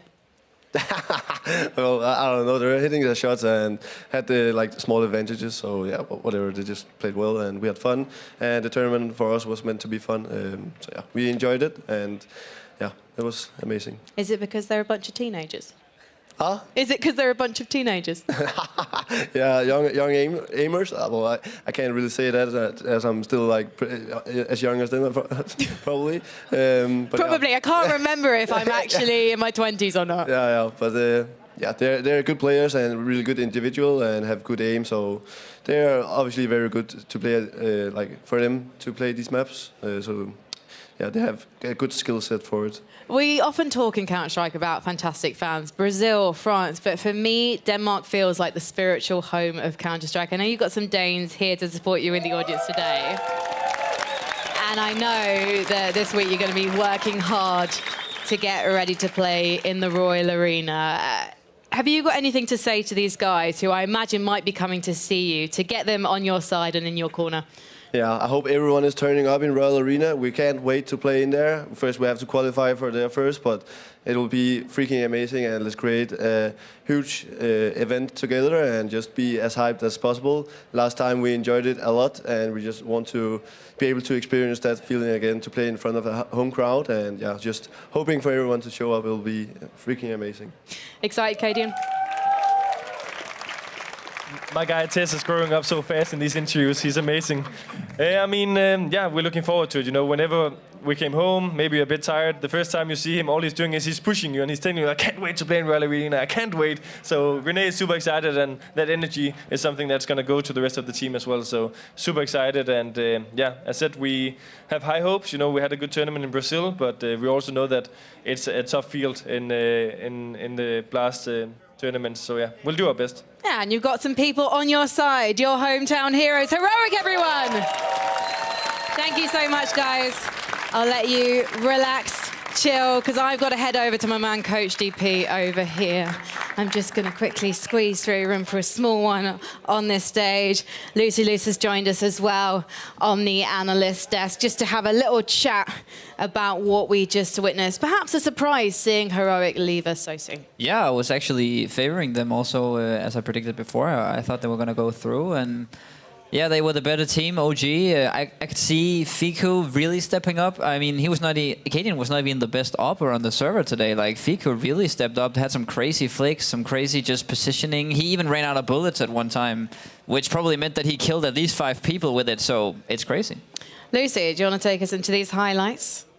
Yeah, we can take a quick look at this highlights we've got here, which we'll be playing up for you. But yeah, Cadian not quite able to have the impact that he wanted to earlier. And I think that's an interesting discussion, you know, the point earlier about him being this IGL and having this calling capability in the server. But it didn't seem to matter when the young guys of OG were just hitting every shot. I mean, we saw some fantastic highlights from him, but it wasn't enough. And Fiku was just on fire.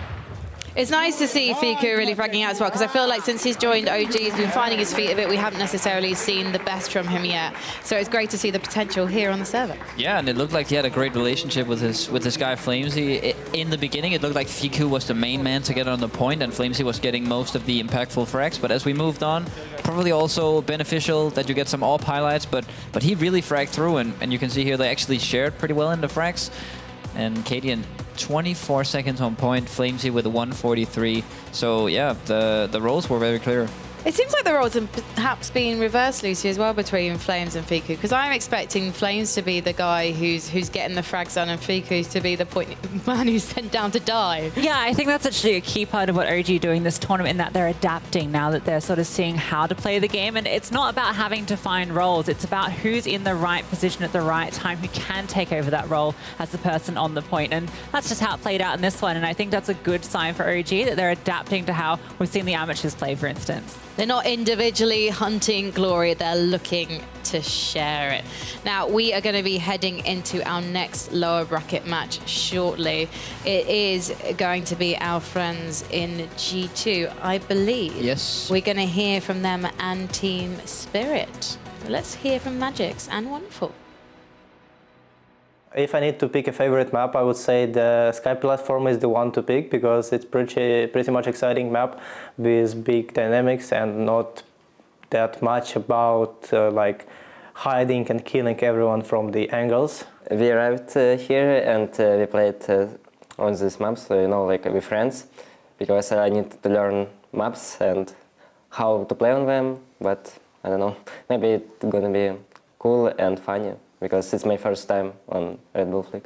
Going onto the some maps, the better strategy is to let one guy go onto the capture point and just pray and survive to get some smokes and melee shots to survive as much as he can, and the second player to just hide somewhere not that close to cover your teammate and try to kill the enemy rotating to the capture point. I'm looking to take a fight with Manesi and decide who is better on this tournament. Being the reigning champion is good, but I don't think it has to be applying any pressure, because there is a lot of amateur teams that are better than any pro team attending the tournament because they have so much more practice, and this is the thing that I don't really want to play with, because those guys are crazy on these maps. Well, Big Bad Boris and his sidekick Wonderful will be looking to try and find their own redemption arc now as they find themselves in the lower bracket against G2. And really the odds are in their favour, Coach, given Magic's experience, the fact he's been cutting all the other pro players down to size, and the fact that now he's going to want to prove himself after being kicked into touch by the Finns. Yeah, he talked us through it in the interview that he was very fearful of these amateurs. They are crazy on these maps, to quote him perfectly, and they were crazy, but he's also pretty good on these maps, and I see them flying around on Sky platforms, so they're going to get to play their favorite map again. I think we haven't seen them play anything but this map. No, I kind of feel like we need to see more, and unless we're just going to have to wait until grand final, Lucy. Yeah, I'm surprised that teams aren't banning it against them. They've made it so clear it's their favorite map. They've played it every single time, and they're doing really well. But I think the big question for me in this matchup is going to be Wonderful, right? Because we saw Monacy start to step up. He actually looked really good in that most recent match, and he had been a little bit flat to initially. And, well, it's only been the Magic show, so we really need more than just Magics. But Yeah. we've seen Monacy warm up. Yeah, and regarding Wonderful, I just got an information that his mouse is broken, so we're looking for a new mouse for him or something. I don't know why, but that's probably not going to help him perform if his mouse is broken. Hopefully, can get him a replica of the same one. We know these pros are pretty specific about their gear, and getting a new mouse will not be well received. Well, if you think about the Rio Major, Cloud9 and Axio and his mouse. True, that actually. I was just thinking maybe Monacy got some tips from the OG guys earlier, you know, just going to any advantage you can just to try and steal it away. Just, whoops, oh, your mouse is not working. That's so sorry. Oh, no, you have to play with your keyboard. Oh, yeah, you came into the tournament with a wireless mouse. It now, wired. It now appears to be wireless. Oh, the vending mouse on screen there. Maybe it just needs a little bit of a charge. Listen, these pros are meant to bring spares with them.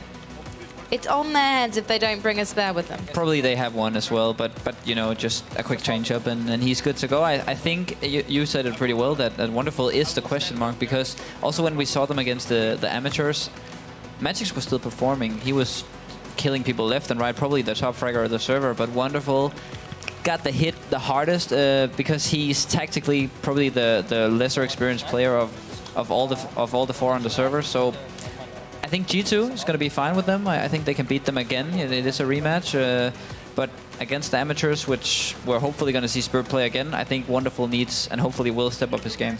What do you think of rotations around the map from Spirit, particularly from the side of Wonderful? Because it did seem like from the last time they played this map, which wasn't even that long ago, he did seem to be fairly confident in terms of taking those platforms around. Yeah, he looks like a confident in flying around. I think the crucial part is when it gets stressful and kills are flying around, the points are changing. He's not really quick to get to the right place. I saw him getting towards Magix when he was already on the point, getting towards him and standing. And that's probably not what you want to do as a supportive player if Magix is already on the point.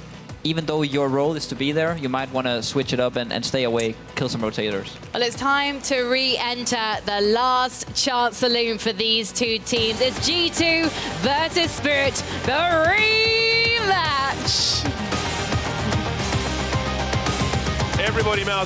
Everyone's mice working. Do I speak it in English, Jacob? Sometimes no. Sometimes yes. Maybe yes, sometimes maybe no. Mice are working. W to go forward for the most part. Some people have got weird configs, but hopefully not here. Let's see then the rematch. Who goes home and who gets to troll the other one in FPL? JKS is going to get dropped twice to start off with, so that was quite a quick respawn from him. Nothing doing there. Oh my god, the acceleration is absurd. Monacy doing what he can. Look at how wide these two players are going to take him down from his position. Team Spirit now trying to get their respect back.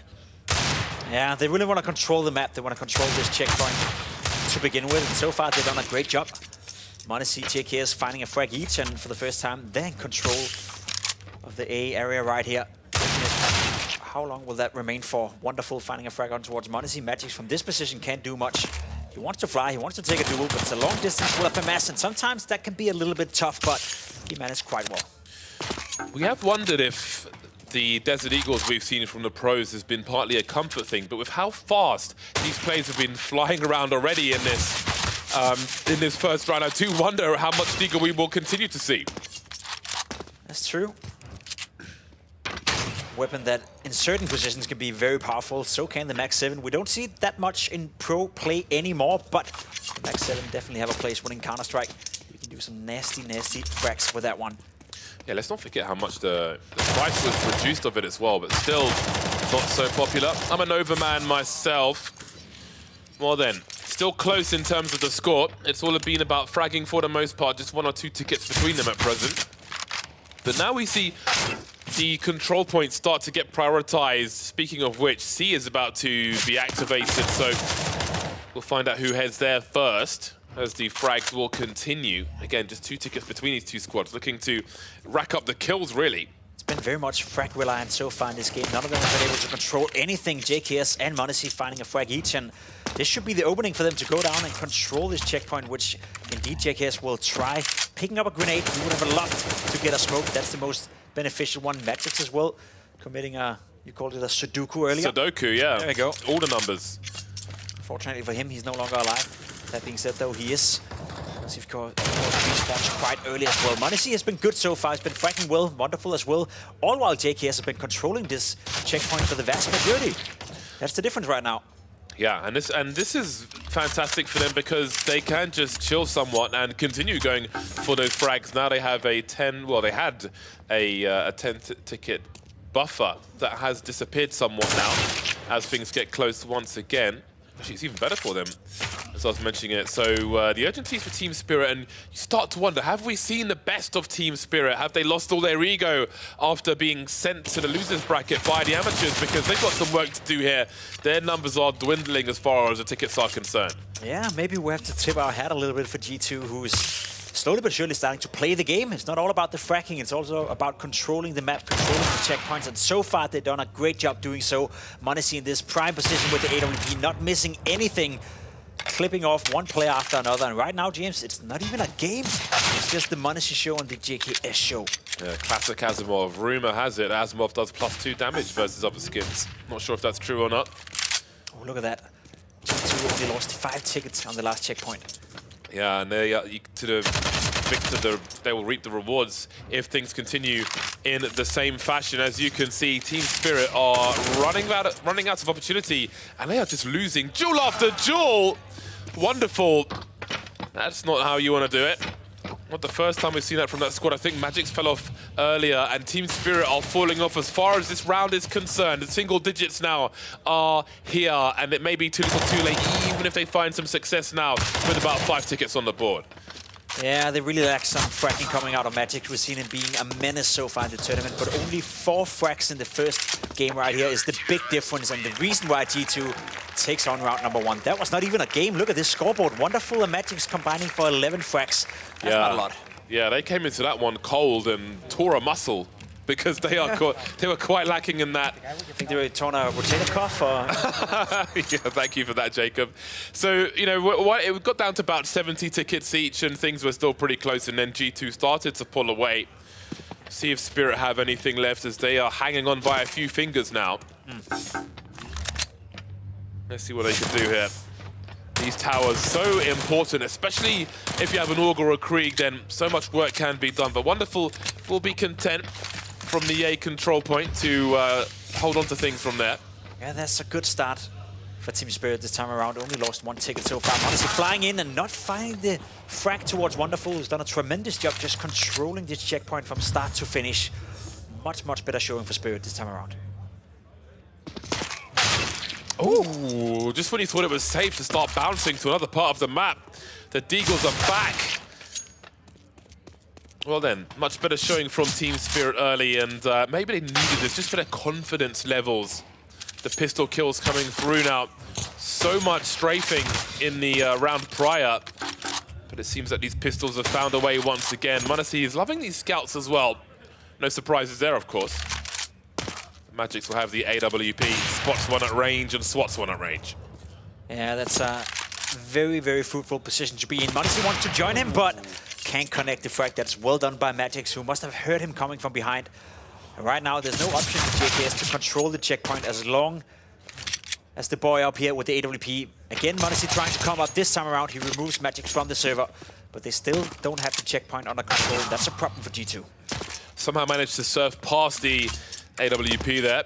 Sure, he will rue that, but the FAMAS won't be the worst weapon to toy with instead. m0NESY with the AK-47 now, getting his bell rung. See if he can use some cover to get a quick heal on, as that position is so important, but that's a beautiful position. Traded immediately, but I love the fact he was able to land there in the first place. We can see that that wall isn't so thick. So you've got to be really careful about how you surf around, and the trades will continue, but look at Team Spirit pull away now. In the low 70s as G2 are in the low 50s. We'll see if they can keep it this way as Magics gets dropped, but the trades will continue. Fast-paced action now. Yeah, oh, JKS missing the movement. That's going to cost him a lot of time right here where he wants to be activated. Can't quite connect the frag on towards Magics either. Right now, JKS and m0NESY is struggling way more than they did in game one. It's almost a replica, just the other way around. Spirit in control, G2 struggling massively in all aspects of the game. No control over the checkpoints, no control over the frags. m0NESY showing some good movement, but a little bit too much. Caster cursed if ever I saw it.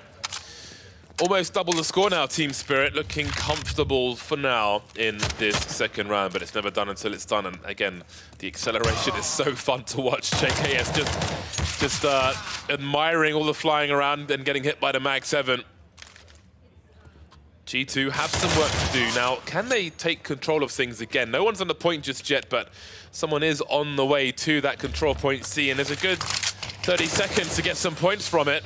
P250's putting in work again, AWP as well as the flying continues. Wonderful, has to be careful though.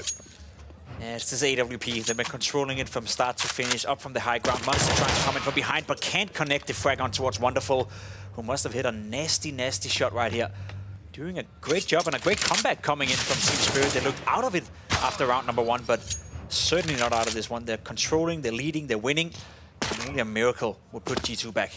Yeah, G2 are on the next point of A, but for how long? Not long at all, as we see m0NESY get popped. So A is wide open, and that's in Spirit's favor. They don't need the control point, they just need to deny the control point. They need the frags, and they will win the war of attrition. 10 points now for G2 as JKS gets a number of kills. Doing what he can, but it would be quite impressive if they were able to hold on with such a deficit. 7 tickets remaining now for them. They have to get on the point. They don't have a choice in that regard. It is, yeah, you can see JKS on the point now, but not for long as Wonderful flies through and just takes everything away. Yeah, it's over for G2. Not much they can do from this position at all. Team Spirit has done a great, great job, and as you can see, just hiding in the smoke, getting the frag and winning round number 2, putting it to 1-1. Which means, James, we have to go out to a third and deciding round. Loser will be out, winner will progress. Yeah, I would say it's a sudden death situation, but it's not so sudden. More like many paper cuts as they start with 100 tickets. So we'll see who can endure the most pain. JKS hopping, looking to fly around, got himself some quick angles, and he's lost a lot of HP trying to get into a nice spot. And this is a strong position, but I don't know how many bullets he can really withstand in terms of dueling. And I don't see any heals anywhere close, and m0NESY won't be able to help him as he flies to his doom. So Spirit will just be enjoying the luxury of the control points for now. Yeah, G2 really missed a great opportunity right here. Magics is playing it so smart, just staying alive up here. And as you can see on the tickets, they're yet to lose one, coming in first now, but they've had control over this checkpoint for such a long time that you must consider this to be the perfect start coming in from Spirit. Maybe JKS can answer that, but days.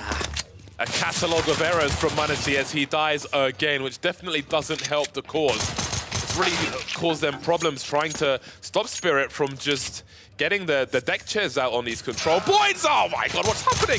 This is so sloppy, everyone's slipping on bananas.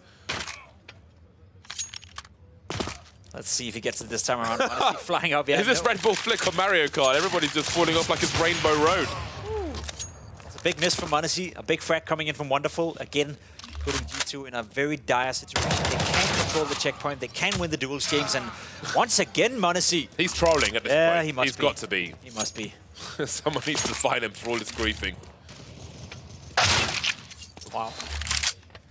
It's not looking good for G2 right now.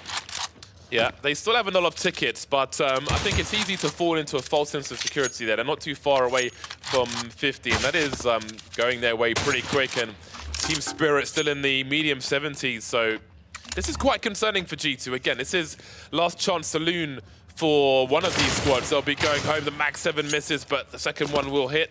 There goes JKS. So recovery is not going to be easy here for G2 if they keep getting popped. Munacy needs to stand tall on the B checkpoint.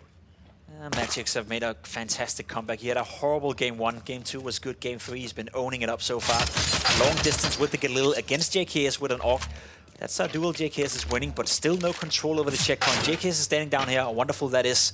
That's the problem for G2. Even though they're doing a decent job in the fracking department, James, they can't control any of the checkpoints. They can't control the map, and I guess Munacy is to blame for that, for dying constantly. Yeah, Team Spirit came into this one cold, but they're looking piping hot now, bouncing out the microwave, burning the hands of G2 as they have almost double the score at present. Pressure is certainly rising for G2. There's so many things that need to go right for them, and again, JKS, he had that high position. Going back to it once again, I guess he fell off by accident there. Trying to get into position to cover his teammate, but they can't get all their ducks in a row, and they're starting to drown on this third round. Last chance now for G2 to put a fight up. JKS finding a nice frag on towards Wonderful with the P250. We need a bit of excitement. We need something to happen for G2. Wonderful answers back straight away on towards Munacy, and again, no control over the checkpoints, no control over the map right now. At least not enough for G2. Wonderful is the one holding down the checkpoint, and I think Spirit will be the ones walking away with the victory unless something can happen now. Yeah, there's a quiet sense of dread for G2 here as they are heading towards 10 tickets remaining. Spirit will soon have 4 times their opponent in the final round of this elimination game. Magix with a big headshot, just admiring the scenes through the window and then popping out to punish Munacy when he needs to. Seems almost casual for Spirit at this point. G2 holding them for the time being, but they must stand on the point. They cannot afford to even extend to get something, to get some utility with only 6 tickets on the board here. So much work to be done. Magix, oh, the edge. That is dirty. Some style points for him. This ain't Tony Hawk, though. Good thing they have a big lead right now, because they're actually losing a lot of tickets and making it somewhat close. G2, they've been controlling the checkpoint for a long, long time. Wonderful, though. That could be the finish. I don't think they have enough now.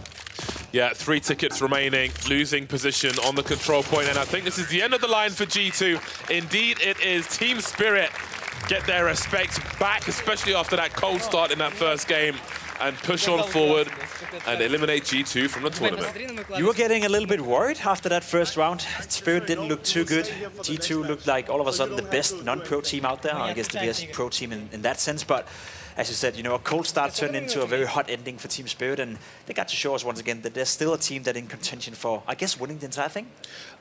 Possibly, yeah. It's very, if they can get far enough, I'm interested to see if they can get back to the amateur teams and show them something new, or learn from what they did. If they can get those snaky airstrafes in and get some nasty kills in with a Mag 7 or otherwise, but you know, again, they started cold, but they adapted very, very quickly indeed, got back on their A game, and then pretty much shut out G2 from even making any semblance of a comeback in 2 rounds in a row. Yeah, it was 2 very one-sided games for Team Spirit, both in the fracking department, but especially controlling the checkpoints as well. They had better map awareness, better movement as well, and I guess better aim at that as well. Yeah, very strong from Team Spirit, a team which is a constant in Red Bull Flick from year to year. But that's enough from us for now. It is Frankie to talk to G2 on the stage. Yes, I'm joined by G2. Commiserations, boys. But congratulations on making it this far, given that you hardly had any time to practice. Although, Monesi, you did dream of making it to the Red Bull Flick stage a couple of years ago. Did it meet your expectations? I don't know. What do you mean dream? You entered Red Bull Flick. You just didn't qualify to this point. Don't play it down. I just tough maps, I don't know. All maps are better. We did see you pull off quite the performance in the first round of that heat against Team Spirit. Did you feel like you'd found your groove? I don't know, like just the map is really tough, and like you just need to find this like tricks on the map, kind of strategies. I don't know. What was your favourite trick on the map that you found? Favorite trick? I'll just fly and kill. Fine, because you found loads of kills. I think that the wonderful Menezes rematch did not disappoint today. JKS, he's a messy boy to live with, but what's he like to form a duo with Menezes? I don't know, he just does everything. I go to sit on the flag, so that's my job. And I think I did my job all right. I don't think you should underestimate yourself. The analyst desk were very complimentary about the earlier rounds with you getting everything done. So Menezes could go his strategy of going to kill, you handling everything. Did you enjoy your time here? Yeah, it was good. I think we did all right, considering we didn't play at all. So, I mean, it could have been better, but I don't think we really had any time to do much more. So I think we did the best of what we could, and yeah. I imagine you don't really have much time to take a break either. Are you going straight into boot camping after this? Yeah, we have a pretty packed schedule this entire week. So yeah, this is kind of our day off, so playing Red Bull Flick. Well, thank you so much. Good to practice and, I don't know, just keep playing CS the whole time. Yeah, it's warming up. Okay, so you actually do get to chill a little bit, and then tomorrow it's going to be Hooksy telling you boys what to do. Do you feel ready for the Royal Arena next week for Blast? Yeah, practice has actually been going really good, and if we can keep it up and doing what we're doing in practice, I think we'll be. I mean, I think we have a decent chance to make playoffs and yeah, go pretty far. Well, it's good to see G2 back in action. Thank you so much, boys. I'm going to let you guys get packed up. Guys, give it up for G2. I'm really, really excited right now. I'm going to hand my microphone to the right to 3 clicks, Philip. I'm not going to talk to you just now, if that's okay, because I've got to talk to the men on my left. They are the geniuses behind the current map pool in Red Bull Flick. We've got Top Hat Waffle and the Whale Man. They've come from across the pond, from America and Canada. I've got that right. I don't want to insult you by getting your nationalities mixed up. Yes. Yeah, that's good. Thank goodness I've done something right in the broadcast today. So tell me what it's like to design a map for Red Bull Flick. Where do you start? It's kind of a surreal experience to build something super custom for a, unique game mode that we get to see professional players play. It's super cool. Yeah, in one way, you have to forget everything you know about Counter-Strike. This isn't 5v5.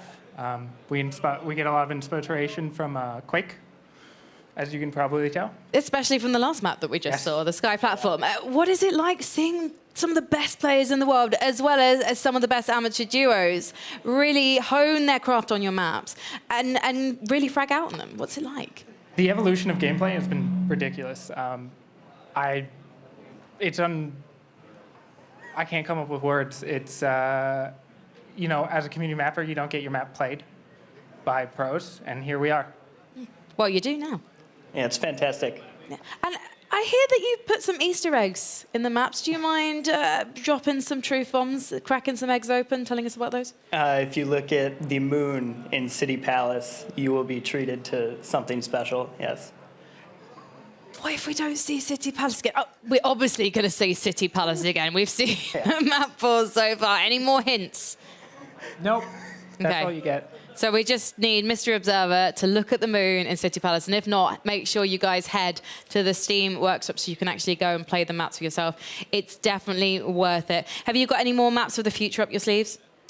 You'll have to stay tuned and see. Oh, for goodness sake. Right, fine. I'm going to subscribe to the Red Bull Flick maps on Steam Workshop so I get them as soon as they are released. I'm going to come over to 3 clicks, Philip, as well now, because you've actually joined us at Red Bull Flick before. You were here in Helsinki last year. I say here. It's a completely different country, but you were in Helsinki. I was, yes. So how does this compare? Very different. I think this event has been more hoogly. If I got that right. You're feeling cozy. Yeah, we went for dinner at Tivoli last night, which is this Danish theme park. Absolutely beautiful. One of the perks, I imagine, of being a content creator. Getting to go to these amazing places. It's incredible, yes. And I've got to thank my girlfriend for helping me utilise these places properly rather than just sitting in my hotel room waiting for the event to start, which is probably what I do otherwise. It is the best tactic, isn't it? You've got your girlfriend, you've got Bardolph here to show you around town as well. What's been your highlight of the event so far? Meeting everyone behind the scenes, The free food. And Red yeah, Bull. free foods are massive plus as well. So are you going to be making any kind of content for your YouTube channel from this weekend? Hopefully, yeah. I collect the content and it's all in the editing. Okay. So I'll see how it goes. Yeah. So kind of you're going through the footage and checking out some of the highlights? Oh, yes. Yeah, I've got lots of good stuff. Okay. Well, we have only got a few teams left. Obviously, we have got Team Spirit, we've got Team OG, and then we've got our Finnish and our Polish contenders.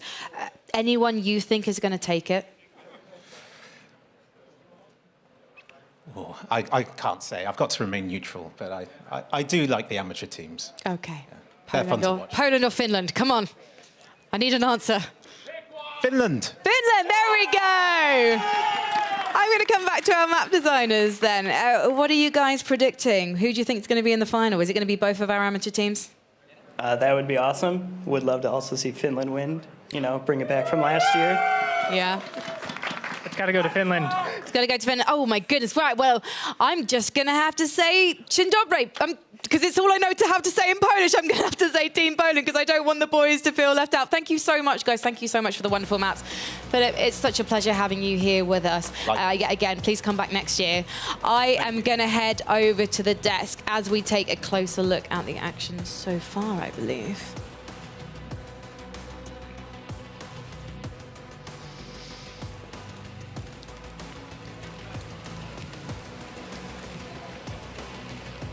And that action turns out to be finding out how Team Spirit like to warm up in the server. We have got the boys from Team Spirit. They're enjoying a bit of aimbots right now. Yeah, and that's the perfect practice or the perfect warm-up because Wonderful, he's been hitting heads and his last game was incredible. The way he just handled G2, it was, yeah, he really gave them a run for their money. But it did look like at G2, from that first round of that map, it looked like they had total point control. It seemed to be a sea change in the way that G2 were adapting to this competition.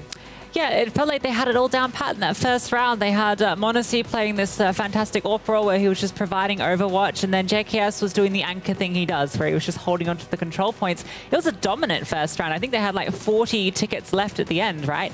Complete reversal in the next two. So Spirit adapted, in particular, Wonderful. Yeah, we can see Wonderful here. 2 minutes, 17 seconds on the point while still getting the most frags. Like, where was Magix in this game? It was all Wonderful, and that's going to be pretty scary looking if you're these amateur teams who, yeah, you just beat them in the upper bracket final, but you'll have to face them again, and they're going to be waiting not only with Magix, but also Wonderful. It definitely was much more polished performance from Wonderful. We've seen him perhaps, I don't want to say disappoint us, it seems too strong a word to use, but not live up to the potential that we've seen from him, especially on one of the biggest stages of the world just last weekend, popping off, fragging out. One of the highest ratings from across the entirety of the major. So now to see him showing us what he's capable of this, you know, on this stage, with this small intimate audience here, that's like a really special thing to see. So I'm hoping that as they go up against OG, we are going to see more of that performance. Maybe we're going to see Fiku again on the AWP. Yeah, Fiku was incredible on the AWP. I don't know which map they're going to play. We're just going to get some highlights running here from the last game. It was starting out with Monacy just owning everything. 14-4, we see him here. Getting the AWP, getting all the overview, and then as it started to progress, he kind of fell off, and this guy, Wonderful, after having a rough beginning, he came alive. Monacy started out with this death, and there was a lot of falling off the map. I can't believe, like, this is supposed to be one of the better teams, but they kept falling off all the time. Yeah, a few players fell off in that matchup, but in the end, I mean, Wonderful really sort of came into his own. It was Magix played a good performance initially. Wonderful was a bit absent, and I think we were rewarded for that head-to-head we were wanting, right, between Monacy and Wonderful. The head-to-head that Wonderful wanted as well, and, well, I think he got what he wanted. Is it the head-to-head that we want to see now, though, that's coming up? OG versus Team Spirit. OG, I mean, I thought we were going to see some fun stuff from them. I knew we were going to see frags, but I wasn't sure whether they were going to make it this far in the competition to be one of the final two pro teams. Yeah, I'm surprised that they've gone this far, but I actually just got a pleasure talking to them out back, and they were saying, like, they've been talking to some of the amateurs just today through their matches. They've been improving. Like, they actually said themselves, we are a team that manages to adapt to these situations. And just from today, just from talking to some of the amateurs, we've got some new tricks, and they were like, wait, if we're going to play this map, trust me, we have a good start strategy as well. So they've been improving, and they feeling pretty confident. I think they could surprise us here. My only concern is they don't have a Wonderful in their team, right? We talked about Fiku with the AWP looking pretty good, but Wonderful looked fantastic in that series we just watched. And that's scary because if Magix is playing like he was maybe in those first 2 maps that we saw, less so in that game there, but if the two of them are playing their A game that they've shown at this Red Bull Flick, then, I mean, they are booking their ticket into that grand final. It does not surprise me one bit. The Flames and Fiku have been getting some tips from the amateur duos because Flames loves a chat and is amazing to spend time with and is incredibly amiable. So I have no doubt that he got a load of information from the competitors here today. They probably didn't even realize they were giving him advice. I wouldn't be surprised if he's even got some from the two amateur duos who made it to the top. But is that going to work out in his favor, I wonder? And also, is the map veto going to work out in their favor? We don't know what they're playing on yet. We have seen a couple of maps come out on the side of OG so far, whereas Spirit, it seems like the veto always plays into their hands, Lucy. We're constantly seeing them get to play on their favorite Sky platform. Yeah, I don't know why they keep getting let to play on that, but they're happy to take it. Now, if I'm OG, I'm not playing on that. We've seen OG play really well on City Palace. I'd expect maybe that could be a likely location. Or if I'm Spirit and just knowing that I've got kind of a bit more experience in this game mode, I maybe want to take it to one of the more out there maps, perhaps one we haven't even seen yet. Control room. Yeah, that we have. Where is it? We haven't seen it yet. There's some beautiful strategies. Also, it's pretty simple map. I feel like it should be right there for a kicking. Oh, I'm just hearing from the voice of God delivering us a miracle. We are going to be heading to control room. No way. Yeah. It's like magic, isn't it? It's like Magix has heard our prayers. And now we are going to hear from the heavens, aka Coach DP in his bedroom. As in the past, you recorded a video for us explaining this map. Let's check it out.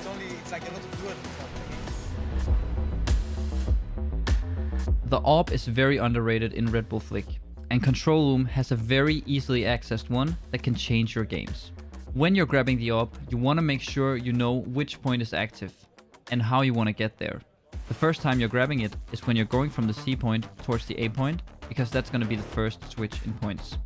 So grabbing the AWP, you can jump from here, take it, and then you'll have a teammate trying to escort you to the next point, because someone's probably going to be holding you. Now, if he gets the kill, you can always get the trade, and then you probably have a free path towards the window. When you get here, you can start jiggling the angles for your teammate. If someone tries to kill you from behind, you can get the kill because it's a good angle for you. And if someone tries to approach the side from other places, you can jiggle, get the kills, and make sure that your teammate is safe. Not a lot of people use the AWP, and I hope the pros are going to notice, because it can really be a game changer. Not a lot of pros use the AWP, you said back then, but actually we've seen quite a bit of AWP action today. Yeah, that's the thing. The pros today, they've been using the AWP. The amateurs tend to shy away from it a bit more. I think that's what's going to give maybe the pros an edge. They have Wonderful, they have people like Monity, he just ran out, but Fiku even grabbing the AWP as well can deliver some highlights, and I think the pros should look to maybe play outside of the amateurs' comfort zone, because if they get to play their game, the pros have no chance. Why do you think the amateurs shy away from using the AWP?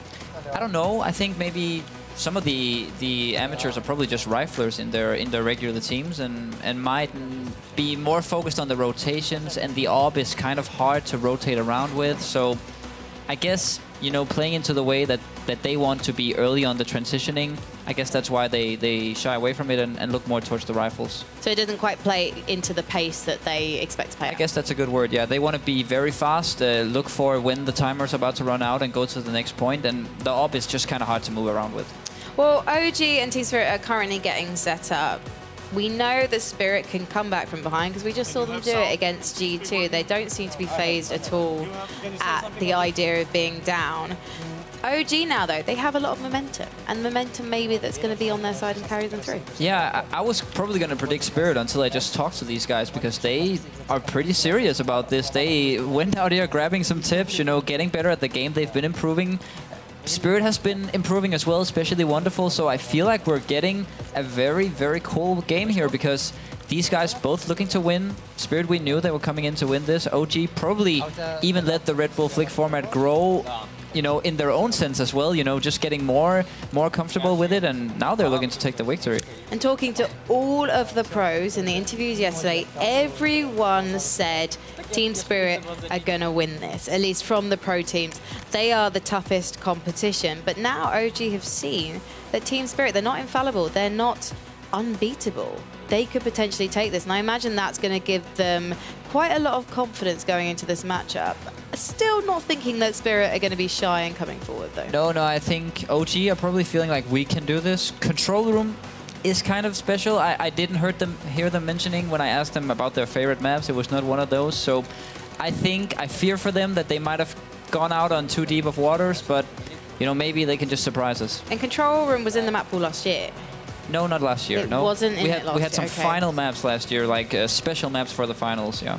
Ah, interesting. So in other words, neither of these teams has played this on a stage before. No, probably not. So potentially, OG might have actually played this one more than Spirit have, because we know that these boys have had a bit of a practice session. I'm not so sure with Team Spirit, because obviously they made it to the playoffs of the major.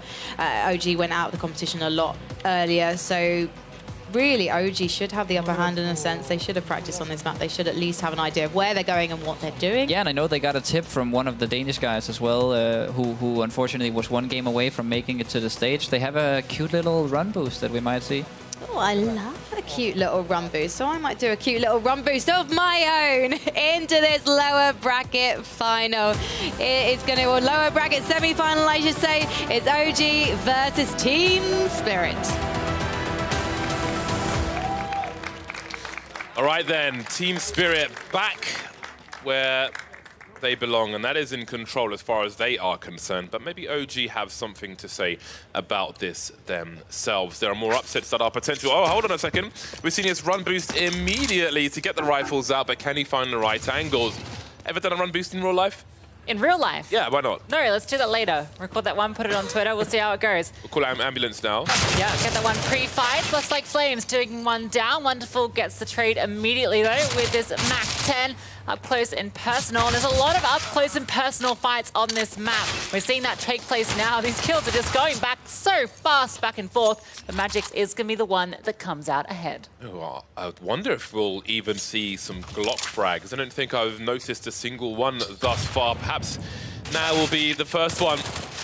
Very tight angles on this map, narrow channels. It's going to be really hard to be late to a duel and win it here. Fiku flying around the corner with the Mac 10 will be enough.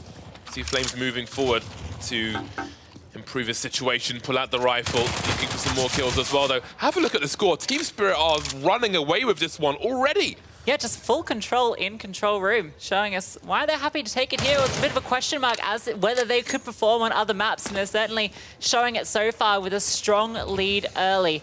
Fiku and Flames both have rifles, but they feel a little bit lost on this map at the moment. Wonderful taking the peaks.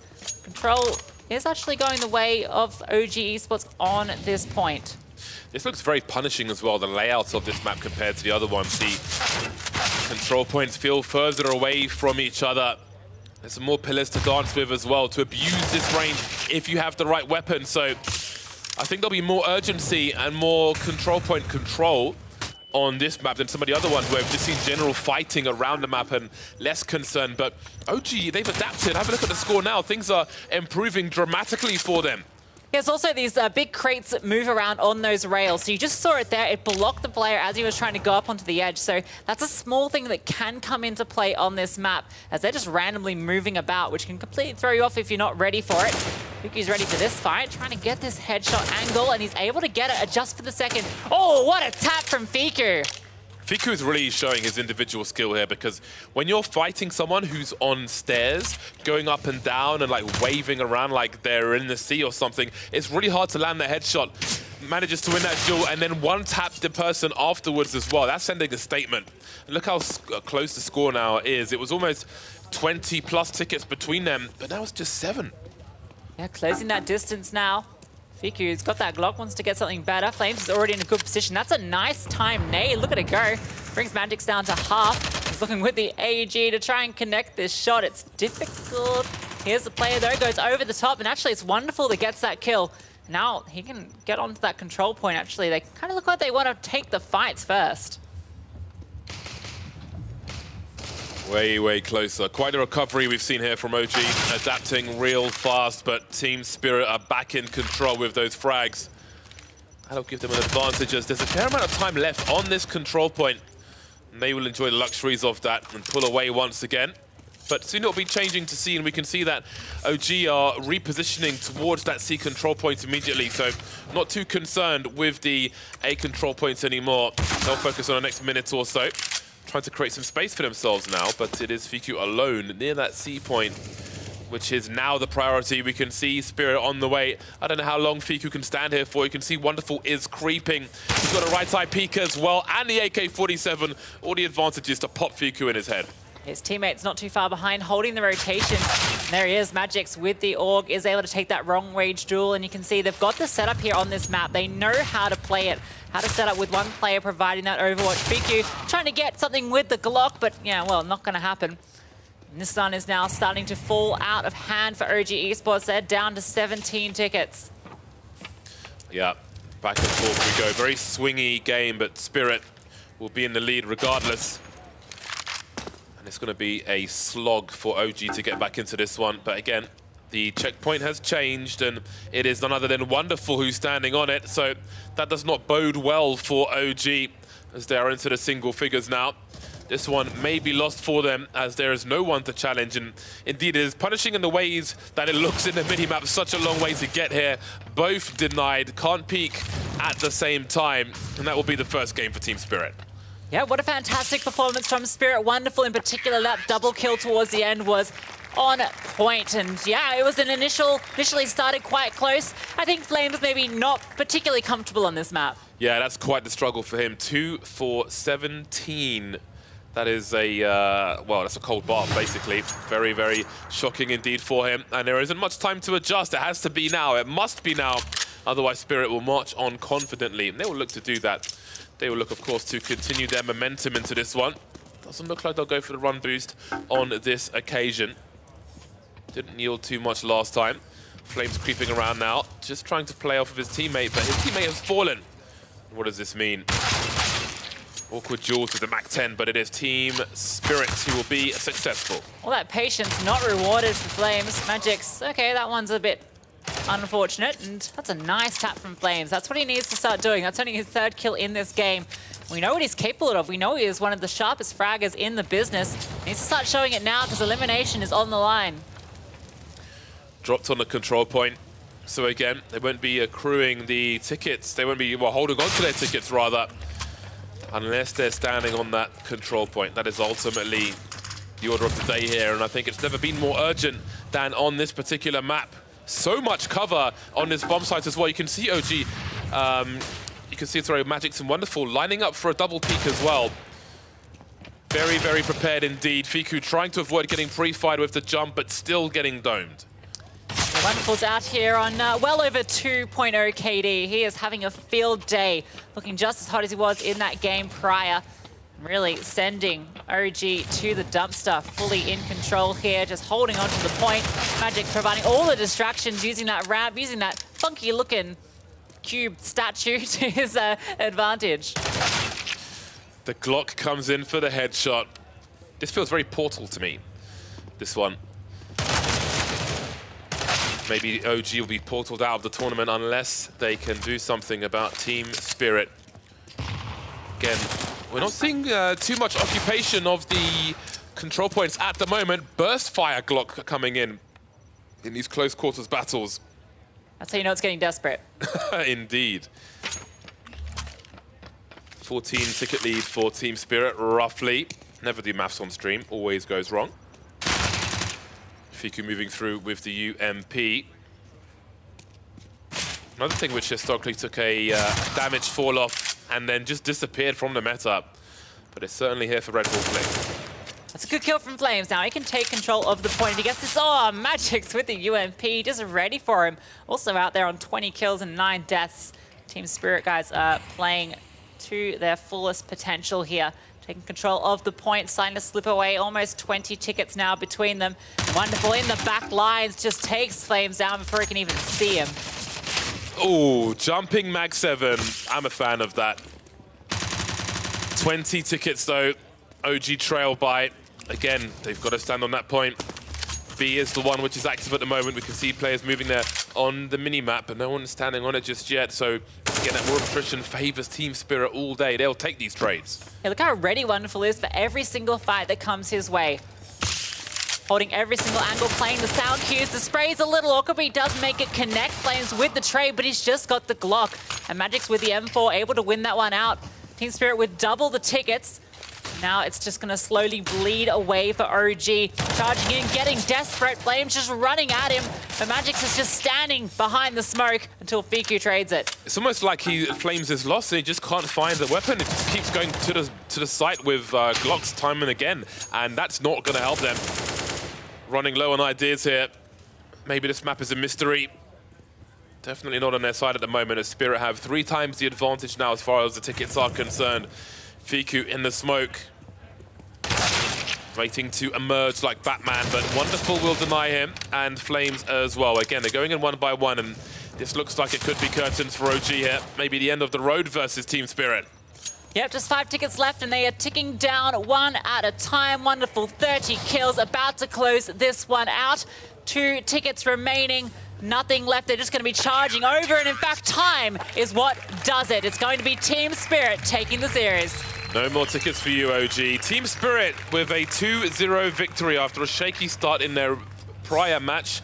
Nothing but full control in this one. A strong victory from them, and again, you wonder if they'll continue to grow with power as they go from match to match. But for OG, that one is an unfortunate loss for them, but a great showing in the many matches we saw from them. Yeah, really impressed by OG. I don't think many people had them pegged as going this far when we looked at the pro teams on the list, right? We were looking at Heroic, G2 as being teams that we expected to maybe be at this stage, and well, OG survived them all. Absolutely, yeah. A very good showing from them. But Team Spirit, I think there's a great question in how far can they go now, because the amateur teams have come through and shown that they're not amateurs when it comes to Red Bull Flick. They are here to play.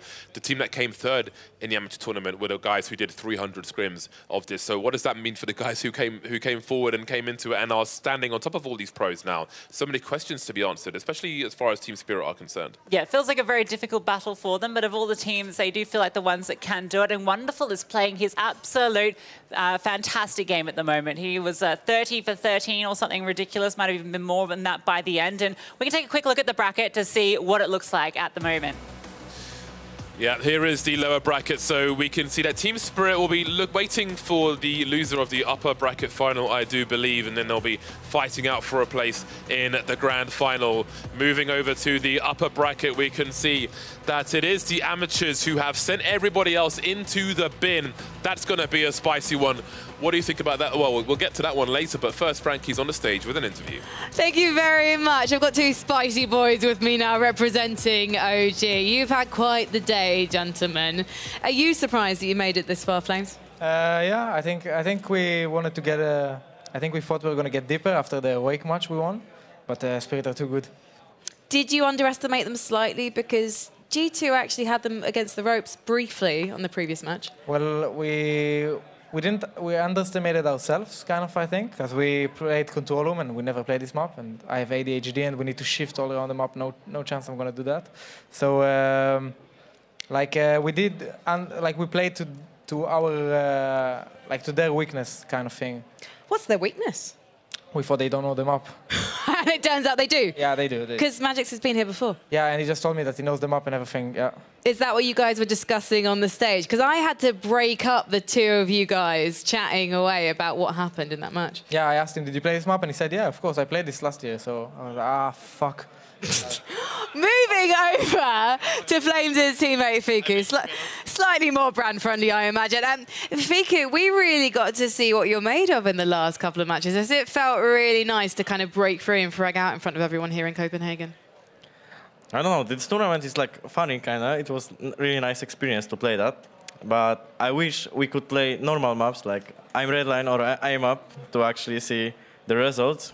Because I think the winning chance is like the knowledge of the map, right? Because on the map that we played versus Heroic at the beginning that we lost to them, I played this map first time in my life. So it was I was kinda learning the map. So when we faced opponents on the same map again, it was like easier to play, right? But if I get like new map, like fully new map to play, it's like really hard. Also, like Flames didn't play the maps so much. So it's like, Do you think you learned an important lesson about practicing the maps before you go into a big tournament today, Fiku? like every competitive map, I think we have good right now. So about that, I'm not worried. I'm worried about Red Bull 2v2's map, but who knows? Maybe on the next tournament we'll be prepared. All right. Before I let you go as well, have you guys really enjoyed getting to play together as a duo and cement your friendship on the stage? Yeah, sure. I love him. Do you love him back? Yeah, I love you back. Wow, we're making such happy memories. You remember what you said in the interview? No, without the mic. Which one?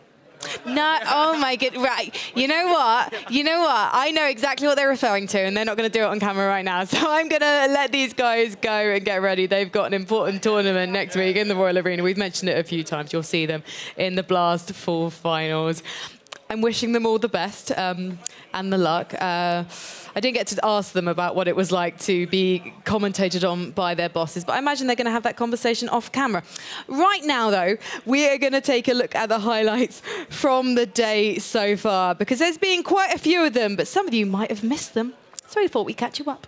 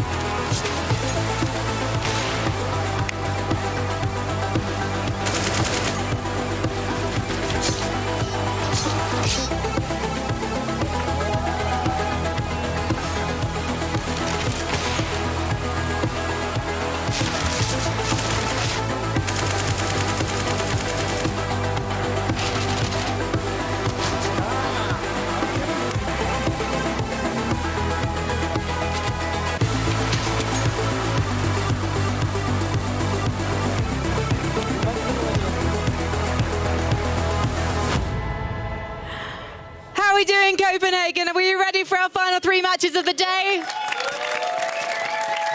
We love our crowd here at Red Bull Flick. They have been with us and in it for the long haul, as has my friend Jacob here.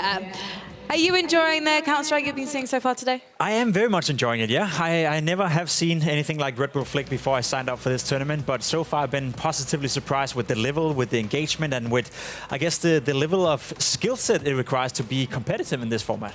We have got the top 3 we expected, though, to be honest, because Spirit, obviously, and then we've got our 2 amateur duos from Poland and from Finland. But looking back at our 8 pro teams, are there any that have surprised you? I think NIP surprised me a little bit. You know, they were competitive despite being, you know, having a secondary lineup with Kalk standing in for one of the pro players. I think they did a decent job overall. But other than that, you know, Heroic showing up somewhat decent as well. OG, as you said, they underestimated themselves a little bit. They played some decent Counter-Strike as well. So, yeah, I think the level from the pro teams have been slightly higher than I expected. Well, let's talk about Team Spirit in that last match. It seems like they put past that like near miss with G2 behind them, and they were ready and raring to go out of the gate on a map that we hadn't seen any of the teams play so far. And wonderful, he's keeping up that momentum that we saw against G2. He's been fantastic. He's been absolutely fantastic. He's starting to learn it. We saw in the beginning it was all about Magix. Without him playing well, Spirit wouldn't be winning. But Wonderful is stepping up slowly but surely. And if he continues down this path, and if he's learning as quickly as it seemingly is right now for him, then there's a chance that Spirit perhaps could re-win the trophy in front of us. And if we're talking about regular 5v5 Counter-Strike, that 30 bomb, that's the sexiest number on the screen. But this is Red Bull Flick. So I want to draw everyone's attention to that time on the control point. A whopping 2 minutes and 16 seconds. The boy is getting work done. He's the guy that is being put in the position where he has to control the checkpoint for sure. And then Magix is supposed to be the supportive element, you know, shooting the opponents around him. But Wonderful, as you said, he's doing both right now, and that's a great attribute to have. He's getting his AWP and he's getting into his comfort zone. But we've got to take a look back at what happened on that map because we've got to praise Fiku in particular from OG. Yeah, I think Fiku and Flamesea, for that matter as well, have played a great tournament. You know, a lot of raw individual power on the server. Great at fracking, great at reading the game as well. And I think they got a taste for what it's like to be a Red Bull Flick player in terms of how to maneuver around the map, control the checkpoints, and when to give up, you know, when to move on to the next one, etc., etc. There's more tactics to it than the initial eye would see. And you did hear in that interview as well, they thought they were being clever in the map veto. They were like, yeah, we're going to go for control room because we don't think Spirit know this map. And then they actually were having a little powwow debrief on the stage, and then it turned out, no, Spirit did, of course, know this map. So that seemed to be their downfall in the end. So maybe we should have just gone back to City Palace to see the boys go through. In terms of Spirit now, though, obviously they're going to have to face one of the amateur duos. It could be the Finnish duo again. Do you think they're going to learn from their errors in the previous match? I think they're always learning. I think Wonderful, the least experienced of the two, will be learning at all times. We saw him, how well he played the last time around with the 30 bomb. But to be completely honest, we call them the amateurs. But again, I have been so blessed to stand behind them and see how good they are at this format. So I'm willing to say that now that we're into the final stretch and we have 3 teams left, I think the amateurs are the pros and the pros are the amateurs. So no, I don't expect them to win. Has it tempted you into maybe trying out the Red Bull Flick match yourself? For sure, I'm definitely going to go home and play it. I want to be good at that. It's a fun format, it's a different format, and something that caught my attention a couple of days ago when I was preparing for this tournament. So no doubt I'll be playing it. I want to see you stream them. Sure. You're always streaming. Yeah. You never stop. Yeah, no. It's like this tournament. Yeah. Never stops. It's constant. I really wish that I had your energy. I might borrow it to get us through to the final stretch because we've got 3 more series to go.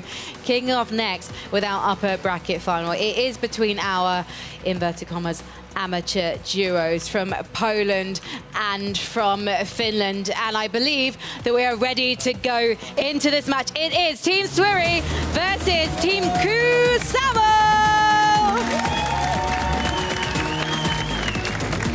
All right, we've got the 2 amateur teams here on display, and the crowd loves them all. I'd say we've probably got a few of the amateur teams probably here cheering them on, hoping to see them upset. The people's teams Yeah. are on the stage at the moment, although that is one hideous knife in the hands of you, Hope, but we'll move on from that very swiftly indeed. This is it. This is the 2 teams with probably the best movement for Red Bull Flick against each other, and I'm sure they're no strangers to each other either. So maybe we're going to see maximum Flick now in this matchup. Very curious to see how things will go. Very interesting layout to this map. Looks like some kind of Star Wing or something, like a spaceship. A, B, and C. We saw G2 on this earlier, and they were using the teleporters really well. So I'm interested to see how these teams, which specialize in this format, are able to utilize the movement across the map, the setups. At the moment, it's been a bit of a brawl, but Kusama are out ahead. Although the map point isn't, or the control point isn't theirs. That's because it's just about to change. Yeah, that A control point looks horrible to try and hold. You saw a player standing on it earlier, almost doing 360s, having no idea where the next opponent will come from. It's going to be a lot more comfortable, I'd imagine, in the corners like C and B. A lot less to focus on, but that's a nice angle for Yuho. Of course, he's just going to be showing his head there, but he managed to deal with that. Matty, on the other hand, will take one, then the other. So again, I think there's more fighting to be done on these B and C control points versus A. I love that retake on the control point. They're completely negating the setup on the defense.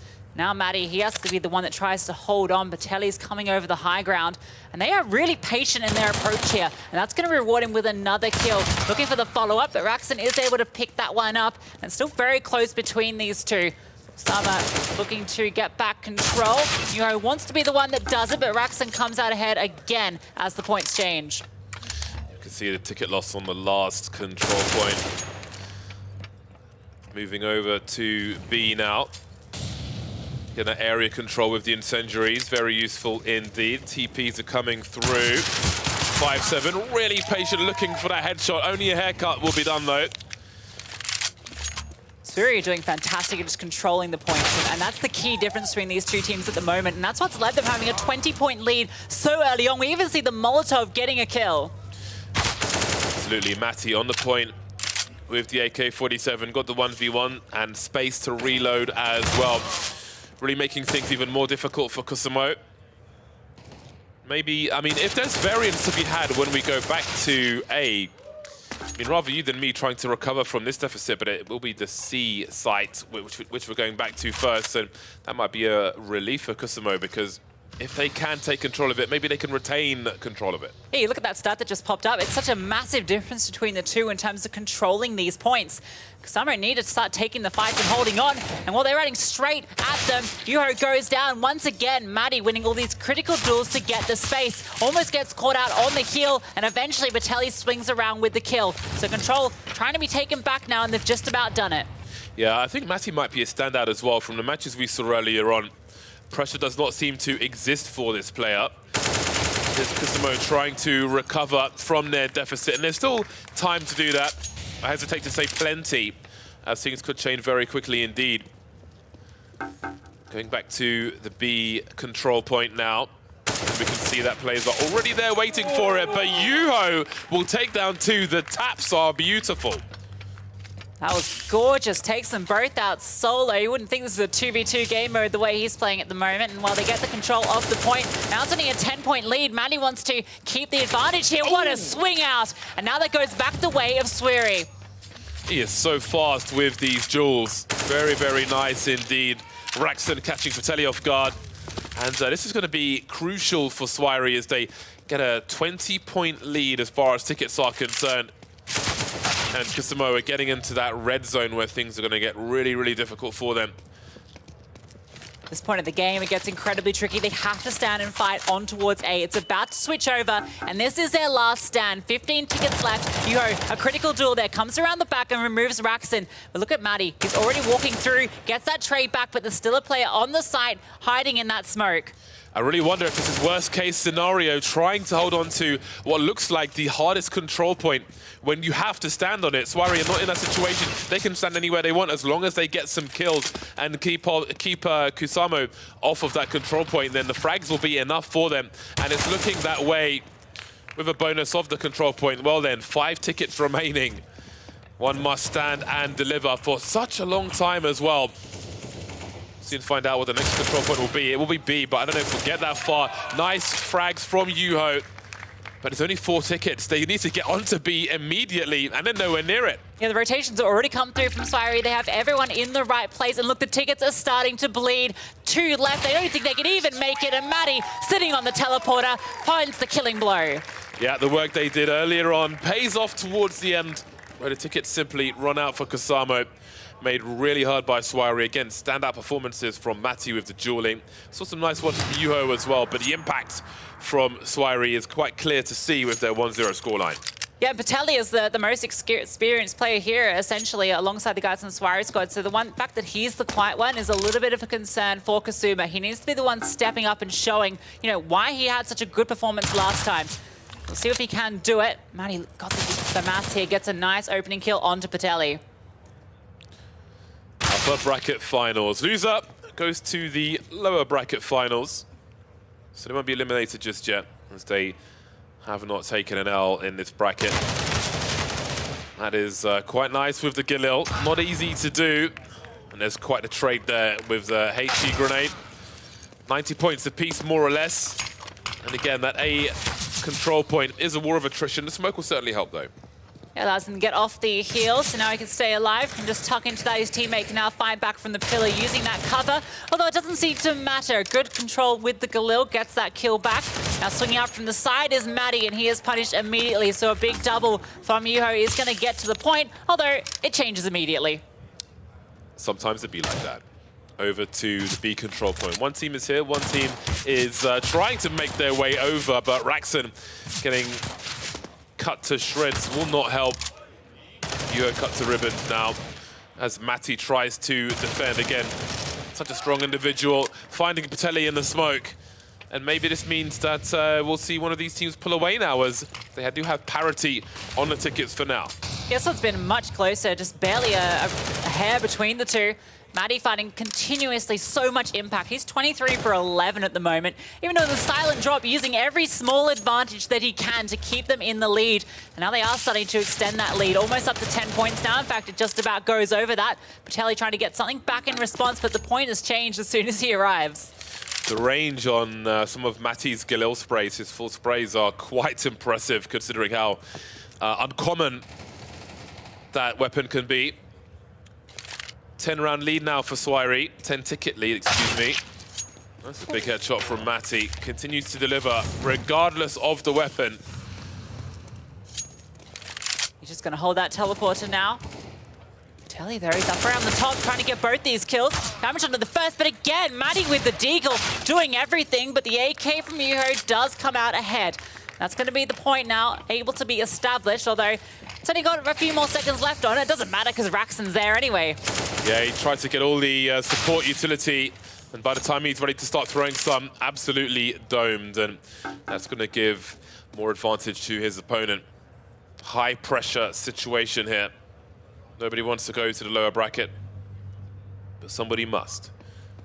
Noise is cut now. Everything's quiet. You can see Petty looking for particular timing, and that works perfectly. Raxon has no idea what's going on. They timed that between them, both of them going through the teleporter at the same time, using the sound cue, so it gets confused in the comms. Patelli gets another kill, and now they have a fantastic setup here. Raxon trying to get something back in response, but Patelli is raining down hellfire. They're slowly finding their way back into this one with full control of the point. Still close, but again, you have to stay on that point because if the fighting continues elsewhere, then it will drain both resources, but the person in the lead will win, and we can see how close it's getting now. AWP makes an appearance in the series as Matty tries to change the swing of things here, but he misses a shot there. I'm not sure if he fired before pressing Q. Either way, he's down. Right now, the control going to be taken back. Raxon spawns and can't get anything. Yuho is just taking them all down. As soon as they appear, he removes them. 3 HP and a dream. Score is tied in terms of the tickets, but it's a must-win for Kasamo. Take the lead now. Yuho really forcing his team back into this one. Another headshot from him. Now it's Swairi on the back foot. Patelli gets dropped though. Can Yuho hold on to things for now? No, you can see Matty running distraction while Raxon comes in for the kill. Only 3 tickets between them. So this is going to be a brawl over towards C. Look how close it is between the two teams. Kusama is just out ahead, but only barely. Yuho doing everything he can. He's got the M4, but oh, it's another pistol shot from Matty. Patelli gets one back in response, and it's an absolute brawl between these two teams. Matty's on the point, looking for this fight, jiggling out, wins it, can't adjust for the second though. The drive-by from the 5-7 to follow up with the rifle makes things oh so close. 15 apiece, now 14. One of these teams will get to 0 first, and whoever that team is, they better have an eye on that, and they better get on this point. And you can see Raxon. It's almost a game of chicken as to who goes onto the point first. 2-ticket lead now, make it more as Kasamo are forcing this to a 3rd round, unless Swairi can do something about it, and fast. Yuho just taking the fights to them, swinging out. Matty gets desperate, and he goes down. Yuho has done everything for them, and it is enough. 1 round apiece. Great play from these two amateur teams, showing how strong they can be, especially against adversity. Into the final round of the series now. Only one will proceed. The other goes to the loser's bracket. This is maybe the most competitive series we've seen yet, and that is no surprise with the two teams that we have on display here. Patelli opening up this round with a kill onto Raxon, and Matty is just waiting for someone to teleport through to take the fight to.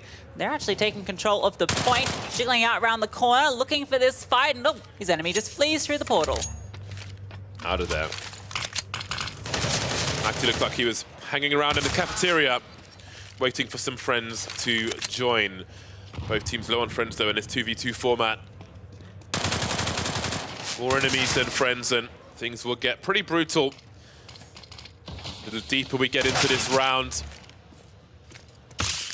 Pretty close for now, but there's a lot of play ahead. We can see Raxon moving forward, but Patelli creeping around the smoke with, in some ways, the lesser weapon. These 5-7s are putting in work. Patelli's going crazy here. His job is just to hold onto the point, and he is doing it perfectly. Now he can rotate over. He holds down the teleporter while his teammate just swaps onto the point, changing up roles on the fly. That's what's allowing them to play this dynamic Counter-Strike that's getting them the advantage. Just lurking in the ether is Patelli with that Galil, but Matty's back on the AWP. Raxon getting his bell rung. Down he goes by Yuho. Gets his health back up, and Matty's on the hunt now. Got to be quick with that pistol, and he is. That's beautiful, using the nade to provide cover so the AWP shot's harder to hit. Now Yuho drops the smoke. He's only got the 5-7, but we're seeing what that can do so far. It's probably the best pistol you could want as your default, and he is able to make it work. Another headshot comes through on the Raxon, even gets a second smoke. He's being given everything he needs. So much talent on this server, and we're seeing it with the smorgasbord of weapons that they're using. Oh, how has he done that? Okay, teammates come in just at the right time. Not what Patelli and Yuho were expecting.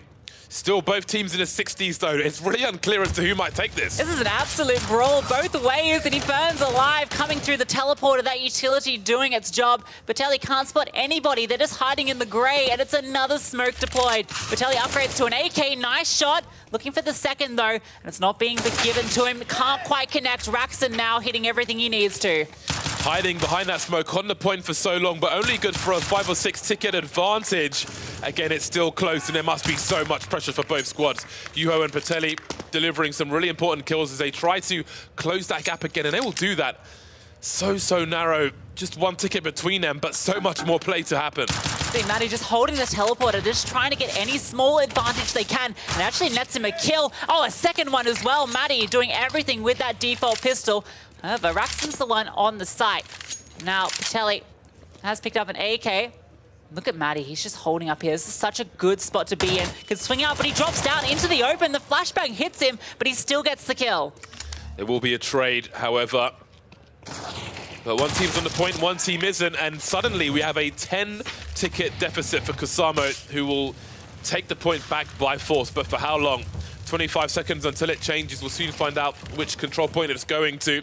It will be A, and some players are getting into position already, but there will still be some claim for a second or two on that control point until it is lost. The pre-fire in the smoke from Patelli limits what Matty and Raxon can do. You're starting to see why they don't pick up the AWP so much in this game mode. Trying to give it a go a few times, but not with success. Patelli finding Matty, that's huge. Yuho with one as well. They have control of the point, and now they can find themselves back in the lead. Look how close it is between these two teams. It's desperate plays. Raxon with another, and now there's only tickets between them. Yuho is still standing here on the control point, making every fight count. So patient with the shots as well. Doesn't want to reveal his position behind the smoke with the traces every third bullet. Just hiding for as long as possible, delivering a kill when it is needed. 23 seconds left on this checkpoint, this control point, and they've got a double peek coming through. Patelli and Yuho are ready. Patelli up top, Yuho on the bottom, just getting ticket after ticket in their favor. Look how this strongest advantage is. A late blossom maybe here from Kusamo. Yeah, Patelli is now on the site, and look at the advantage. They have twice the tickets. Just needs to come up with a few kills. Doesn't even need to stand on the point anymore. Oh, it's awkward. Matty comes out ahead. Yuho, though, is there again, finding kill after kill. He is having a monster game.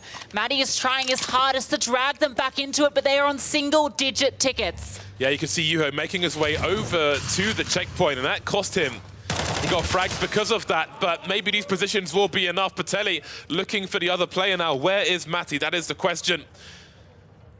Moving towards the point. He's moving deep enough to be double peeked by them, and it's going to work out swimmingly. So well done.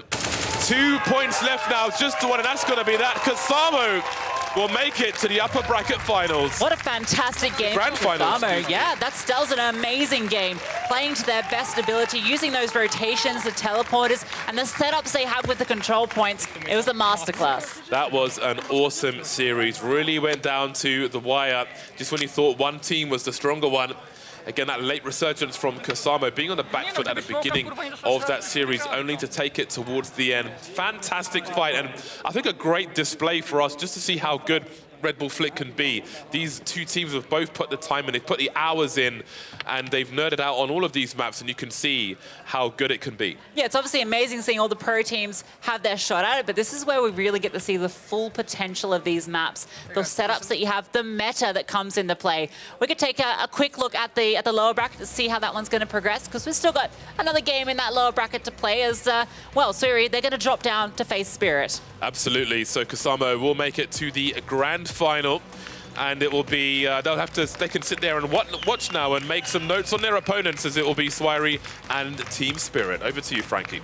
Thank you very much, Bardolph and Lucy Luce. What a game we just had on our hands. A reverse sweep. The narratives are hotting up as we speed towards the finish line. And it seemed like it was a tale of going from zero to hero for Patelli, because it seemed like the first 2 rounds there, his teammate Hugo was really pulling him across the finish line, but then Patelli performed when it mattered, Coach. Yeah, he got pulled into the last round. That's exactly what you said. And then Patelli stepped up, but we still got to highlight Juho, man. Like, this new guy on the team, he brought him in last year. He didn't perform so well, went out on 12th place. Now he's a new teammate of the reigning silver medalist, Patelli, and he didn't even really play to his best, and Juho just took the whole game on his back.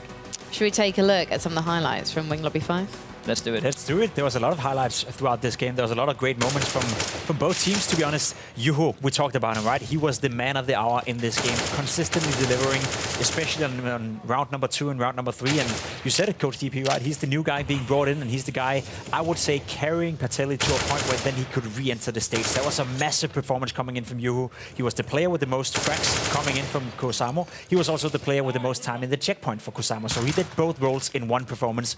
Massively well done. And look at this Juho. He throws a nade, uses a speed boost, covering himself with the smoke of the nade, and then gets the kill with the 5-7. And that's a beautiful part of this map. The 5-7 is so crucial because it's the best starting pistol probably around out there on the flick maps. And it makes us different right here.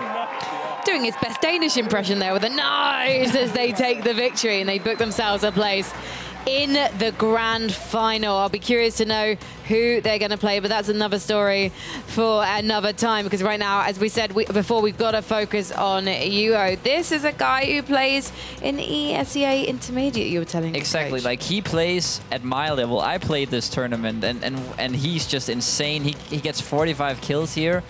I can't wait to see when he gets to meet maybe Spirit, maybe Swear in the final, if he's going to pop off and just take the trophy, because this guy is running around losing to, you know, average teams, people from Denmark. I know these guys, just losing to, yeah, not good teams. And here he's just dominating.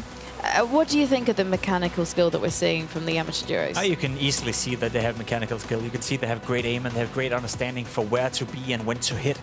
Part of Counter-Strike is always, at a professional level as well, to have good positioning and feel comfortable in your environment. And it's clear to see that Juho, yeah, maybe he may be a player that is playing on a lower level in 5v5 Counter-Strike, but when it comes to the Red Bull flick, he's comfortable. He's the one dictating the pace. He's the one dictating where the opponents are coming from, and that makes him, you know, a better aimer. That makes him a better player, and that makes him perform at a very high level. It does seem like this is a little bit of a trend with Patelli as well, because in the earlier match we saw against Spirit, it also took him a little bit of time to warm up before. But our grand final is a best of 5. They are going to go into that grand final with a map advantage, so potentially we're going to have up to 4 maps. So there's plenty of time for these boys to warm up. Yeah, Patelli, he's going to get all the time he needs to warm up. And if he can't, you know, get to a point where he can show up, he doesn't deserve the trophy. I think he's been having nightmares about the last final probably a couple of times. I don't think he's going to want to let this one slip away, and hopefully he's going to be warming up out back. But Wing Lobby 5, it definitely seemed like it was a good map for Swear. It seemed like at first the veto has gone in their favour. Yeah, they were looking hot to trot in the beginning, and it was a team that, you know, we knew from the group stage that they were playing well. We knew from the group stage that they had struggling some game against the Danish guys, but outside of that, they were really owning everyone in that group stage. So we knew they had the level to beat Kusamo, and that could be the case in a potential grand final as well. They're going up against Spirit in the lower bracket final, and even though it may feel as a hard loss for them and missing out on the final initially and missing out on the advantage you were describing, it's not a big loss per se anyway, right? They just get another game on the stage to get another game to warm up, and I'm pretty sure that if they play on the level we saw right here, they'll beat Spirit. And also, I'm absolutely delighted by this result personally, because it means we get to see the Poles play against Team Spirit. We haven't seen this matchup before. No, and last year, Spirit, they've also beat they beat everyone last year, including these two guys. These are the exact same guys that Magix he beat last time to make it to the final. So he might be able to give them another piece of nightmares if he can round it up. And we've seen Wonderful how he's been progressing. Like the last time we saw Magix and Wonderful playing the Finnish guys early in the tournament, he was not looking too good. But then against OG, he was crazy. And yeah, if that's the Wonderful we're going to see right now, Sweary's they're going to have a tough time. Well, it's delicious because we could see sweet revenge play out for Swery.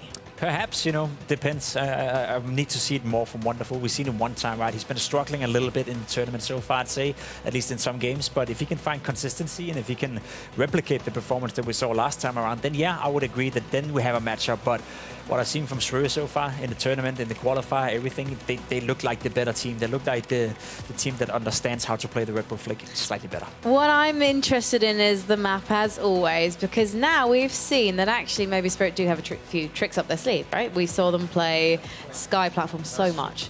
But then, against OG, their trump card, Control Room. We hadn't seen that map at all during the series. In fact, we've only seen it that one time. And Spirit, they knew exactly what to do. Yeah, and I think you're still going to want to take him off Sky Platform. That's where Wonderful's been doing most of his work. Probably also the map he's played the most and he's been progressing the most on during the tournament. So I hope to see Sverige trying to get them out of their comfort zone because Sky Platform is probably going to be their best map still. But wouldn't you like to see them play on a map where there's closer confines? Because Magix, he's one of the most aggressive players in the pro scene. It would be nice to see Sky Platform because I think I agree with you in the sense that that would be the most competitive map. That's a map we know Spirit can play at a high level, but if you're smart from Sverige, you're not allowing that at all. You play the 5 maps, right? You play the long qualifier, you're able to play this mode on a very high level, and you don't want to give the comfort to Team Spirit. We've seen what Wonderful can do if he starts to feel comfortable on the server, so I agree with you, Coach. It will be fun for us, but probably not Team Spirit. So we're probably not going to see City Palace either if Sverige kind of playing this veto, right? Yeah, I don't know City Palace. We haven't seen Spirit play it yet, so if Sky Platform is being taken away by Sverige, I think everything is open. We've seen them play 2 maps, and Control Room was just a walkover against OG, who didn't even know the map. But that was the thing, OG didn't know the map. No, they just hope for Spirit to not know the map either. Yeah, and Sverige definitely know the map. They've been playing these maps for, well, I'd say several months, but actually for longer. Yeah. So, in other words, they're definitely going to have the upper hand probably in terms of like movement and rotations around that map. So, what is going to give Spirit the upper hand? Is it quite simply just the mechanics? I think Spirit are probably looking to not play too much into the regular Flick meta. They want to change something, because if you play how the amateurs want to play, how the meta is played, you're probably going to come out, as the worst team. But if you try to give yourself an edge, maybe with your mechanics, maybe with your kills, maybe with the AWP that we haven't seen Sverige been using too much, that's maybe where you can get an advantage. Is there any kind of pro meta we're seeing forming today? I guess, the meta is not forming today. It's been forming over the last couple of months, but it is this quick rotation, and that's where all the pro teams have been struggling. It's being first guys on the point. You get these 10 tickets every time because, you're first man on the new point. That's huge for the amateur teams. I think Kalian said it pretty well. You have to realize when it's worth to fight. You have to realize when a checkpoint is worth to be fighting for, when you risk losing more than you gain by going into set fight. And I think a lot of the teams have shown us that, at least the pro teams, they didn't know when to fight, when to hold back, when to rotate, when to cut off rotations, etc., etc. So, if anything, what I've learned today so far is that you have to be proactive in the way you play Red Bull Flick, and you have to understand why you're doing as you're doing. Otherwise, you'll just end up, constantly chasing your own tail in a way. And we saw that from a lot of the pro teams. Yeah, I guess what's going to happen as well is each map, the rotation timing is going to be different as well. Yeah, the rotation timing is different depending on which map you play. Because you have Sky Platform, you have digital archives, the surfs, the jump pads. I heard one of the big girls call it trampolines. That's a funny way to pronounce it. But they give you so much speed in the rotation, so you can rotate maybe 1-2 seconds before the point actually switches, which makes it more worth to fight for the points, also in the latter half of their time periods. So yeah, the rotations are different because Control Room, for example, is a much slower rotation map. Well, we're waiting, I believe, for Team Spirit to log in and start clicking heads on the server. You know what, while we do that, I kind of want to set a challenge to you, in fact, to both of you, but starting with you, Coach DP, because you are a Red Bull Flick expert. If you could create your own Red Bull Flick map, what would it look like? Wow, that's putting me levels, right gimmicks, platforms. I think I would like a map that is completely flat, and then not they can be walls and stuff, right? But walls and flatness. But flat and then no opposite levels, and then I would like to see something. We have this Control Room thing that's driving around like a big box that's being dragged around, and you used to be able to jump onto it. I think that would be pretty cool. Maybe if they could just change Control Room update this box that's floating around the map. Now, probably the guys in the crowd haven't seen it too much because we've only seen it once. But if you could jump onto this one and have it take you around the map, maybe also hide on it, you can get kills from this position. I think that would be pretty cool. Like a little floating car. Yeah. Cute. Jacob. I don't know. I mean, I feel like the limitations are off in a way. You know, maybe a gulag of some sort of kind, where when you die, you have to, you know, finish an aim, you know, task or whatever that may be in order to be reinstated in the game. So whenever you get fragged out, you go into a gulag where you either have to win a 1v1, you have to win, you know, a certain aim duel against a bot or whatever that may be before you be reinstated into the game. So your death have a little bit more significance. And if you fail or if you lose focus in that gulag stage, maybe that's going to haunt you and not win the game. I think that would give maybe an edge to some of the pro players, actually, because, you know, their fragging has no problem and they might be able to send these amateurs into the gulag if we had one of those more often, and it would make their death times longer. I quite like the idea of having the gulag being populated by teams that have been eliminated. So potentially you go into the gulag. Yeah, but then you're having to like face, you know, the likes of Menezes in the gulag. Yeah. And when you were trying to like fight for your life to get back into the game, and you're facing one of the best players in the world, that could be an interesting aspect of the day as well. I think a lot of their amateurs would go home with an extra experience in their backpack. Yeah, we got top. We could just call the bot. You know, you can name the bots and call them Muncie if you want to. That'll probably fix that problem. Yeah, yeah. Don't forget to drink water, bot. We do have Top Hat Waffle, and we've got the whaleman here. Maybe they're gonna take some of your ideas on board, boys. Yeah, we hope so. Yeah, claim those royalties. Yeah, we will hope to see some of our floating cars and gulags getting into the maps as soon as possible. Exactly. I'll get on the phone to Menezes and ask him if he can spare some time from his incredibly busy schedule. You know, the player break's coming up. You need something to do, right? You've got to do something other than play Counter-Strike. Why not play a different form of Counter-Strike? It's fine. I'll work on the pitch. It's all right. The guys are still getting in right now. I think we're having maybe some TeamSpeak issues by the looks of it, or not issues, but like the boys are definitely sort of working their way into there right now. Yeah, this guy on your screen, Maddie, just as he is here, it makes perfect sense to talk about him, because he was the real carry of Sphere in the game before. Like, he really had some huge performances, especially in round one. He was really grabbing the game here, and I think he's going to be a key aspect, maybe in facing off against Magix, who's this power fragger from Spirit, because they looked a little bit mad, upset, tilted, whatever you want to say, the Polish guys, when they lost to the Finnish guys just before. So hopefully they can shake this feeling, because they want to go to the final. Plenty of time to reset for them right now. Just looking at the numbers from that last round in particular, yeah, Matty, an impressive 2 minutes and 14 seconds on the point. Also, I thought we'd look at the veto as well. So just going back to that last match. So Swiri, they veto City Palace. Kusamo, they veto Digital Archive. Swiri get rid of Sky Platform, interestingly. And it was Kusamo who chose between Control Room and Wing 5 Lobby to take us to the lobby. So, sorry, we know they're happy then potentially in Control Room. We know they're happy in Digital Archives. I wonder if we are going to see Digital Archives at this one. Yeah, I mean, Swiri, they are not scared to take off Sky Platform, and we just made the argument that that's probably the smart thing to do against Spirit. They've been feeling very comfortable on the map, trying to abuse the fact that Wonderful probably hasn't been playing this as much as he plays, you know, regular Counter-Strike. We see him shooting bots like crazy. He can do this kind of stuff probably to anyone, but if you don't know where your enemies are, where they're coming from, you can't shoot like this. I'm just curious. I think just looking at aimbots, I think Wonderful actually uses moving bots, which I rarely see players do. He's so fast. I literally can't tell if the bots are moving. Can anyone tell?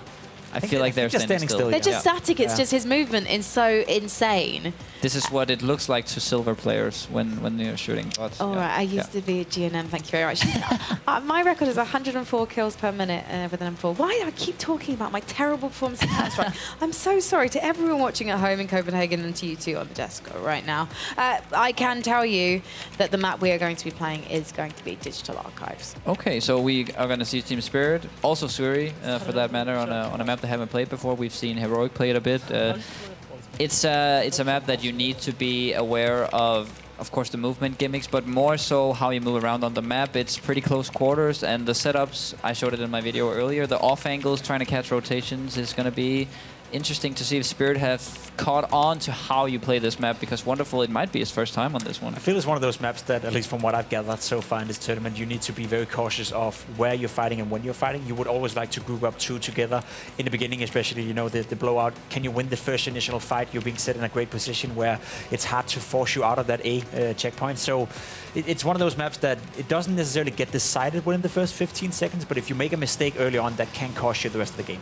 Well, we know that Team Spirit love to fly around the map, but can they surf around the map as we head to Digital Archives at Team Spirit versus Team Slurry?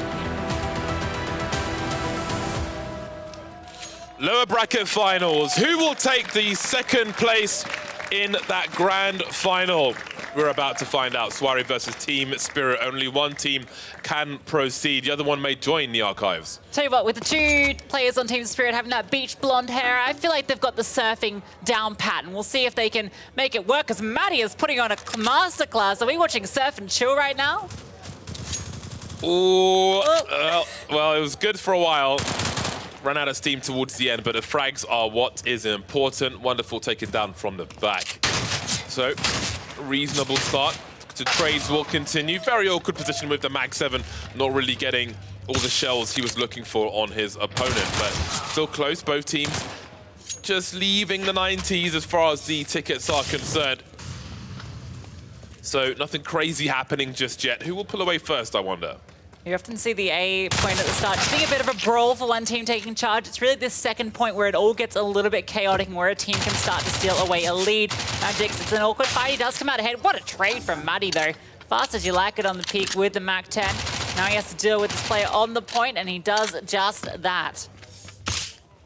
Onto the point they go. You can see a lead being built now as Team Spirit are sinking. Need to shore up their foundations if they are to survive on the archives. Man just swinging around the corner with the Mac 10, beautiful from him. On the point they go, but somebody surely has to go a bit further and try and catch these incoming players off guard.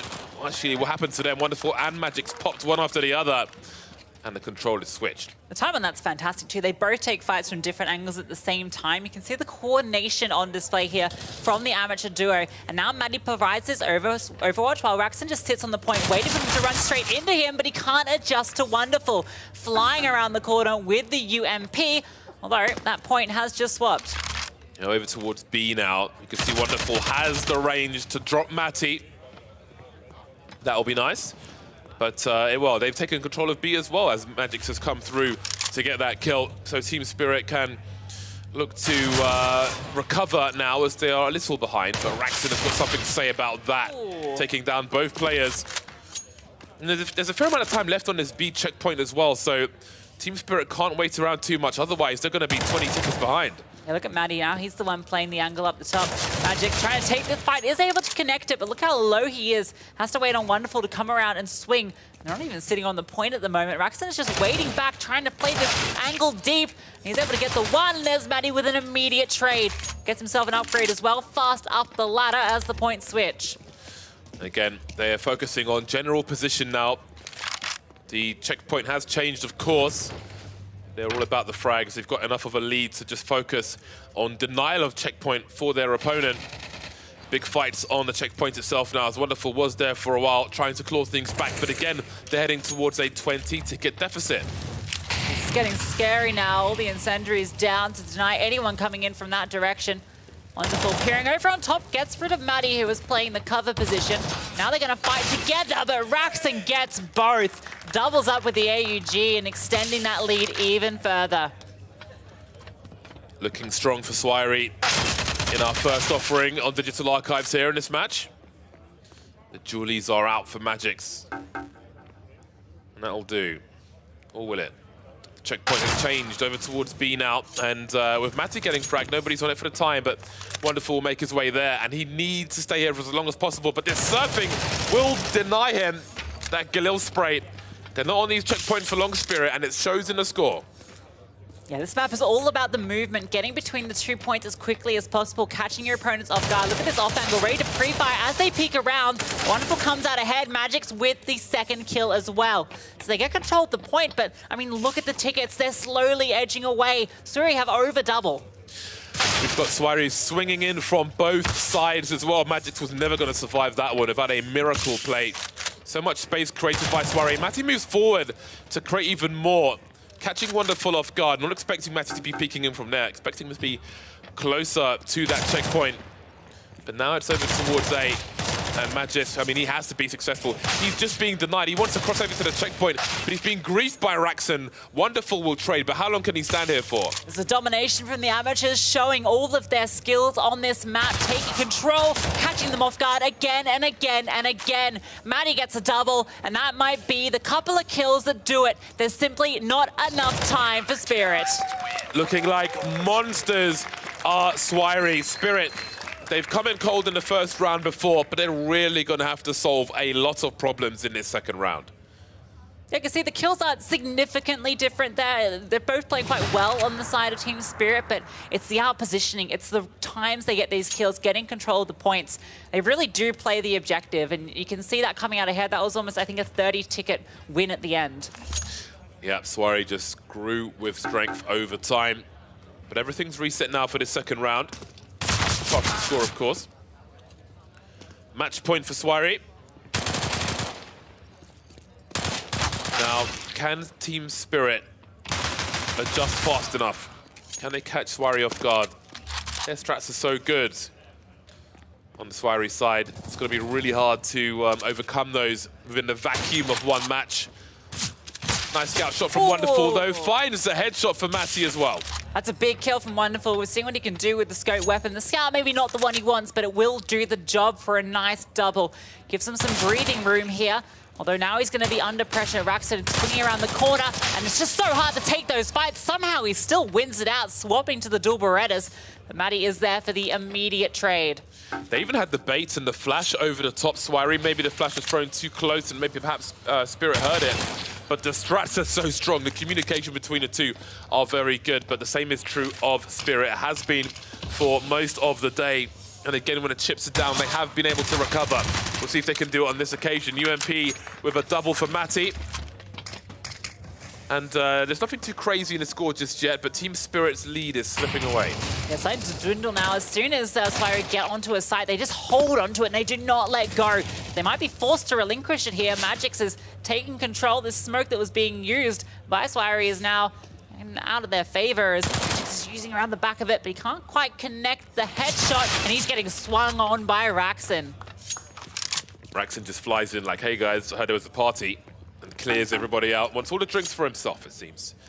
The score's still close, 65 to 68. Very close indeed. But again, in the last round, we saw Swery just get stronger in the late game. Will that be true on this occasion as well, as both teams trade? But it's Magic's looking to accrue some points here, if he can. And he's waiting for his teammate. You can see he gets uncomfortable being on the point alone. Look at that setup, the bait and switch, swinging out. Wonderful is providing the coverage from the other side. They're really starting to get into the swing of the setups here to take full advantage of these long-range duels. Yeah, that was a fantastic bait, and it gives them an extra few tickets there. But Magis will eventually go down. His teammate, of course, was holding angles for him, so he's a bit far away. May have to wait for the respawn. That's a meaty incendiary, though, trying to force the duel.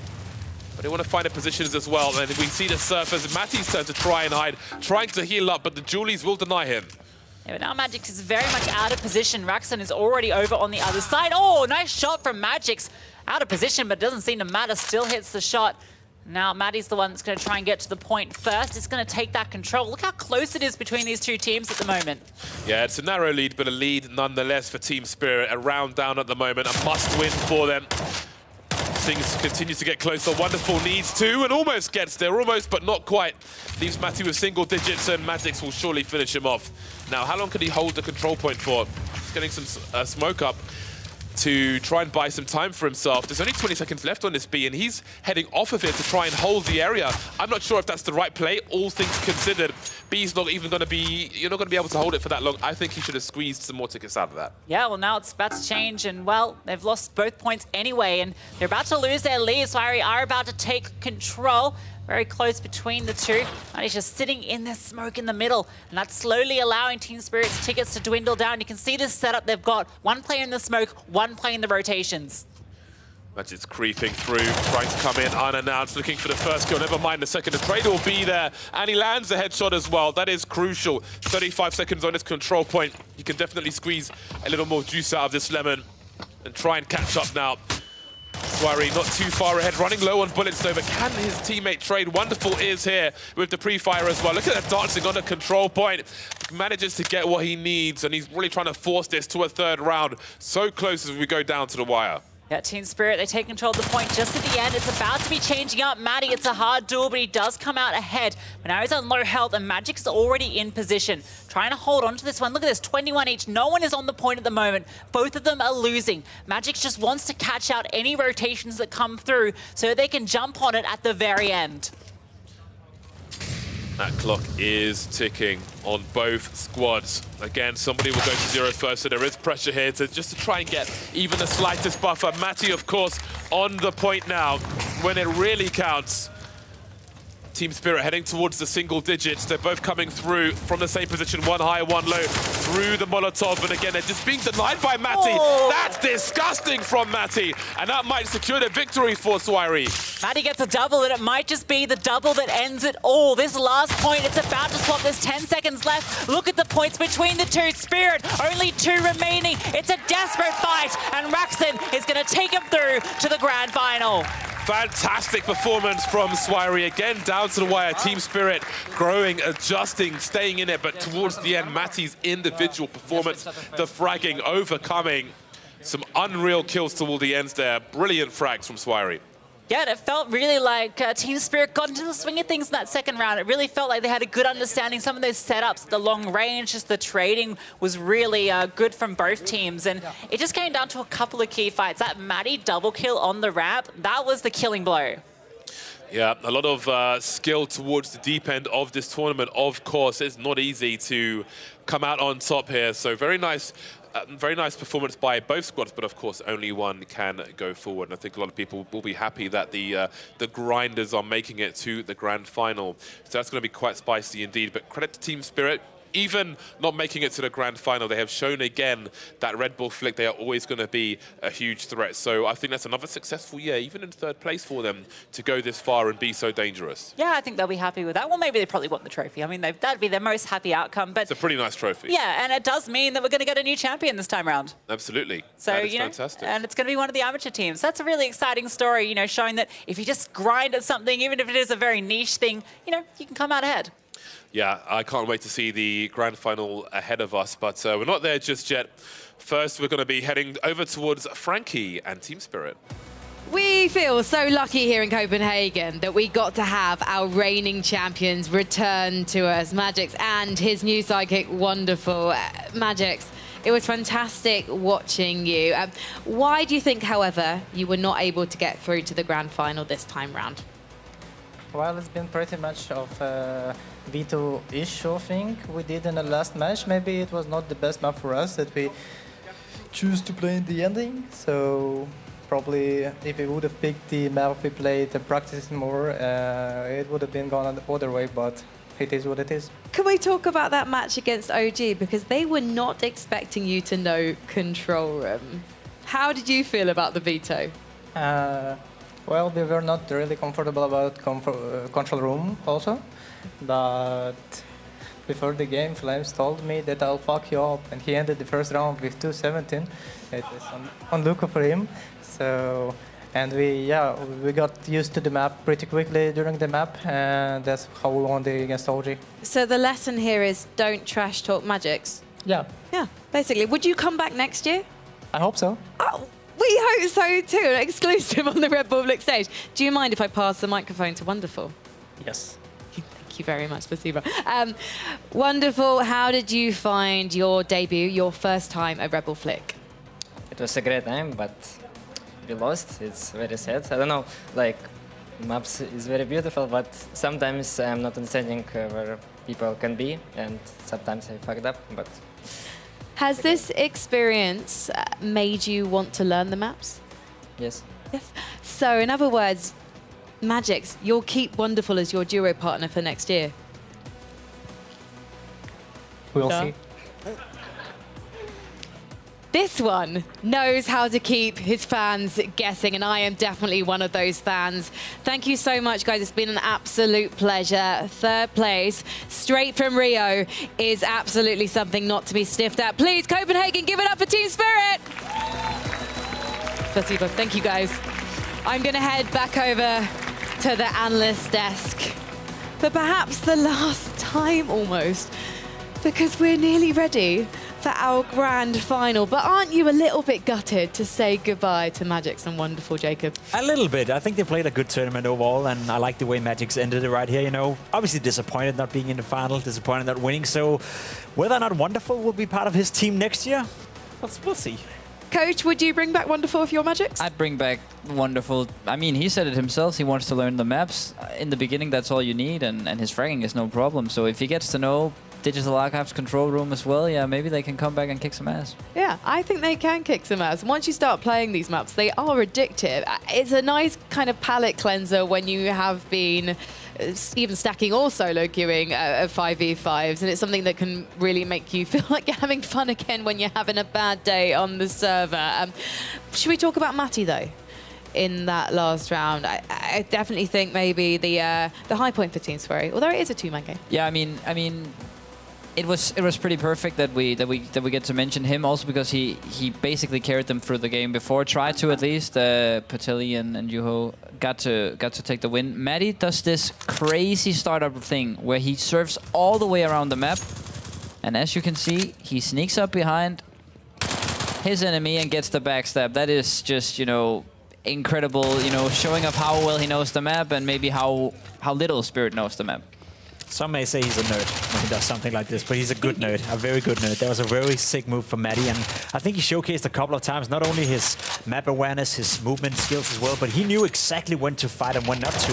We saw him plenty of times take a checkpoint and then move away from the checkpoint, waiting for the next fight, kill the opponent, punish him, and then come back into the checkpoint. So he knew exactly when he was supposed to do what. You see it right here. He can basically just stand on the checkpoint right now, but he's not interested. He's very well aware that he's exposed at this point, so he's waiting for someone else to come in there. You see right here, make the rotation and gets the kill. That is very, very well played by Matty. A double kill right here, and that essentially won them the game. Yeah, he clutches up in the end, and that's beautiful, right? And 26 kills against Team Spirit. Like, they didn't have a problem shooting these Polish guys, but they had a problem beating them on Red Bull Flick, and that's why these amateurs, as we've been calling them the whole day, they ended up taking the last final spot.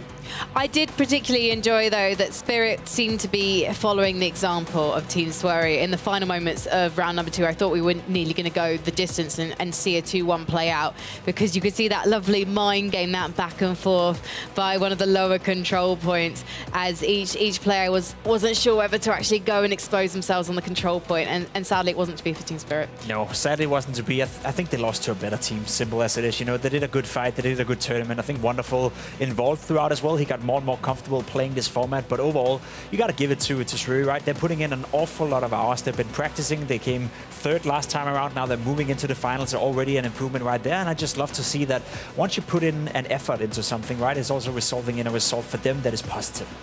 All right then, boys. Are you ready to meet our official grand finalists of Red Bull Flick 2022? Let's do it. Fantastic. Well, coming to you all the way from Finland, they brought their flags with them, and they are ready to frag out. It's Team Kusama, Gigi, Patelli, and Juho.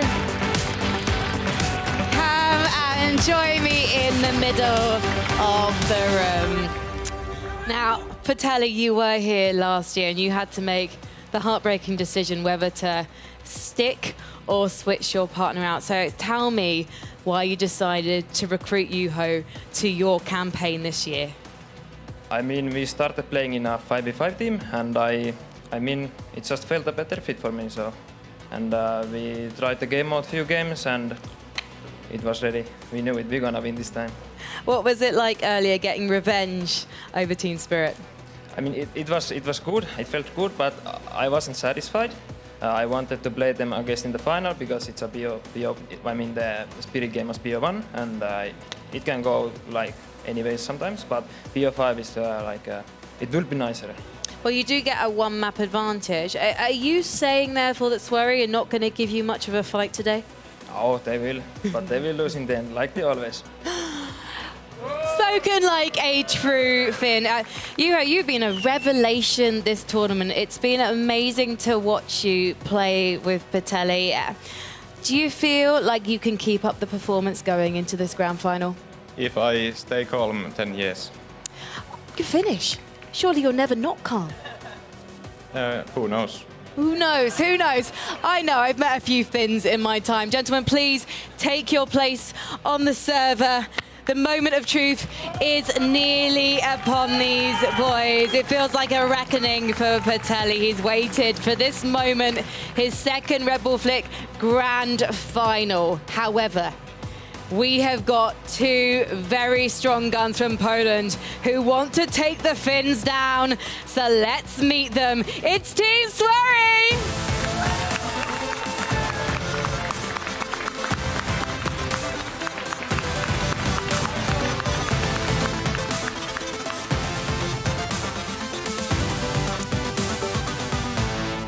I'm going to bring you boys forward into the light. Matty, we've got to shine a light on you and your play so far. You're absolutely on fire. What's powering your performance today? Honestly, I don't know. Just the win. The win? The trophy, yeah, the trophy. All about the trophy. If you come first, you do also get $20,000. Yes. Yeah, that's right.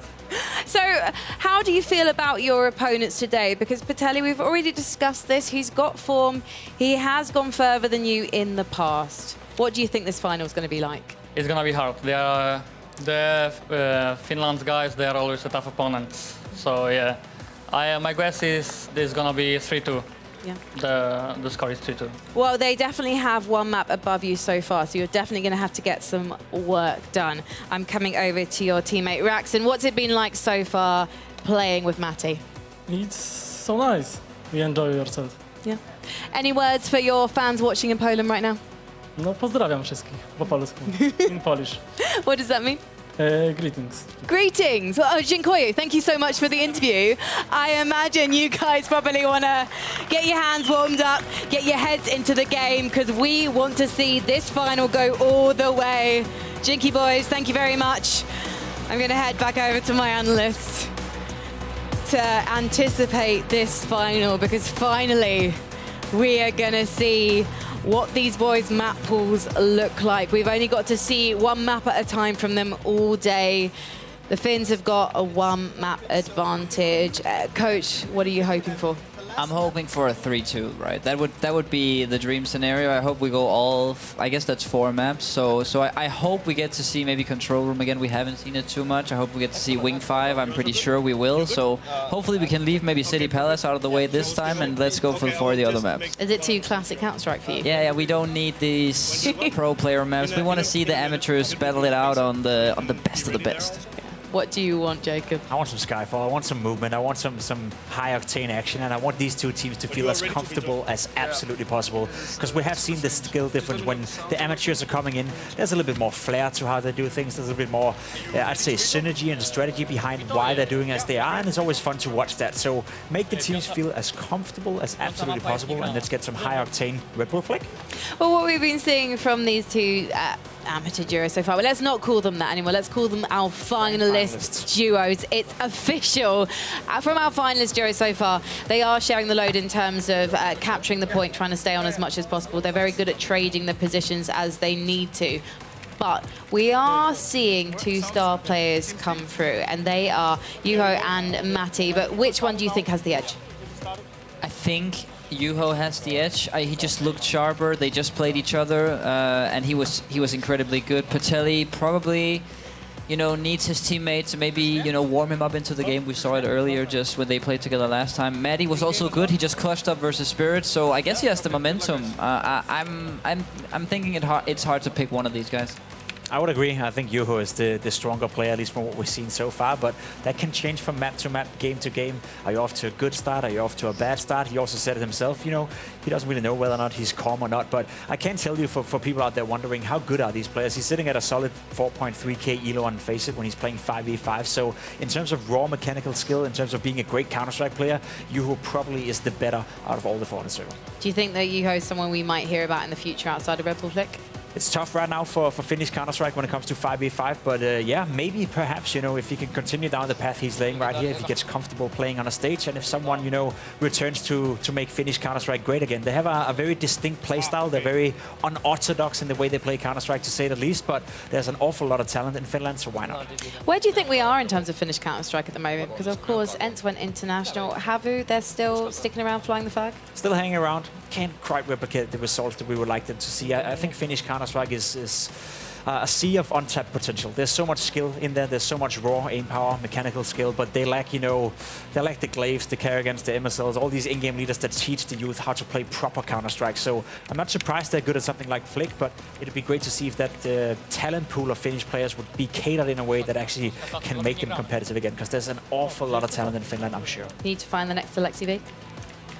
Yeah. Yeah, that would be who wouldn't want to find the next Alexi V, right?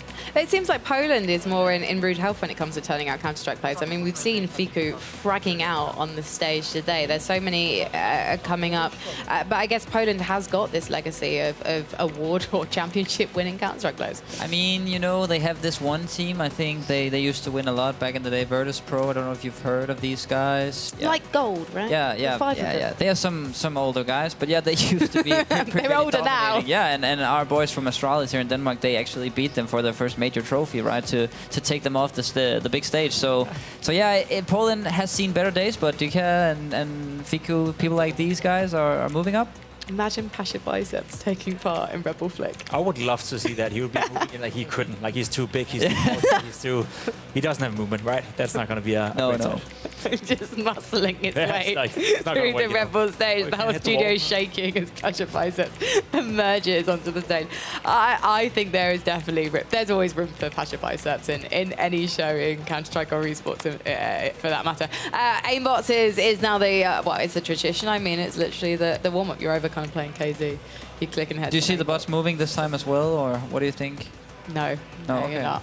I've had arguments with people on Twitch about this. People like, why are you not clicking? Why are you not going for moving bots? Because people move in Counter-Strike, but for some reason pros seem to prefer the static bots. I think it's about the muscle memory. Just getting the flakes, learning how coordinate your eye, hand coordination, everything, and the moving back and forth.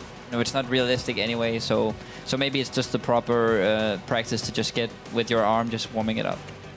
Well, we are nearly good to go. The first map, gentlemen, is going to be Digital Archive. So before we head into this grand final for Red Bull Flick 2022, can I please get your final predictions? I need the Finnish team to win. They came Patelli came so close last year, and now they finally overcome Spirit. I'm hoping they get the win. They also have the lead up, and I think it's too big of an advantage to be 1-0 up. I just think these guys all know these maps so well, and you only have to win your own map picks. I think that's a huge advantage.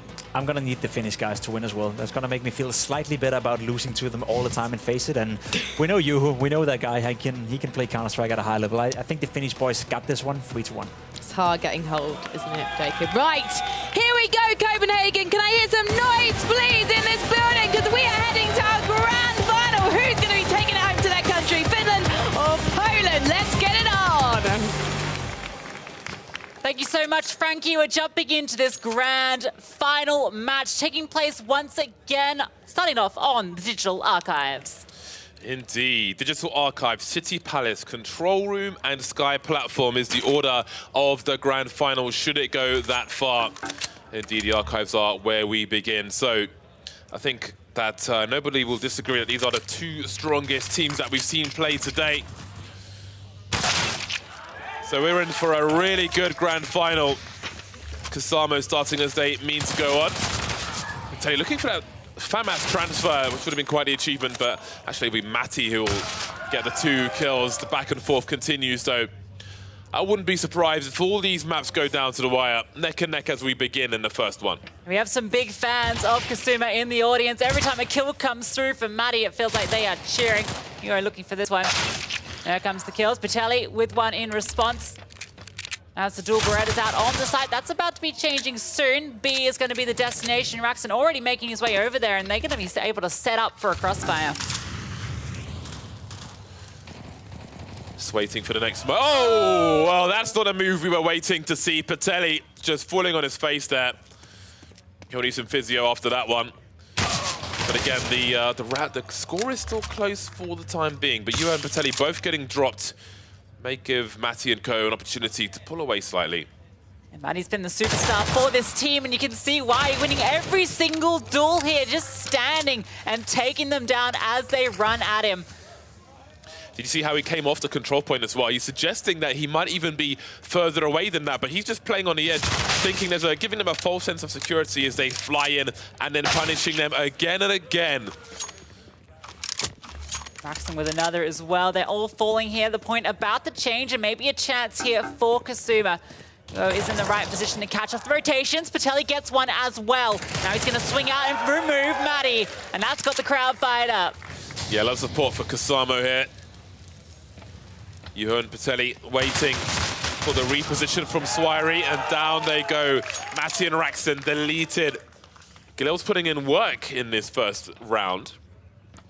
And again, the score is getting close once again. Swairi's advantage is dissolving, but it may start to be built again as they both get the kills. Hey, look at that movement from Raxton, just flying around with the M4. Juho trying to connect something with the Deagle, but can't make it work. Patelli, he's in the back lines, catches Matty slipping, and now he's looking for the second fight, just swinging out, but Raxton is holding for it. That point is about to change, though, and that's a chance for Kasuma to get into the position. I really love the teams we have for this grand final. You know, seeing Flick over the years, seeing the maps develop. So much personality this year.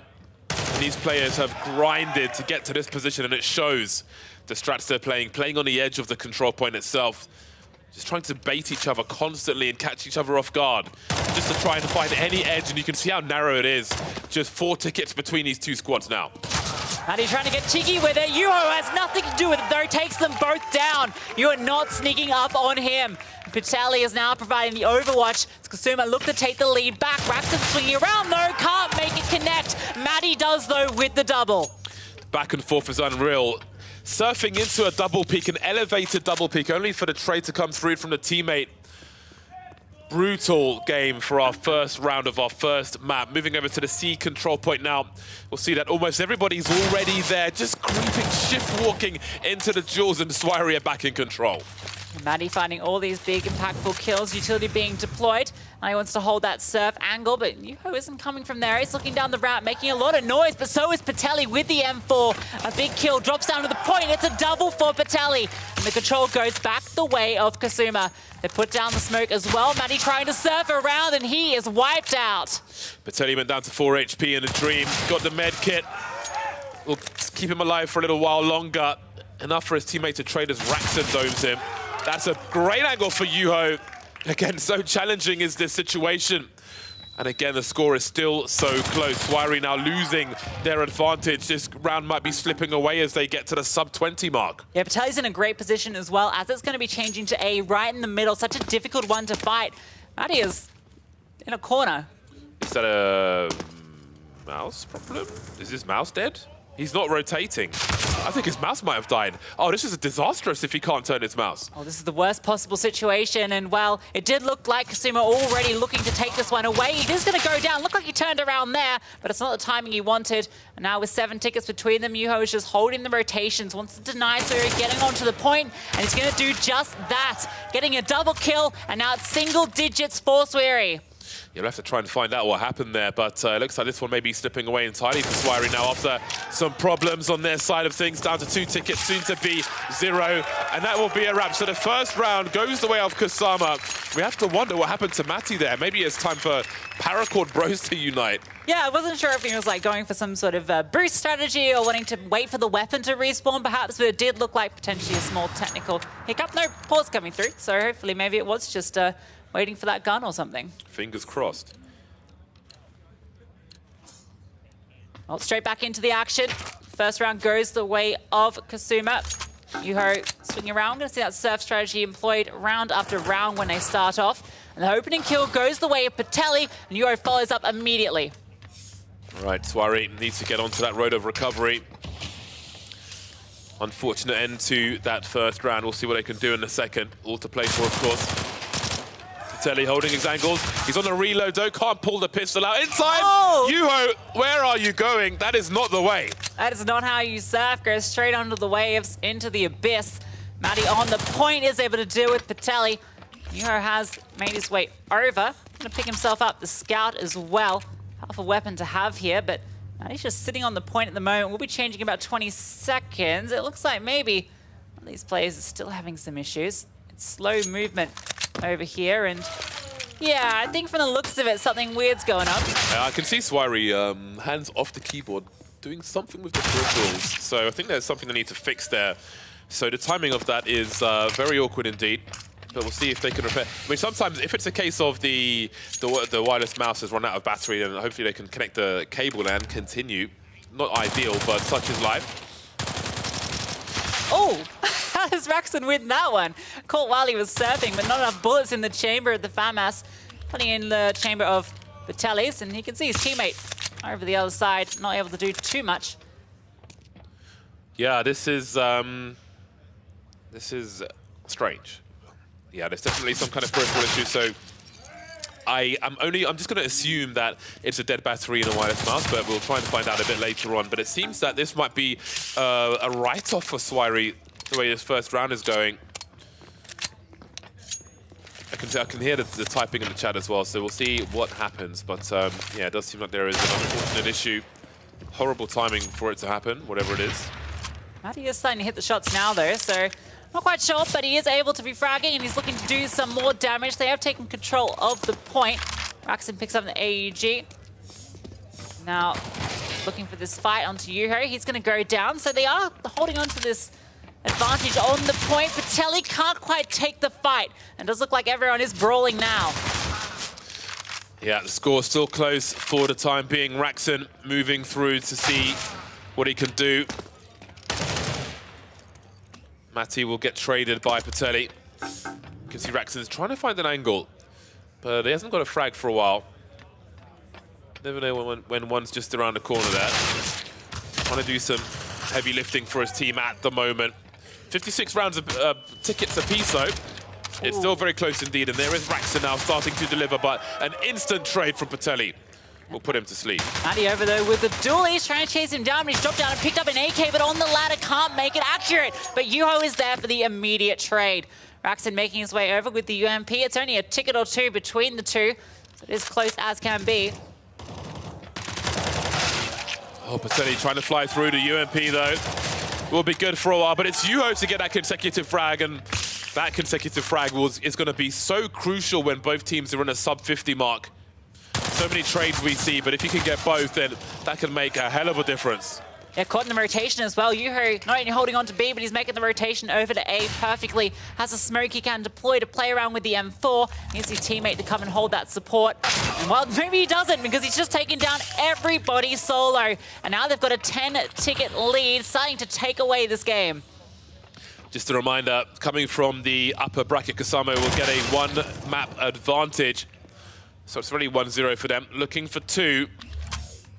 Swiry's tickets are dropping now, heading towards that 25 position, so things get just more urgent for the squad. Raxon waiting for Matty to respawn, come back into things here, but Raxon gets dropped by the Deagle. Yeah, great shot. Picks up the AEG as well. Perfect weapon for the job, but he's close by the C point. That's going to be changing too, and he even takes down Matty. That's a huge kill to find. He can just hold the rotations. His teammate's already on site, and he's spotted both of them, but he has to win out the duels. Patelli gets that first one. Raxon on the fight, doing everything he can to stay in this game, and he just about does it with the Krieg. Still so close, but Swiry really have to keep on the control point as best they can. C is going to be oh so crucial as everybody starts to fly in, but Matty is starting to deliver now. Not the first time we've seen that late resurgence from him. With the difficulties as well, this would be quite a huge victory for the squad. Two-man spray down for Matty. He is ready for this. He really wants to keep his squad in this, and you can see the support he has, but the duel's been lost by Raxon, which leaves Matty with so much to do. They're trying to abuse the numbers together. You can see he cannot be fragged here. He has to stay alive. Going down to the narrow situation now, and there's Yuho dropped by Raxon, and surely this might be it for Swiry. The point is about to change, and I don't think they're going to have quite enough time to get onto it, Kasuma. They have managed to actually maybe get to the B. Bomb site erupts, and there is going to do it. And I believe that is now a 1-1 scoreline. That is a crazy comeback from Swirey. All things considered, again, looking over to their desks, I can see one guy trying to frag, one guy playing with cables, and they still tie the rounds. That is very impressive indeed, and it looks like there will be a short break before we get into that deciding round, as, of course, the team just behind us here will need to resolve whatever issue they are having. So yeah, I mean, it didn't seem to affect them too badly in the end then, right? They still ended up taking that one away. I think it looked like Maddie was the one that was maybe having that issue for the moment, but, yeah. I mean, he came into play when it really mattered most. He was just holding down that bomb site, well, the control point by himself for like a good 30 seconds, just repositioning around the ramp, isolating the duels. That double kill he got as they both swung him, that was also almost the beginning of the end. It looks like it might be a comms issue, actually, from what I can see. So it may be that he was alt-tabbed, which is why his mouse wasn't moving to try and sort out an audio issue they're having elsewhere. So as we can see, they are working in TeamSpeak at the moment. So that would be a better situation than a dead mouse, for sure. So if they can resolve that and we can continue, then that would be fantastic. So they will be working for the time being. A break in concentration, never ideal in a grand final. There's a lot to play for as well. I think there's a lot of pride for both of these squads. Again, if you're joining us late, then these are two amateur squads who had to play through a tournament on LAN here and then go up against the pros. And boy, have they all performed. Really impressive to see what they've been able to do so far. Yeah, absolutely. And both teams took down Team Spirit as well on their way here, who were the former Grand Champions. And we can take a quick look at how this is playing out so far. We've got a few replays here of some of these great plays. Matty in particular, he seems to be fantastic at just holding these control points. Yeah, Matty, one of the, I mean, there's so much talent on the server, but we can see there was where the problems began for Matty, stuck in the wall, and seems like, I mean, yeah, it's unclear as to what the issue was, but it seems to be at least partly a mouse thing. We could be wrong, but you can see the stress from that as well. So maybe this break will do them some good. The fact they were able to turn it around and pull out a W, again, is spectacular under pressure. Yeah, I mean, that kind of makes you feel less bad about the tech issue, right, where they still able to take the win there in the end. So, and this was the moment from Matty where he was just able to play around the ramp when, as you can see, there's about 10 tickets left between the two. The fact that he's able to just stand there, take all those fights and get them across the line was everything for that team. And I think it sets us up for a really exciting grand final that we've got.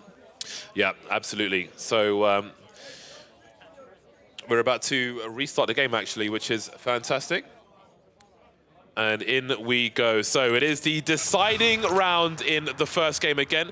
It is a, we'll update the top because it's 1-0 to Kasamo at the moment. They started with a one-game advantage coming from the upper bracket.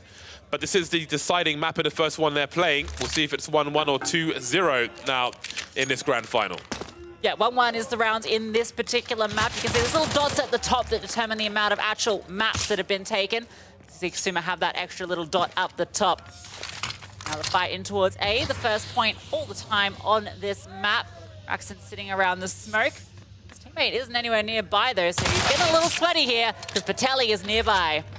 Great mention with the dots. I completely missed those. I'm just here. I'm just happy to be here. Yeah, well, I'm happy to have you here. And, we're all happy to be witnessing this fantastic grand final between these two teams. The amateurs on display, really showing who really is the professionals here. As this fight in towards mid continues to escalate, and Yuho is coming out ahead again and again. He's been the star for this squad in this series so far, in this entire event. Can see them looking for the next assailant to come through as well, but there are so many angles to try and find them from. Raxon with 2 will certainly help put momentum back in Swirey's favor, and again a smoke to create some space. And there's plenty of play to be had here from the B checkpoint as we've just moved over to that position. So there will be many a frag in this spot. But again, the second frag or the consecutive frag, the Craig frag is so crucial. Raxon emerging from the smoke at the right time, getting the heal off as well as Patelli tries to do what he can, but a trade is here from Matty. Yuho showing a little silent drop there before as well, looked very impressive, but doesn't end up getting him the kill, but Patelli on the other side with the AEG does make it work. Now look at them teleporting around, moving with pace across the ramps. Raxon takes down Yuho, and now they've taken control of the point, but it's about to change to C.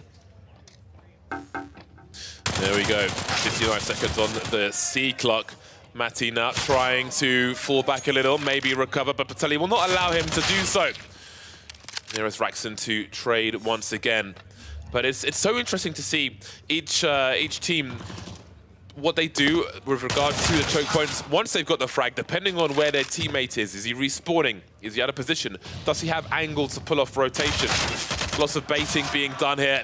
That org, nice for a second, but a trade is immediate. Trades are so good from both these teams. As soon as you look like an opening has been found, an immediate trade kill comes through. Yuho here is trying to bait in for his teammate to come through, and that's that trade once again. And immediately, Raxon gets one back in response.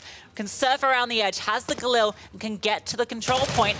The other team is already close by, looking to swing around the corner. Patelli comes out ahead. Raxon now the only defender. They swing together. Yuho coming out ahead and getting the control point. Again, you can see the games being played there, standing off the control point, waiting for the teammate to come through, trying to creep forward and pick up a grenade, only for it all to fall apart. The trades will continue now as Swari start to pull away. And again, there's a lot of hype for Kasamo and a lot of disappointment when the instant trades come through, as they often do in both directions. 15-ticket lead now for Swari. As Raxon looks for a long-range frag, waiting for the next player to fly in, but where will he come from? A lot of oohing and ahhing going on here. That one's going to be an ooh, but that one's an ah. Yuho getting that trade. And he's moved now over towards A. That one's going to be changing it a bit, so he wants to try and do some damage beforehand, but Raxon is there. Telly setting up, gets Maddie down. Now he's stopping onto the point, but Raxon is already here, taking both kills down. Big lead for Swari. Kasamo very confident in a victory. But if things keep going this way, then the score will be tied at the top with the dots. Patelli now, he's got to put some work in because things are slipping away. Heading towards 10 on the board in terms of the ticket for Kasamo. And those frags will make the crowd very happy indeed, but they have to stand their ground here. Kasamo, they've got so much coming back to do. They have to play perfect flicked right now, and it doesn't look like it's possible. Patelli, this is the last stance, and it is cut down. Raxon with a big kill, he gets on the point. Kusama, their moments are limited, and they are dwindling, and it's all about to be over. 1 point remaining as they get on the point. He can't come off the point for any utility or anything. He has to stand his ground there. We've got nice. The BM is being attempted. I love to see it, the confidence in this first game of the series. Single kill here is going to end it, and Yuho, oh well, there it is. Patelli goes down. Swari will be the ones taking the map. Well, the digital archives have been closed, and indeed, we go to a tied scoreline immediately, especially after the adversity we saw there with the whatever problem it was on their side. To bring it to 1-1, to recover in that one round and still win that is crazy. And they take digital archives, and now there'll be some thinking as we head towards City Palace. Yeah, it's amazing they'll be able to bring that one back. And now we're even Stevens. Both teams have the same map, one win apiece now technically. So, you know, it's as close as can be going into it. And that original upper bracket advantage is completely negated. So we can see the scores on the doors here, and well, if you look at Matty, he was top fragging and tied with Yuho despite having those problems where he had to mess around with cables and so on. So again, an overperformance, I think, all things considered, to take it 2-1 on that map. So overall, it is going to be a 1-1 scoreline. Yeah, I think the big thing here to look at is that time in the control points, and you can see it's a lot higher in Swari. It just updated on Yuho's side to be a little bit more, but even still, you can see 2.5 minutes almost from Raxon, and that's the big difference there. They just had control for a little bit longer, and honestly, you can see how fine the margins are between the two teams just in those stats alone. Yeah, I think these two squads are very well matched. And I think this is a fantastic final. Again, for, you know, I've been involved in Flick since the beginning of it. So to see the evolution in terms of the map design, how everything works, and the ability that all these players on the server, on the stage, are showing us is fantastic, really. We're seeing the best of Flick possible in the grand final, and I think we're seeing the best possible grand final in terms of the teams we saw in the bracket today. So I'm very excited to see the remaining maps and what both these squads will offer.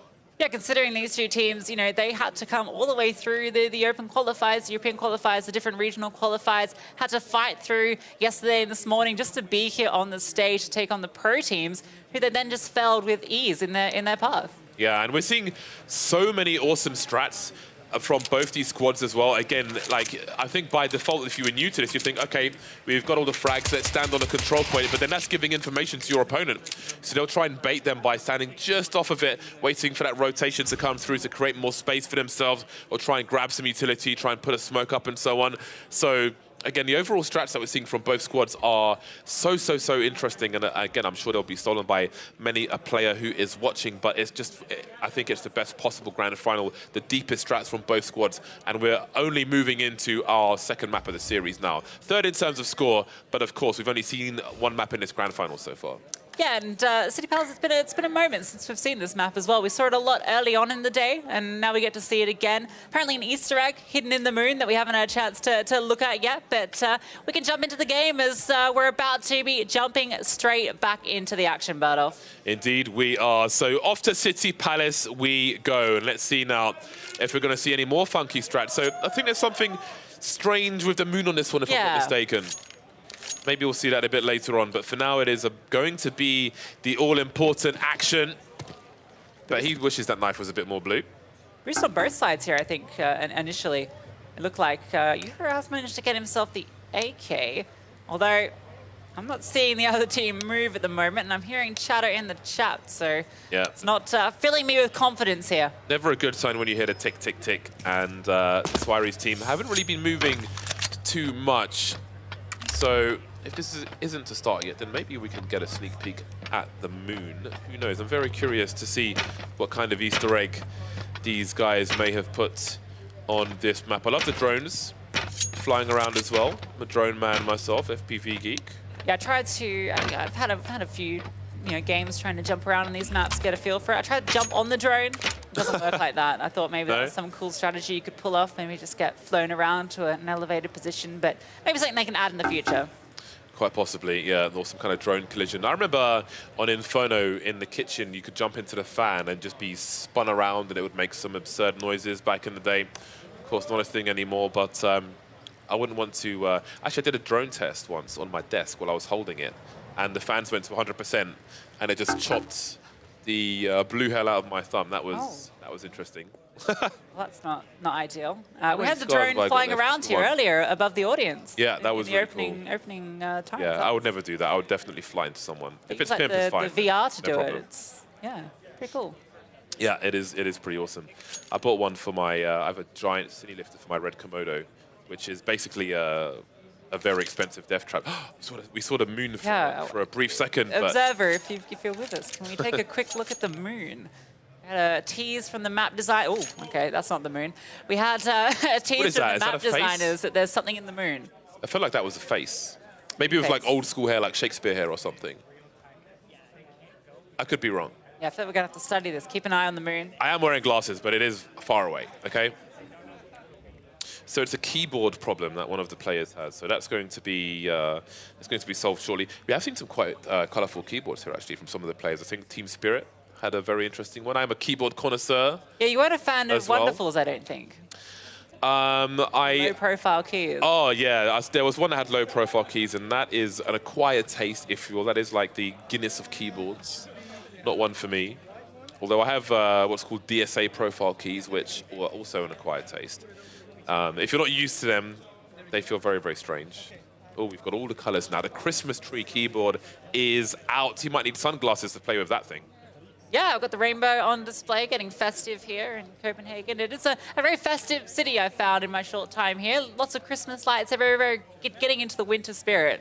Yeah, the deep winter spirit. as far as we're concerned, it is not warm outside, putting it mildly. Well, hopefully that has solved the issue then. Perhaps it was the keyboard rather than the mouse. So thumbs up says that we are good to go. So we will be back into this quickly. Maybe this will be the end of the interruptions and momentum will be back. In we go. Alrighty, getting into City Palace, a map we've seen plenty here at Red Bull Flick, and now we get to see it in the grand final between two of the very best teams in the scene. Posting up again, looking for these tight angles. Everybody looking for an edge here. I love that they have the same idea again. I have no doubt that they've scrimmaged against each other a number of times. There's the opening frag on our second map. Technically the third of the series. I'll go with the third, since it is 1-1 now in the overall score. So the winner's advantage has disappeared and everything is even. Patelli landing some very nice headshots, getting his health back up again, and they will begin on the A checkpoint, getting a few points on the board here. You can see how little effort they're putting into actually holding the point. They just want to take the fight. So when you're hitting shots like that, you cannot blame Yuho. Continuing his fantastic performance from earlier. Although Matty with the scout has picked one out of the sky, but the smoke is going to provide him all the cover he needs to hold on to this point. Although it did just change. Raxon flew in like a clay pigeon on that first one. He was really a lamb to the slaughter in that situation. Not sure if it was some kind of information play or what, but they are on a point for the time being now, but a point has changed, in fact, to the B-bombs, to the B checkpoint, and Raxon and Matty will both get dropped, so some space has opened up here. And now we can see the AWP in play. He's going up onto the high position where he can provide that overwatch to his... Oh, nice shot from Yuho.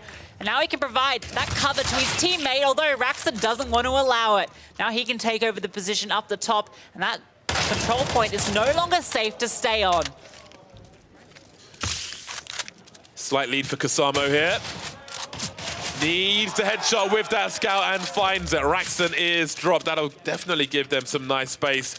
Great range, great angles as well. Looking for a headshot again. Might be looking for some HP soon. Patelli, that is. Yuho's in a really bad spot now. Does not have all the health in the world. And Matty will take position. But look how open this is. The smoke will certainly help. But as you can see, one's coming in from the back.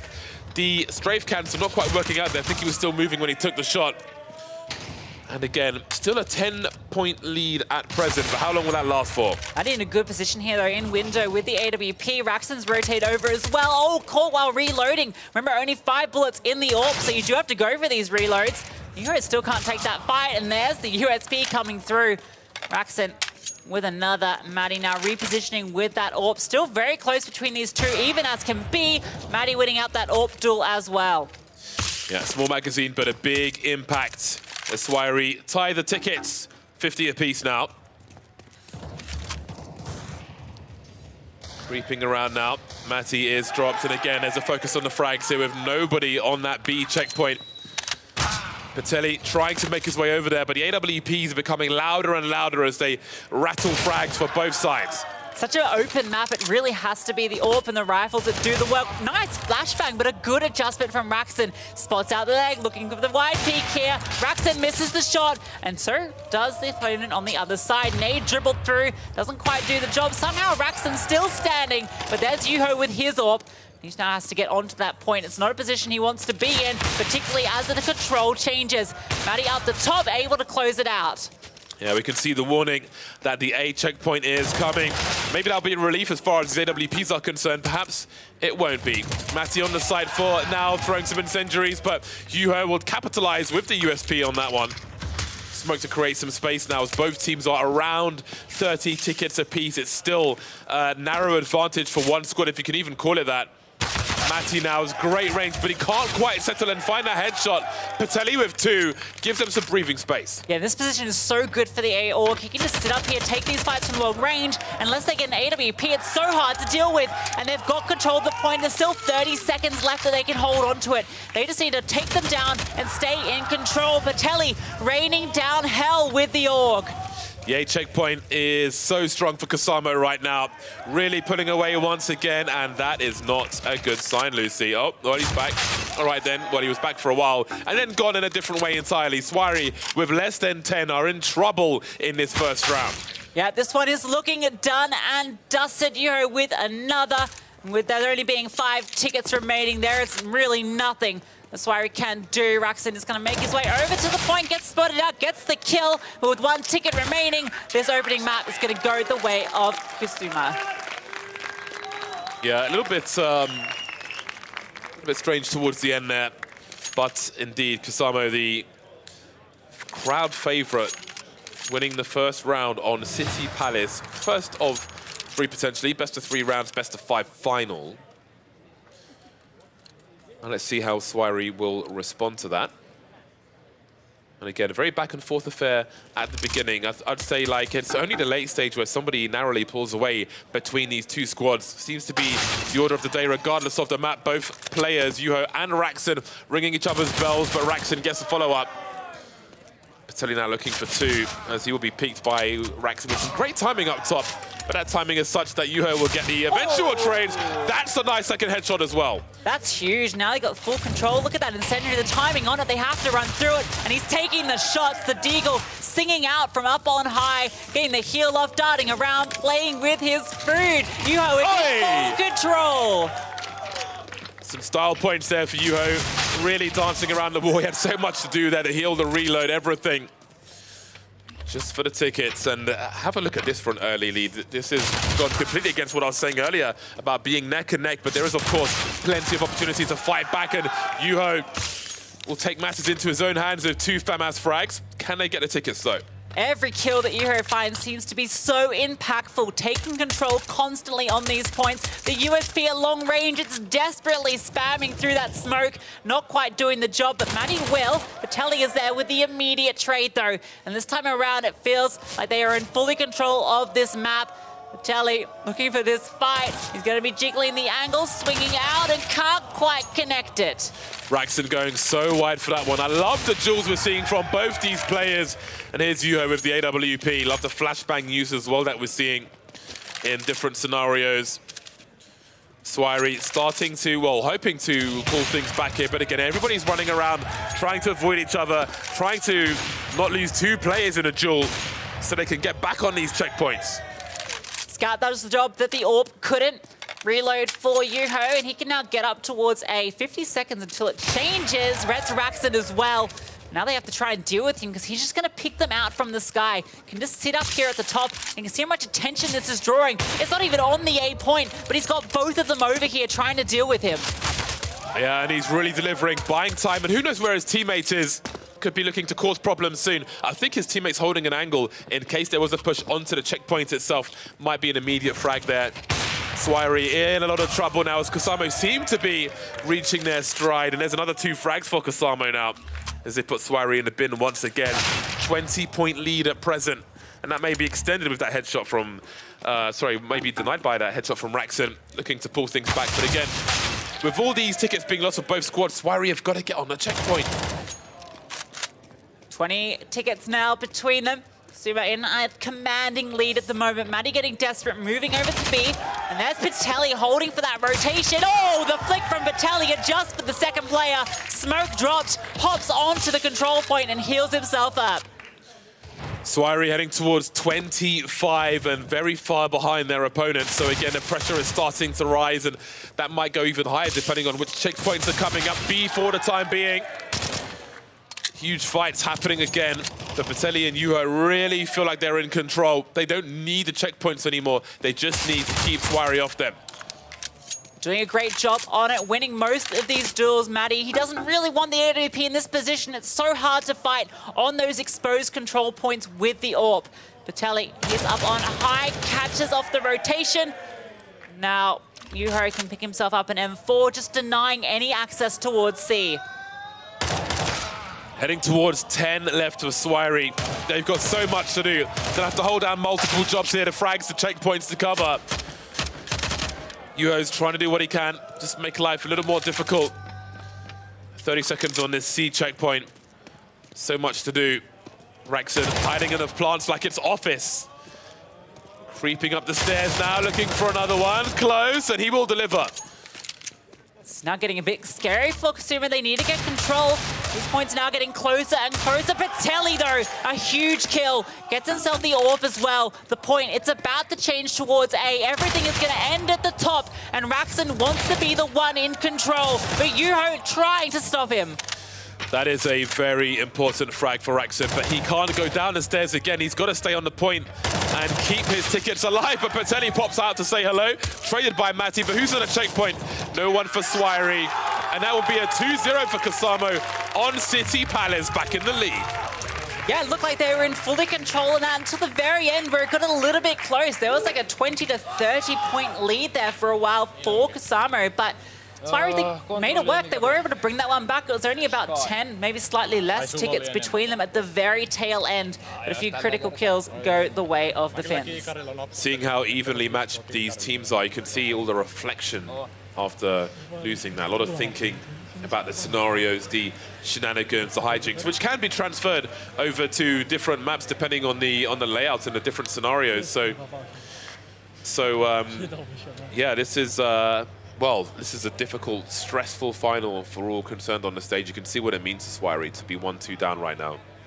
Yeah, and we've got a quick replay of how that one played out. Obviously, it was Kasuma looking dominant here. We saw Euro putting on a fantastic performance. The crowd are big fans of them as well, and I think they'll feel good also getting their first map here in this best of 5. Yeah, of course, starting 1-0 up, losing the first played map and then taking the second one to go 2-1 will be fantastic for them. We will be heading towards control room as well, but again, those plant sports very reminiscent of holding down the hostages on Office. See there for a moment, it was almost double the tickets. It was about 50 to 28 then, which is a huge lead. So I don't think you can ever count out one of these teams based on what we saw there, just how quickly they were able to almost drag that one back into territory where they could take it away. Yeah, absolutely. I do wonder if that strength from Kasamo will transfer over, though, onto this next map. Is this momentum, is this insurmountable momentum in the faces of Swiry? They've definitely got the talent. If they can have a clean game and forget about the earlier tech issues, then maybe. But I certainly do wonder. There's one of the more colourful keyboards we can see there as well. Yeah, I think the question is which maps are they all specialists at, right? Because most of the time you've got a few that you're good at, just like any Counter-Strike, team, right? You've got a particular feature that you work in towards. So, we can see on that map, obviously Kasumo definitely felt more comfortable there. But, on the opening map, it was a lot more close. It was back and forth, went all 3 rounds. So, going into this one might be one where, the Poles might feel a little bit more comfortable. Well, the looks on their faces are telling me quite the story. All I see is stress. And maybe versus this particular squad, they felt like that was a must-win for them. That could be a potential thing as well, of course, if we think of like traditional map vetoes and so on, and people having their home maps. That could be a situation here as well. But let's see, we are into control room now. 2-1 to the team coming from the upper bracket. Haven't lost a game since they made it there and started playing the pros. And they've taken the lead once again. So will it end on control room, or will we head to Sky Platform? It's down to these teams to tell us. Well, you are opening up with the first kill. Bruce came through at the start as well, that run Bruce coming through that we discussed in that OG game. Telling, he's being held for. Good kill from Rax. The long range Mac 10 actually able to make it connect. Maddie also with an immediate trade. I love this map. It's a Rabbit Warren. It is somewhat claustrophobic, and I like that. High pressure duels, but that smoke will certainly help as well. And you've got to be careful. If you're too close to that smoke and you're firing off, those tracers will more easily be punished by the team on the other side of it. Another smoke grenade now for Swiry and Co. You can see they have concerns about the high ground, but the Glock will come in for Yuho to take Raxon down at the very least. And you can see Matty disengaged, trying to stay alive as the teammate rotates through, able to frag Yuho. It might get a rifle for his troubles as well. Yeah, but the last map was very open, a lot of wide open spaces, a lot of long-range duels. This one is much more claustrophobic, the utility much more powerful, and all these close-range duels are very scrappy. Yuho, he's flashed him off, hiding behind the pillar to swing out. Gets the dink, but doesn't finish the job. There it comes through. Yuho taking the fight to the second as well. It's a huge double to get him onto the point. Love those taps with the FAMAS for the second frag, and it will give them position. You have to fight hard to retake these control points, and maybe there's emergency if they know that there's only one of the 2 players on that control point, but things will go from bad to worse here for Swiry in terms of that control point at the moment, but there's not too much time left on it before it changes to B, and we can see them heading in that direction. Yeah, and it's still close as can be. Same amount of tickets at the moment as those points are about to swap. Swiry are going to be the ones that are in control over there. You can see Maddie's holding the rotator position as well. Ready for it, but yeah, he's going to get that kill onto Yuho. Raxon on the side, just going to swing out, and he's going to win that duel as well. Both of them coming out ahead. You can see the position that Swiry made on that B checkpoint. One on the point, one far towards that A bomb site, that checkpoint, sorry, expecting that rotation to come in from there. But of course, Kusamo aware of that and sending one player wide as well. Dealt with for the time being, but they'll take the control point now. And there's plenty of time to get a nice advantage from this. The Hey Cheese will not do the damage, going too deep there as Matt is up close with the UMP, trying to burst for the second one, but you can see the concerns as Yuho makes his way through, but Matty's here again. Yeah, just really doing a good job of isolating the fights there, only taking the ones he's ready for. That's going to allow Swiry to get into the lead, and Raxon is already on the rotate. Telly has taken down Matty, but they have to get over to the A point now as it has changed up. And Raxon is sitting here with the Org, just taking every single fight. But Patelli swings around almost the 180 and he does it. The double kill, and that might be the difference. Starting with Glocks has got to be quite frustrating when your opponents have got things like an Org in their hands. Yuho is going to be hard to deal with. Never mind Patelli. The H-Cheese will certainly help though, but it won't be enough on this occasion as they start to move through. But the swing is there from Patelli. Reads the second player coming through and goes to him and continues the advantage. But the score is still tied, 45 apiece, as they will look to fight around these checkpoints. Yuho with great burst fire though, now let them accrue some points. Yeah, I feel this is just Clutch Simulator. You're always in a 1v2 situation in a lot of these duels, and at the moment, Kusama are coming out ahead. They're winning a lot of these. But then the control points are being held by Swiry. Yuho is forced off, bleeds into the burning fires, and now Patelli trying desperately to take back some control. Good kill onto Matty, looking to wide swing around. Oh, it's an awkward fight, the headshot angle, and now the crates are coming through, pushing him, but it doesn't matter. Back in control for now, but again, the tickets are completely tied, 33 apiece, and they continue to sink, but we do have some control point action as we see they go deep to deny Matty the frag he's looking for. He has to go back and get a reload himself as well, but he will eventually get there. But how much damage has been done? Only 2 tickets, really. It is neck and neck here on Control Room. Such a brawling map here that we have, and it's about to change to C in a couple of seconds. Raxon's already there looking to take control. Matty holding the rotations, just setting up preemptively for this fight. And that's going to put them now back into the lead, into the tail end of this. But Yuho looking for the double, and he makes it work. Over to the C control point they go. No one had touched it just yet, and his teammate is forward on point, and he's going to have the sound cues on Raxon as well. Great positioning by Kusama. Of course, there is a trade there, but the control point is still in their control. Yuho looking for this fight that's coming. Just wants to stand on this, make Swiry bleed, and they are doing that. Patelli catches off one on the rotate, and look at this angle with the Krieg. There's just no way through. Patelli providing all of the cover for his teammate, and that might be enough. Look at the points, they're just dwindling. Swiry on single digits, and look at this, about 15 seconds before it swaps. Beautiful play on the checkpoint. Matty and co doing what they can, but I'm not sure if they can get onto the point in time as there is only 4 tickets remaining for them. Matty must stay alive. If he goes down, then so does the round for them. That's great with the Greek so far, and the second one comes through from Raxon as well. Stay on the point there. Hold on a second, they've won it. They managed to bring it back. That's unreal. Matty just stays alive, as you mentioned, gets the critical 2K at the tail end. If he goes down there, that's the map lost. That round is lost. But instead, he's able to stand, wins both the duels, and takes them over. I did not think they had time for that. I'm very, very impressed with the metal to just keep your focus and bring things back when they're so down to the wire there.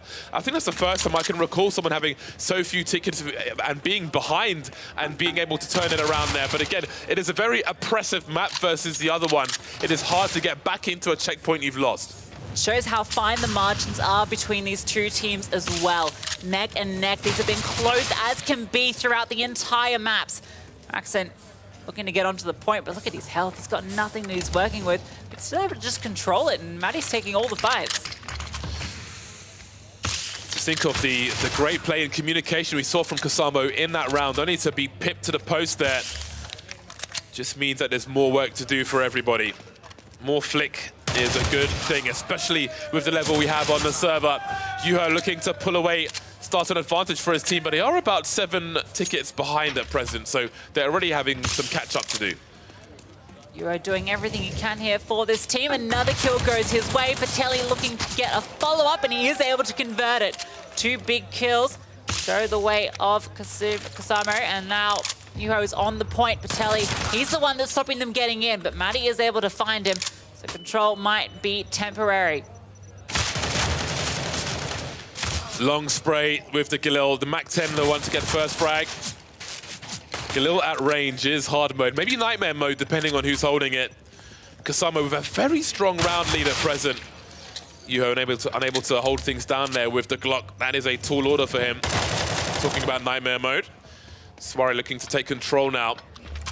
20 seconds remaining on A. So I think people will start gravitating towards the B checkpoint to go for those long holds. Yeah, the rotations are very fast between these teams. That's one of the big differences that we've seen versus the pro teams. They are very proactive in moving to the spot. And Raxon, what a way to take that fight. Gets both, but then is caught by the flames. Now Maddie, he's taken down in the open as well. The pistol getting it done. Yuho getting himself an AEG now, and he wants to take some more fights. Looking for something here, and he's going to make his way over to B, which no one is on at the moment. Swinging from the Mag 7. Beautiful second shot from Patelli. Can they follow up on that? Looks like they can. Kasamo continue to have control now as Swari goes sub 50. Patelli drops and Yuho has to stay alive now, whether he's on the point or not, but he's getting dinked by two different people. Almost getting there, but not quite. In the fire pit, trying to fight around the flames, and he's able to find a bit of respite, but doesn't last long. Patelli gets the UMP and gets a kill with it. Yuho waiting for the rotation, but Maddie's going to catch him out. Just enough HP to do it. Now it's so close between these two. They are going to be the first to get towards A, and they still have that lead. So with Yuho going down, now Patelli feels a little bit uncomfortable in progressing onto the point. Raxon tries to catch him out, and Patelli does go down. 36 tickets for Swari. Kasamo have held on to their lead for a while now, and I'm sure that's in the backs of their minds. Raxon and Matty have got to try and change their fortune here. Doing the best they can, but Patelli and co have got something to say about that. Raxon trying to pick up some health now, trying to stay alive. And especially when you're the last man standing, you really need to do that, otherwise you lose all position. Crazy how close this particular map has been. Once again, it's tied up for a moment as the point switch back towards C now. Yuho is already here, so the control is towards Kasamo. Patelli with a big double up as well. Smoked up angle, and Yuho is in a great position. It's getting a bit closer now. Is there life in the old dog yet? Well, Raxon's been dropped. That won't help Swari. About 9 tickets behind at the moment. But again, let's not forget what happened in the last round. We may see something similar. This is by no means secure yet for Kasamo. Matty catching Yuho with a grenade in his hand. And that will certainly be helpful. He's got the AK and he's got a headshot as well. Goodbye, Patelli. That's a huge retake onto that point. With 20 seconds left and it about to swap, they might not even want to fight this, or maybe they do, because they come out ahead. And now Yuho immediately makes his way over to B, which is going to be changing to any second now. Throws the smoke down, but they're already swinging out. His teammate has arrived. Ooh, Incendiary as well can throw that one out. Dancing around all the utility, but they've got the 10-ticket lead. All the incentive is now on to Swari to make this play. Patelli with the pre-fire, but there is the support coming through from Raxon. Beautiful, but no trade. Yuho takes both of them. That is massive for Kasamo as Swari starts to run out of tickets now. A double kill at this stage of the game can mean the end, and you can see it's starting to get desperate. 5 tickets left. They need to make their way onto the site, and Raxon is able to get one. The trade is immediate, and there feels like nothing that Swari can do. Maddie gets onto the point, but there is only a single ticket remaining. One more kill would do it. Maddie looking like the prime target, and there it is. Yuho takes him down. So much fight between these squads. Kasamo take the second round after the first one was stolen by Swari with just a few tickets. That one was a tall order, and it wasn't to be on this occasion. Well then, you know what this means. This round is championship point for Kasamo, and Swari are fighting for survival, so the pressure only gets greater for these squads. Initial control for Patelli. They're about to be coming straight at him. Flames over the top. Good off angle. Yuho taking the initial fight. Patelli getting the follow-up. Gets a health jab as well to get himself healthy and able-bodied once again. And now they've got this early 10-ticket lead. Raxon ringing the bell, but cannot get the follow-up. Patelli will. Both of Mac 10s. Can be cruel. And again, Kasamo are already building an advantage. And let's not forget, they held on to their early advantage in the last round for pretty much the entire game, it felt like. So let's see what happens on this occasion. Raxon and Matty have to deliver. They cannot crumple under the pressure of being against championship point here. They've only lost 4 tickets now. They've just taken full control of this map, already onto the next point. Yuho eating every single shot that he needs to. Look at that adjustment, getting up onto the crate, taking out the head of Raxon, and he's looking for more, swinging around his teammate. He's on the rotation. He doesn't even feel like he needs to be on the point. Over 20 tickets in the lead, only now just hitting 90. This is a monstrous lead from them. And again, with such a big lead, they don't need to be on the point. They can take the attrition and they can take the dirtiest angles on the way to the control point as well. Yuho is here and he is dancing on the control point.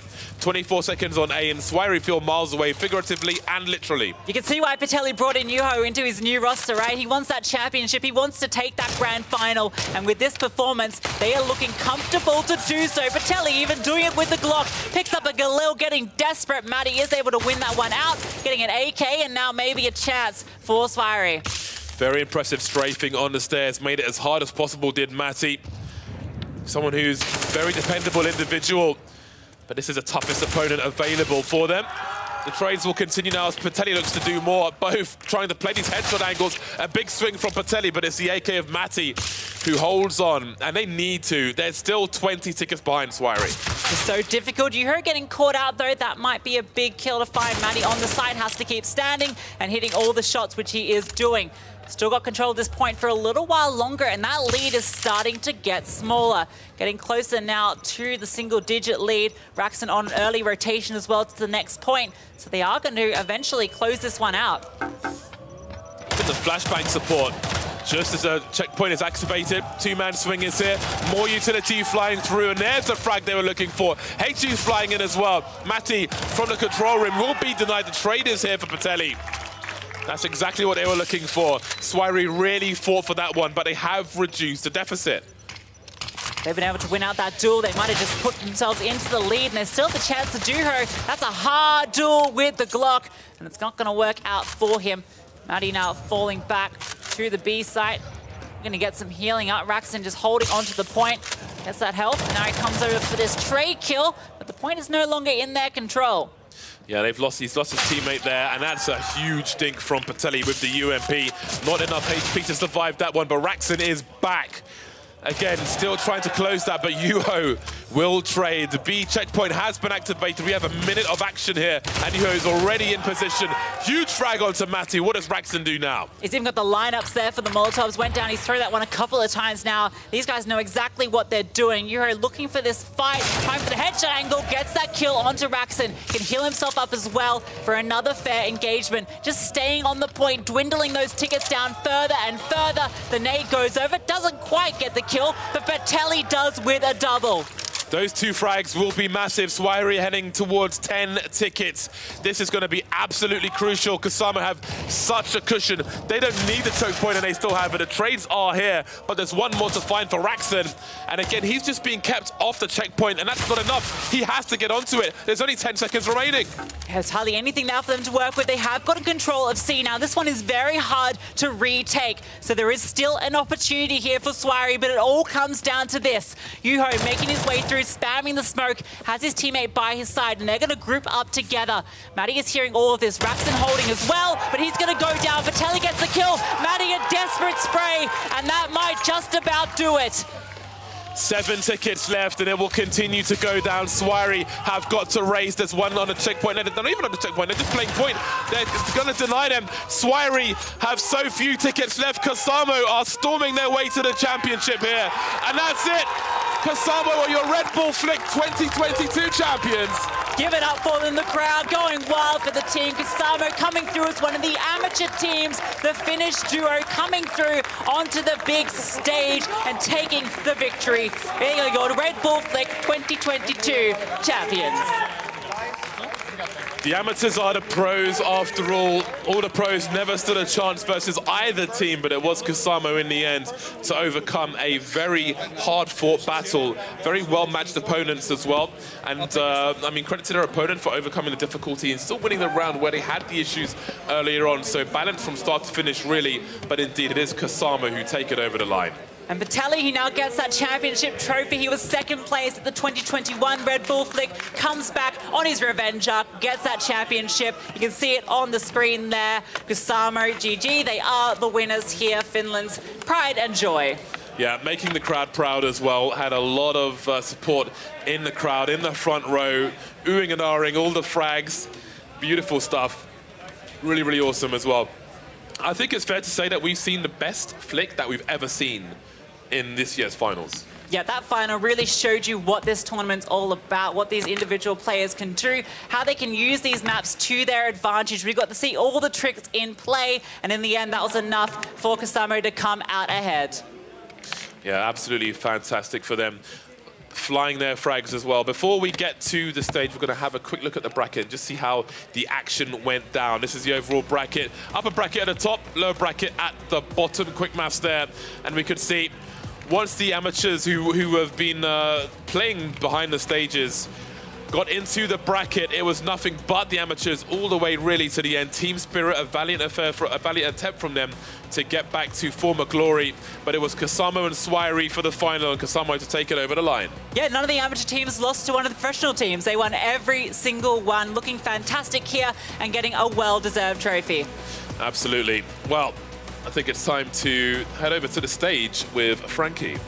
Thank you so much for your casting, Bardolph and Lutilus. That was so exciting. And for both of our teams, it was a case of going one better because the team stood with me now. Team Swiry from Poland came third last year, but this time they made it one further to the grand final.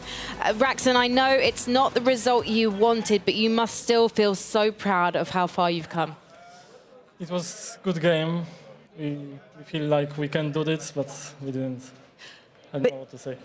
You still did so much. So I'll come over to your teammate, Matty. I mean, what does it mean to make the grand final in a competition like this?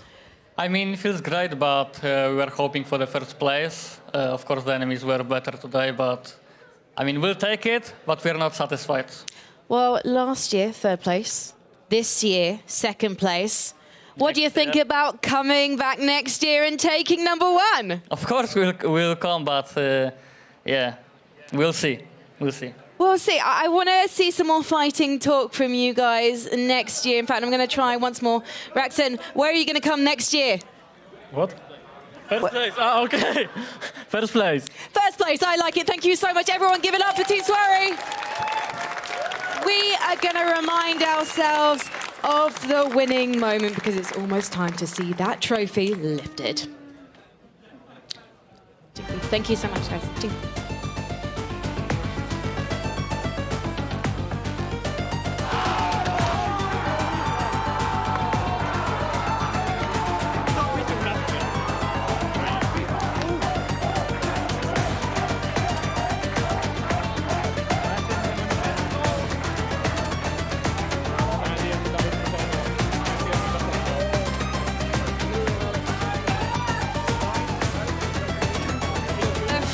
Standings are there. We're making it official on the screen right now from Finland. Team Kusamo are your champions. They're taking with them $20,000 and the trophy. Patelli, last year, it must have been heartbreaking for you to lose to Team Spirit. Right now, you must be overjoyed. Yeah, of course. I got everything I wanted this year. I got the revenge and spirit, and I got the first place this time. And you got a fantastic teammate as well, and Juho as well. Have you enjoyed playing together as a duo? Is this the future? Yes, I'm enjoying playing with Puteli so much. I love this game mode. I love to play it with Puteli. We have become good friends because of this game mode and to know each other. Did you know each other before you started competing as a duo? Pretty much no. Yeah, so we met in Helsinki last year. So you met each other at the finals last year for Red Bull Flick 2021? Yes. And when you were in Helsinki, did you imagine that you would be lifting this trophy together? No, didn't think so.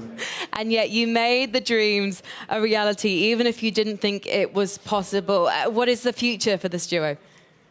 Few more wins, I guess. few more years. You're going to be coming back. We're going to see a rematch of the final next year, potentially. But you know what? I know you've been waiting for this moment for a couple of years, in particular, Patelli. So if you would like to take your places around the trophy, you've got fans watching you. We know that you've got friends watching you from home in Finland. So please, Copenhagen, give it up for your Red Bull Flick 2022 champions!